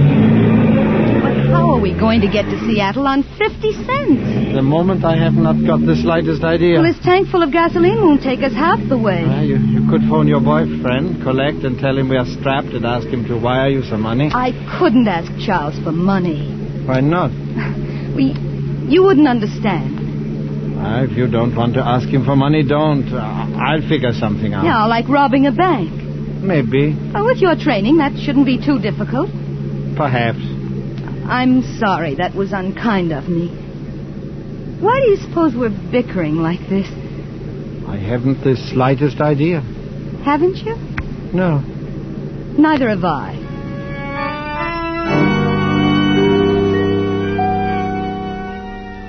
Payette, Idaho was the first big town. It was dark when we got there. Alec told me to pull up in front of the hotel. You can get a room and a hot bath while you're putting in your call to Charles. I can't get a room for 50 cents. Look across the street. That's what I've been looking for. What? A pawn shop. My watch should be good for a few dollars. It's Swiss, international currency, Swiss watches. Now beat it. Get a bath. I'll take Torkel with me and call you in your room in half an hour. Come on, Torkel. The hotel clerk showed me to a room on the second floor. It wasn't a very quiet room. On the corner beneath my window, the people of Payette were celebrating Old Timers' Day. They'd set up a kangaroo court and were trying their fellow townsmen who'd failed to cooperate by refusing to raise beards and wear pioneer clothes. But I couldn't waste time watching the fun. I had to get through to Charles. I placed the call and started the bathwater running when there was a knock on the door. Who is it? Here are your towels, ma'am. As I unbolted the door, I happened to glance into the bathroom. There on the rack above the tub, fluffy and white, were my towels. I tried to push the door shut, but it was too late. Mr. Smith shouldered into the room. I started to shout for help, but the sound never came. He hit me in the pit of the stomach with his fist, and I fell across the bed gasping for breath as the phone started to ring. I couldn't move. I couldn't make a sound. I lay there with the wind knocked out of me, watching Mr. Smith as he picked up the receiver. Hello? How much delay? Oh, just a minute. I'll ask my wife. She says to cancel the call. We'll try later. Thank you. Now, young lady, no monkey business. You try to yell, and I'll cut off your wind for good. You two, you and Peck, have caused me a good deal of trouble. I had a lot of trouble finding you. You should not have done that. How did you find us? The left arm never fails. Where's Peck? I don't know. You are lying. But I have plenty of time. I'll wait for him here. He is sure to return for you. I had to get to Alex. I had to warn him. The bathroom door was open. Smith was holding my arm, but for a moment he relaxed his grip. I swung away from him and threw myself into the bathroom, pulling the door shut and locking it. I expected him to shoot through the door, and I ran to the window ready to jump, but it wasn't necessary. There was a rickety fire escape. I crawled through and ran down the shaky steel stairs, dropped 6 feet to the mud, and ran around the corner of the building toward the old-timers kangaroo court on the corner, and there was Smith coming toward me through the crowd. He reached out his hand for me. I whirled around and shouldered my way through the crowd to the table where the man was sitting with the microphone. Please help me. Oh, hello there, miss. Now, give me your microphone. Now, just a minute, miss. You can't interrupt this. Please, it's a matter of life or death. Alec! Stay where you are. They found me. And then Smith came for me. He and a big man with a beard. And then a tawny streak tore through the crowd. Torkel. He'd heard my voice. He ripped the big man's leg. He jumped for Smith's throat. But before he reached it, the man with the beard pulled out a revolver. And Torkel lay there quiet. Mad dog. That dog was mad. I tried to bend over him, but I knew it was no use. He was dead, and Smith had me now, holding me. I told her that dog was sick. Your dog? Yes. To see her, you think my wife cared more for the dog than she did for me. I told her a dozen times that dog was sick. Let me go. I'm not your wife. Now listen to me. Listen to me, please. You people, this man, he's a spy. He's a monster. He's trying to kill me. Listen to her. Go on, folks. Listen to her. Drunk. That's what she is, drunk. such a thing to say about your own husband, well, I declare. Now, I'm going to take you on home to the ranch and put you to bed. You ought to be ashamed of yourself. Wait a minute there, now, just a minute. Maybe you don't know, but I'm the county veterinarian. You can't leave that dog dead in the street. According to the law, we got to make an examination of any dog that's dead or alive and suspected of rabies. Now, you get that dog in the police wagon. But my wife... I don't care about your wife. She wasn't bit. Now, you say you own that dog. Your friend here was bit in the leg, and you was scratched in the arm. Now, you get that dog in the wagon, and you follow him. And you, too. Now, look here. Now, you look here. That's the law. Now, get. Or do you want a little help from the rest of these good citizens?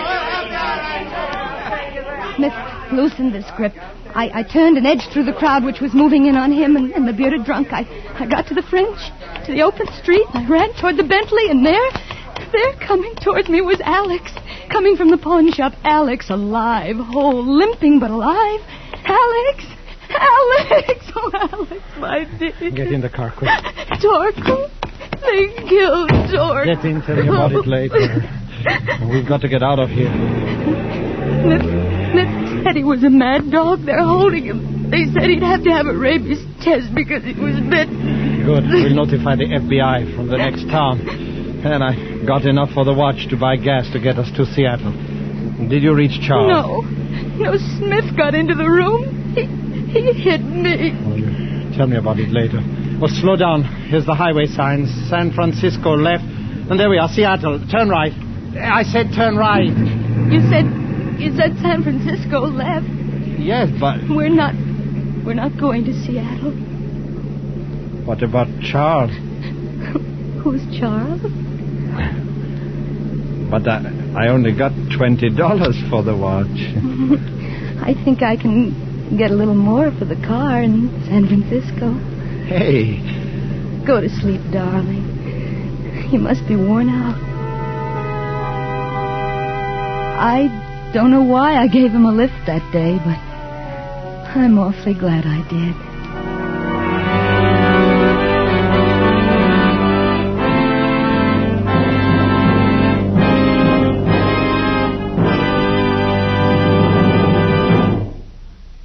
From the magic of modern chemistry comes xylene, one of the highest octane gasoline components ever discovered. Xylene means new power for your car, new high Antonoc. And listen, today every gallon of Richfield gasoline contains xylene. Xylene in Richfield gasoline means surging power for the toughest hills and quick pickup in traffic. It means smooth, knockless power along the highway mile after mile. Moreover, your Richfield dealer offers you a choice of 2 great Richfield gasolines, both with xylene. For best results in the highest compression motors, select Richfield Ethyl. Ethyl at its best. For the average motor, get Richfield High Octane at regular price. Each Richfield brand is tops in its class. Each contains xylene. Try Richfield gasoline with xylene. Test it. Compare it with any gasoline. Stop where you see the Richfield Eagle on the cream and blue pumps. Escape is produced and directed by William N. Robeson and has tonight presented The Rim of Terror by Hildegard Tillett. Adapted for radio by Mr. Robeson and starring Miss Nancy Kelly with Hans Conried as Alex. Special music arranged and played by Ivan Ditmars. Next week. You're being haunted through the war-torn ruins of Berlin by a phony music hall mind reader who has stumbled on a secret that can send you to the gallows and from whom there is no escape. The Richfield Oil Corporation of New York invites you to be with us again same time next week when once again we offer you Escape. This is CBS, the Columbia Broadcasting System.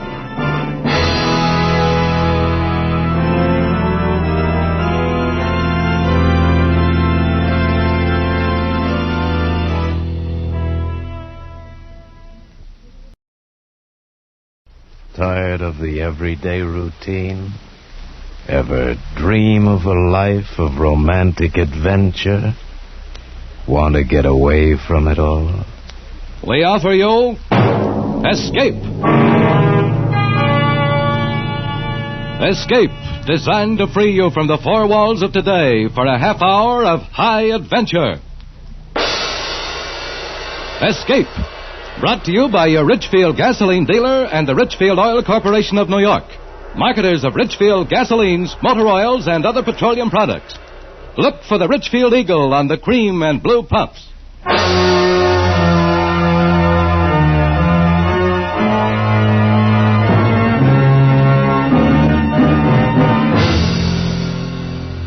Tonight, we escape to Berlin, and the story of an occupation GI trying desperately to break through a web of death that is being spun around him, as Morton Fine and David Friedkin tell it in their exciting story, Pass to Berlin.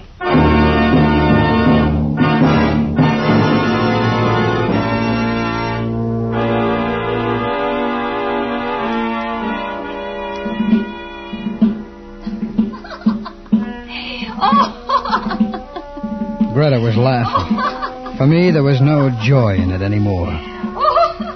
I looked through the window at Berlin, spread out like a half-buried skeleton. Berlin after a war, shock-carved in jagged concrete. And reflected in the window, Greta. Greta standing behind me with a drink in her hand. Oh, Schatz.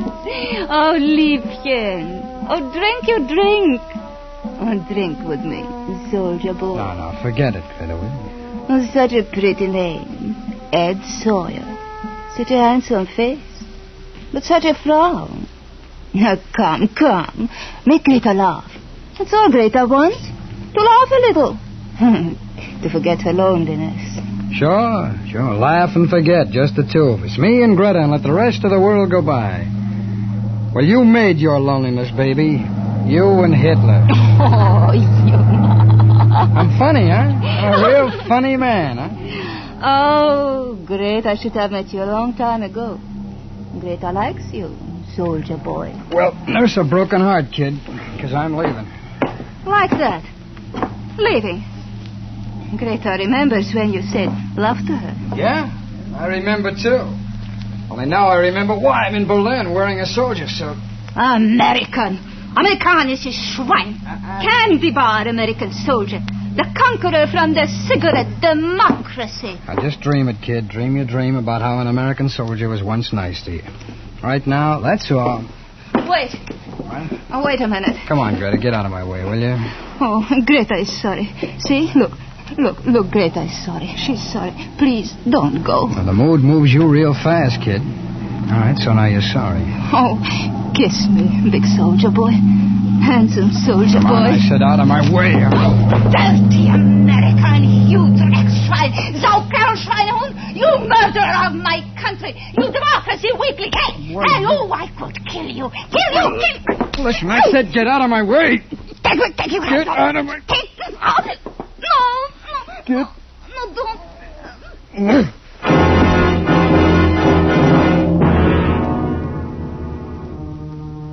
For a second, I stared where she'd fallen, motionless. Her head lay against the lead piping of the wash basin. I watched a small pearl of blood squeeze through her lips. Then it died, too. Then I remembered. Fingerprints. I'd handled two things in that room. Greta and the highball glass. I smashed it to the floor and ground it with my heel. Outside, it was raining. That was a break. Because the rain had washed away the human rubbish that litters the Berlin pavements at night, and no one saw me leave the house. I walked, turned some corners, walked some more. Then a splash of neon smeared across the wet pavement. I looked up. A theater. A theater for the amusement of GIs and the rehabilitated natives. I bought a ticket and went inside and found a seat. Ladies and gentlemen, the headline attraction of the evening. The most astounding mind-reading act of the century. Direct from London, the great Stanley and his lovely assistant, Mona. Mona, who sees all, knows all, and tells all.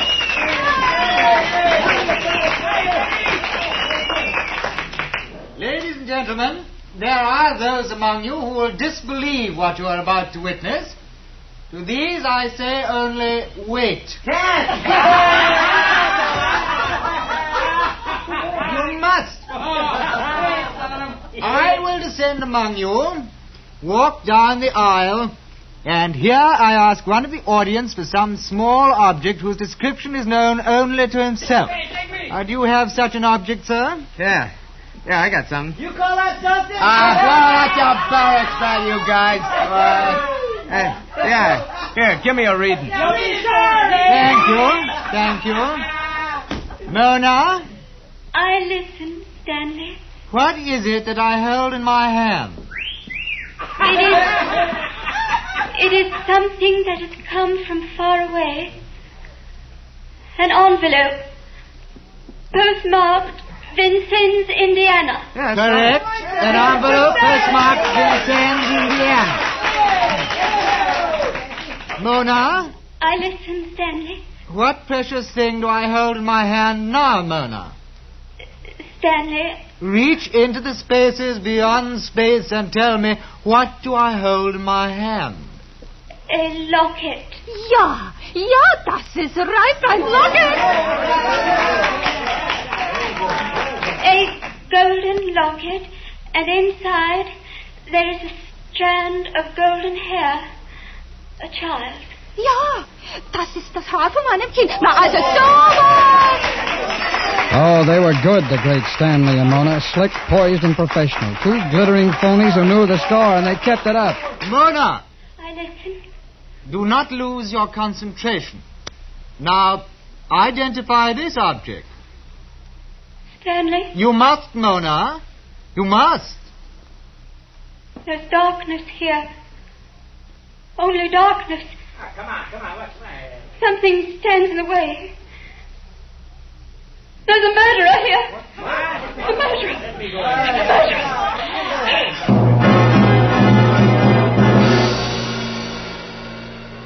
They rang down the curtain, and I sat there until the next act came on.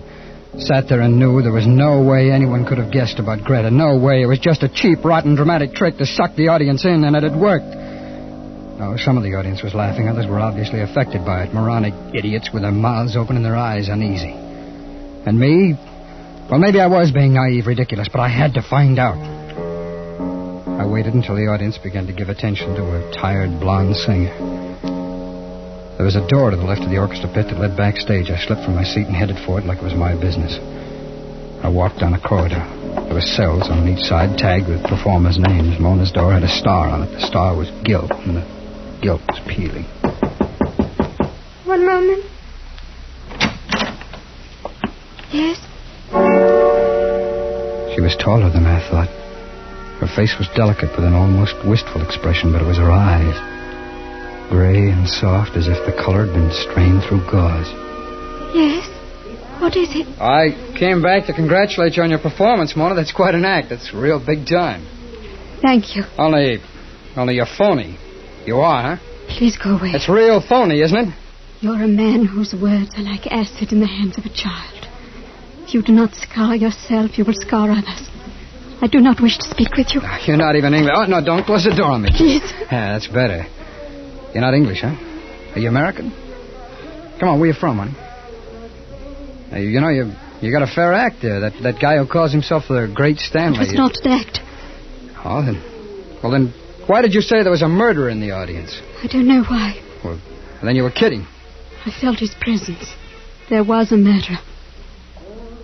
You still feel it? Yes. Mona, there's a cab waiting to take us to the hotel. Hiya, Stanley. Good evening, Sergeant. This gentleman knocked on my door. Well, I'm glad he did. It's always a pleasure to meet a soldier. A medical corps man by your shoulder patch, I see. Welcome. Oh, thanks. Will you wait for me in the cab, Mona? I'll only be a moment. Do not be long. I need you with me. You saw the extraordinary performance, Sergeant... Sawyer, Ed Sawyer. Oh, I consider it an honor that you should take time to come backstage and express your appreciation. That a hard-bitten GI should become a convert to Mona's miraculous powers.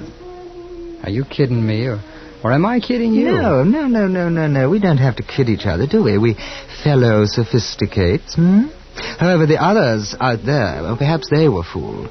It's amusing to kid them, and also one lives this way. Well, you and Mona should check on each other. She tried to make me believe your act was on the level. Well, Mona is my wife, and she's loyal to the illusions that I create about her. Ah. Well, then that murderer bit was phony. Oh, naturally, but effective, don't you think? Yeah. How did you think of it? Oh, an inspiration, Sergeant... Sawyer. Sawyer. An act such as ours needs one piece of sensationalism to shock a new audience, and we have it, don't you think? Yeah, you got it. Oh, just one thing, Stanley. Of course. Tell Mona something for me, will you? Of course. Tell her her eyes are the most beautiful I've ever seen. Oh, she will be pleased. She's blind, you know. His smile held, and the smile was phony like their act was phony. I knew now I had nothing to worry about, so I left. I went back to my room in the Garmisch Hotel.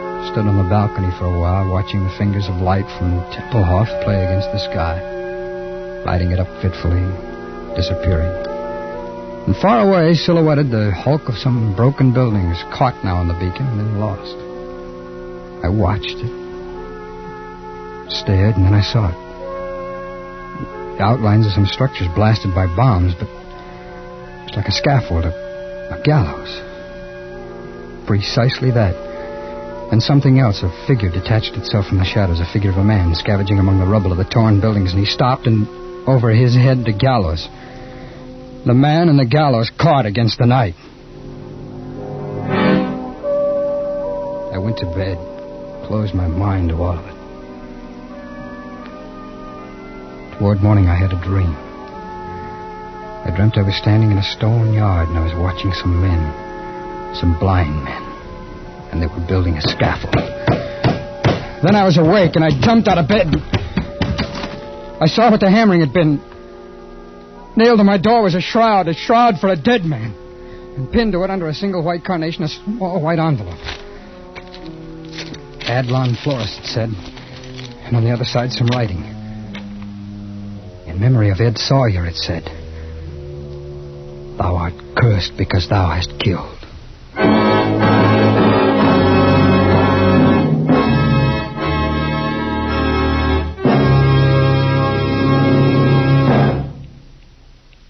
What does the word xylene mean? To a scientist, the word xylene means a super-octane gasoline component, one of the highest octane gasoline components ever discovered. To a motorist using Richfield gasoline, xylene means new flashing power on the toughest highway grind. Xylene means new high anti-knock that gives you a quiet running motor, and new lightning acceleration to snap you out ahead in busy traffic. Why? Because today, every gallon of Richfield gasoline contains xylene. What's more, your Richfield dealer offers you a choice of two great Richfield gasolines with xylene.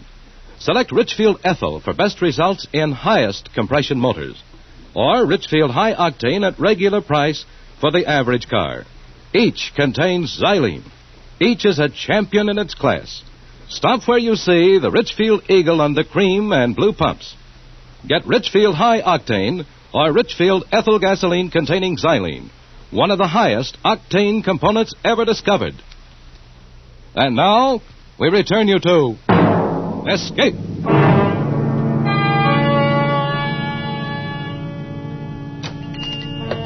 Guten Morgen. I may do something for you, Sergeant? Yes, you can. You're fortunate, Sergeant. Just arrived this morning, fresh-cut camellias, flown in from Italy. No flowers. A shroud. Talk to me about a shroud. A shroud? My heartfelt condolences, Sergeant. A shroud, of course. If you will come this way... A shroud that was delivered to the Garmisch Hotel, room 312, this morning from your shop. Yeah, natürlich. I remember such an order. I pray it met the requirements. I'm crazy about it. Why was it nailed on my door? Why? I do not understand. I didn't order it. Who did? Why, early this morning, Sergeant. Early this morning by special post. In order for a shroud and a wreath with instructions for their disposition. Who wrote the order? Who gave these instructions? That I do not know, Sergeant. It was a typewritten, unsigned, and more than a sufficient amount of American money to take care of everything. I thought somebody who wished to remain anonymous. Well, here's some more American money. Oh. Now tell your boy to tear that thing off my door. Yeah, but Sergeant... Tell him, Florist.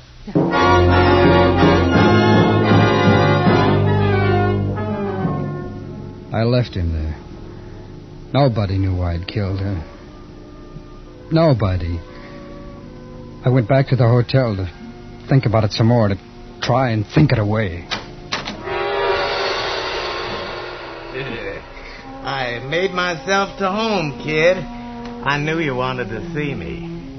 He wore a derby hat and a tight overcoat with a moth-eaten fur collar. Cheeks ruddy, eyes red-rimmed, and a replica of his nose could have been bought in a carnival supply house. Oh, jolly, a jolly fat punk with a mission. Sit down, kid. Take a load off the brain. The man is here who will take care of everything, just like the corpse that died in the good old USA. Who are you, and what do you want? Here, take one. That's my card. I can see it from here. It's real pretty. Now, what does it say on it? Joseph Scarn, it says. That's my name. Mortician, it says. That's my business. That's what? Oh, yeah. Puzzles you, huh, kid? I just gotta tell you about Joe Scarn. That'll explain me to you. Yeah, do that, will you? Yeah. Well, see, back in the States before the war, this was my career, mortician. That's funeral director. Then they demobilized me right here in Berlin. Now, this is the break I've been waiting for all my life. Where better to pursue the career mortician than right here in good old Berlin? Come on, get up. Come on, now, get out of here, will you? Don't Come on, rush get me, out. kid. I'm going to make the final arrangements for the funeral. Funeral? What funeral? Nobody's dead. Nobody's even feeling bad. Well, this overjoys me tremendously, son, but look, about the casket. Look, this is a joke, isn't it? A gag? Isn't it what it is? Something the boys who came on past with me cooked up? That's it, isn't it? Come on! They sent you here. That's it, isn't it? Come on, will you talk? Talk to me! Take your hands off me, soldier boy. You got the hysteria. Come on, who sent you here? Come on! A letter. A letter this morning with money and instructions. Typewritten, no signature? Oh, you peak. Come on, tell me! Yes, that's right. It said to come to this hotel room and make arrangements to receive the body. Look. Whose body? Well, the letter said the body of Ed Sawyer, Sergeant, Army of the United States. It said Ed Sawyer was about to die. It said he was going to be executed for murder.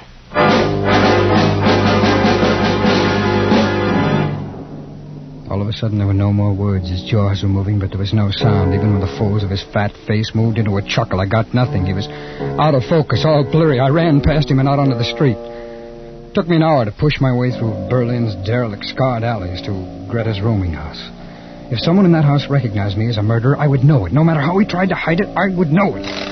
Face him and take it from there. That was what I had to do. Bitte? Was wollen Sie? Have you ever seen me before? Bitte? Oh, don't kid me, all you krauts know English when you need it. Now, have you ever seen me before? Come on, talk, will you? Lassen Sie mich Answer me, los! lady. Come on. Heinrich! Kommen Sie schnell! Ja, was ist, Ilsa? Was ist los? Was ist... Der Soldat will etwas wissen. Yeah. What you want, Sergeant? Well, that's better. Our papers are in order. Everything in our houses, as you Americans have ordered it. Wait, I will show you. Don't fret yourself, Dad. It's just that I have a feeling I've been to this house before, and I've got to find out. Is this some kind of a drunken joke you're playing with us? Just tell me if you've ever seen me before. Ah, you're sick. Please go away from us. Yes, that's right. I'm sick. It happens like this lots of times. Amnesia, you know, it's the war, but... Now, look at me, look. Yeah. You're sure you've never seen me before? Yeah, we are sure, Sergeant. Yeah. Come sit down. No, wait a minute, will you? Come in. Yeah. Your other guests. Could I see them? What is the need, Sergeant? One has been drunk for 3 days. Yeah. He will stay drunk for 3 days more. Yeah. Another Ilsa and I have not seen for a week. Nein. And the third is in the morgue. This morning she was taken there dead. Ja, tot. That Greta. Always she gave us trouble. Yeah, Elsie? Yeah? Police, doctors, questions.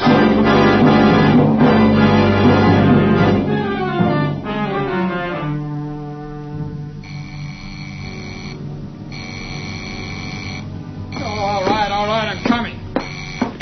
Yeah. Sergeant Sawyer? Sergeant Edward Sawyer? Yeah? This is Stanley speaking. The great Stanley. Oh. Will you do me the honor to meet me at 11:30 tonight in the Tiergarten in the Seekers Alley? The statue of Frederick the Great will be a charming spot. Well, charm me over the phone, Stanley. I don't like the cold night air. It can be healthful. Bring penicillin with you. Bring what? Penicillin. They're so desperate for it here in Berlin, they pay fabulous wads of money for it on the black market. Bring all you can. And later, as I ask you for it, you'll bring more. Oh, look, For an American soldier in the medical corps, it's so easy. You going crazy, Stanley? Oh, my dear Sergeant, a murderer. A murderer does not question another's sanity. To him, all other beings are insane.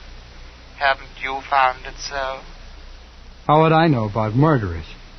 Ask Greta. Greta? How did you find out about her? You told me, my dear boy, when you were so curious about a murder after the performance. You told me when you permitted the grisly humors of the shroud and casket to force you to revisit the scene of death. You followed me. Yes, of course I followed you. Each of your flights of terror was more and more promising. And when you went to the rooming house, I made inquiries. They told me of the lonely girl who had been murdered, and they were very accommodating. You're still there, Sergeant. Yes, I'm still here. But then I can expect you then at 11:30. It'll give me time to change after the performance. Sure, 11:30. I'll be glad to do you the honor, Stanley. Oh, he made it easy. For nothing, he'd let me know who it was I had to be afraid of. Stanley. The great Stanley. And Mona with the pale, lovely, blind eyes. Boy, what an act they had. I wondered how many times their sensational finish had paid off like this. How many murderers had handed themselves over to Stanley and Mona on a platter for nothing. But I could change all that. I could get off the hook real cheap. I could fix it so Mona and the great Stanley would let me rest in peace for nothing. No, not for nothing. Just the price of an admission ticket. There were about 30 people in the theater, most of them soldiers. The opening act was on when I got there and slid into a seat. A family of French jugglers whirling shiny hoops on every loose piece of anatomy on the stage. Stanley and Mona were next to closing, so I figured I had about an hour. I waited until the French were balancing everything but the proscenium, and then when they had everything in the air, I used the same orchestra entrance to backstage. The door to Mona's dressing room was open. The room was dark. I eased inside just as the next act came hurrying down the corridor, still hooking up their costumes. I brushed against a moldy curtain that hung from wooden rings. I pulled it back, hid behind it, and waited. Still, I cannot understand why you must leave me tonight, Stanley. What is so important at 11:30? Through the dim light of the corridor, I saw Mona walk into the room and sit down at her dressing table. Stanley was right behind. He was reaching for the light switch when my hands found his mouth and his throat, and I began to strangle him. My fingers dug into his flesh, and I crushed his breath back into him. He made no sound. There was only the soft laughter that seeped through the theater and his soft throat in my hands. And then Mona's soft voice. Why do you not answer, Stanley? Is it a rendezvous? Stanley? Stanley, what is it? Why are you so silent? Stanley? Stanley! Suddenly her fingers were on my face, frightened and quick, like the wings of a wounded bird. Then slowly they began to search the empty air for the dead Stanley. She turned and her blind eyes stared right at me, and I brushed her aside and ran down the corridor. An old doorman sat reading a newspaper at the stage door. I couldn't get out that way without her seeing me. Only one way, back through the theater. Ich bin ein bisschen verrückt geworden. Der Knallkrieg vorhin Latz, dass der Kind sah nicht mehr fast. I started up the aisle, and then I knew I was doing the wrong thing. There was an MP at the head of the aisle, a corporal from the MPs, the braid, the white spats, and the club. In this tiny audience, if I left in the middle of the act, he'd remember me. So I sat down on the row that was the most filled. When I looked back at the end of the act, there were other MPs standing at each exit. Then the curtain rose. Mona stood there with a man you see on every street in Berlin, a German policeman in the natty German police uniform. Ladies and gentlemen, tonight I shall descend among you accompanied by this esteemed gentleman and read your mind through my fingertips. You, sir, I can read your innermost secrets by touching your face. Sir, sir, you and this girl beside you, you told your wife you were working late at the office tonight. She looked away at the aisle, coming closer and closer. And you, sir, my fingers reveal that you have bought an escape from KP duty. Please. And now, there's a gentleman in this row. My fingers reveal he has a medical corps shoulder patch. Come on, take your hands off of me, will you? What's the matter, soldier? You afraid Mona will give away your secret? Come on, one side, will you? Let me go. Come on, soldier, move it, will you? Go on, John, go on. Come on, let me out of here, will you? Come on, guy, move. He's got secrets. Have you got secrets? Hey, Mona, what are you waiting for? Tell us the soldier secrets. Come on, move, Come will on, you? everybody. We got a right to this guy's secrets. Oh, shut up, will you? Shut up! Mona, hurry up. He can't wait. They held me there, laughing. The others all turned in their seats to stare. And the German cop pinned me back in the seat. And then Mona's fingers reached out and trailed across my face. Lingered. They were the fingers of death. They were cool and gentle. Almost a caress. This is the man. This is the murderer.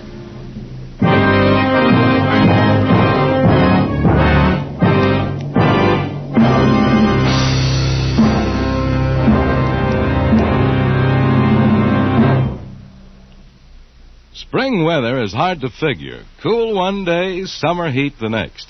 Those quick temperature changes are tough on you. And they can be tough on your car, too, unless it is properly protected. Don't take chances. Get Richfield All-Point Safety Service now before damage is done. Get the protection that a careful All-Point lubrication job from chassis to motor can give your car. In addition, Richfield All-Point Service includes a safety check and proper care of all likely trouble spots, such as the battery, spark plugs, tires, and radiator. Drive into the Richfield gasoline dealer station tomorrow. Save yourself time and trouble by having all the necessary spring servicing done at the same time by a man who knows how to do it right. And while you're there, ask for Richfield's informative new 32-page baseball book. It's free. Ask for your copy while the supply lasts. Escape is produced and directed by William N. Robeson, and tonight has presented Passed to Berlin by Morton Fine and David Friedkin. Featured in the cast were Stacey Harris as Sergeant Sawyer, Peggy Weber as Mona, and Ben Wright as Stanley. Special music arranged and played by Ivan Ditmars. Next week. You are lying on a small knoll in the prairie west of the Platte River. In a few moments, dawn will herald the attack of the encircling Apaches. An attack of such fury that for you, there can be no escape.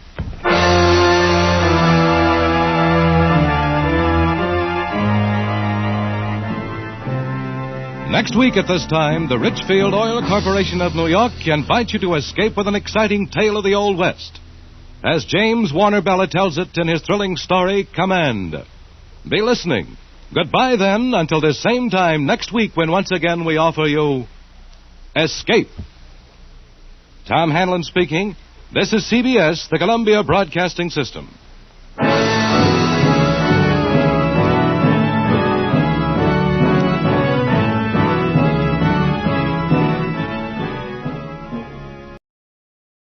Tired of the everyday routine?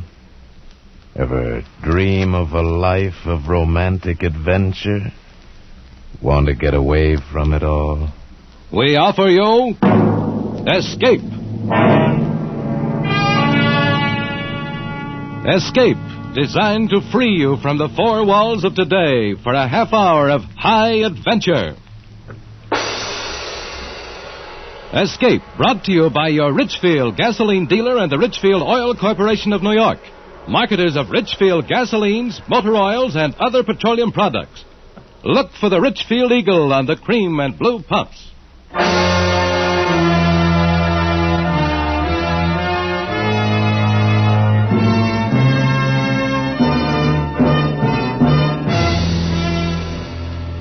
Tonight, we escape to the prairie west of the Platte River and to the Indian fighting U.S. cavalry of the Old West, as James Warner Bella describes it in his exciting tale, Command.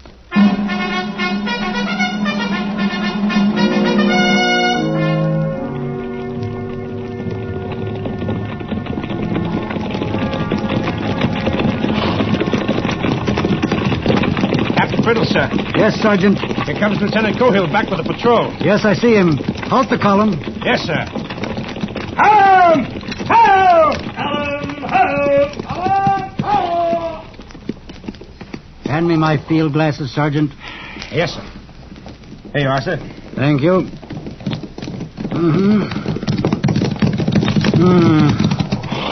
Captain Brittles. Well, Mr. Cohill. Here's the best body of grass, sir.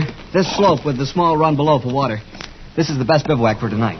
Mr. Cohill, do you see the rise there to the left behind you across the valley? Yes, sir.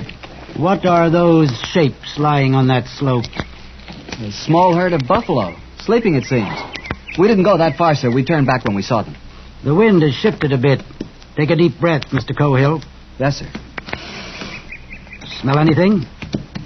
No, sir. Take another deep breath, Mr. Cohill. Get it in your nostrils and tell me if what you smell is sleeping buffalo. No, sir. Smells like dead men. And not freshly killed. Lieutenant Gresham and his squad, sir? I imagine so. The men we've come to find. We'll make sure after nightfall. Mr. Cohill, there are several fairly obvious differences between the Great Plains and a classroom at West Point. There you can fail and try again. Here you may not have that chance. There they taught you, I am sure, that accuracy in observation is a military virtue. I suggest that you cultivate it here. Sergeant Utterback. Yes, sir. This is the bivouac. Dismount and unsaddle. Night grazing area between the crest of this hill and the creek bottom. Use the picket rope, no individual pins. Yes, sir. Yes! Mount! Yes, mount! Yes, mount!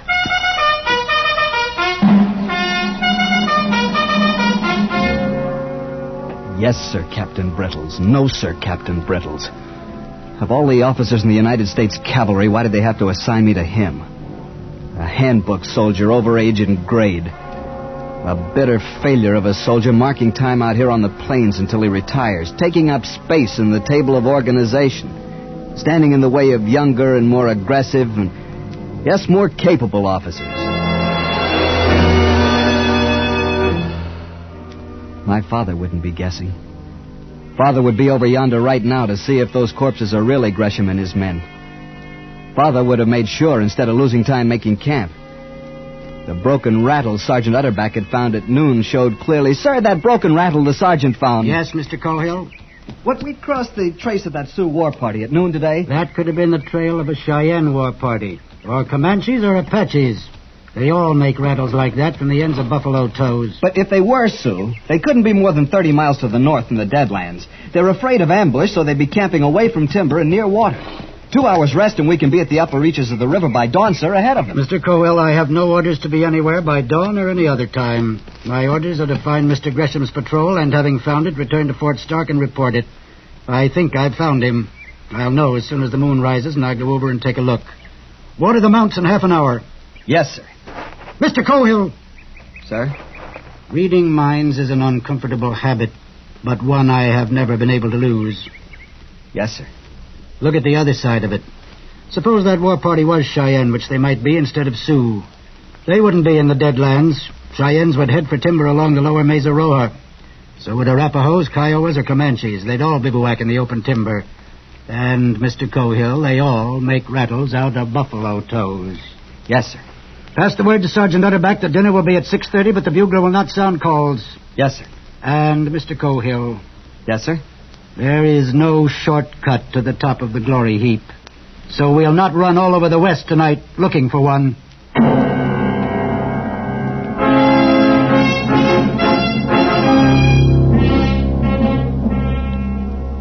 But if death in battle is a soldier's path to glory, Mr. Gresham and his patrol had found a shortcut.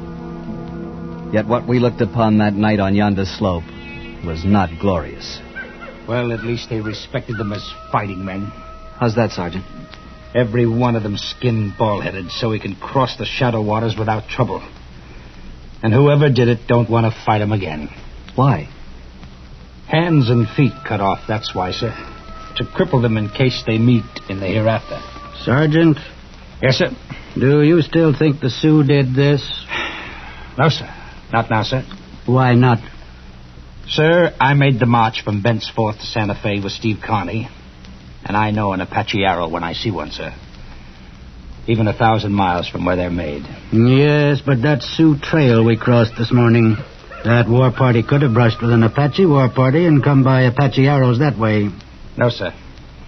No, sir, this job is 2 days old, sir. It wasn't that Sioux war party. This is Apache work. How do you figure that? Mostly because the captain knows it's Apache work, too, sir.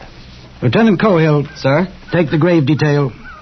Yes, sir. Sergeant. Yes, sir. We shall move the company out at 10 tonight. Yes, sir. We will return to Fort Stark to report this massacre as fast as we can. Yes, sir. So he's showing me. Makes his lieutenant first gravedigger and confides his plans to the sergeant in exchange for flattery. He's an old woman in blue fatigues. Can't hide his bad temper. And worse, he's a frightened old woman. Instead of striking when he has the advantage, he's going to cut and run. In a stiff action, I'd probably have to shoot him and take over the command.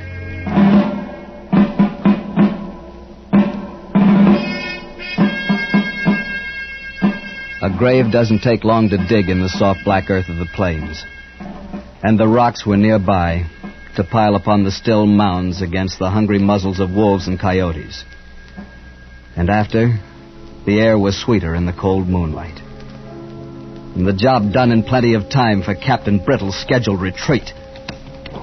The commander's prepared to mount, sir. Very good, Sergeant. Captain Brittles. Yes, Mr. Cohill. Excuse me, sir, but can't we go after the Indians who did this? Can't we try to... Mr. Cohill, the United States Cavalry is not out here to fight Indians. We're here to watch them and report on them for the Indian Bureau. We fight only if they attack us. I refer you to the standing orders of the Department of the Platte. They are most explicit on this point. Yes, I know, sir, but Mr. Gresham was attacked. How do you know that? Well, I don't, for sure. Of course you don't. But he's dead, and his command, dead and mutilated, and we ought to... Go to what? Avenge him? Disabuse yourself of classroom valor, Mr. Cohill. Out here, we obey orders. Sergeant. Yes, sir. Pass the word to mount. Yes, sir. Updike. You. Pass the word. Mount. Pass the word. Mount. Pass the word. Mount. Pass the word. 30 miles already that day, and who knows how many miles ahead of us tonight. The men are tired. The horses are tired. Cavalry is a delicate arm of the service, Captain Brittles. Hour after hour, as the moon threw our lengthening shadows ahead of us. Hour after hour. Walk 30 minutes, trot 5 minutes, dismount and lead 10 minutes, unbit and graze 15 minutes, every hour. Hour after hour. Got a chaw eat and tobacco, Mittendorf? Ain't got much. Well, give me a loan of some. You can get some more at the fort tomorrow. Yeah. Why don't you ever have any of your own? Don't approve of chawing tobacco. My ma don't, that is. Thanks. God free mighty. Mexico wasn't like this. Do tell. No, sir. When I was with Winfield Scott, the time we took Chapultepec... Hey, Mittendorf. Chavez back in the Mexican campaign again. Pity he didn't stay there. Yeah. Just the same, the army was army in them days. You slept in tents, and when you took a town, there was girls, senoritas, not squaws. So if you like us so darn much, why don't you go back with those girls? 'Cause I was gold brick. You was what? Gold brick. Oh. I joined up again 'cause they said they'd be fighting out here. Only fighting I seen west of the Missouris on Saturday nights in the barracks. Boy, sure ain't like the old army. Sergeant Utterback. Yes, sir. I'd like to ask you a question. Yes, sir. How did you know the captain thought they were Apaches that killed Mr. Gresham's detail? Well, I've been his first sergeant for a long time, sir. You get to know. I see. Do I get to know? This is a different kind of service out here, sir. It ain't full-dress war, but it's the only kind the captain and I ever served in, sir. And you get to know it just like you get to know siege operations or saber charge by company front after you've had enough of them. I see.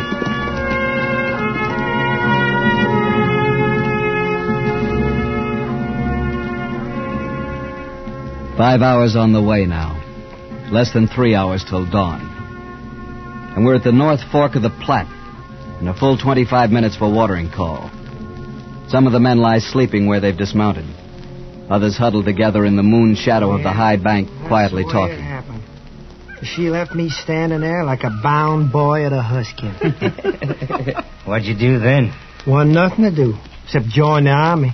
That little senorita in Mexico City. Time I was with Scott when we took Mexico. Well, she wasn't at all like that. Not at all. Any of you boys ever had a lobster? Not me. I never even seen one. I had a catfish once. Didn't like it. I could sure put away a lobster right now. Fresh out of the lobster pot and into the cooking pot. Alive? Sure. That's the only way to cook a lobster. Sure wish I was back in Wiscasset. Get you back in the state of Maine, you'll be pining away for buffalo meat. Truer word was never spoken. Some people ain't never satisfied. I ain't never satisfied for a fact. That's how you get someplace in this world. Never be satisfied. Sure got you a long way, didn't it? Looks like you can plan on getting even further, Saba. Captain's getting fidgety again. Oh, yeah. Another day, another dollar. All right, men. All right, fall in and be quiet. Prepare to mount. Pass the word. Prepare to mount. Pass the word. Prepare to mount. Pass it. Prepare to mount. Pass it. Mount. Mount. Route step. Forward. Route step. Forward. Route step. Forward. March. Go. Go.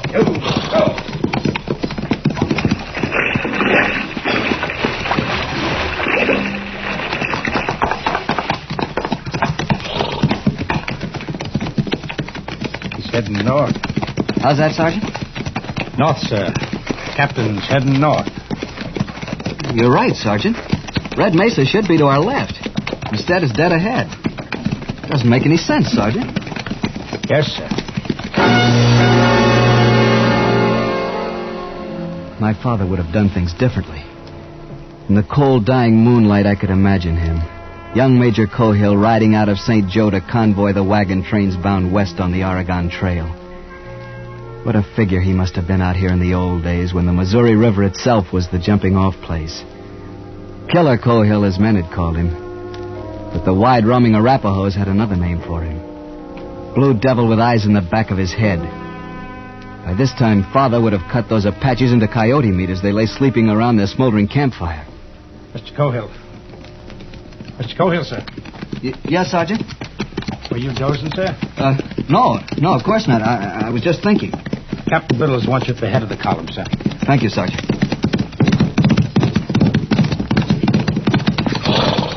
Sergeant Utterback said you wanted me, sir. Yes, Mr. Cohill, I do. This is officer's call. Listen carefully. I have Sergeant Sutro ahead of me with the point. You will relieve him with 8 men and push forward fast. Yes, sir. Do you recall the ford across Red Mesa Wash? Yes, sir. We crossed it yesterday. Exactly. There is a knoll on the east side of the wash. A knoll that is crossed by the trail from the top of the mesa. I remember, sir. Be on that knoll before dawn. Build a bivouac fire as soon as you arrive. Do what, sir? Build a fire. I want to know when you get there. But I can send a messenger back to tell you when I arrive. I want everyone else for miles around to know it, too. Build a bivouac fire, a squad fire. No larger. Yes, sir. Should you happen to be attacked, you are to hold that knoll fighting on foot. Remember, the dawn light can work for you, but it can also fool you in this country. So don't shoot until the last possible moment. But I don't understand. You don't have to. You have your orders. Yes, sir. Move out, Mr. Cohill. You're the bait on my hook. Wriggle.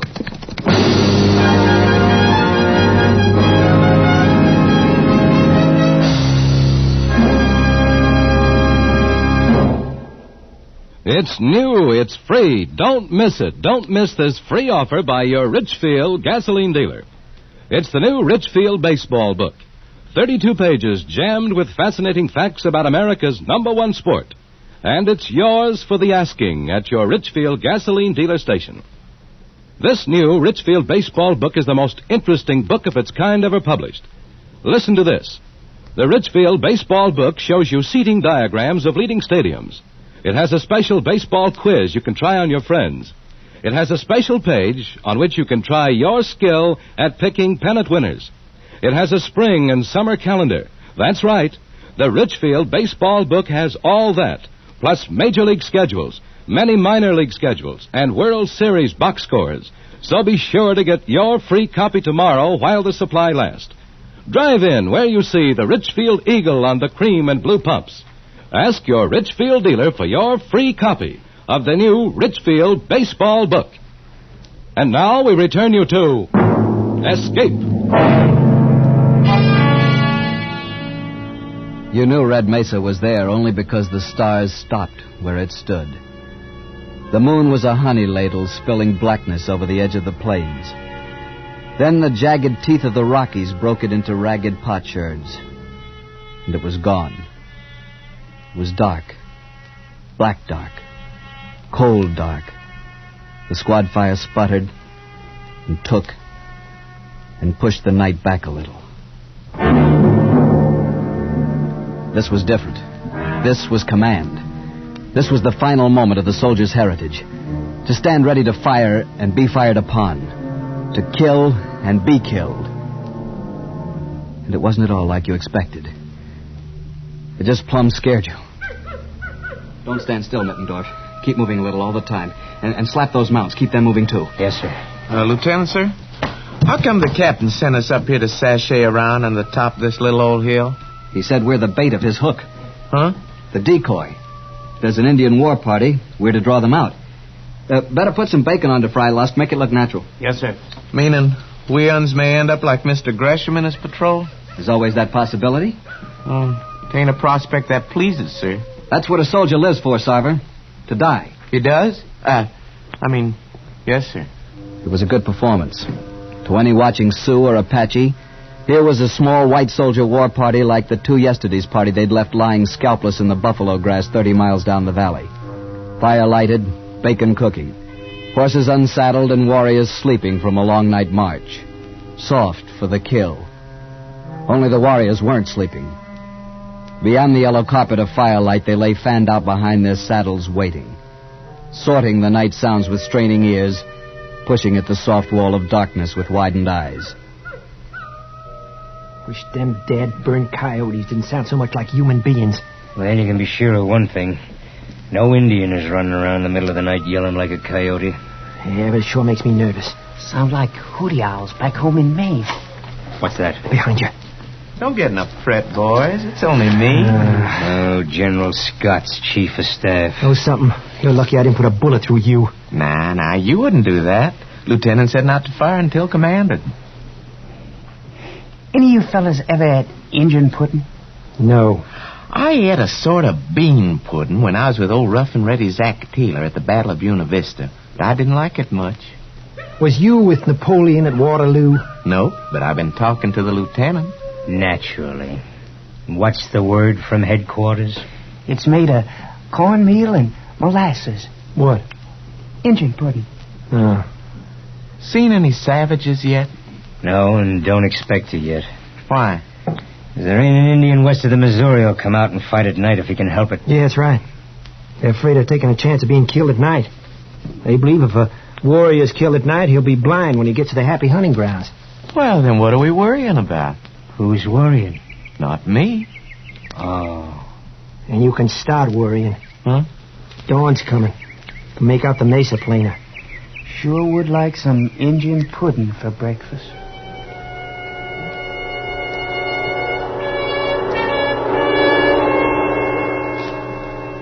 Slowly, the light came. First, you could see the outline of the mesa.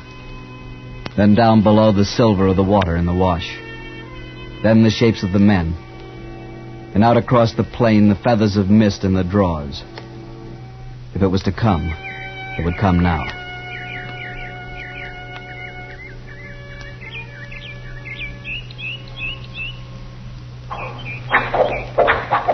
Hold your fire, men. Arrows. They're shooting arrows. What you expect? They're Injuns. What was that? Hit one of the horses. Here they come. Oh, my leg. Hold your fire. Oh. Hold it. Fire! Cease firing! They are Apaches. I got one of the heathen. I got two. Look at them lying yonder. One of them's still wriggling. I'll fix that. Hold your fire. But I was They'll be back. That was only the beginning. Yes, sir. You all right, Coffin? My legs, sir. Bone shattered. Hurt much? A little, sir.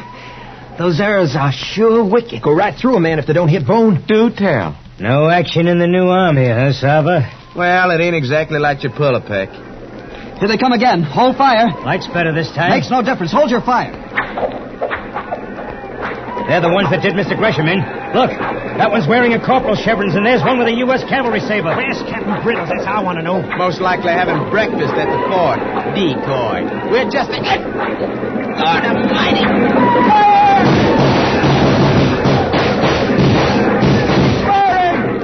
Well, they took care of almost half of them. They'll be back.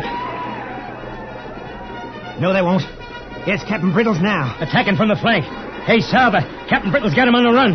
Hey, can you pull this tarnation air out of me? Down below the knoll, the remains of the Apaches were streaking for the open plains with Captain Brittles' men overtaking them, cutting them down with thirsty sabers and pistoling the ponies as they ran.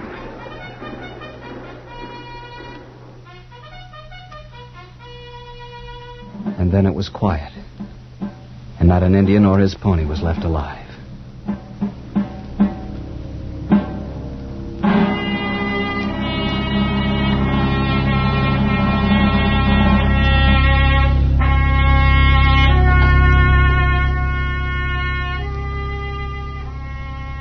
Coffin sat propped up against a saddle, lighting his pipe, his shattered legs stretched naked and useless before him. And Sarva lay where he'd fallen, eyes closed, face blue, his hands around the shaft sunk deep in his left side below the ribs, the feathered tip waving idly with each shallow breath. Can't we do something for him, sir? What? Look how deep that arrow is, right under the heart. Can't cut it out, can't pull it through. Poor Salva. He finally saw action. Yeah. I can hear him now telling St. Peter about the time he beat the Apaches under Cohill. That's not very funny. No, I guess you're right, Coffin. How's your leg? Paining you much? Can't feel anything. Lieutenant? Yes, Coffin? Do you think they'll send me back home to get this fixed? You think maybe I'll get to see the state of Maine right soon? I hope so, Coffin. Land of Goshen, no, you won't get further than the hospital at Council Bluffs. They'll wire you together, slap a plaster on you, and send you right back to fight Indians. It was a strange feeling. A mixture of pride and guilt. Watching a man die whom I'd commanded into action. Looking at the shattered leg of another. And a feeling of helplessness, too. For the moment, we could only sit there and wait. Our horses were dead or stampeded by the action. We were alone on our little hilltop in the hot red glare of the rising sun. And then the company rode back in triumph, and I was reporting to Captain Brittles. And it seemed like months instead of hours since I'd last looked at his tired gray face. Mr. Cohill, you did that well. You may do in time. Captain, you knew there were Apaches yesterday at sundown. And you knew they were camped on top of the mesa, didn't you, sir? Mr. Cohill, accuracy and observation is a military virtue. Had you pushed forward to that slope yesterday afternoon, you would have found Mr. Gresham, not Sleeping Buffalo. Had your eyes been sharp, you would have found this between the slope and last night's bivouac. An Apache headband. That's right, and blood-stained. And had you been a plainsman and suspected Apaches, you would have looked at once for smoke at sundown from the highest ground, in this case, Red Mesa. You had me fooled, sir. I even thought... The facts for the record are these. My patrol, temporarily bivouacked at dawn today, came under a sudden enemy attack. Fortunately, it was able to hold until I arrived with the main body. I understand perfectly, sir. I'm familiar with departmental orders which allow defensive actions only and expressly forbid attack. And yet they are in direct violation of cavalry tactics. The cavalry is extremely weak on the defensive and can only defend well by attacking. I believe that is also taught at West Point. And I thought you were avoiding an engagement. Captain, I'm terribly sorry. Mr. Cohill, never apologize. It is a mark of weakness. There is a captain out here who tried it once to escape an inquiry board. He escaped it, but he will die a captain in spite of his apology. The officer who saw to that could have worked with him and made a soldier of him if his humanity had been large enough. Mr. Cohill, I'm going to make a soldier out of you. You may present my respects to General Cohill when next you write your father. Mr. Cohill, take morning stables.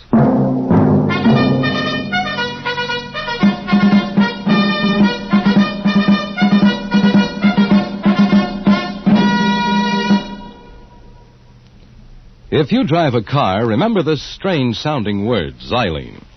Xylene is one of the highest octane gasoline components known to science. Today, all Richfield gasoline contains this powerful super-octane component, xylene.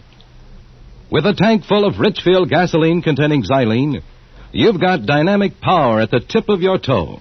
Smooth, knockless power to put you out ahead in traffic. Every gallon of Richfield gasoline contains xylene. But that's not all. There is a Richfield gasoline especially refined to fit the power requirements of your particular car. Buy Richfield Ethyl. Ethyl at its best for best results in highest compression motors. Buy Richfield High Octane at regular price for the average motor. Both of these famous Richfield gasolines contain xylene. Get the best out of your car. Get the most for your money. Get Richfield gasoline with xylene. Look for the Richfield Eagle on the cream and blue pumps. Escape is produced and directed by William N. Robeson, and tonight has presented Command by James Warner-Bella. Adapted for radio by Mr. Robeson. Featured in the cast were Harry Bartell as Lieutenant Cohill, John Hoyt as Captain Brittles, Wally Mayer as Sergeant Utterback, David Ellis as Updike, Paul Frees as Sarver, Walter Burke as Mittendorf, and Hugh Thomas as Coffin. Special music was arranged and played by Ivan Ditmars. Next week. You're standing in the observation turret of a gigantic rocket ship about to be shot into space on man's first voyage to Mars. In the heavens above you lie the magnificence of the universe, and also terrible dangers from which there is no escape. Next week at this time, the Richfield Oil Corporation of New York invites you to escape with one of the most unusual of all stories about man's attempt to conquer space, as Ray Bradbury tells it in his exciting tale, Mars is Heaven. Be listening. Goodbye, then, until the same time next week, when once again we offer you Escape. Tom Hanlon speaking. This is CBS, the Columbia Broadcasting System.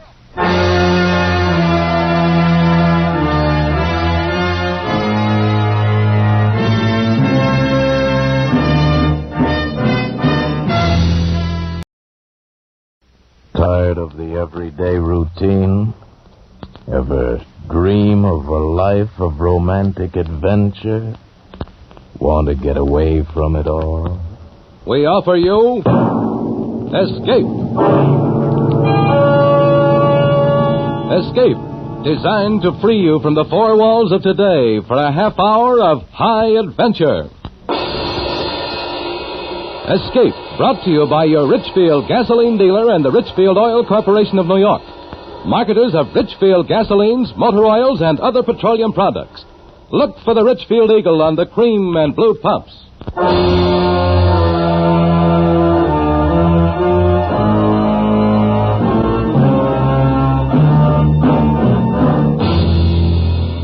Tonight, we escape to a gigantic rocket ship about to be shocked into space on man's first voyage to Mars. As Ray Bradbury tells it in his famous science fiction story, Mars is heaven.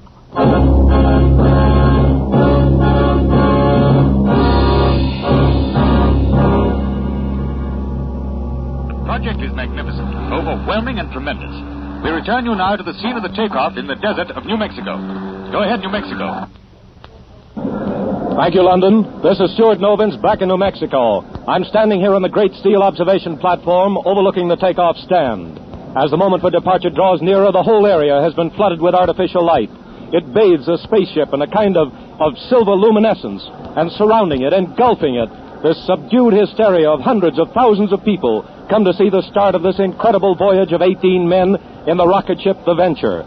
It's standing there pointing upward, pointing toward the heavens, and in a few minutes it will bloom out into great flowers of heat and color, shocked into space on man's first voyage to Mars. As you know, ladies and gentlemen, prayers are being said for these 18 men and their ship, the first men, the first ship to dare the voyage to another planet. Prayers are being said by every creed in mosques and churches and synagogues the world over. We take you now to the Basilica of St. Paul's in Rome.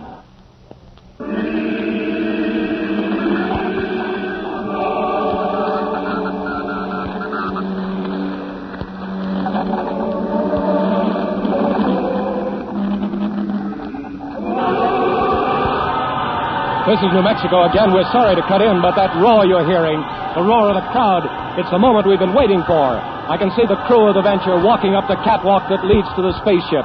The men are entering, and now the escape hatch is closed.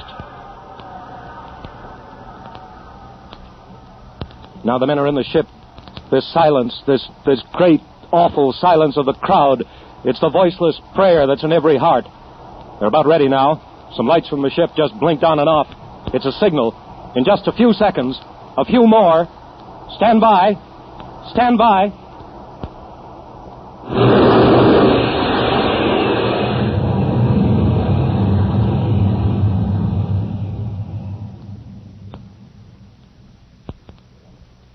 They're gone. The Venture. It's out of sight.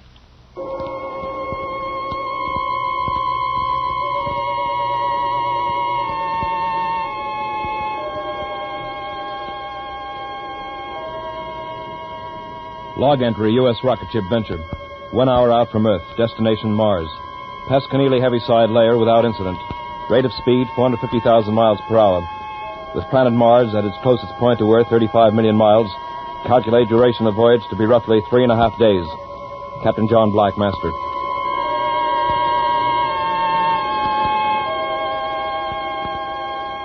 Log entry, U.S. rocket ship The Venture. 12 hours out from Earth.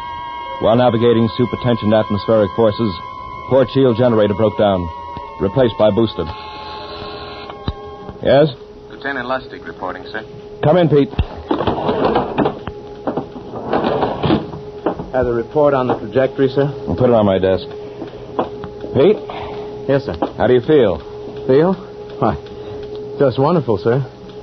Sitting up there in an observation turret, I don't know just how to say it. The sights, I mean. Moon so close and Earth looking like... And Mars, sir. Sir? Do you really think we'll make it?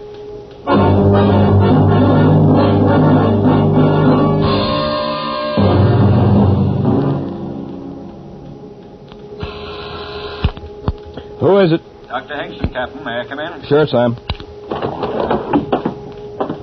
You want to sleep, were you, John? Oh, no, Sam. Just sitting here thinking. Well, don't think about it too much.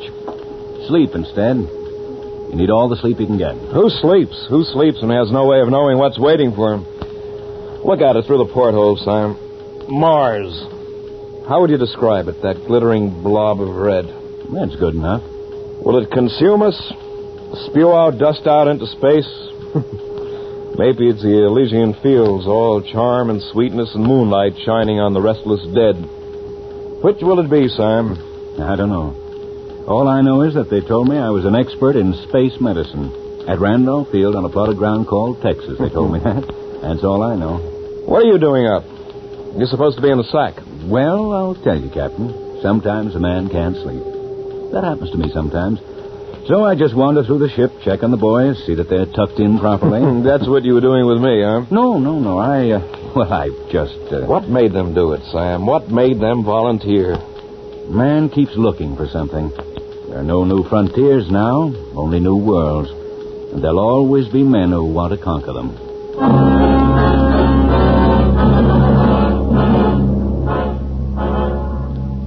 Log entry, U.S. rocket ship Venture. 78 hours out from Earth. Approaching gravitational field of Mars. Atmospheric conditions similar to Earth's.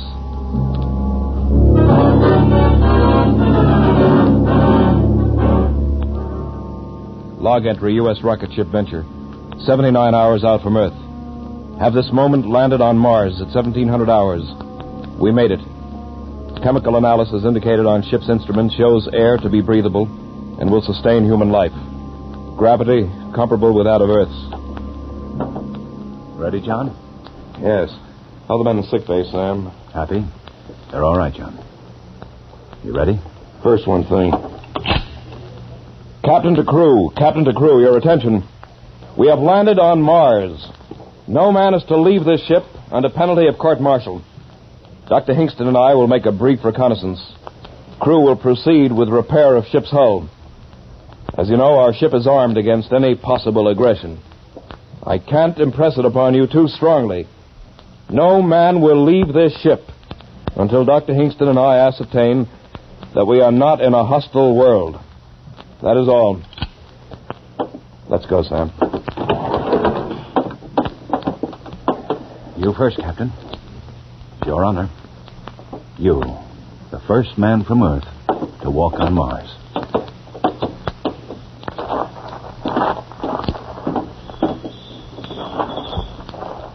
This grass, it's a well-kept lawn. John, look over there.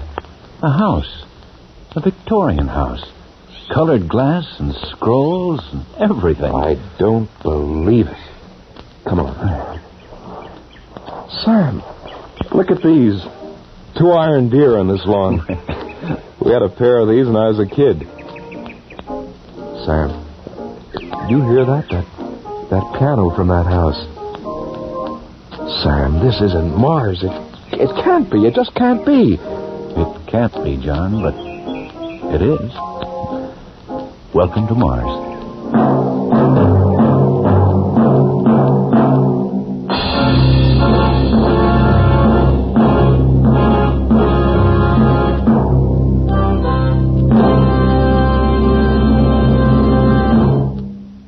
Perhaps you know that skilled research scientists have worked for many years to develop new high-octane components for gasoline. Components to give your car higher anti-knock performance and greater power. But do you know that from this research has come xylene? Xylene, one of the highest octane components in gasoline history. Now, listen. Today, every gallon of the famous Richfield gasoline contains xylene. Xylene in Richfield gasoline helps give your car new, lively pickup, new high anti-knock power, and new gasoline economy. Furthermore, there are 2 great Richfield gasolines with xylene. That means you can select the right Richfield gasoline to give your particular car the finest performance at lowest cost per mile. Richfield high-octane gasoline at regular price is specially refined for the average motor. Richfield Ethyl. Ethyl at its best meets the requirements of the newest motors of the highest compression. And remember, both Richfield gasolines contain xylene. Stop where you see the Richfield Eagle on the cream and blue pumps. Get famous Richfield gasoline with xylene. And now we return you to Escape.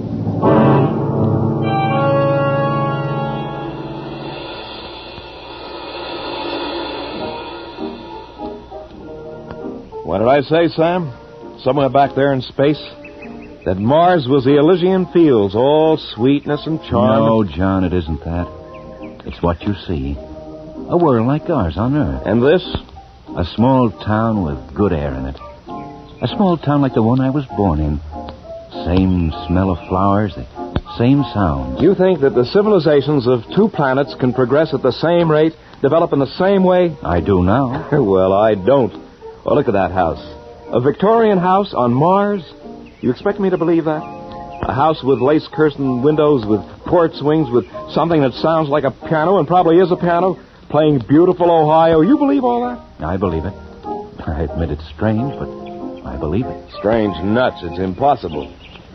We're going back to the ship. Wait, John. It could be. It could be that there are similar patterns of thought, movement, civilization on every planet in our system. Maybe we're on the threshold of the great psychological and metaphysical discovery of our time.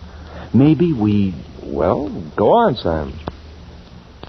Maybe this proves the existence of God. Not everyone needs proof. I don't. But how else can you explain all this? Johnny, it fills me with terror and joy. I don't know whether to laugh or cry. I admit it looks peaceful and cool. Pretty much like Council Bluffs, where I was born. That was a good, quiet place, Council Bluffs, Iowa. Do you see that, Sam? Do you hear it? I see it and hear it. It's there. A horse and carriage going down the street. Just suppose that by accident or something, we landed on a planet in space in another time. Suppose that this is Earth, 30 or 50 years ago. Maybe we got lost in the dimensions. What do you think, Sam? So much like my hometown. That house. That room up there with the beaded lamp near the window. When I was a kid, I used to sleep and do my lessons in a room just like that. I'd lie there in the night, and I'd be awake, and I could hear the freight trains across the river, and... John, do you hear that? I hear it. Let's go. Where? We're going up to that house and ask questions. Where else? Come on.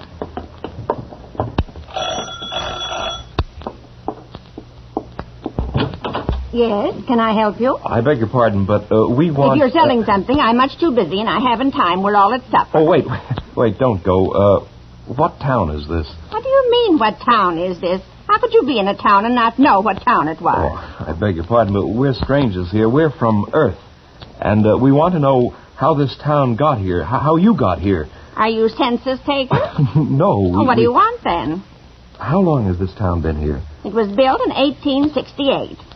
Is this a game? Oh, no, not a game. Look, try to understand. We're from Earth. From where? From Earth. Where's that? The Earth? What? Out of the ground, you mean? Oh, no, from the planet Earth. Come out on the porch, please, and I'll show you. No, I won't come out there. You're evidently quite mad from the sun. Let me try, John. Lady, we came in a flying ship across space among the stars. We came from the third planet from the sun, Earth, to this planet, which is Mars. Now, do you understand? You're touched from the sun, too. Go away now before I call my husband from his supper. He'll beat you up. That's what he'll do. But this is Mars, isn't it? This is Green Lake, Ohio, on the continent of America, surrounded by the Pacific and Atlantic Oceans on a place called the world, or sometimes the Earth. Go away now. Go away. Let's take a walk, Sam. Yeah. Sam? Yeah? There's something going on here. Something we don't understand. I want you to go back to the ship. If anything out of the way happens, lift the ship and get out. But, John... That's an order, Sam. All right, if it's an order. John, look. Look at that woman walking toward us. Oh, what about her? Well, she looks like... Sam! Oh, Sam, you look fine, so grown up. Sam, don't you know me? It's your grandma, your old grandma. Grandmother? What's wrong, Sam? This is a happy meeting. And who is this friend of yours? This is Captain John Black. John, this is my grandmother. Grandmother? So help me. So help me, John. This is my grandmother. She's dead. Died 30 years ago. But this is my grandmother. Well, there's no sense standing here on the street. You just come along to my house. We've so much to talk about. You too, Captain. And a friend of my grandson's is mine, too. Now, don't stand there with your mouths open. Come on.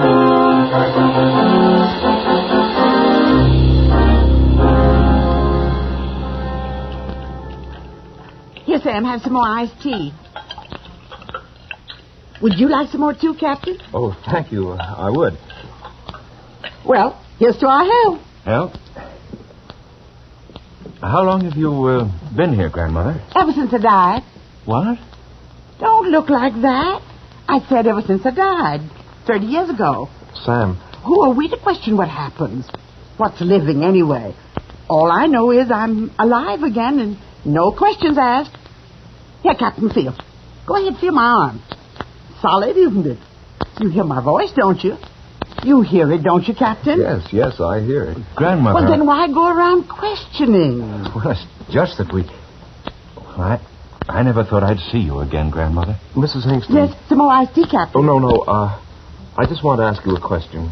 Mrs. Hingston, is Mars heaven? Nonsense. No. It's a world, and we get a second chance. It's like another Earth.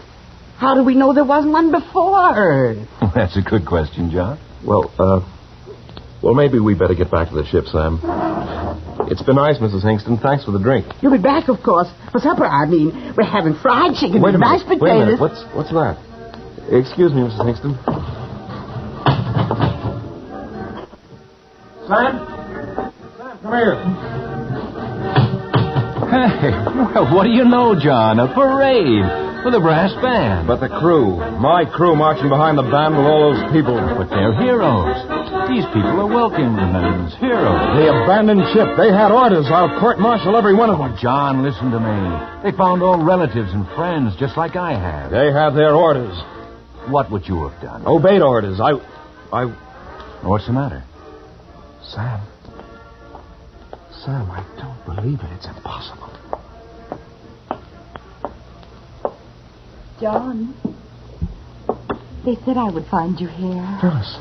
Of course, darling. Phyllis. Of course. Who did you think it was? This is Phyllis, Sam. My 10 years ago. After that, I never got married. We're waiting for you.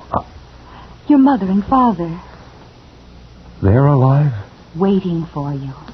At your old house. On Maple Avenue. You heard that, Sam, didn't you? This is Phyllis talking. And she said Mother and Dad and the house... You understand it now. The crew. Same thing has happened to them. Yes. Yes. When I open my eyes, it'll all be gone. Phyllis will be gone. Open them, John. Phyllis. Phyllis. Oh, my darling. My darling.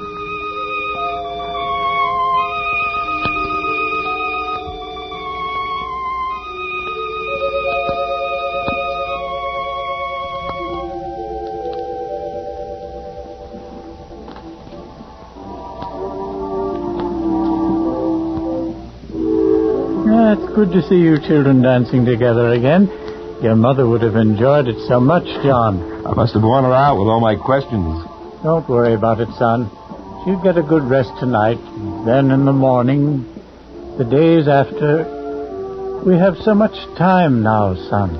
We'll all be together. You and Phyllis, your mother and I. So much time. Yes. Oh, don't go away from me, John. Hold me closer. I've dreamed so long of dancing with you. No more questions. Just accept it. That your mother and father were once dead and are now alive. That I was killed. 10 years ago, I was killed in a horrible accident. And now I'm alive and in your arms. Oh, tight, John. Hold me tight.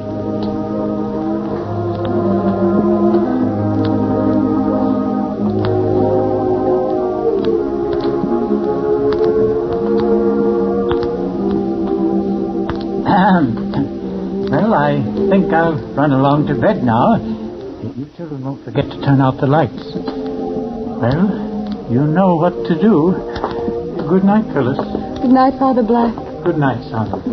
Good night, Dad.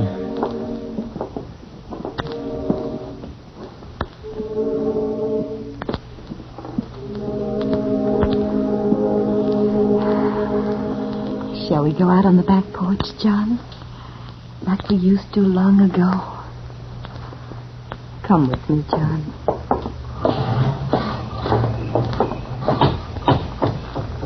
Here. Let's sit here on the steps. Remember that grape arbor? You built it. I remember you hit your thumb with a hammer, and I cried. You're very silent, John. Is anything wrong? Phyllis, I just had a crazy notion. Suppose this were Mars. But it isn't. Humor me, Phyllis. Suppose it were Mars, and the Martians saw our ship coming and saw us inside our ship and hated us, and they wanted to destroy us, but in a very clever way. Yes?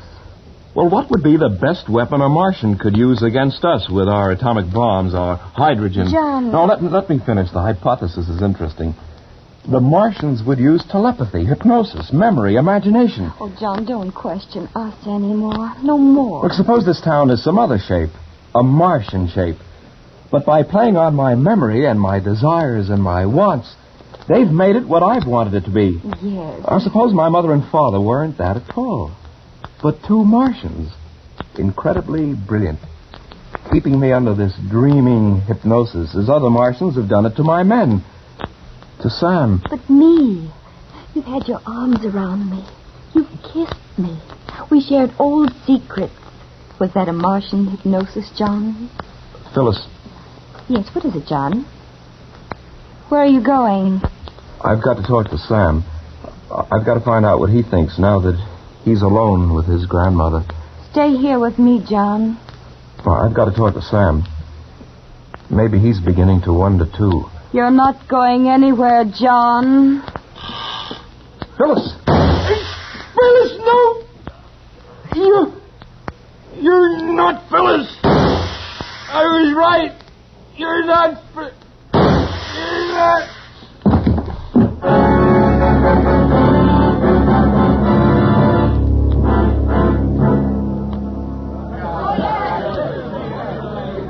Friends, comrades, fellow Martians, this is a great day for Mars, a day of great rejoicing. As number 1 of Quadrant 327B of Sector Q, it is my proud privilege to read to you this message from the planetary All-High. It says, congratulations on your splendid work in meeting the barbarian invaders and atomizing them. You have proven the complete efficiency of Plan A, and hereafter, mass hypnosis will become standard operating procedure in repelling any further invasion from outer space, be they submartian, from Earth, or any other creature from any other planet. Well done. I can add little to this unstinted praise from the All-High, but I would like to point out to you that what you have accomplished could not have been done had it not been for our space heroes who have risked so much and often given all in recent years to keep the planet Earth under close surveillance. This surveillance, as you know, has been accomplished by our space patrols, known to Earthmen as flying saucers. They were courageous, these Earth creatures, to brave space in that crude ship. But they were inferior beings, and therefore they had to be atomized. Their extinction was necessary to ensure our way of life. Yet perhaps, since this has been your first encounter with creatures from outer space, you whose glorious victory this has been, may want to say something. Is there anyone who wants to say something? You? Yes. It was a very interesting experience. He said his name was John Black. He was a nice young being. Nice. He thought I was his father, whatever that is. I guess that's all I want to say. And you? No, I don't think so. Well, I thought of something, but I forgot. I see. And you? One of them asked me if Mars was heaven. What's heaven? I don't know. Now for the business at hand. The ship they came in. The destruction of it. Disintegrator squad. Ready. Proceed. Compress charge. 16 atmospheres. Charges compressed. Low velocity. Trajectory 2. Low velocity. Trajectory 2. Release. Charge.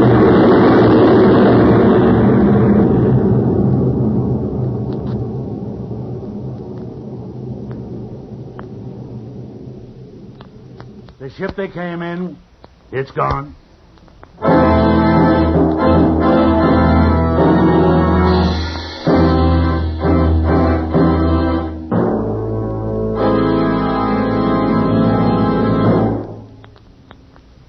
Motorists, did you ever consider that taking care of a car is something like caring for a baby? It's easier when you've got a system.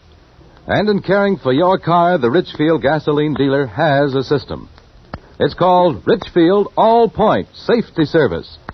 Have the Richfield dealer service your car tomorrow, because hot weather is hard on lubricants.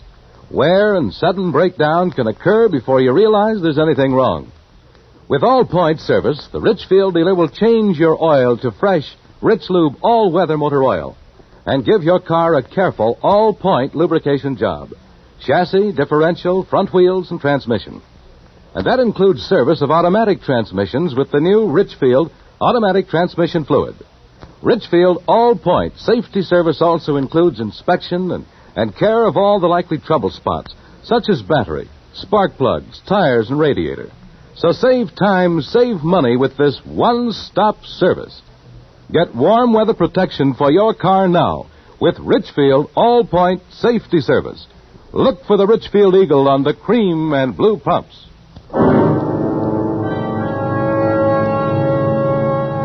Escape is produced and directed by William N. Robeson. And tonight has presented Mars is Heaven by Ray Bradbury. Adapted for radio by Morton Fine and David Friedkin.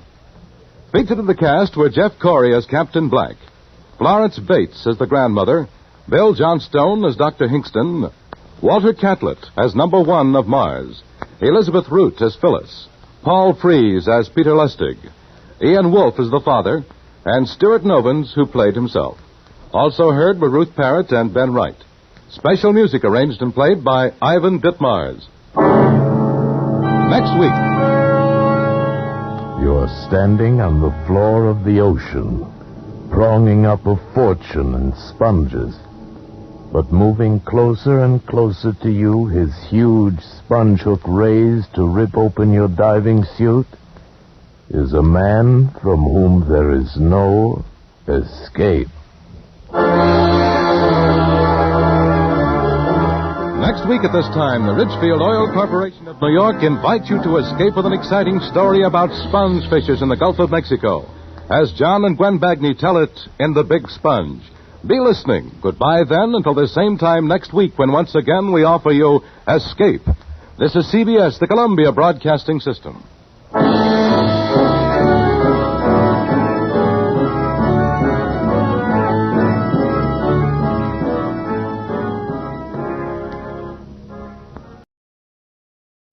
Tired of the everyday routine? Ever dream of a life of romantic adventure? Want to get away from it all? We offer you Escape. Escape, designed to free you from the four walls of today for a half hour of high adventure. Escape, brought to you by your Richfield gasoline dealer and the Richfield Oil Corporation of New York. Marketers of Richfield gasolines, motor oils, and other petroleum products. Look for the Richfield Eagle on the cream and blue pumps.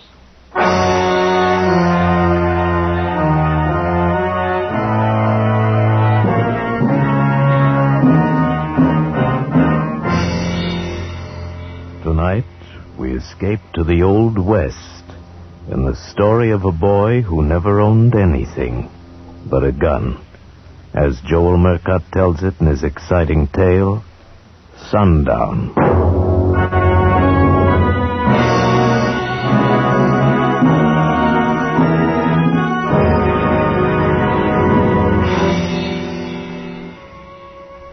The sun is kissing the top of the mountains, and in a minute the shadows will start to sneak along the street. It's sundown, and you can't do nothing to stop it. Everybody knows that. That's why the town looks like a ghost town. Not a horse nor a rider in sight, not even a tumbleweed. Oh, there's folks around, all right, looking out from door cracks and windows. And now the street ain't empty no more. Here's what they've been waiting for. There's Kirby Hunsaker coming out of the saloon at one end of the town, and there's Ben Ford coming from a liver stable at the other end. Both of them walking towards each other slow, right hands hanging like claws, an inch from the gun holsters. In a minute, one of them will be dead. Kirby Hunsaker or Ben Ford. Little Ben. Nothing but a baby when I picked him up off of the desert 15 years ago. Hold up a minute, Sam. What is it? Over there, a dried out hole, see ya? Yeah, looks like a man. Let's have a look. Yeah, it's a man right enough. Or what's left of him. Oh, he's come a long way for water. Come to the wrong place. Give me a hand with him. You alive? I don't know. Yeah, he's alive. Can't he? Here, friend. Swig this. You better hold it to him. Huh? Son's got his eyes. He's blind. Oh. Drink it. Drink just a little bit of it. It ain't gonna help him much. Burn clean through. Yeah. That better? Thanks. My wife And my kid? Yeah, where there? Back there. Where I left the wagon. Animals died. I came for water. Better give him some more, Dan. No, he don't need it no more. All we can do is find his wife and kid, if there's anything left to find.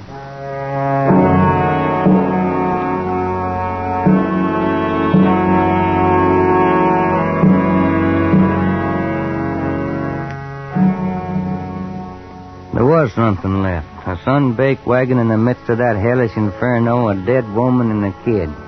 5-year-old boy. His face is burned, his lips is cracked with fever, but his eyes stared out across that desert like they was following some nightmare that nobody else could see. He didn't cry, he didn't whimper, he didn't talk. We gave him water and he took it. Wasn't no place to send him, and he just stood there watching us as we buried his mother. Well, what do we do about him? A kid? Take him with us, I reckon. Ain't much else we can do. Well, ain't nobody on the ranch to take care of him. No, ain't nobody here neither. He's like a little cactus, Sam. He'll grow or he'll die.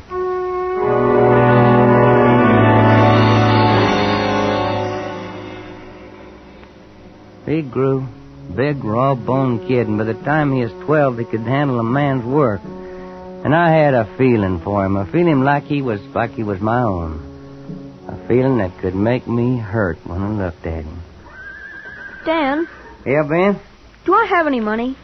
Well, yeah, I reckon you have. You work for your keep. How much do I have, Dan? Well, now, I don't know. It takes some figuring. But this is your home, boy. Everything that's here is yours. Do I have enough to buy a horse? Why, I reckon so. Then I want my own horse. See. All right, boy. Take your pick. That 3-year-old black with a star in his face. I want him. All right. You just bought yourself a horse.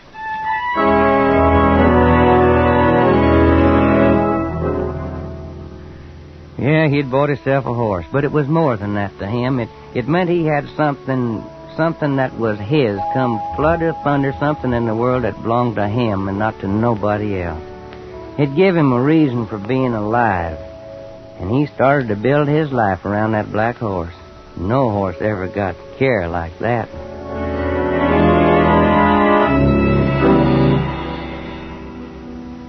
Ben had had the horse for almost a year when Kirby Hunsaker came. He rode in one afternoon while me and Sam was down at the corral. Ben was in town with a buckboard picking up supplies when Hunsaker rode in, just pounding leather. Well, Mike. Well. Howdy. Howdy. Your horse looks like he could use a rest, stranger. Need shoeing. You'd be all right. I'll trade him and cash for a fresh horse. Ain't nobody gonna ride a horse of mine that way. Maybe you didn't hear me. I said I'm going to trade him. That means I'm going to trade him. My name's Kirby Hunsaker. He said the name like it should mean something, and it did.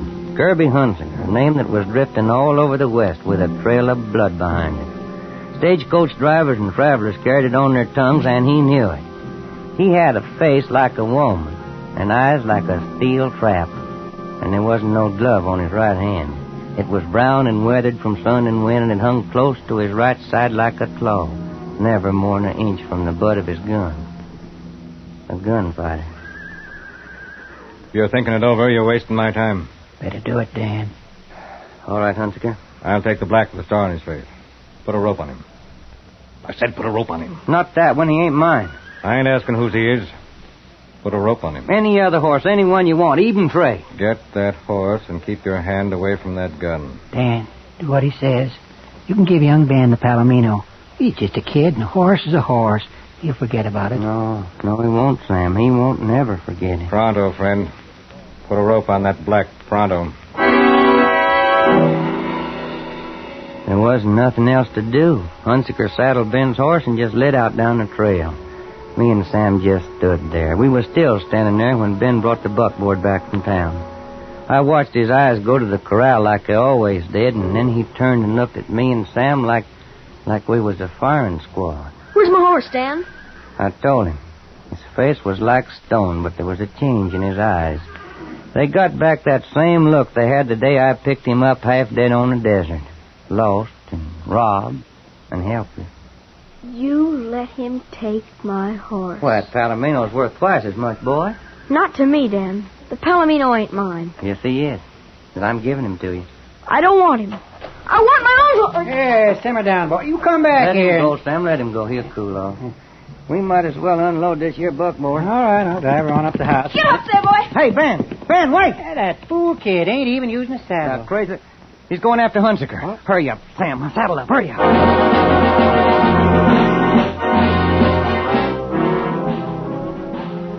He was riding hard and light, and we was distant before we even got started. But we followed the cloud of dust that trailed after him. Then sundown hit, and he was lost somewheres in the night. There ain't much chance to find him now, unless he stops and strikes fire. He won't stop. Yeah, be a moon pretty quick. Hey, wait. Listen. Yeah, it's a horse. Oh.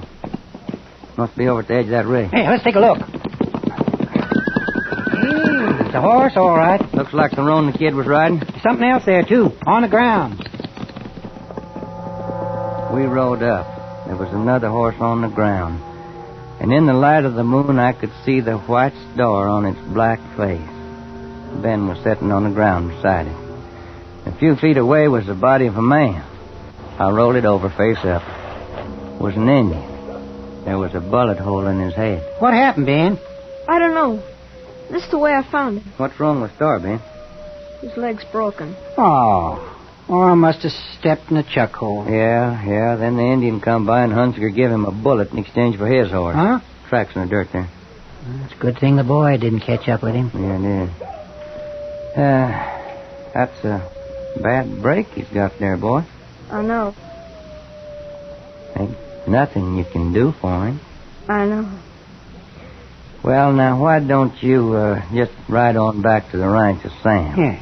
I'll stay here for a while and catch up with you later. You don't have to do that. Lend me your gun. Oh, now, look, boy, let's ride off, you and me. No. He's my horse, Dan, and I've got the right to shoot him.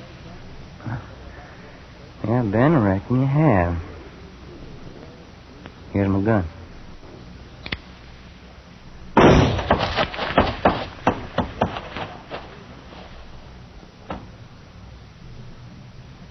Come on, boy.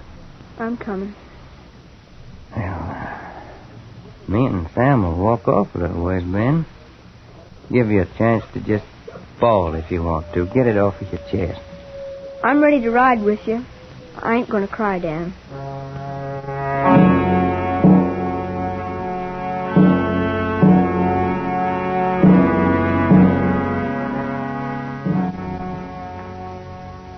He didn't cry. He hadn't cried when I picked him up off of the desert, and he didn't cry then. But the tears was inside of him someplace where they couldn't get out. Never showed in his eyes, though. Something else showed there instead. It was hate. A hate like a pure white flame.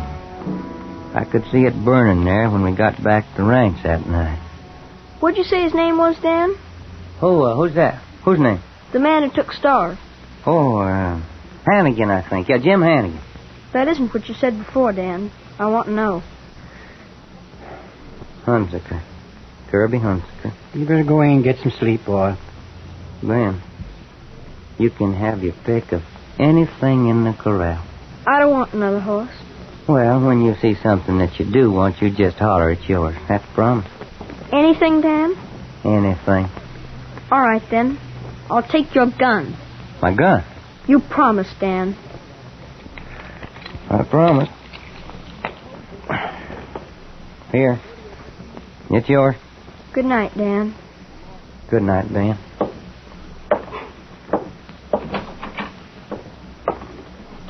Why, in all my days, I never heard of such a lame-brained thing as giving a kid like that a gun. Now, he'd have got one somewhere sooner or later. And if I know him right, it's best to be soon. Oh, he's only a boy. 13. He'll get to be a man fast in the next few years. And we can hope for him to get better sense. You're just wasting your hopes, Sam. I'm turning mine the other way. I'm hoping that Kirby Hunsaker don't never come back here.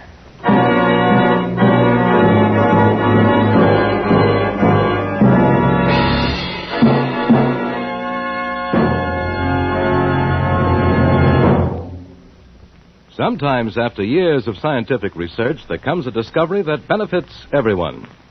Xylene is that kind of discovery. Xylene is a super gasoline component with one of the highest anti-knock ratings known to science. And today, Xylene benefits you whenever you use Richfield gasoline. Your car comes alive with new flashing power when you use Richfield gasoline with Xylene.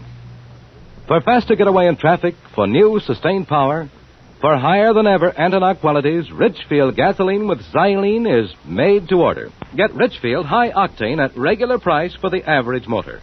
Or Richfield ethyl. Ethyl at its best for finest results in the highest compression motors.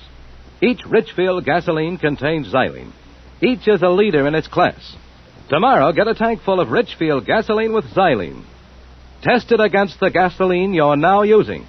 Feel that Xylene zip. Stop where you see the Richfield Eagle and the cream and blue pumps for Richfield gasoline with Xylene. And now we return you to Escape.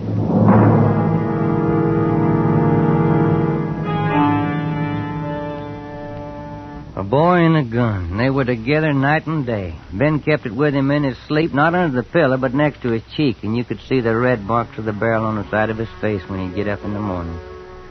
The rest of the time was belted around him. And when he wasn't working, he'd go off alone into the hills for target practice, and the target he used was an Express Company reward poster for Kirby Hunsaker. After the shots were all hitting the target, hitting close and fast, he stopped firing and was off on something else, a draw. I'd catch him at it in the house or in the barn, wherever he thought he was alone. He started to wear his belt different, too, with the gun holster tied low on his right hip and his right hand hung by his side like a claw. And it got more claw-like with the passing years. The rest of him had changed, too. He wasn't a boy no more. He was a man.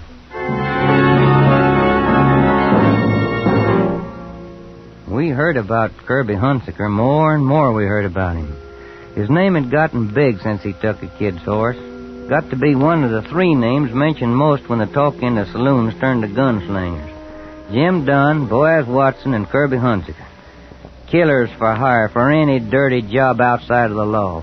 But all jealous of each other, all bound to meet someday and find out who'd be just a flick faster on the draw. And Ben had to be there the night a stray cowpuncher stopped in to rest his horse. More coffee, stranger?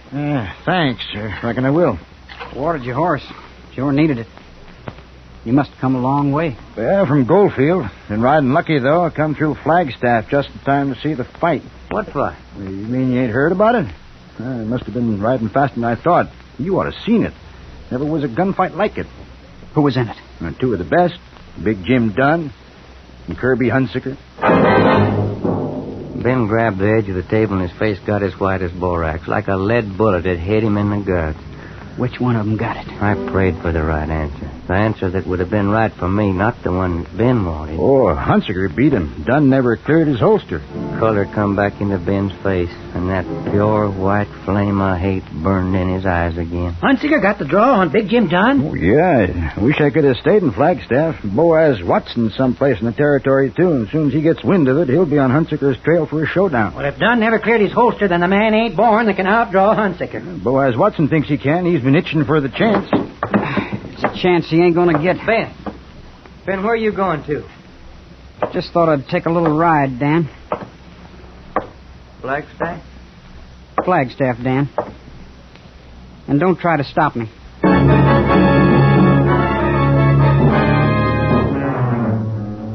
Trying to stop him would have been like trying to stop an avalanche, but he couldn't stop me from following neither. He rode day and night, trading mounts on the way, and I was an hour behind him when he reached Flagstaff on the third morning of his ride and started his hunt. He tried the hotel, the express office, and one by one the saloons, asking the questions and seeing faces go blank. He was easy to find when I got to town. He left a trail of questions behind him, and I found him in the last saloon on the street, still asking. Did you hear what I asked you, bartender? Yeah, I heard. How should I know? Does he ever come in here? Well, I just serve drinks. I don't watch who comes and goes. I'm tired of walking and I'm tired of talking. I want an answer. Well, Reckon he comes in sometimes. When? Usually about an hour from now. Good. I'll wait. Gonna buy me a drink, Ben? If that's what you came for, Dan. Been rough trailing you, boy. Men and horses ain't meant to be pushed that hard. I was in a hurry. Well, maybe we can take it easier going back. Maybe if we left right now, we could camp out someplace tonight like we used to. Ask me later, Dan. This is something I gotta do first. He wouldn't drink, and he wouldn't leave. He just stood there waiting, looking at nothing. He might have been carved out of rock. There wasn't a nerve in him. And then I heard the door swing the way it had a couple of times before, only this time it was different. The talk around the table's cut out. The bartender's hands tightened around the glass he'd been wiping. Every head in the place turned towards the door. It was Kirby Hunsaker. I knew that face. It'd grown heavier and crueler, but I knew it. He stood there in the doorway while them bear-trap eyes of his searched the room, moving first from gun belt to gun belt, flicking an extra beat on the ones that hung low, looking for the hands without gloves. Then his glance come up to face level, like a assayer examining ore. Well, him and Ben hadn't never seen each other before, but somehow they knew each other. Their eyes caught and held, like two longhorns locked together. I hear somebody's looking for me. In case anybody don't know me, name's Kirby Hunsaker. I'm looking for you. Speak your piece. A long time ago, when I couldn't do anything about it, you stole a horse from me. You called me a horse thief? You ran him into a chuck hole and you left him with a broken leg. I had to shoot him. You got nerve. Name your price. I might pay it. You'll pay it. My price is the life of the man who stole that horse. You got a gun. Dig for it. You move first, Hunsaker. I'm giving you an edge. Better take it. No. I want to give you a little time, Hunsaker. If I draw first, then you got to move without thinking. But I want you to think. I want you to think and decide and worry. You're talking big. A little too big. I want to give you time, like you gave it to a horse with a broken leg. Because you won't draw fast enough, Hunsaker. Not even if you move first. I'm going down to the livery stable to take a nap. At sundown, I'm coming back up the street, and I don't want anybody on it. You better shoot me in the back while I'm going out that door, because if you don't, I'm going to kill you, Hunsaker.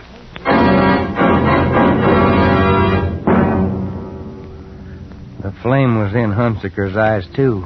But it was a man's hate, not pure and white, but diluted with the memory of the way Ben's gun hung, and diluted with just a shadow of fear. Ben went back and slept like he said. I sat beside him for the best part of an hour. Then I shook him, kind of gentle. Sun's hanging pretty low, Ben. Just about time to get up and wash. Why don't you start for home, Dan? I'll catch up to you later. Well, I thought that I'd wait up at the hotel. All right, Dan. See you later. Yeah, man. I'll see you later.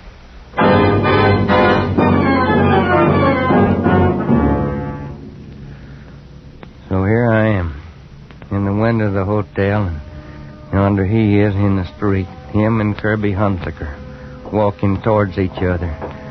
And the town is so quiet you can hear their steps on the boardwalk.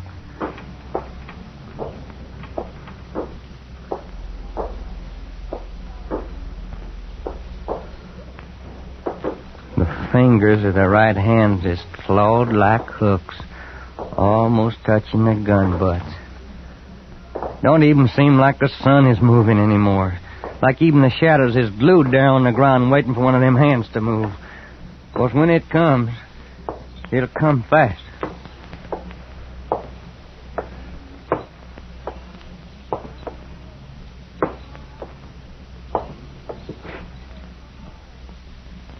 Better dig, Hunsaker. You punk. I'm going to collect for that horse. Dirty little. That's your receipt, Hunsaker. Ben, are you all right, boy? I'm all right. Let's walk. Well, it's all over now, boy. Let's saddle up and go on home. Hey, wait. It's the blacksmith. Guess the horses are ready. Express rider came in just after you left before. Boys, Watson is riding in.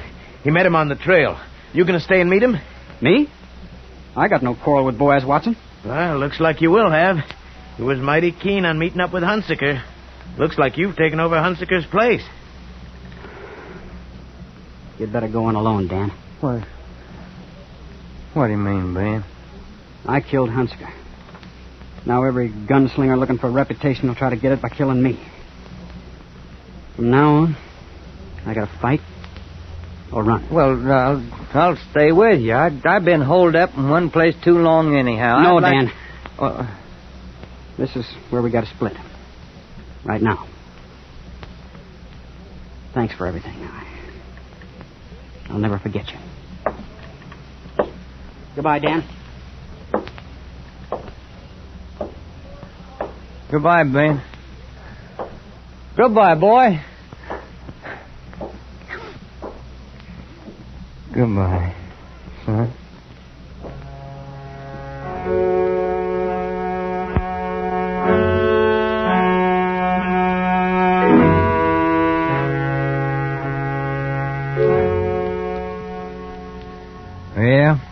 Yeah, he's a gunfighter now. The gunslinging madman will see to that. But he won't never be an outlaw like Kirby Hunsaker or Boaz Watson or Jim Dunn. He kill if they force him to it. But ain't nobody never gonna buy his gun for killing. 'Cause he's got to own something. The desert took his family. I couldn't make up for him. Kirby Hunsaker took his horse, and he'll never really own another one. But there's one thing he's got in this world. That gun. That gun is his. He owns it.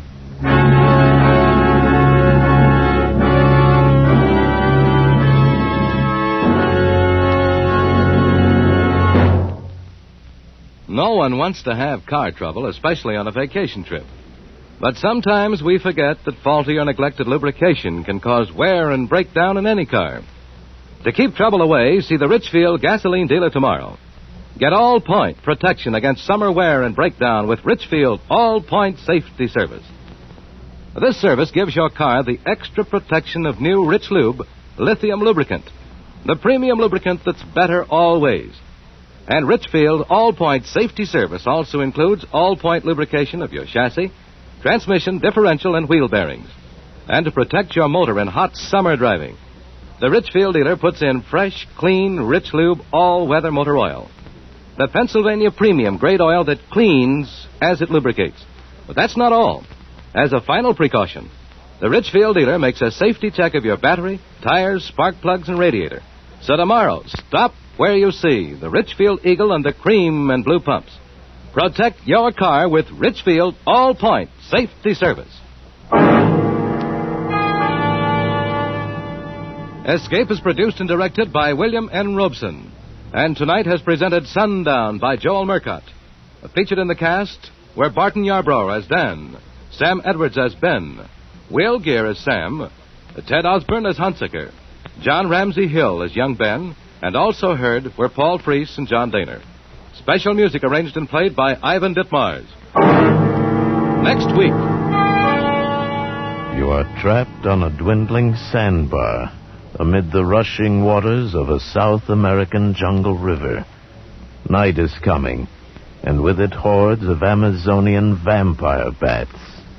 The river surrounding you teems with ferocious piranha, the cannibal fish, from whom there is no escape.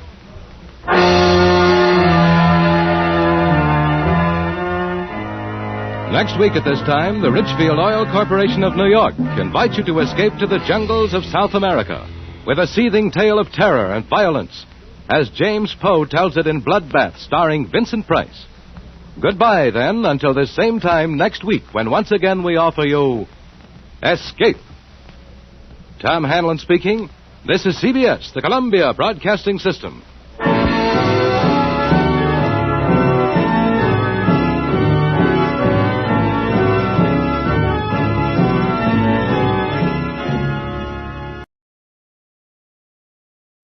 Tired of the everyday routine? Ever dream of a life of romantic adventure? Want to get away from it all? We offer you Escape.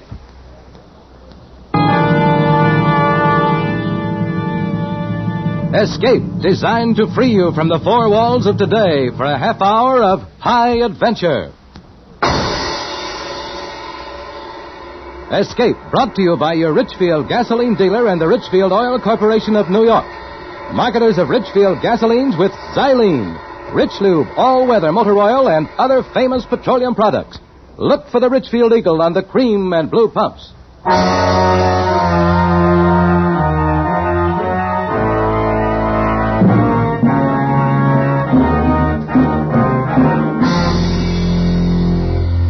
Tonight, we escape to the jungles of South America and a seething tale of terror and violence as told by James Poe in Bloodbath, starring Mr. Vincent Price.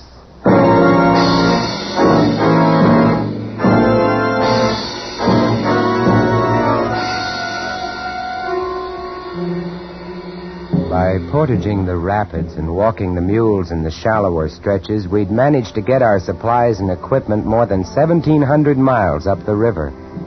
After this, further navigable passage being impossible, we'd traveled by foot, hacking our way through the thick, steaming jungle, coaxing and goading the heavily laden beasts. We'd left the jungle and begun the climb. 11 days later, high in the Andes, we found our objective. We set to work, hard work. And then, on a hazy afternoon in late May, we found it. I shall never forget the scene. Below us, the mountains swung down to the jungle which stretched eastward, far as the eye could see. The peaks above us had cut off the setting sun, and the light had a curious violet quality. The dank, chill wind, whispering and gusting, set the sparse timber scrubs to trembling and shuddering, and the mules, disdainful of their 5 strange masters, foraged the cacti and dwarf pine. The instruments were set up and the specimens were at hand, and now, crouched and tense, we leaned forward. How about it, Hess? Wait. The tube's got to warm up. Come on, come on. Wait, will you? I've waited 5 years for this moment. 500, you mean? 5 million. Come on, Hessie. How about it, Hess? Okay. Give him the sample, O'Brien. Yeah, here. Come on, baby. Shut up, will you? Shh. Here goes. Switch on. Holy cow. Good. Good. It's fantastic. Fantastic. Yeah? Come on, Hessie. What's the word? Yeah, Hessie, give. Gentlemen. Unless this machine is busted, unless this Geiger counter has forgotten its multiplication table, we have discovered the richest lode of uranium ore known to man.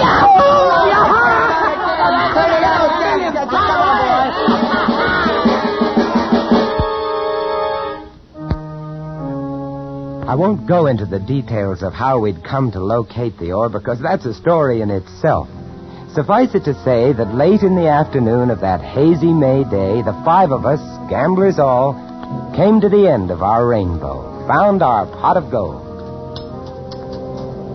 The vein runs all the way up the side of the mountain. Must be worth $1 million. $1 million? $1 billion? $1 trillion. Do you boys realize what we've got here? Sure we do. We've got the world at our feet. Why, the man who gets the strike registered in his name can be a king. Every country in the world is going to come running up to him with trunks full of money and power. You tell him, Hessie. Power? Yeah, we'll make the United States the most powerful nation on earth. Why the United States? Oh, you wouldn't sell to anybody else, would you? I'm a businessman, Harris. You're a fool. No, I'm a businessman. $1 trillion. Oh, gents, we've got the world at our feet. Split 5 ways.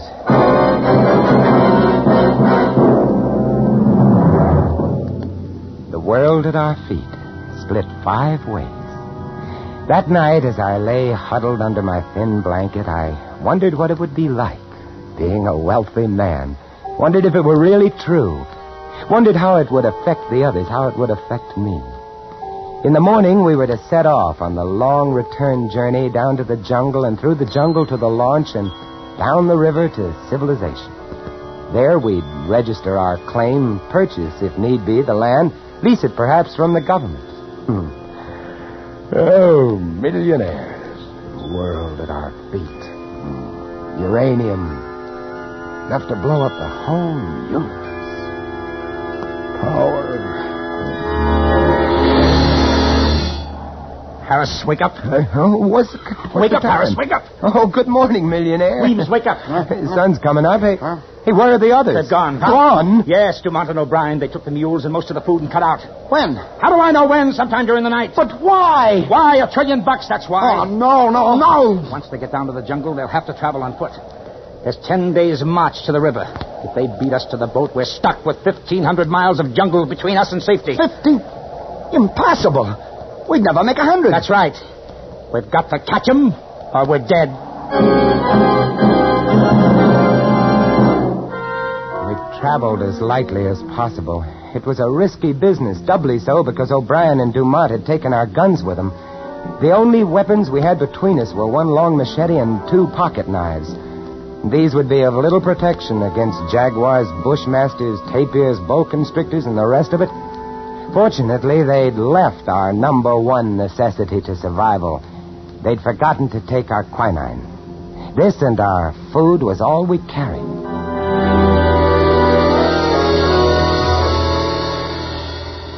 The long descent to the jungle was slow going on foot. It was here that we nearly gave up hope. We moved as fast as we could, but we were no match for men who were riding. But we reached the jungle. Then things took a better turn. Here, the thick vines and heavy undergrowth was, we knew, almost an impossible hazard for a riding man. And we could see their boot prints mingled with those of the mules. We knew that they were having trouble, too. The animals were afraid of many things in the jungle, would balk suddenly, require careful handling. We pushed ahead as rapidly as possible, battling mosquitoes, pume flies, matukas, and the blood-sucking carpato ticks, and, of course, the jungle itself with its never-ending barrage of razor grasses, needle vines, swamps, bog traps, and so forth. It was hot, stinking hot, and the going was hard, but we had to make it.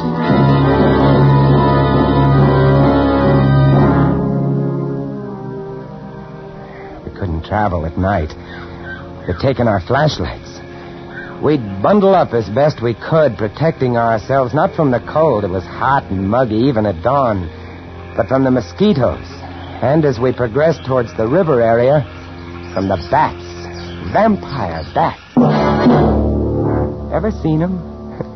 They're small, rather fragile-looking little things. By day they hang, heads down from the trees, wings folded like clusters of rotten fruit. By night, they hunt.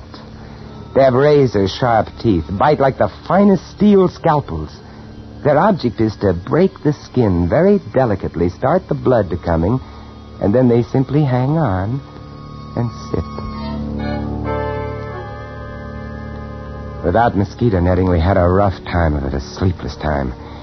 But we managed to keep on going. And on the 3rd day... It's no use, fellas. We can't make it to the river before them. We've got to, Luigi. We've got to make it. Right, Wayne. Even if we do catch up, they got the guns. Huh? What are you stopping? Quiet. I heard something. What did you hear? Gunfire. Yeah. Come on. They can't be more than a mile or 2 ahead. Come on. We ran through the jungle, following the fresh marks of the animals and the 2 men. And a half an hour or so later, we broke into a little clearing And there was Dumont.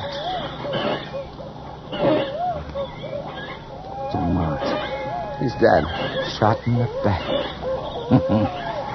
Good old Obi. Sweet guy, that Obi. Here, come on.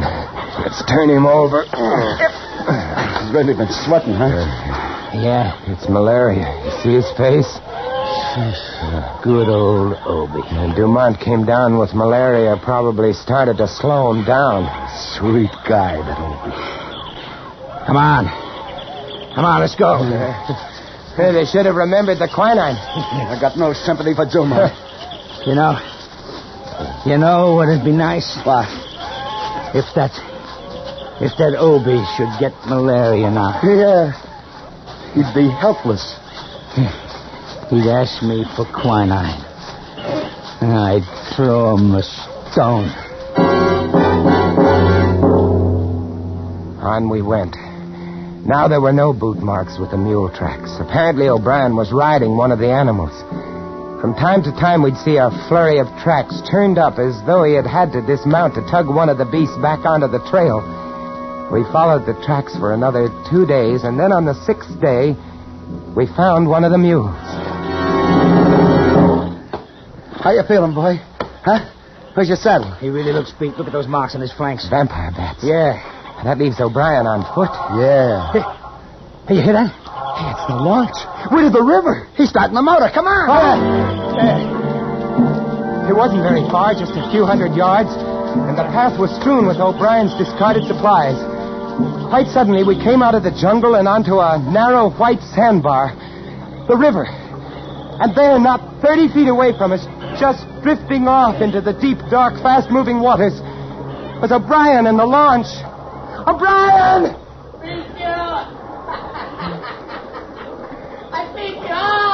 Look at him. He's like a skeleton. Obi! Wait for us, Obi!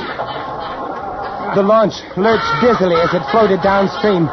O'Brien was feeble, sweating, possessed. He had the fever, had it bad. Come on, let's go after him. You can't. This is piranha water. Cannibal fish. They'll eat you. Yeah. Hey, Obi! Hey, you know me, Obi! Your old pal Hesby. Hey, what do you say, Obi, huh? He staggered dizzily about the cockpit, trying to start the engine. He was laughing, and he was so weak that he could barely spin the flywheel to the kicker. Obi! He slipped! Good Lord, he's in the water. The fish, the piranhas. They got it. I ain't gonna look at this. One moment we saw him swimming weakly, his large, fever-ridden eyes turned imploringly toward us, and the next moment he was gone, leaving only a large red churning patch on the water. The piranhas are small, rarely more than 12 or 14 inches long, small fish with large, powerful jaws, teeth like broken glass, and an insatiable, maniacal appetite for flesh. The launch, caught by the deep, fast-moving waters, rocked softly this way and that and moved on downstream. Away around a bend and out of sight.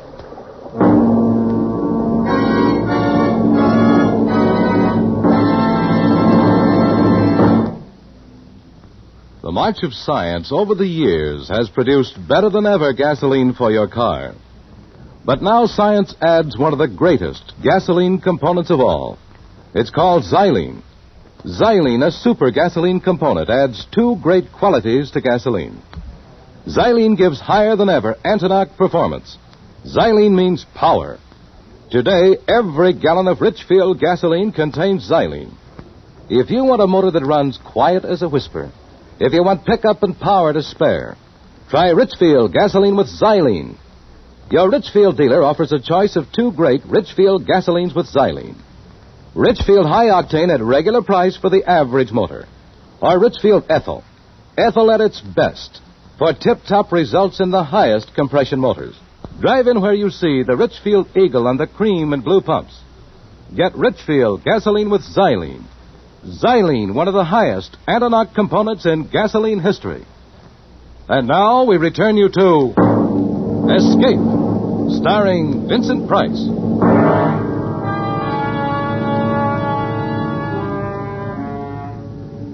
We picked over the supplies O'Brien had left on the shore.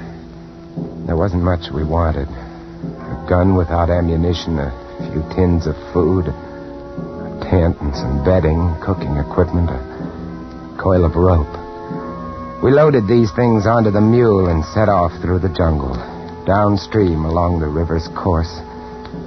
1,500 miles to civilization.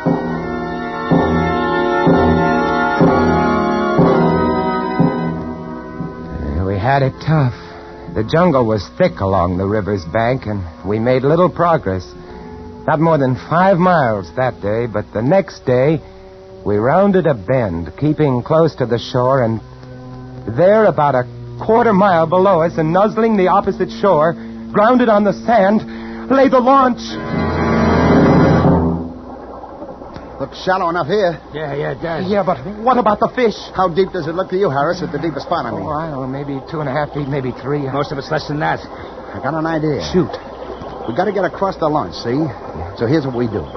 We throw away everything. There'll be food and water in the launch, see? Yeah? Now, you see that little patch of sand in the middle of the river where the bar shows? Yeah. We go that way. That's bound to be the shallowest way, see? How do we go? On the mule, the 3 of us. Ah, you're nuts. This mule ain't in such bad condition it can't get the 3 of us across 70 feet of shallow water. What do you say, Harris? Why not? All right, I'll get aboard first. Come on. Get farther up, Weemsy. You're the lightest. Yeah. Harris, you get on next. Hang on to Weemsy. Here. Carry this coil of rope around your neck. We may need it. I've got the machete strapped to my back. You set, Weems? Yeah. Now hold tight to me, Hess. Don't worry.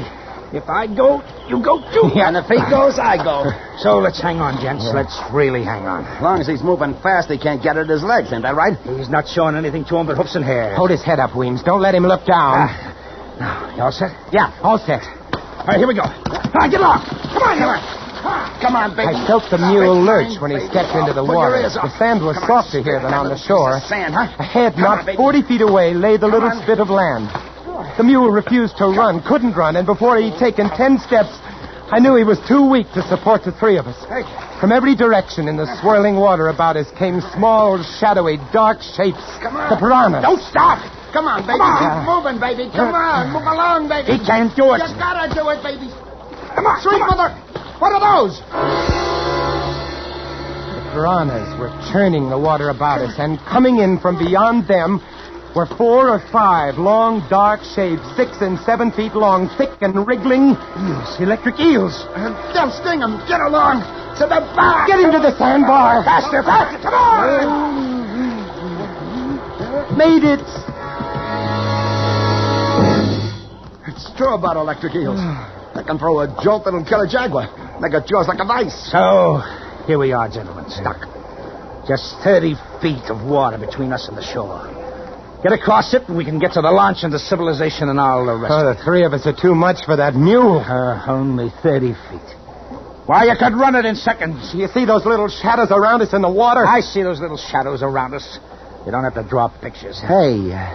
Oh, here's another bright idea coming up. As a matter of fact, yeah. Yeah, hold on to your hat, Harris. We got that curl of rope. Yes.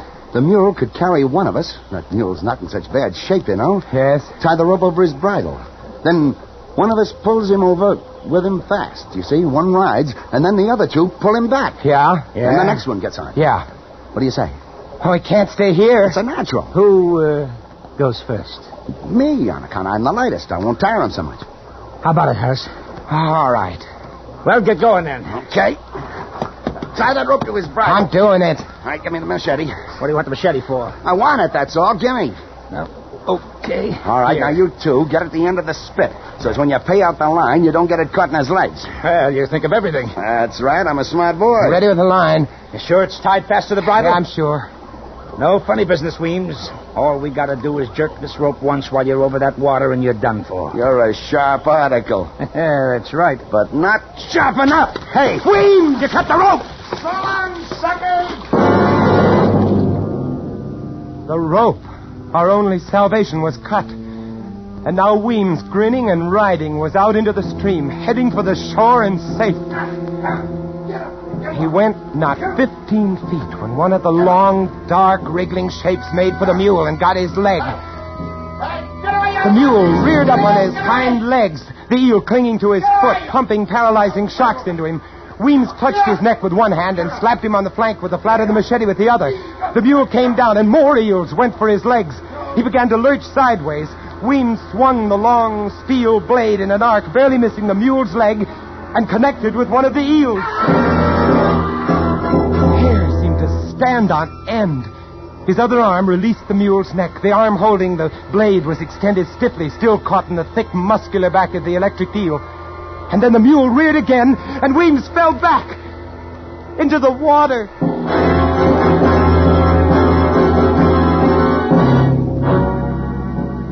The mule, freed of Weems, made the shore and vanished into the jungle. We turned away. No man could watch what was happening to Weems and retain his sanity. And so, there we were. Hess and I on that sand spit which the river was slowly washing away. Night coming, vampire bats coming, and all about us, the electric eels and the little cannibal fish waiting.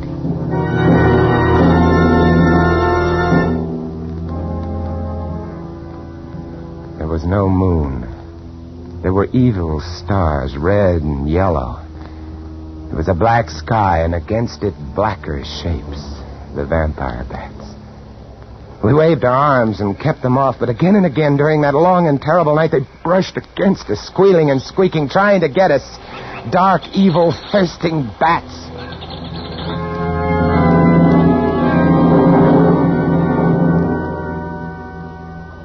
A 1,000 years later came the dawn.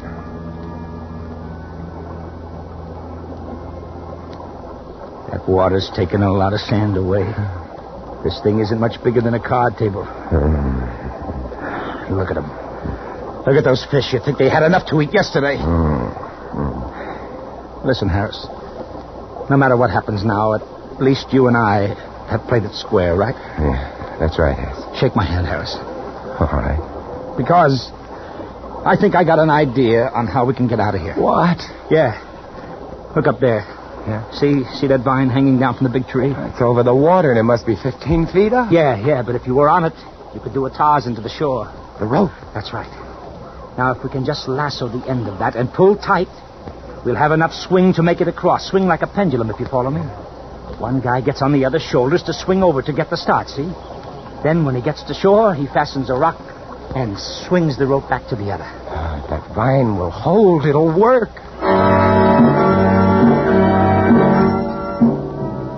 It took us 2 hours before we managed to lasso the end of that vine. And then we tested it again and again until we were positive it would hold a man's weight. And then we were ready. Stand good and steady now, pal.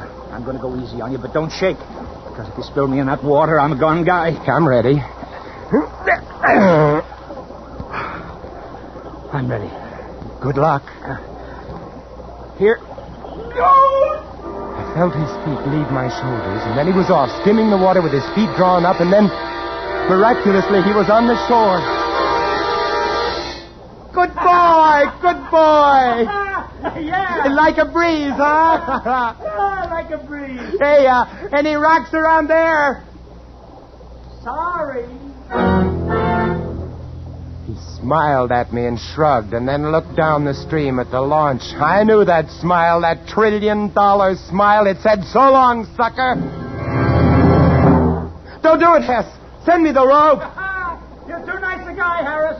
You and I would never get along. You can have it all, Hess. Every scrap of it. Only for the love of mercy, send me the rope. No, you'd want some. You wouldn't approve of what I mean to do with it. Hess! He stood there laughing at me and shaking his head slowly. But above him, just over his head, was another vine, thick and mottled, and it was moving. Look out, Hess! Hess! He didn't understand or didn't hear me. Just stood there smiling and shaking his head. The boa constrictor dropped heavily and accurately, a thrashing tangle of scaly muscles.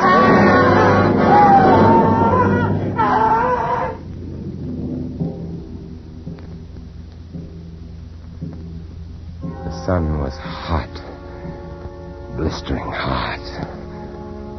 I was alone, all alone. except for the ever-waiting piranhas. Hess's body was hidden by the low, scrubby vines and palmettos. Several hours later, I saw the boa, now gorged, slither lumpily away. I waited, and I waited. From time to time, I thought of stepping out into the stream. It would be over very quickly, I told myself, very quickly. But I couldn't. And then I noticed an odd thing. The current which had been sweeping the sand away had shifted slightly. A whim, a miracle. And now new sand from some sunken bar was beginning to pile up between me and the shore, grain by grain, rib by rib. I watched this. And I watched. And I watched. And at 5 o'clock that afternoon, I walked ashore to the lawn. And didn't even get my feet wet.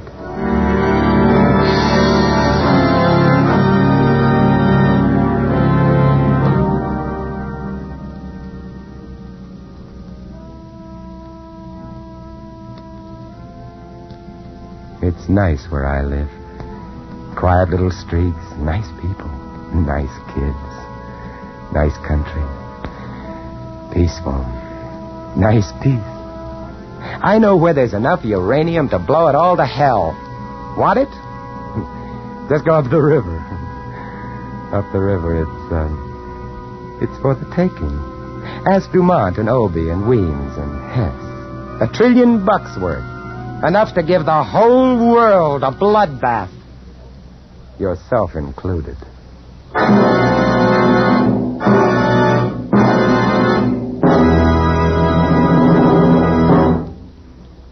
Warm summer weather makes you think of baseball games, picnics, and holiday driving. But be sure your car's ready when you are. Get Richfield All-Point Safety Service, the service that puts your car in top shape for warm weather driving. With Richfield All-Point Safety Service, you get a careful all-point lubrication job that protects the chassis, transmission, and differential. You get lubricants that stick to your car's ribs no matter what the temperature. You get the protection of Rich Lube, all-weather motor oil, the Pennsylvania premium-grade oil that cleans as it lubricates. You also get a safety check of batteries, spark plugs, tires, and radiator, and expert service if your car has automatic transmission. The Richfield gasoline dealer is specially trained to protect your car against wear and breakdown. So get Richfield All-Point Safety Service tomorrow. Look for the Richfield Eagle on the cream and blue pumps. Escape is produced and directed by William N. Robeson, and tonight starred Mr. Vincent Price. Bloodbath was written by James Poe. Others in the cast were Wally Mayer, Ted DeCorsia, Paul Frees, and Tony Barrett. Special music arranged and played by Ivan Ditmars. Next week. You are groping your way slowly through the dark hold of a ship at sea, moving carefully, step by step, dreading to find what you know is there. Death in the form of a deadly bushmaster from which there is no escape. Next week at this time, the Richfield Oil Corporation of New York invites you to escape to the Caribbean and a grim voyage of impending death, as Martin Storm tells it in his exciting tale, A Shipment of Mute Fate. Goodbye, then, until this same time next week, when once again we offer you Escape. Tom Hanlon speaking. This is CBS, the Columbia Broadcasting System.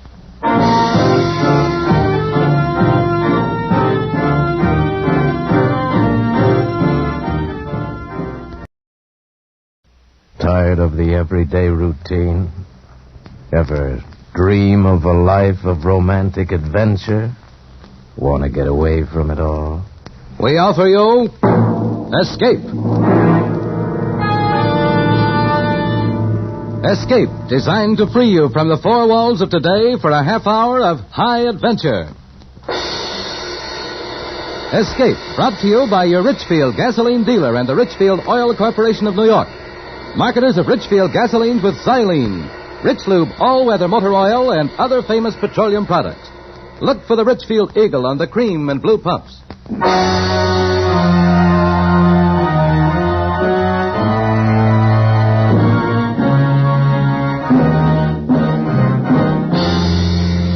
Tonight, we escape to a charter fishing boat in the waters off the little Central American country of Nicaragua, and the story of the violence and terror that suddenly developed there, as Anthony Ellis tells it in his exciting tale, Shark Bait.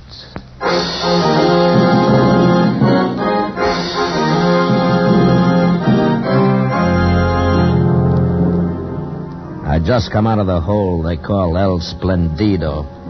Passes for a hotel in Puerto Morazan. They call it El Splendido, I guess, because of the bigger and better cockroaches. Funny thing is, there are always a few Americans there. They come down to Nicaragua for the fishing. Two of them, a man named Williams and his daughter, had chartered my boat for the next morning. It was getting dark when I walked down to where the boat was tied up, and as I came to the shack that palmed itself off as a cocktail bar, I knew it was time for a drink. The joint was called Joe's. Nobody knew why, since it belonged to a fat, happy Portuguese named Miguel Pereira, who in his spare time dabbled in everything from cut-rate murder to dope. He was a good man not to trust. I went to a table, and he stopped plunking his guitar long enough to bring me a warm beer. Buenos tardes, Capitan Hook. Hi, Mike. It's hot today, eh? Yeah. You are the first person for cocktails all day today. Now, that's tough. But when it gets dark, the Americanos will come in. Then I make up my loss. I'll bet you do. I have heard some interesting talk today. Is that so? I would not breathe it to a soul but you. Go on. Across the border, they are ready. Oh, the rebels again? So they say. Oh, those Hondurans. I have heard something else. Huh? They are bringing guns in for the attempt. No kidding. See. They pick them up from a Honduras fishing trawler off the coast tomorrow night. Then take them to Point Maria here in Nicaragua. Well, that's the point, a couple of miles below Puerto Morazan, is it? See, from there they carry the guns across the border to Honduras. Well, that's pretty slick. These things I have heard, amigo. You're a true conspirator, Miguelito. There is something more, and believe me, dear friend, I would tell it to no one but you. The guns arrive at Point Maria at 30 minutes past 10 tomorrow night. Well, that's valuable information, Mike. You'd better not tell anybody else. You know, you might get yourself into trouble. Oh, but of course I would not. You I tell because I can trust you as you can trust me, Capitan Hook? Yeah. Come, I bring you another beer, On Joe's cocktail bar, free.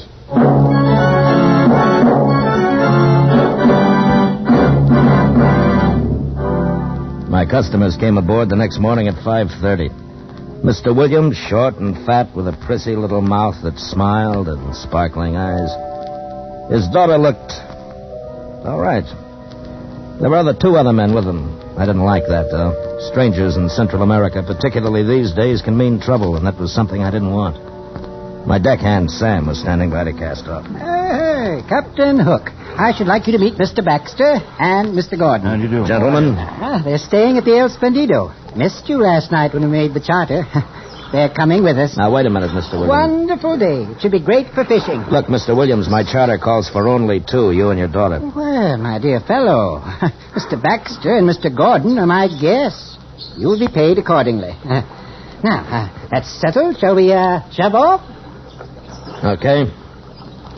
All right, Sam, cast off. See you, Jocko.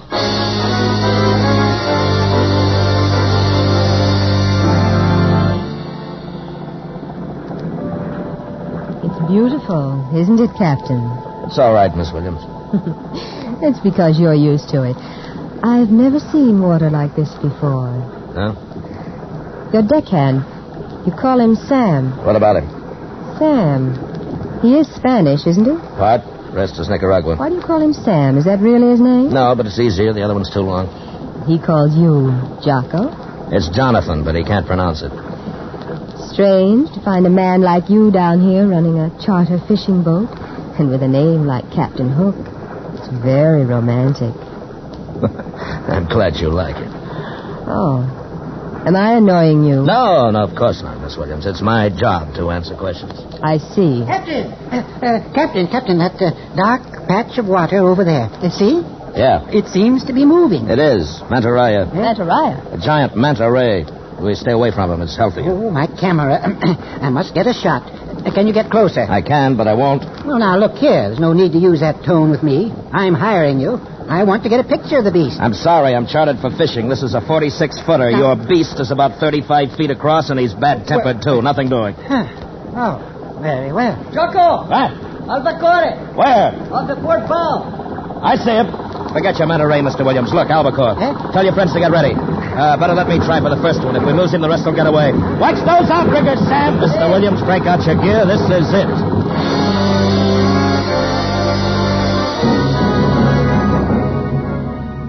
There's a school of fish you see once in a lifetime. When you tie onto one of those babies, you got something.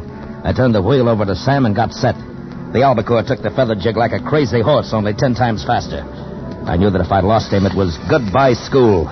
That's the way albacore are. Oh, you've got him. Come on, get those lines wet. Over on the other side of me, Baxter. Right. No, Baxter, look out. You're crossing my line. I'm sorry. Now get around me. Here, not that way, you fool. You're fouling me. Under me. That did it. There goes the line. I'm sorry, Captain. Forget it. Well, you won't see albacore again today, Mr. Williams. There they go. Dear. Too bad. Oh, well, that's luck. Oh, come along, Baxter. We'd better have a beer. Good idea. After all that excitement, I could almost feel the fight in them. It's really too bad, but accidents will happen. All right, Sammy, I'll take the wheel. See you, Jocko. Perhaps we catch something else later. Yeah. You're angry, aren't you, Captain? What? No. Oh, yes, you are. Mr. Baxter hadn't been so clumsy, we would have caught albacore. That's right. And I'll tell you something else. What? I don't think that either Baxter or his friend Gordon are fishermen. They are. The hotel last night, they said so. Don't kid yourself, not the way Baxter handles a rod. But they and said... another thing, he's carrying 2 guns and shoulder holsters. Oh? Yeah. Well, I guess it's their business. Mine's to find fish. You're not afraid of very much, are you? Listen, why don't you go and sit up forward? Are you afraid of me? Look, I've taken too many spoiled dames on these trips. Like smallpox, I'm immune. And I'm bored.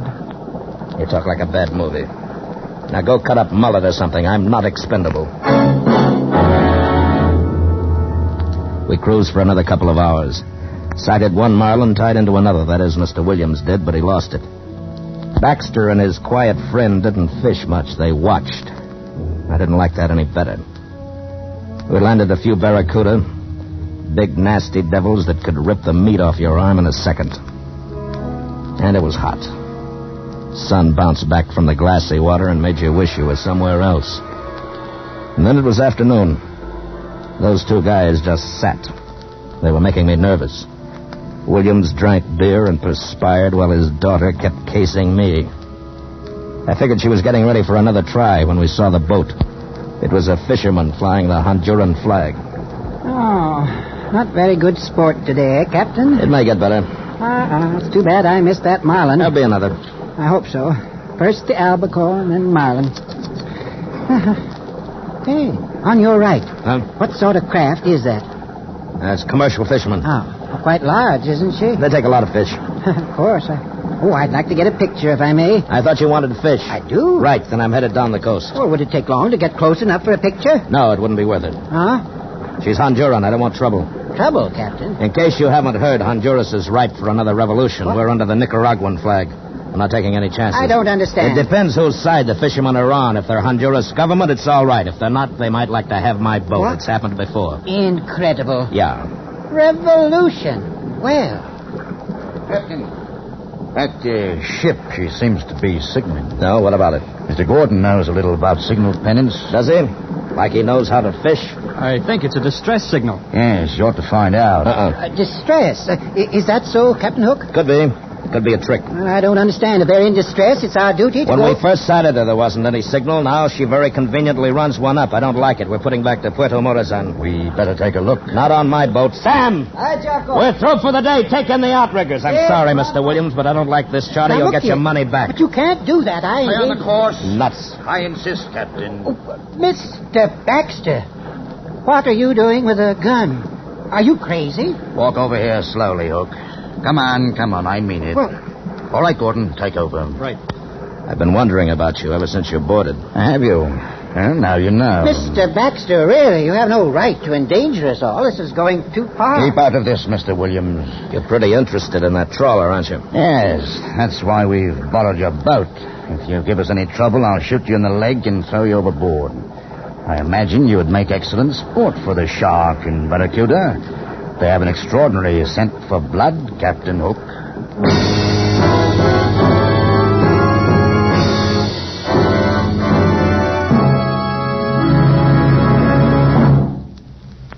Did you know that today's motor car is the most powerful ever built? But it needs gasoline to match. It needs gasoline containing xylene. Xylene, a great discovery of modern science, puts a new dynamic wallop in gasoline. That's because xylene is one of the highest anti-knock gasoline components ever discovered. A super component to give your car new, higher anti-knock performance. Today, every gallon of Richfield gasoline contains xylene. Try Richfield gasoline on a gear shift hill. Press down on the gasoline pedal. Feel your car leap forward. That's what xylene in Richfield gasoline does. You get new high anti-knock, new power, new mileage economy. What's more, you have a choice of 2 great Richfield gasolines with xylene. The Richfield dealer offers Richfield Ethyl. Ethyl at its best for best results in highest compression motors, or Richfield High Octane at regular price for the average car. Stop where you see the Richfield Eagle on the cream and blue pumps.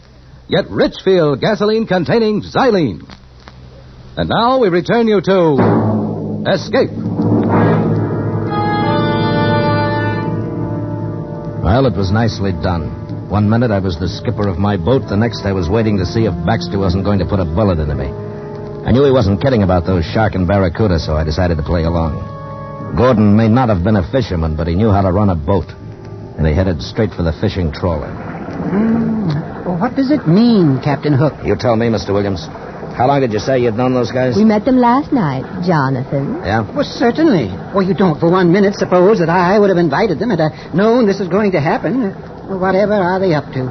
I've never heard of such a thing. It's rather exciting. Dana. I've got an idea. Oh? I told you they're ripe for a revolution in Honduras. Yes? That trawler might be carrying guns. Guns? Mm-hmm. But why? I mean, what's the point of taking over your boat? Unload guns, put them aboard us for the revolutionists. What? But Baxter couldn't have known we were coming out here. Oh, I don't believe it. Sure he could. How? You could have told him?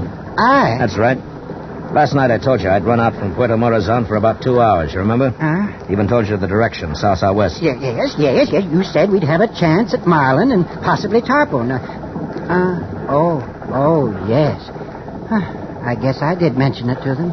Okay. That's why Baxter didn't want us to stop for those albacore. He and his pal made a deal with the skipper of that boat to meet him somewhere around here and at about this time. Oh? It's only a guess, but it'll do for now. And it was a good guess. 10 minutes later, we tied up alongside the trawler. She was filthy enough, but she wasn't fishing, and she wasn't in distress.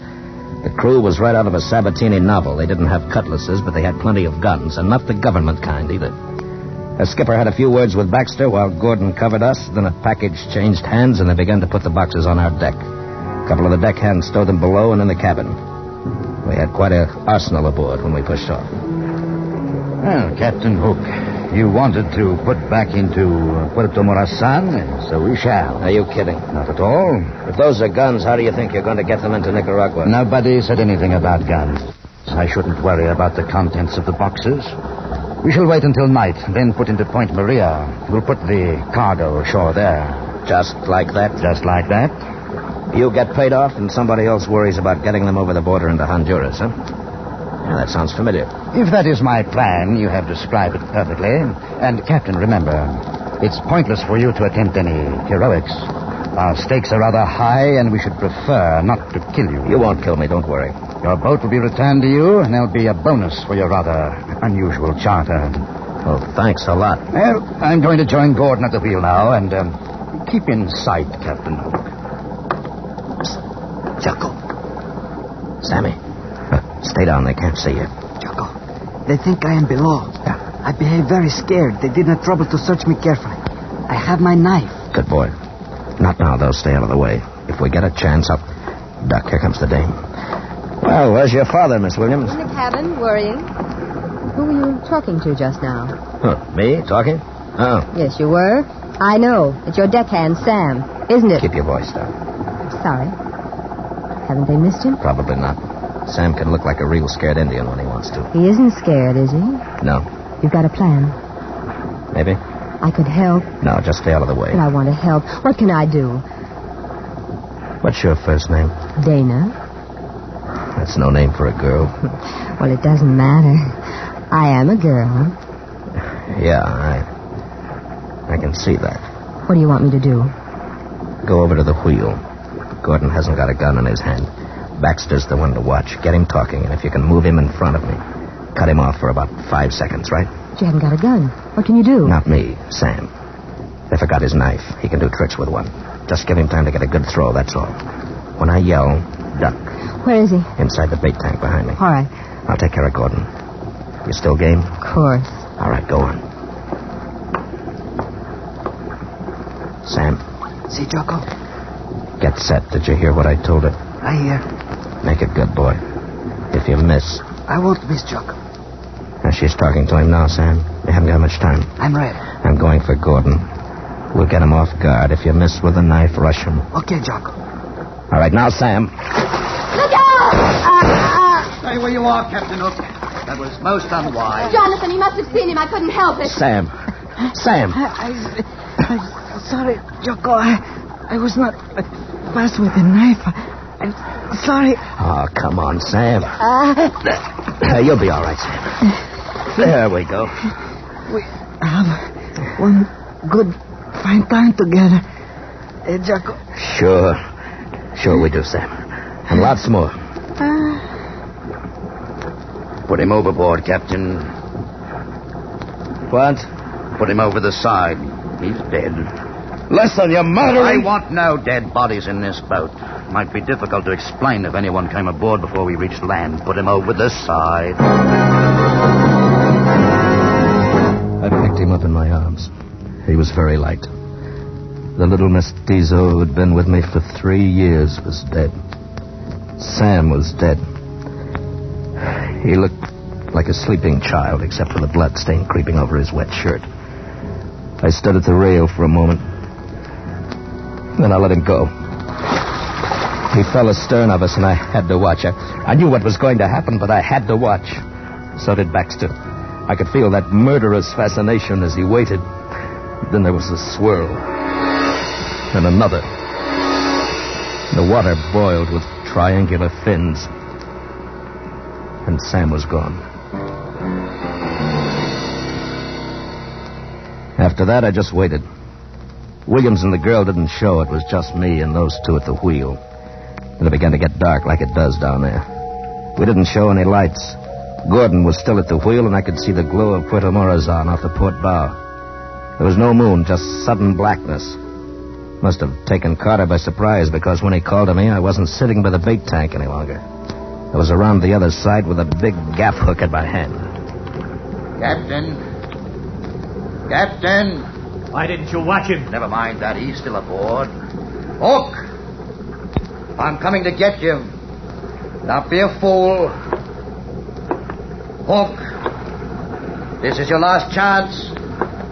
I swear I'll shoot. I caught sight of his figure for a second against the glow of the town, and then he was gone. But I was ready. I could hear him. Just a couple of more steps. 1, 2, 3. Hook, you're a fool. I'll put on the light. No. They'll see us from shore. Then I could hear him breathing. And I hit out with a gas, and I caught Nexter in the throat. He went down hard, dying fast. I grabbed his gun and moved quietly toward Gordon at the wheel. Did you kill him? Baxter can't hear you, Gordon. He's dead. All right, drop it. Drop it! I got away from the wheel. Okay. Williams! Sir? Williams, get out here. It's all right. I've got him. Captain Hook. Oh, well done. It mustn't have taken a lot of nerve to do that. It's wasted. Sorry, Captain Hook.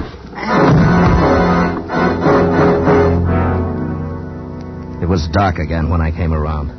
I could hear voices up forward. I'd been a sucker, and I knew that the four of them had been in it together. I tell you, I can't take it any closer. Baxter knew these waters. I don't. We could hit anything. Rocks, shoals. We wouldn't have a chance. The sharks. If you hadn't been so careless, this never would have happened. Well, what's the use of talking? We've got to do something. Look, isn't that a point over there? On your left? Yes. Yes, that might be Point Maria. Now I understood why Sam had died. The girl must have told Baxter what was going on, then faked the routine we'd worked out. That's why she got so cozy with me, just to make sure she'd know what I was up to. And it was quite a setup. It's a lot of dough and running guns, and it takes all kinds to do it. And I decided it was about time to let them know I was awake. Well, Captain. Yeah. You feeling better? Yeah. I didn't mean to hit you quite so hard. No, I'm sure you didn't. You caused us quite a little inconvenience, you know. I'll bet Sam's sorry for you, too. That's a nice kid, your daughter. She pulled wings off of flies when she was younger. Not my daughter, Captain. Dana's, well, shall we say, a partner in the enterprise. Oh? And we have a proposition to put to you. Oh? Frankly, we need your help. Mr. Gordon is unable to discern the landmark we have chosen. Baxter might have found it, but, well, Captain, we needn't go into that. I offer you $1,000 if you would take us in to Point Maria, where we should be able to see the signal. Sorry. 2,000. Find it yourself. Shoot him. He'll only give us more trouble. Yeah, do that. Then explain how Sam and I disappeared when you get back to Puerto Morazan. By the way, have you checked the fuel? It's almost empty. That's right. All right, Captain. What do you want? Look, Williams, suppose I take you in, and we decide on a fair deal when we get there. Very well. You have my hand on it, Captain? Yeah. Gentleman's agreement. Are you sure this is Point Maria? I'm sure. Do you want me to signal? No, we'll wait. We are to pick up the guns at 10:30. The boats will put out from shore. It's 10:30 now. We'll wait. It's okay with me. 5 minutes went by, and we heard the sound of muffled oars. From out of the blackness, riding out to us on the swells, came 3 boats. I was at the rail when the first man lumbered heavily over the side. It was the owner of Joe's Cocktail Bar, Miguel Pereira, still fat and still happy. 4 others followed, well armed, stood waiting.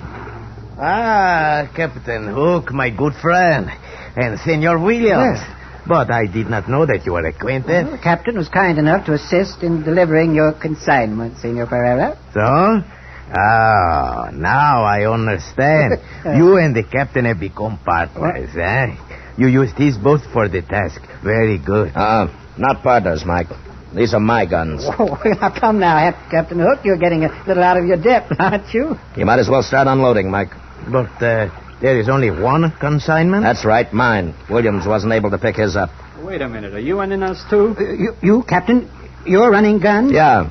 It wasn't nice of Mike not to tell you about me, and it wasn't nice of him not to tell me about you.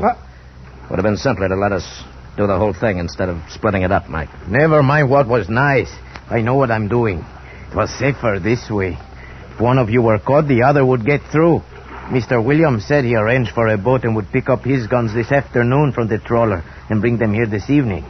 And you, my dear friend, were to pick up yours tonight, as I told you. That's right, and you've got them. Now, look here. If you think I'm going to be double-crossed like this, you can... Go ahead.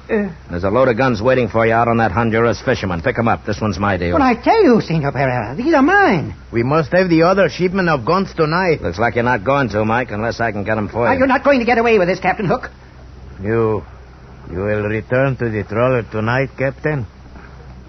Sure. You'll have to pay me first for these. It is done. Oh, no. We made a deal, Pereira. I am not You did not keep your bargain, senor. Obviously, these are the captain's guns. Please, no violence. My men are nervous. That is better. Here is the money, my friend. Thanks, Mike. I'll give it to Sam's wife. It won't make her feel any better about Sammy, but it may help a bit. Well, Captain Hook, you've done quite well, haven't you? Where does all this leave us? Out, Mr. Williams. And if you're smart, right out of Central America. And if I were you, I'd do my fishing in a lake from here on. It's healthier.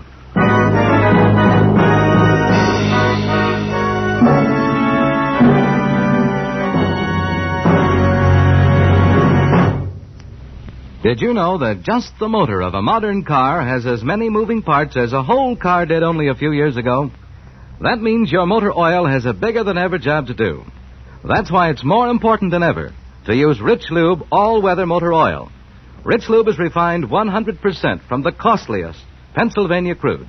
It protects moving engine parts with a tough elastic oil film that stands up under the hardest driving conditions. Rich Lube keeps your motor cool by carrying excess heat away from vital engine parts. In addition, it cleans your motor of harmful deposits as you drive. Rich Lube, the Pennsylvania premium motor oil, saves you money by protecting your motor under all-weather, all-driving conditions. Yes, it's much cheaper to use Rich Lube than to pay the cost of motor repairs. Change to Rich Lube all-weather motor oil tomorrow.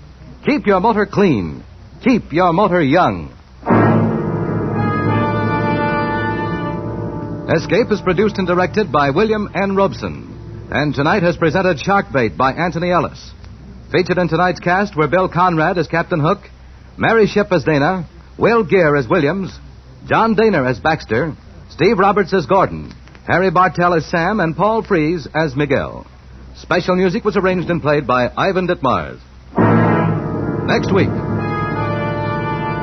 You are standing on the deck of a whaling ship, about to put out from San Francisco, when a stranger suddenly appears to inform you that he has just murdered your first mate. A stranger from whom you realize there can be no escape. Next week at this time, the Richfield Oil Corporation of New York invites you to escape with a story of intrigue and violence aboard a whaling ship of 100 years ago, as Bud Nelson tells it in his exciting tale, Yellow Wake. Be listening. Goodbye then until this same time next week, when once again we offer you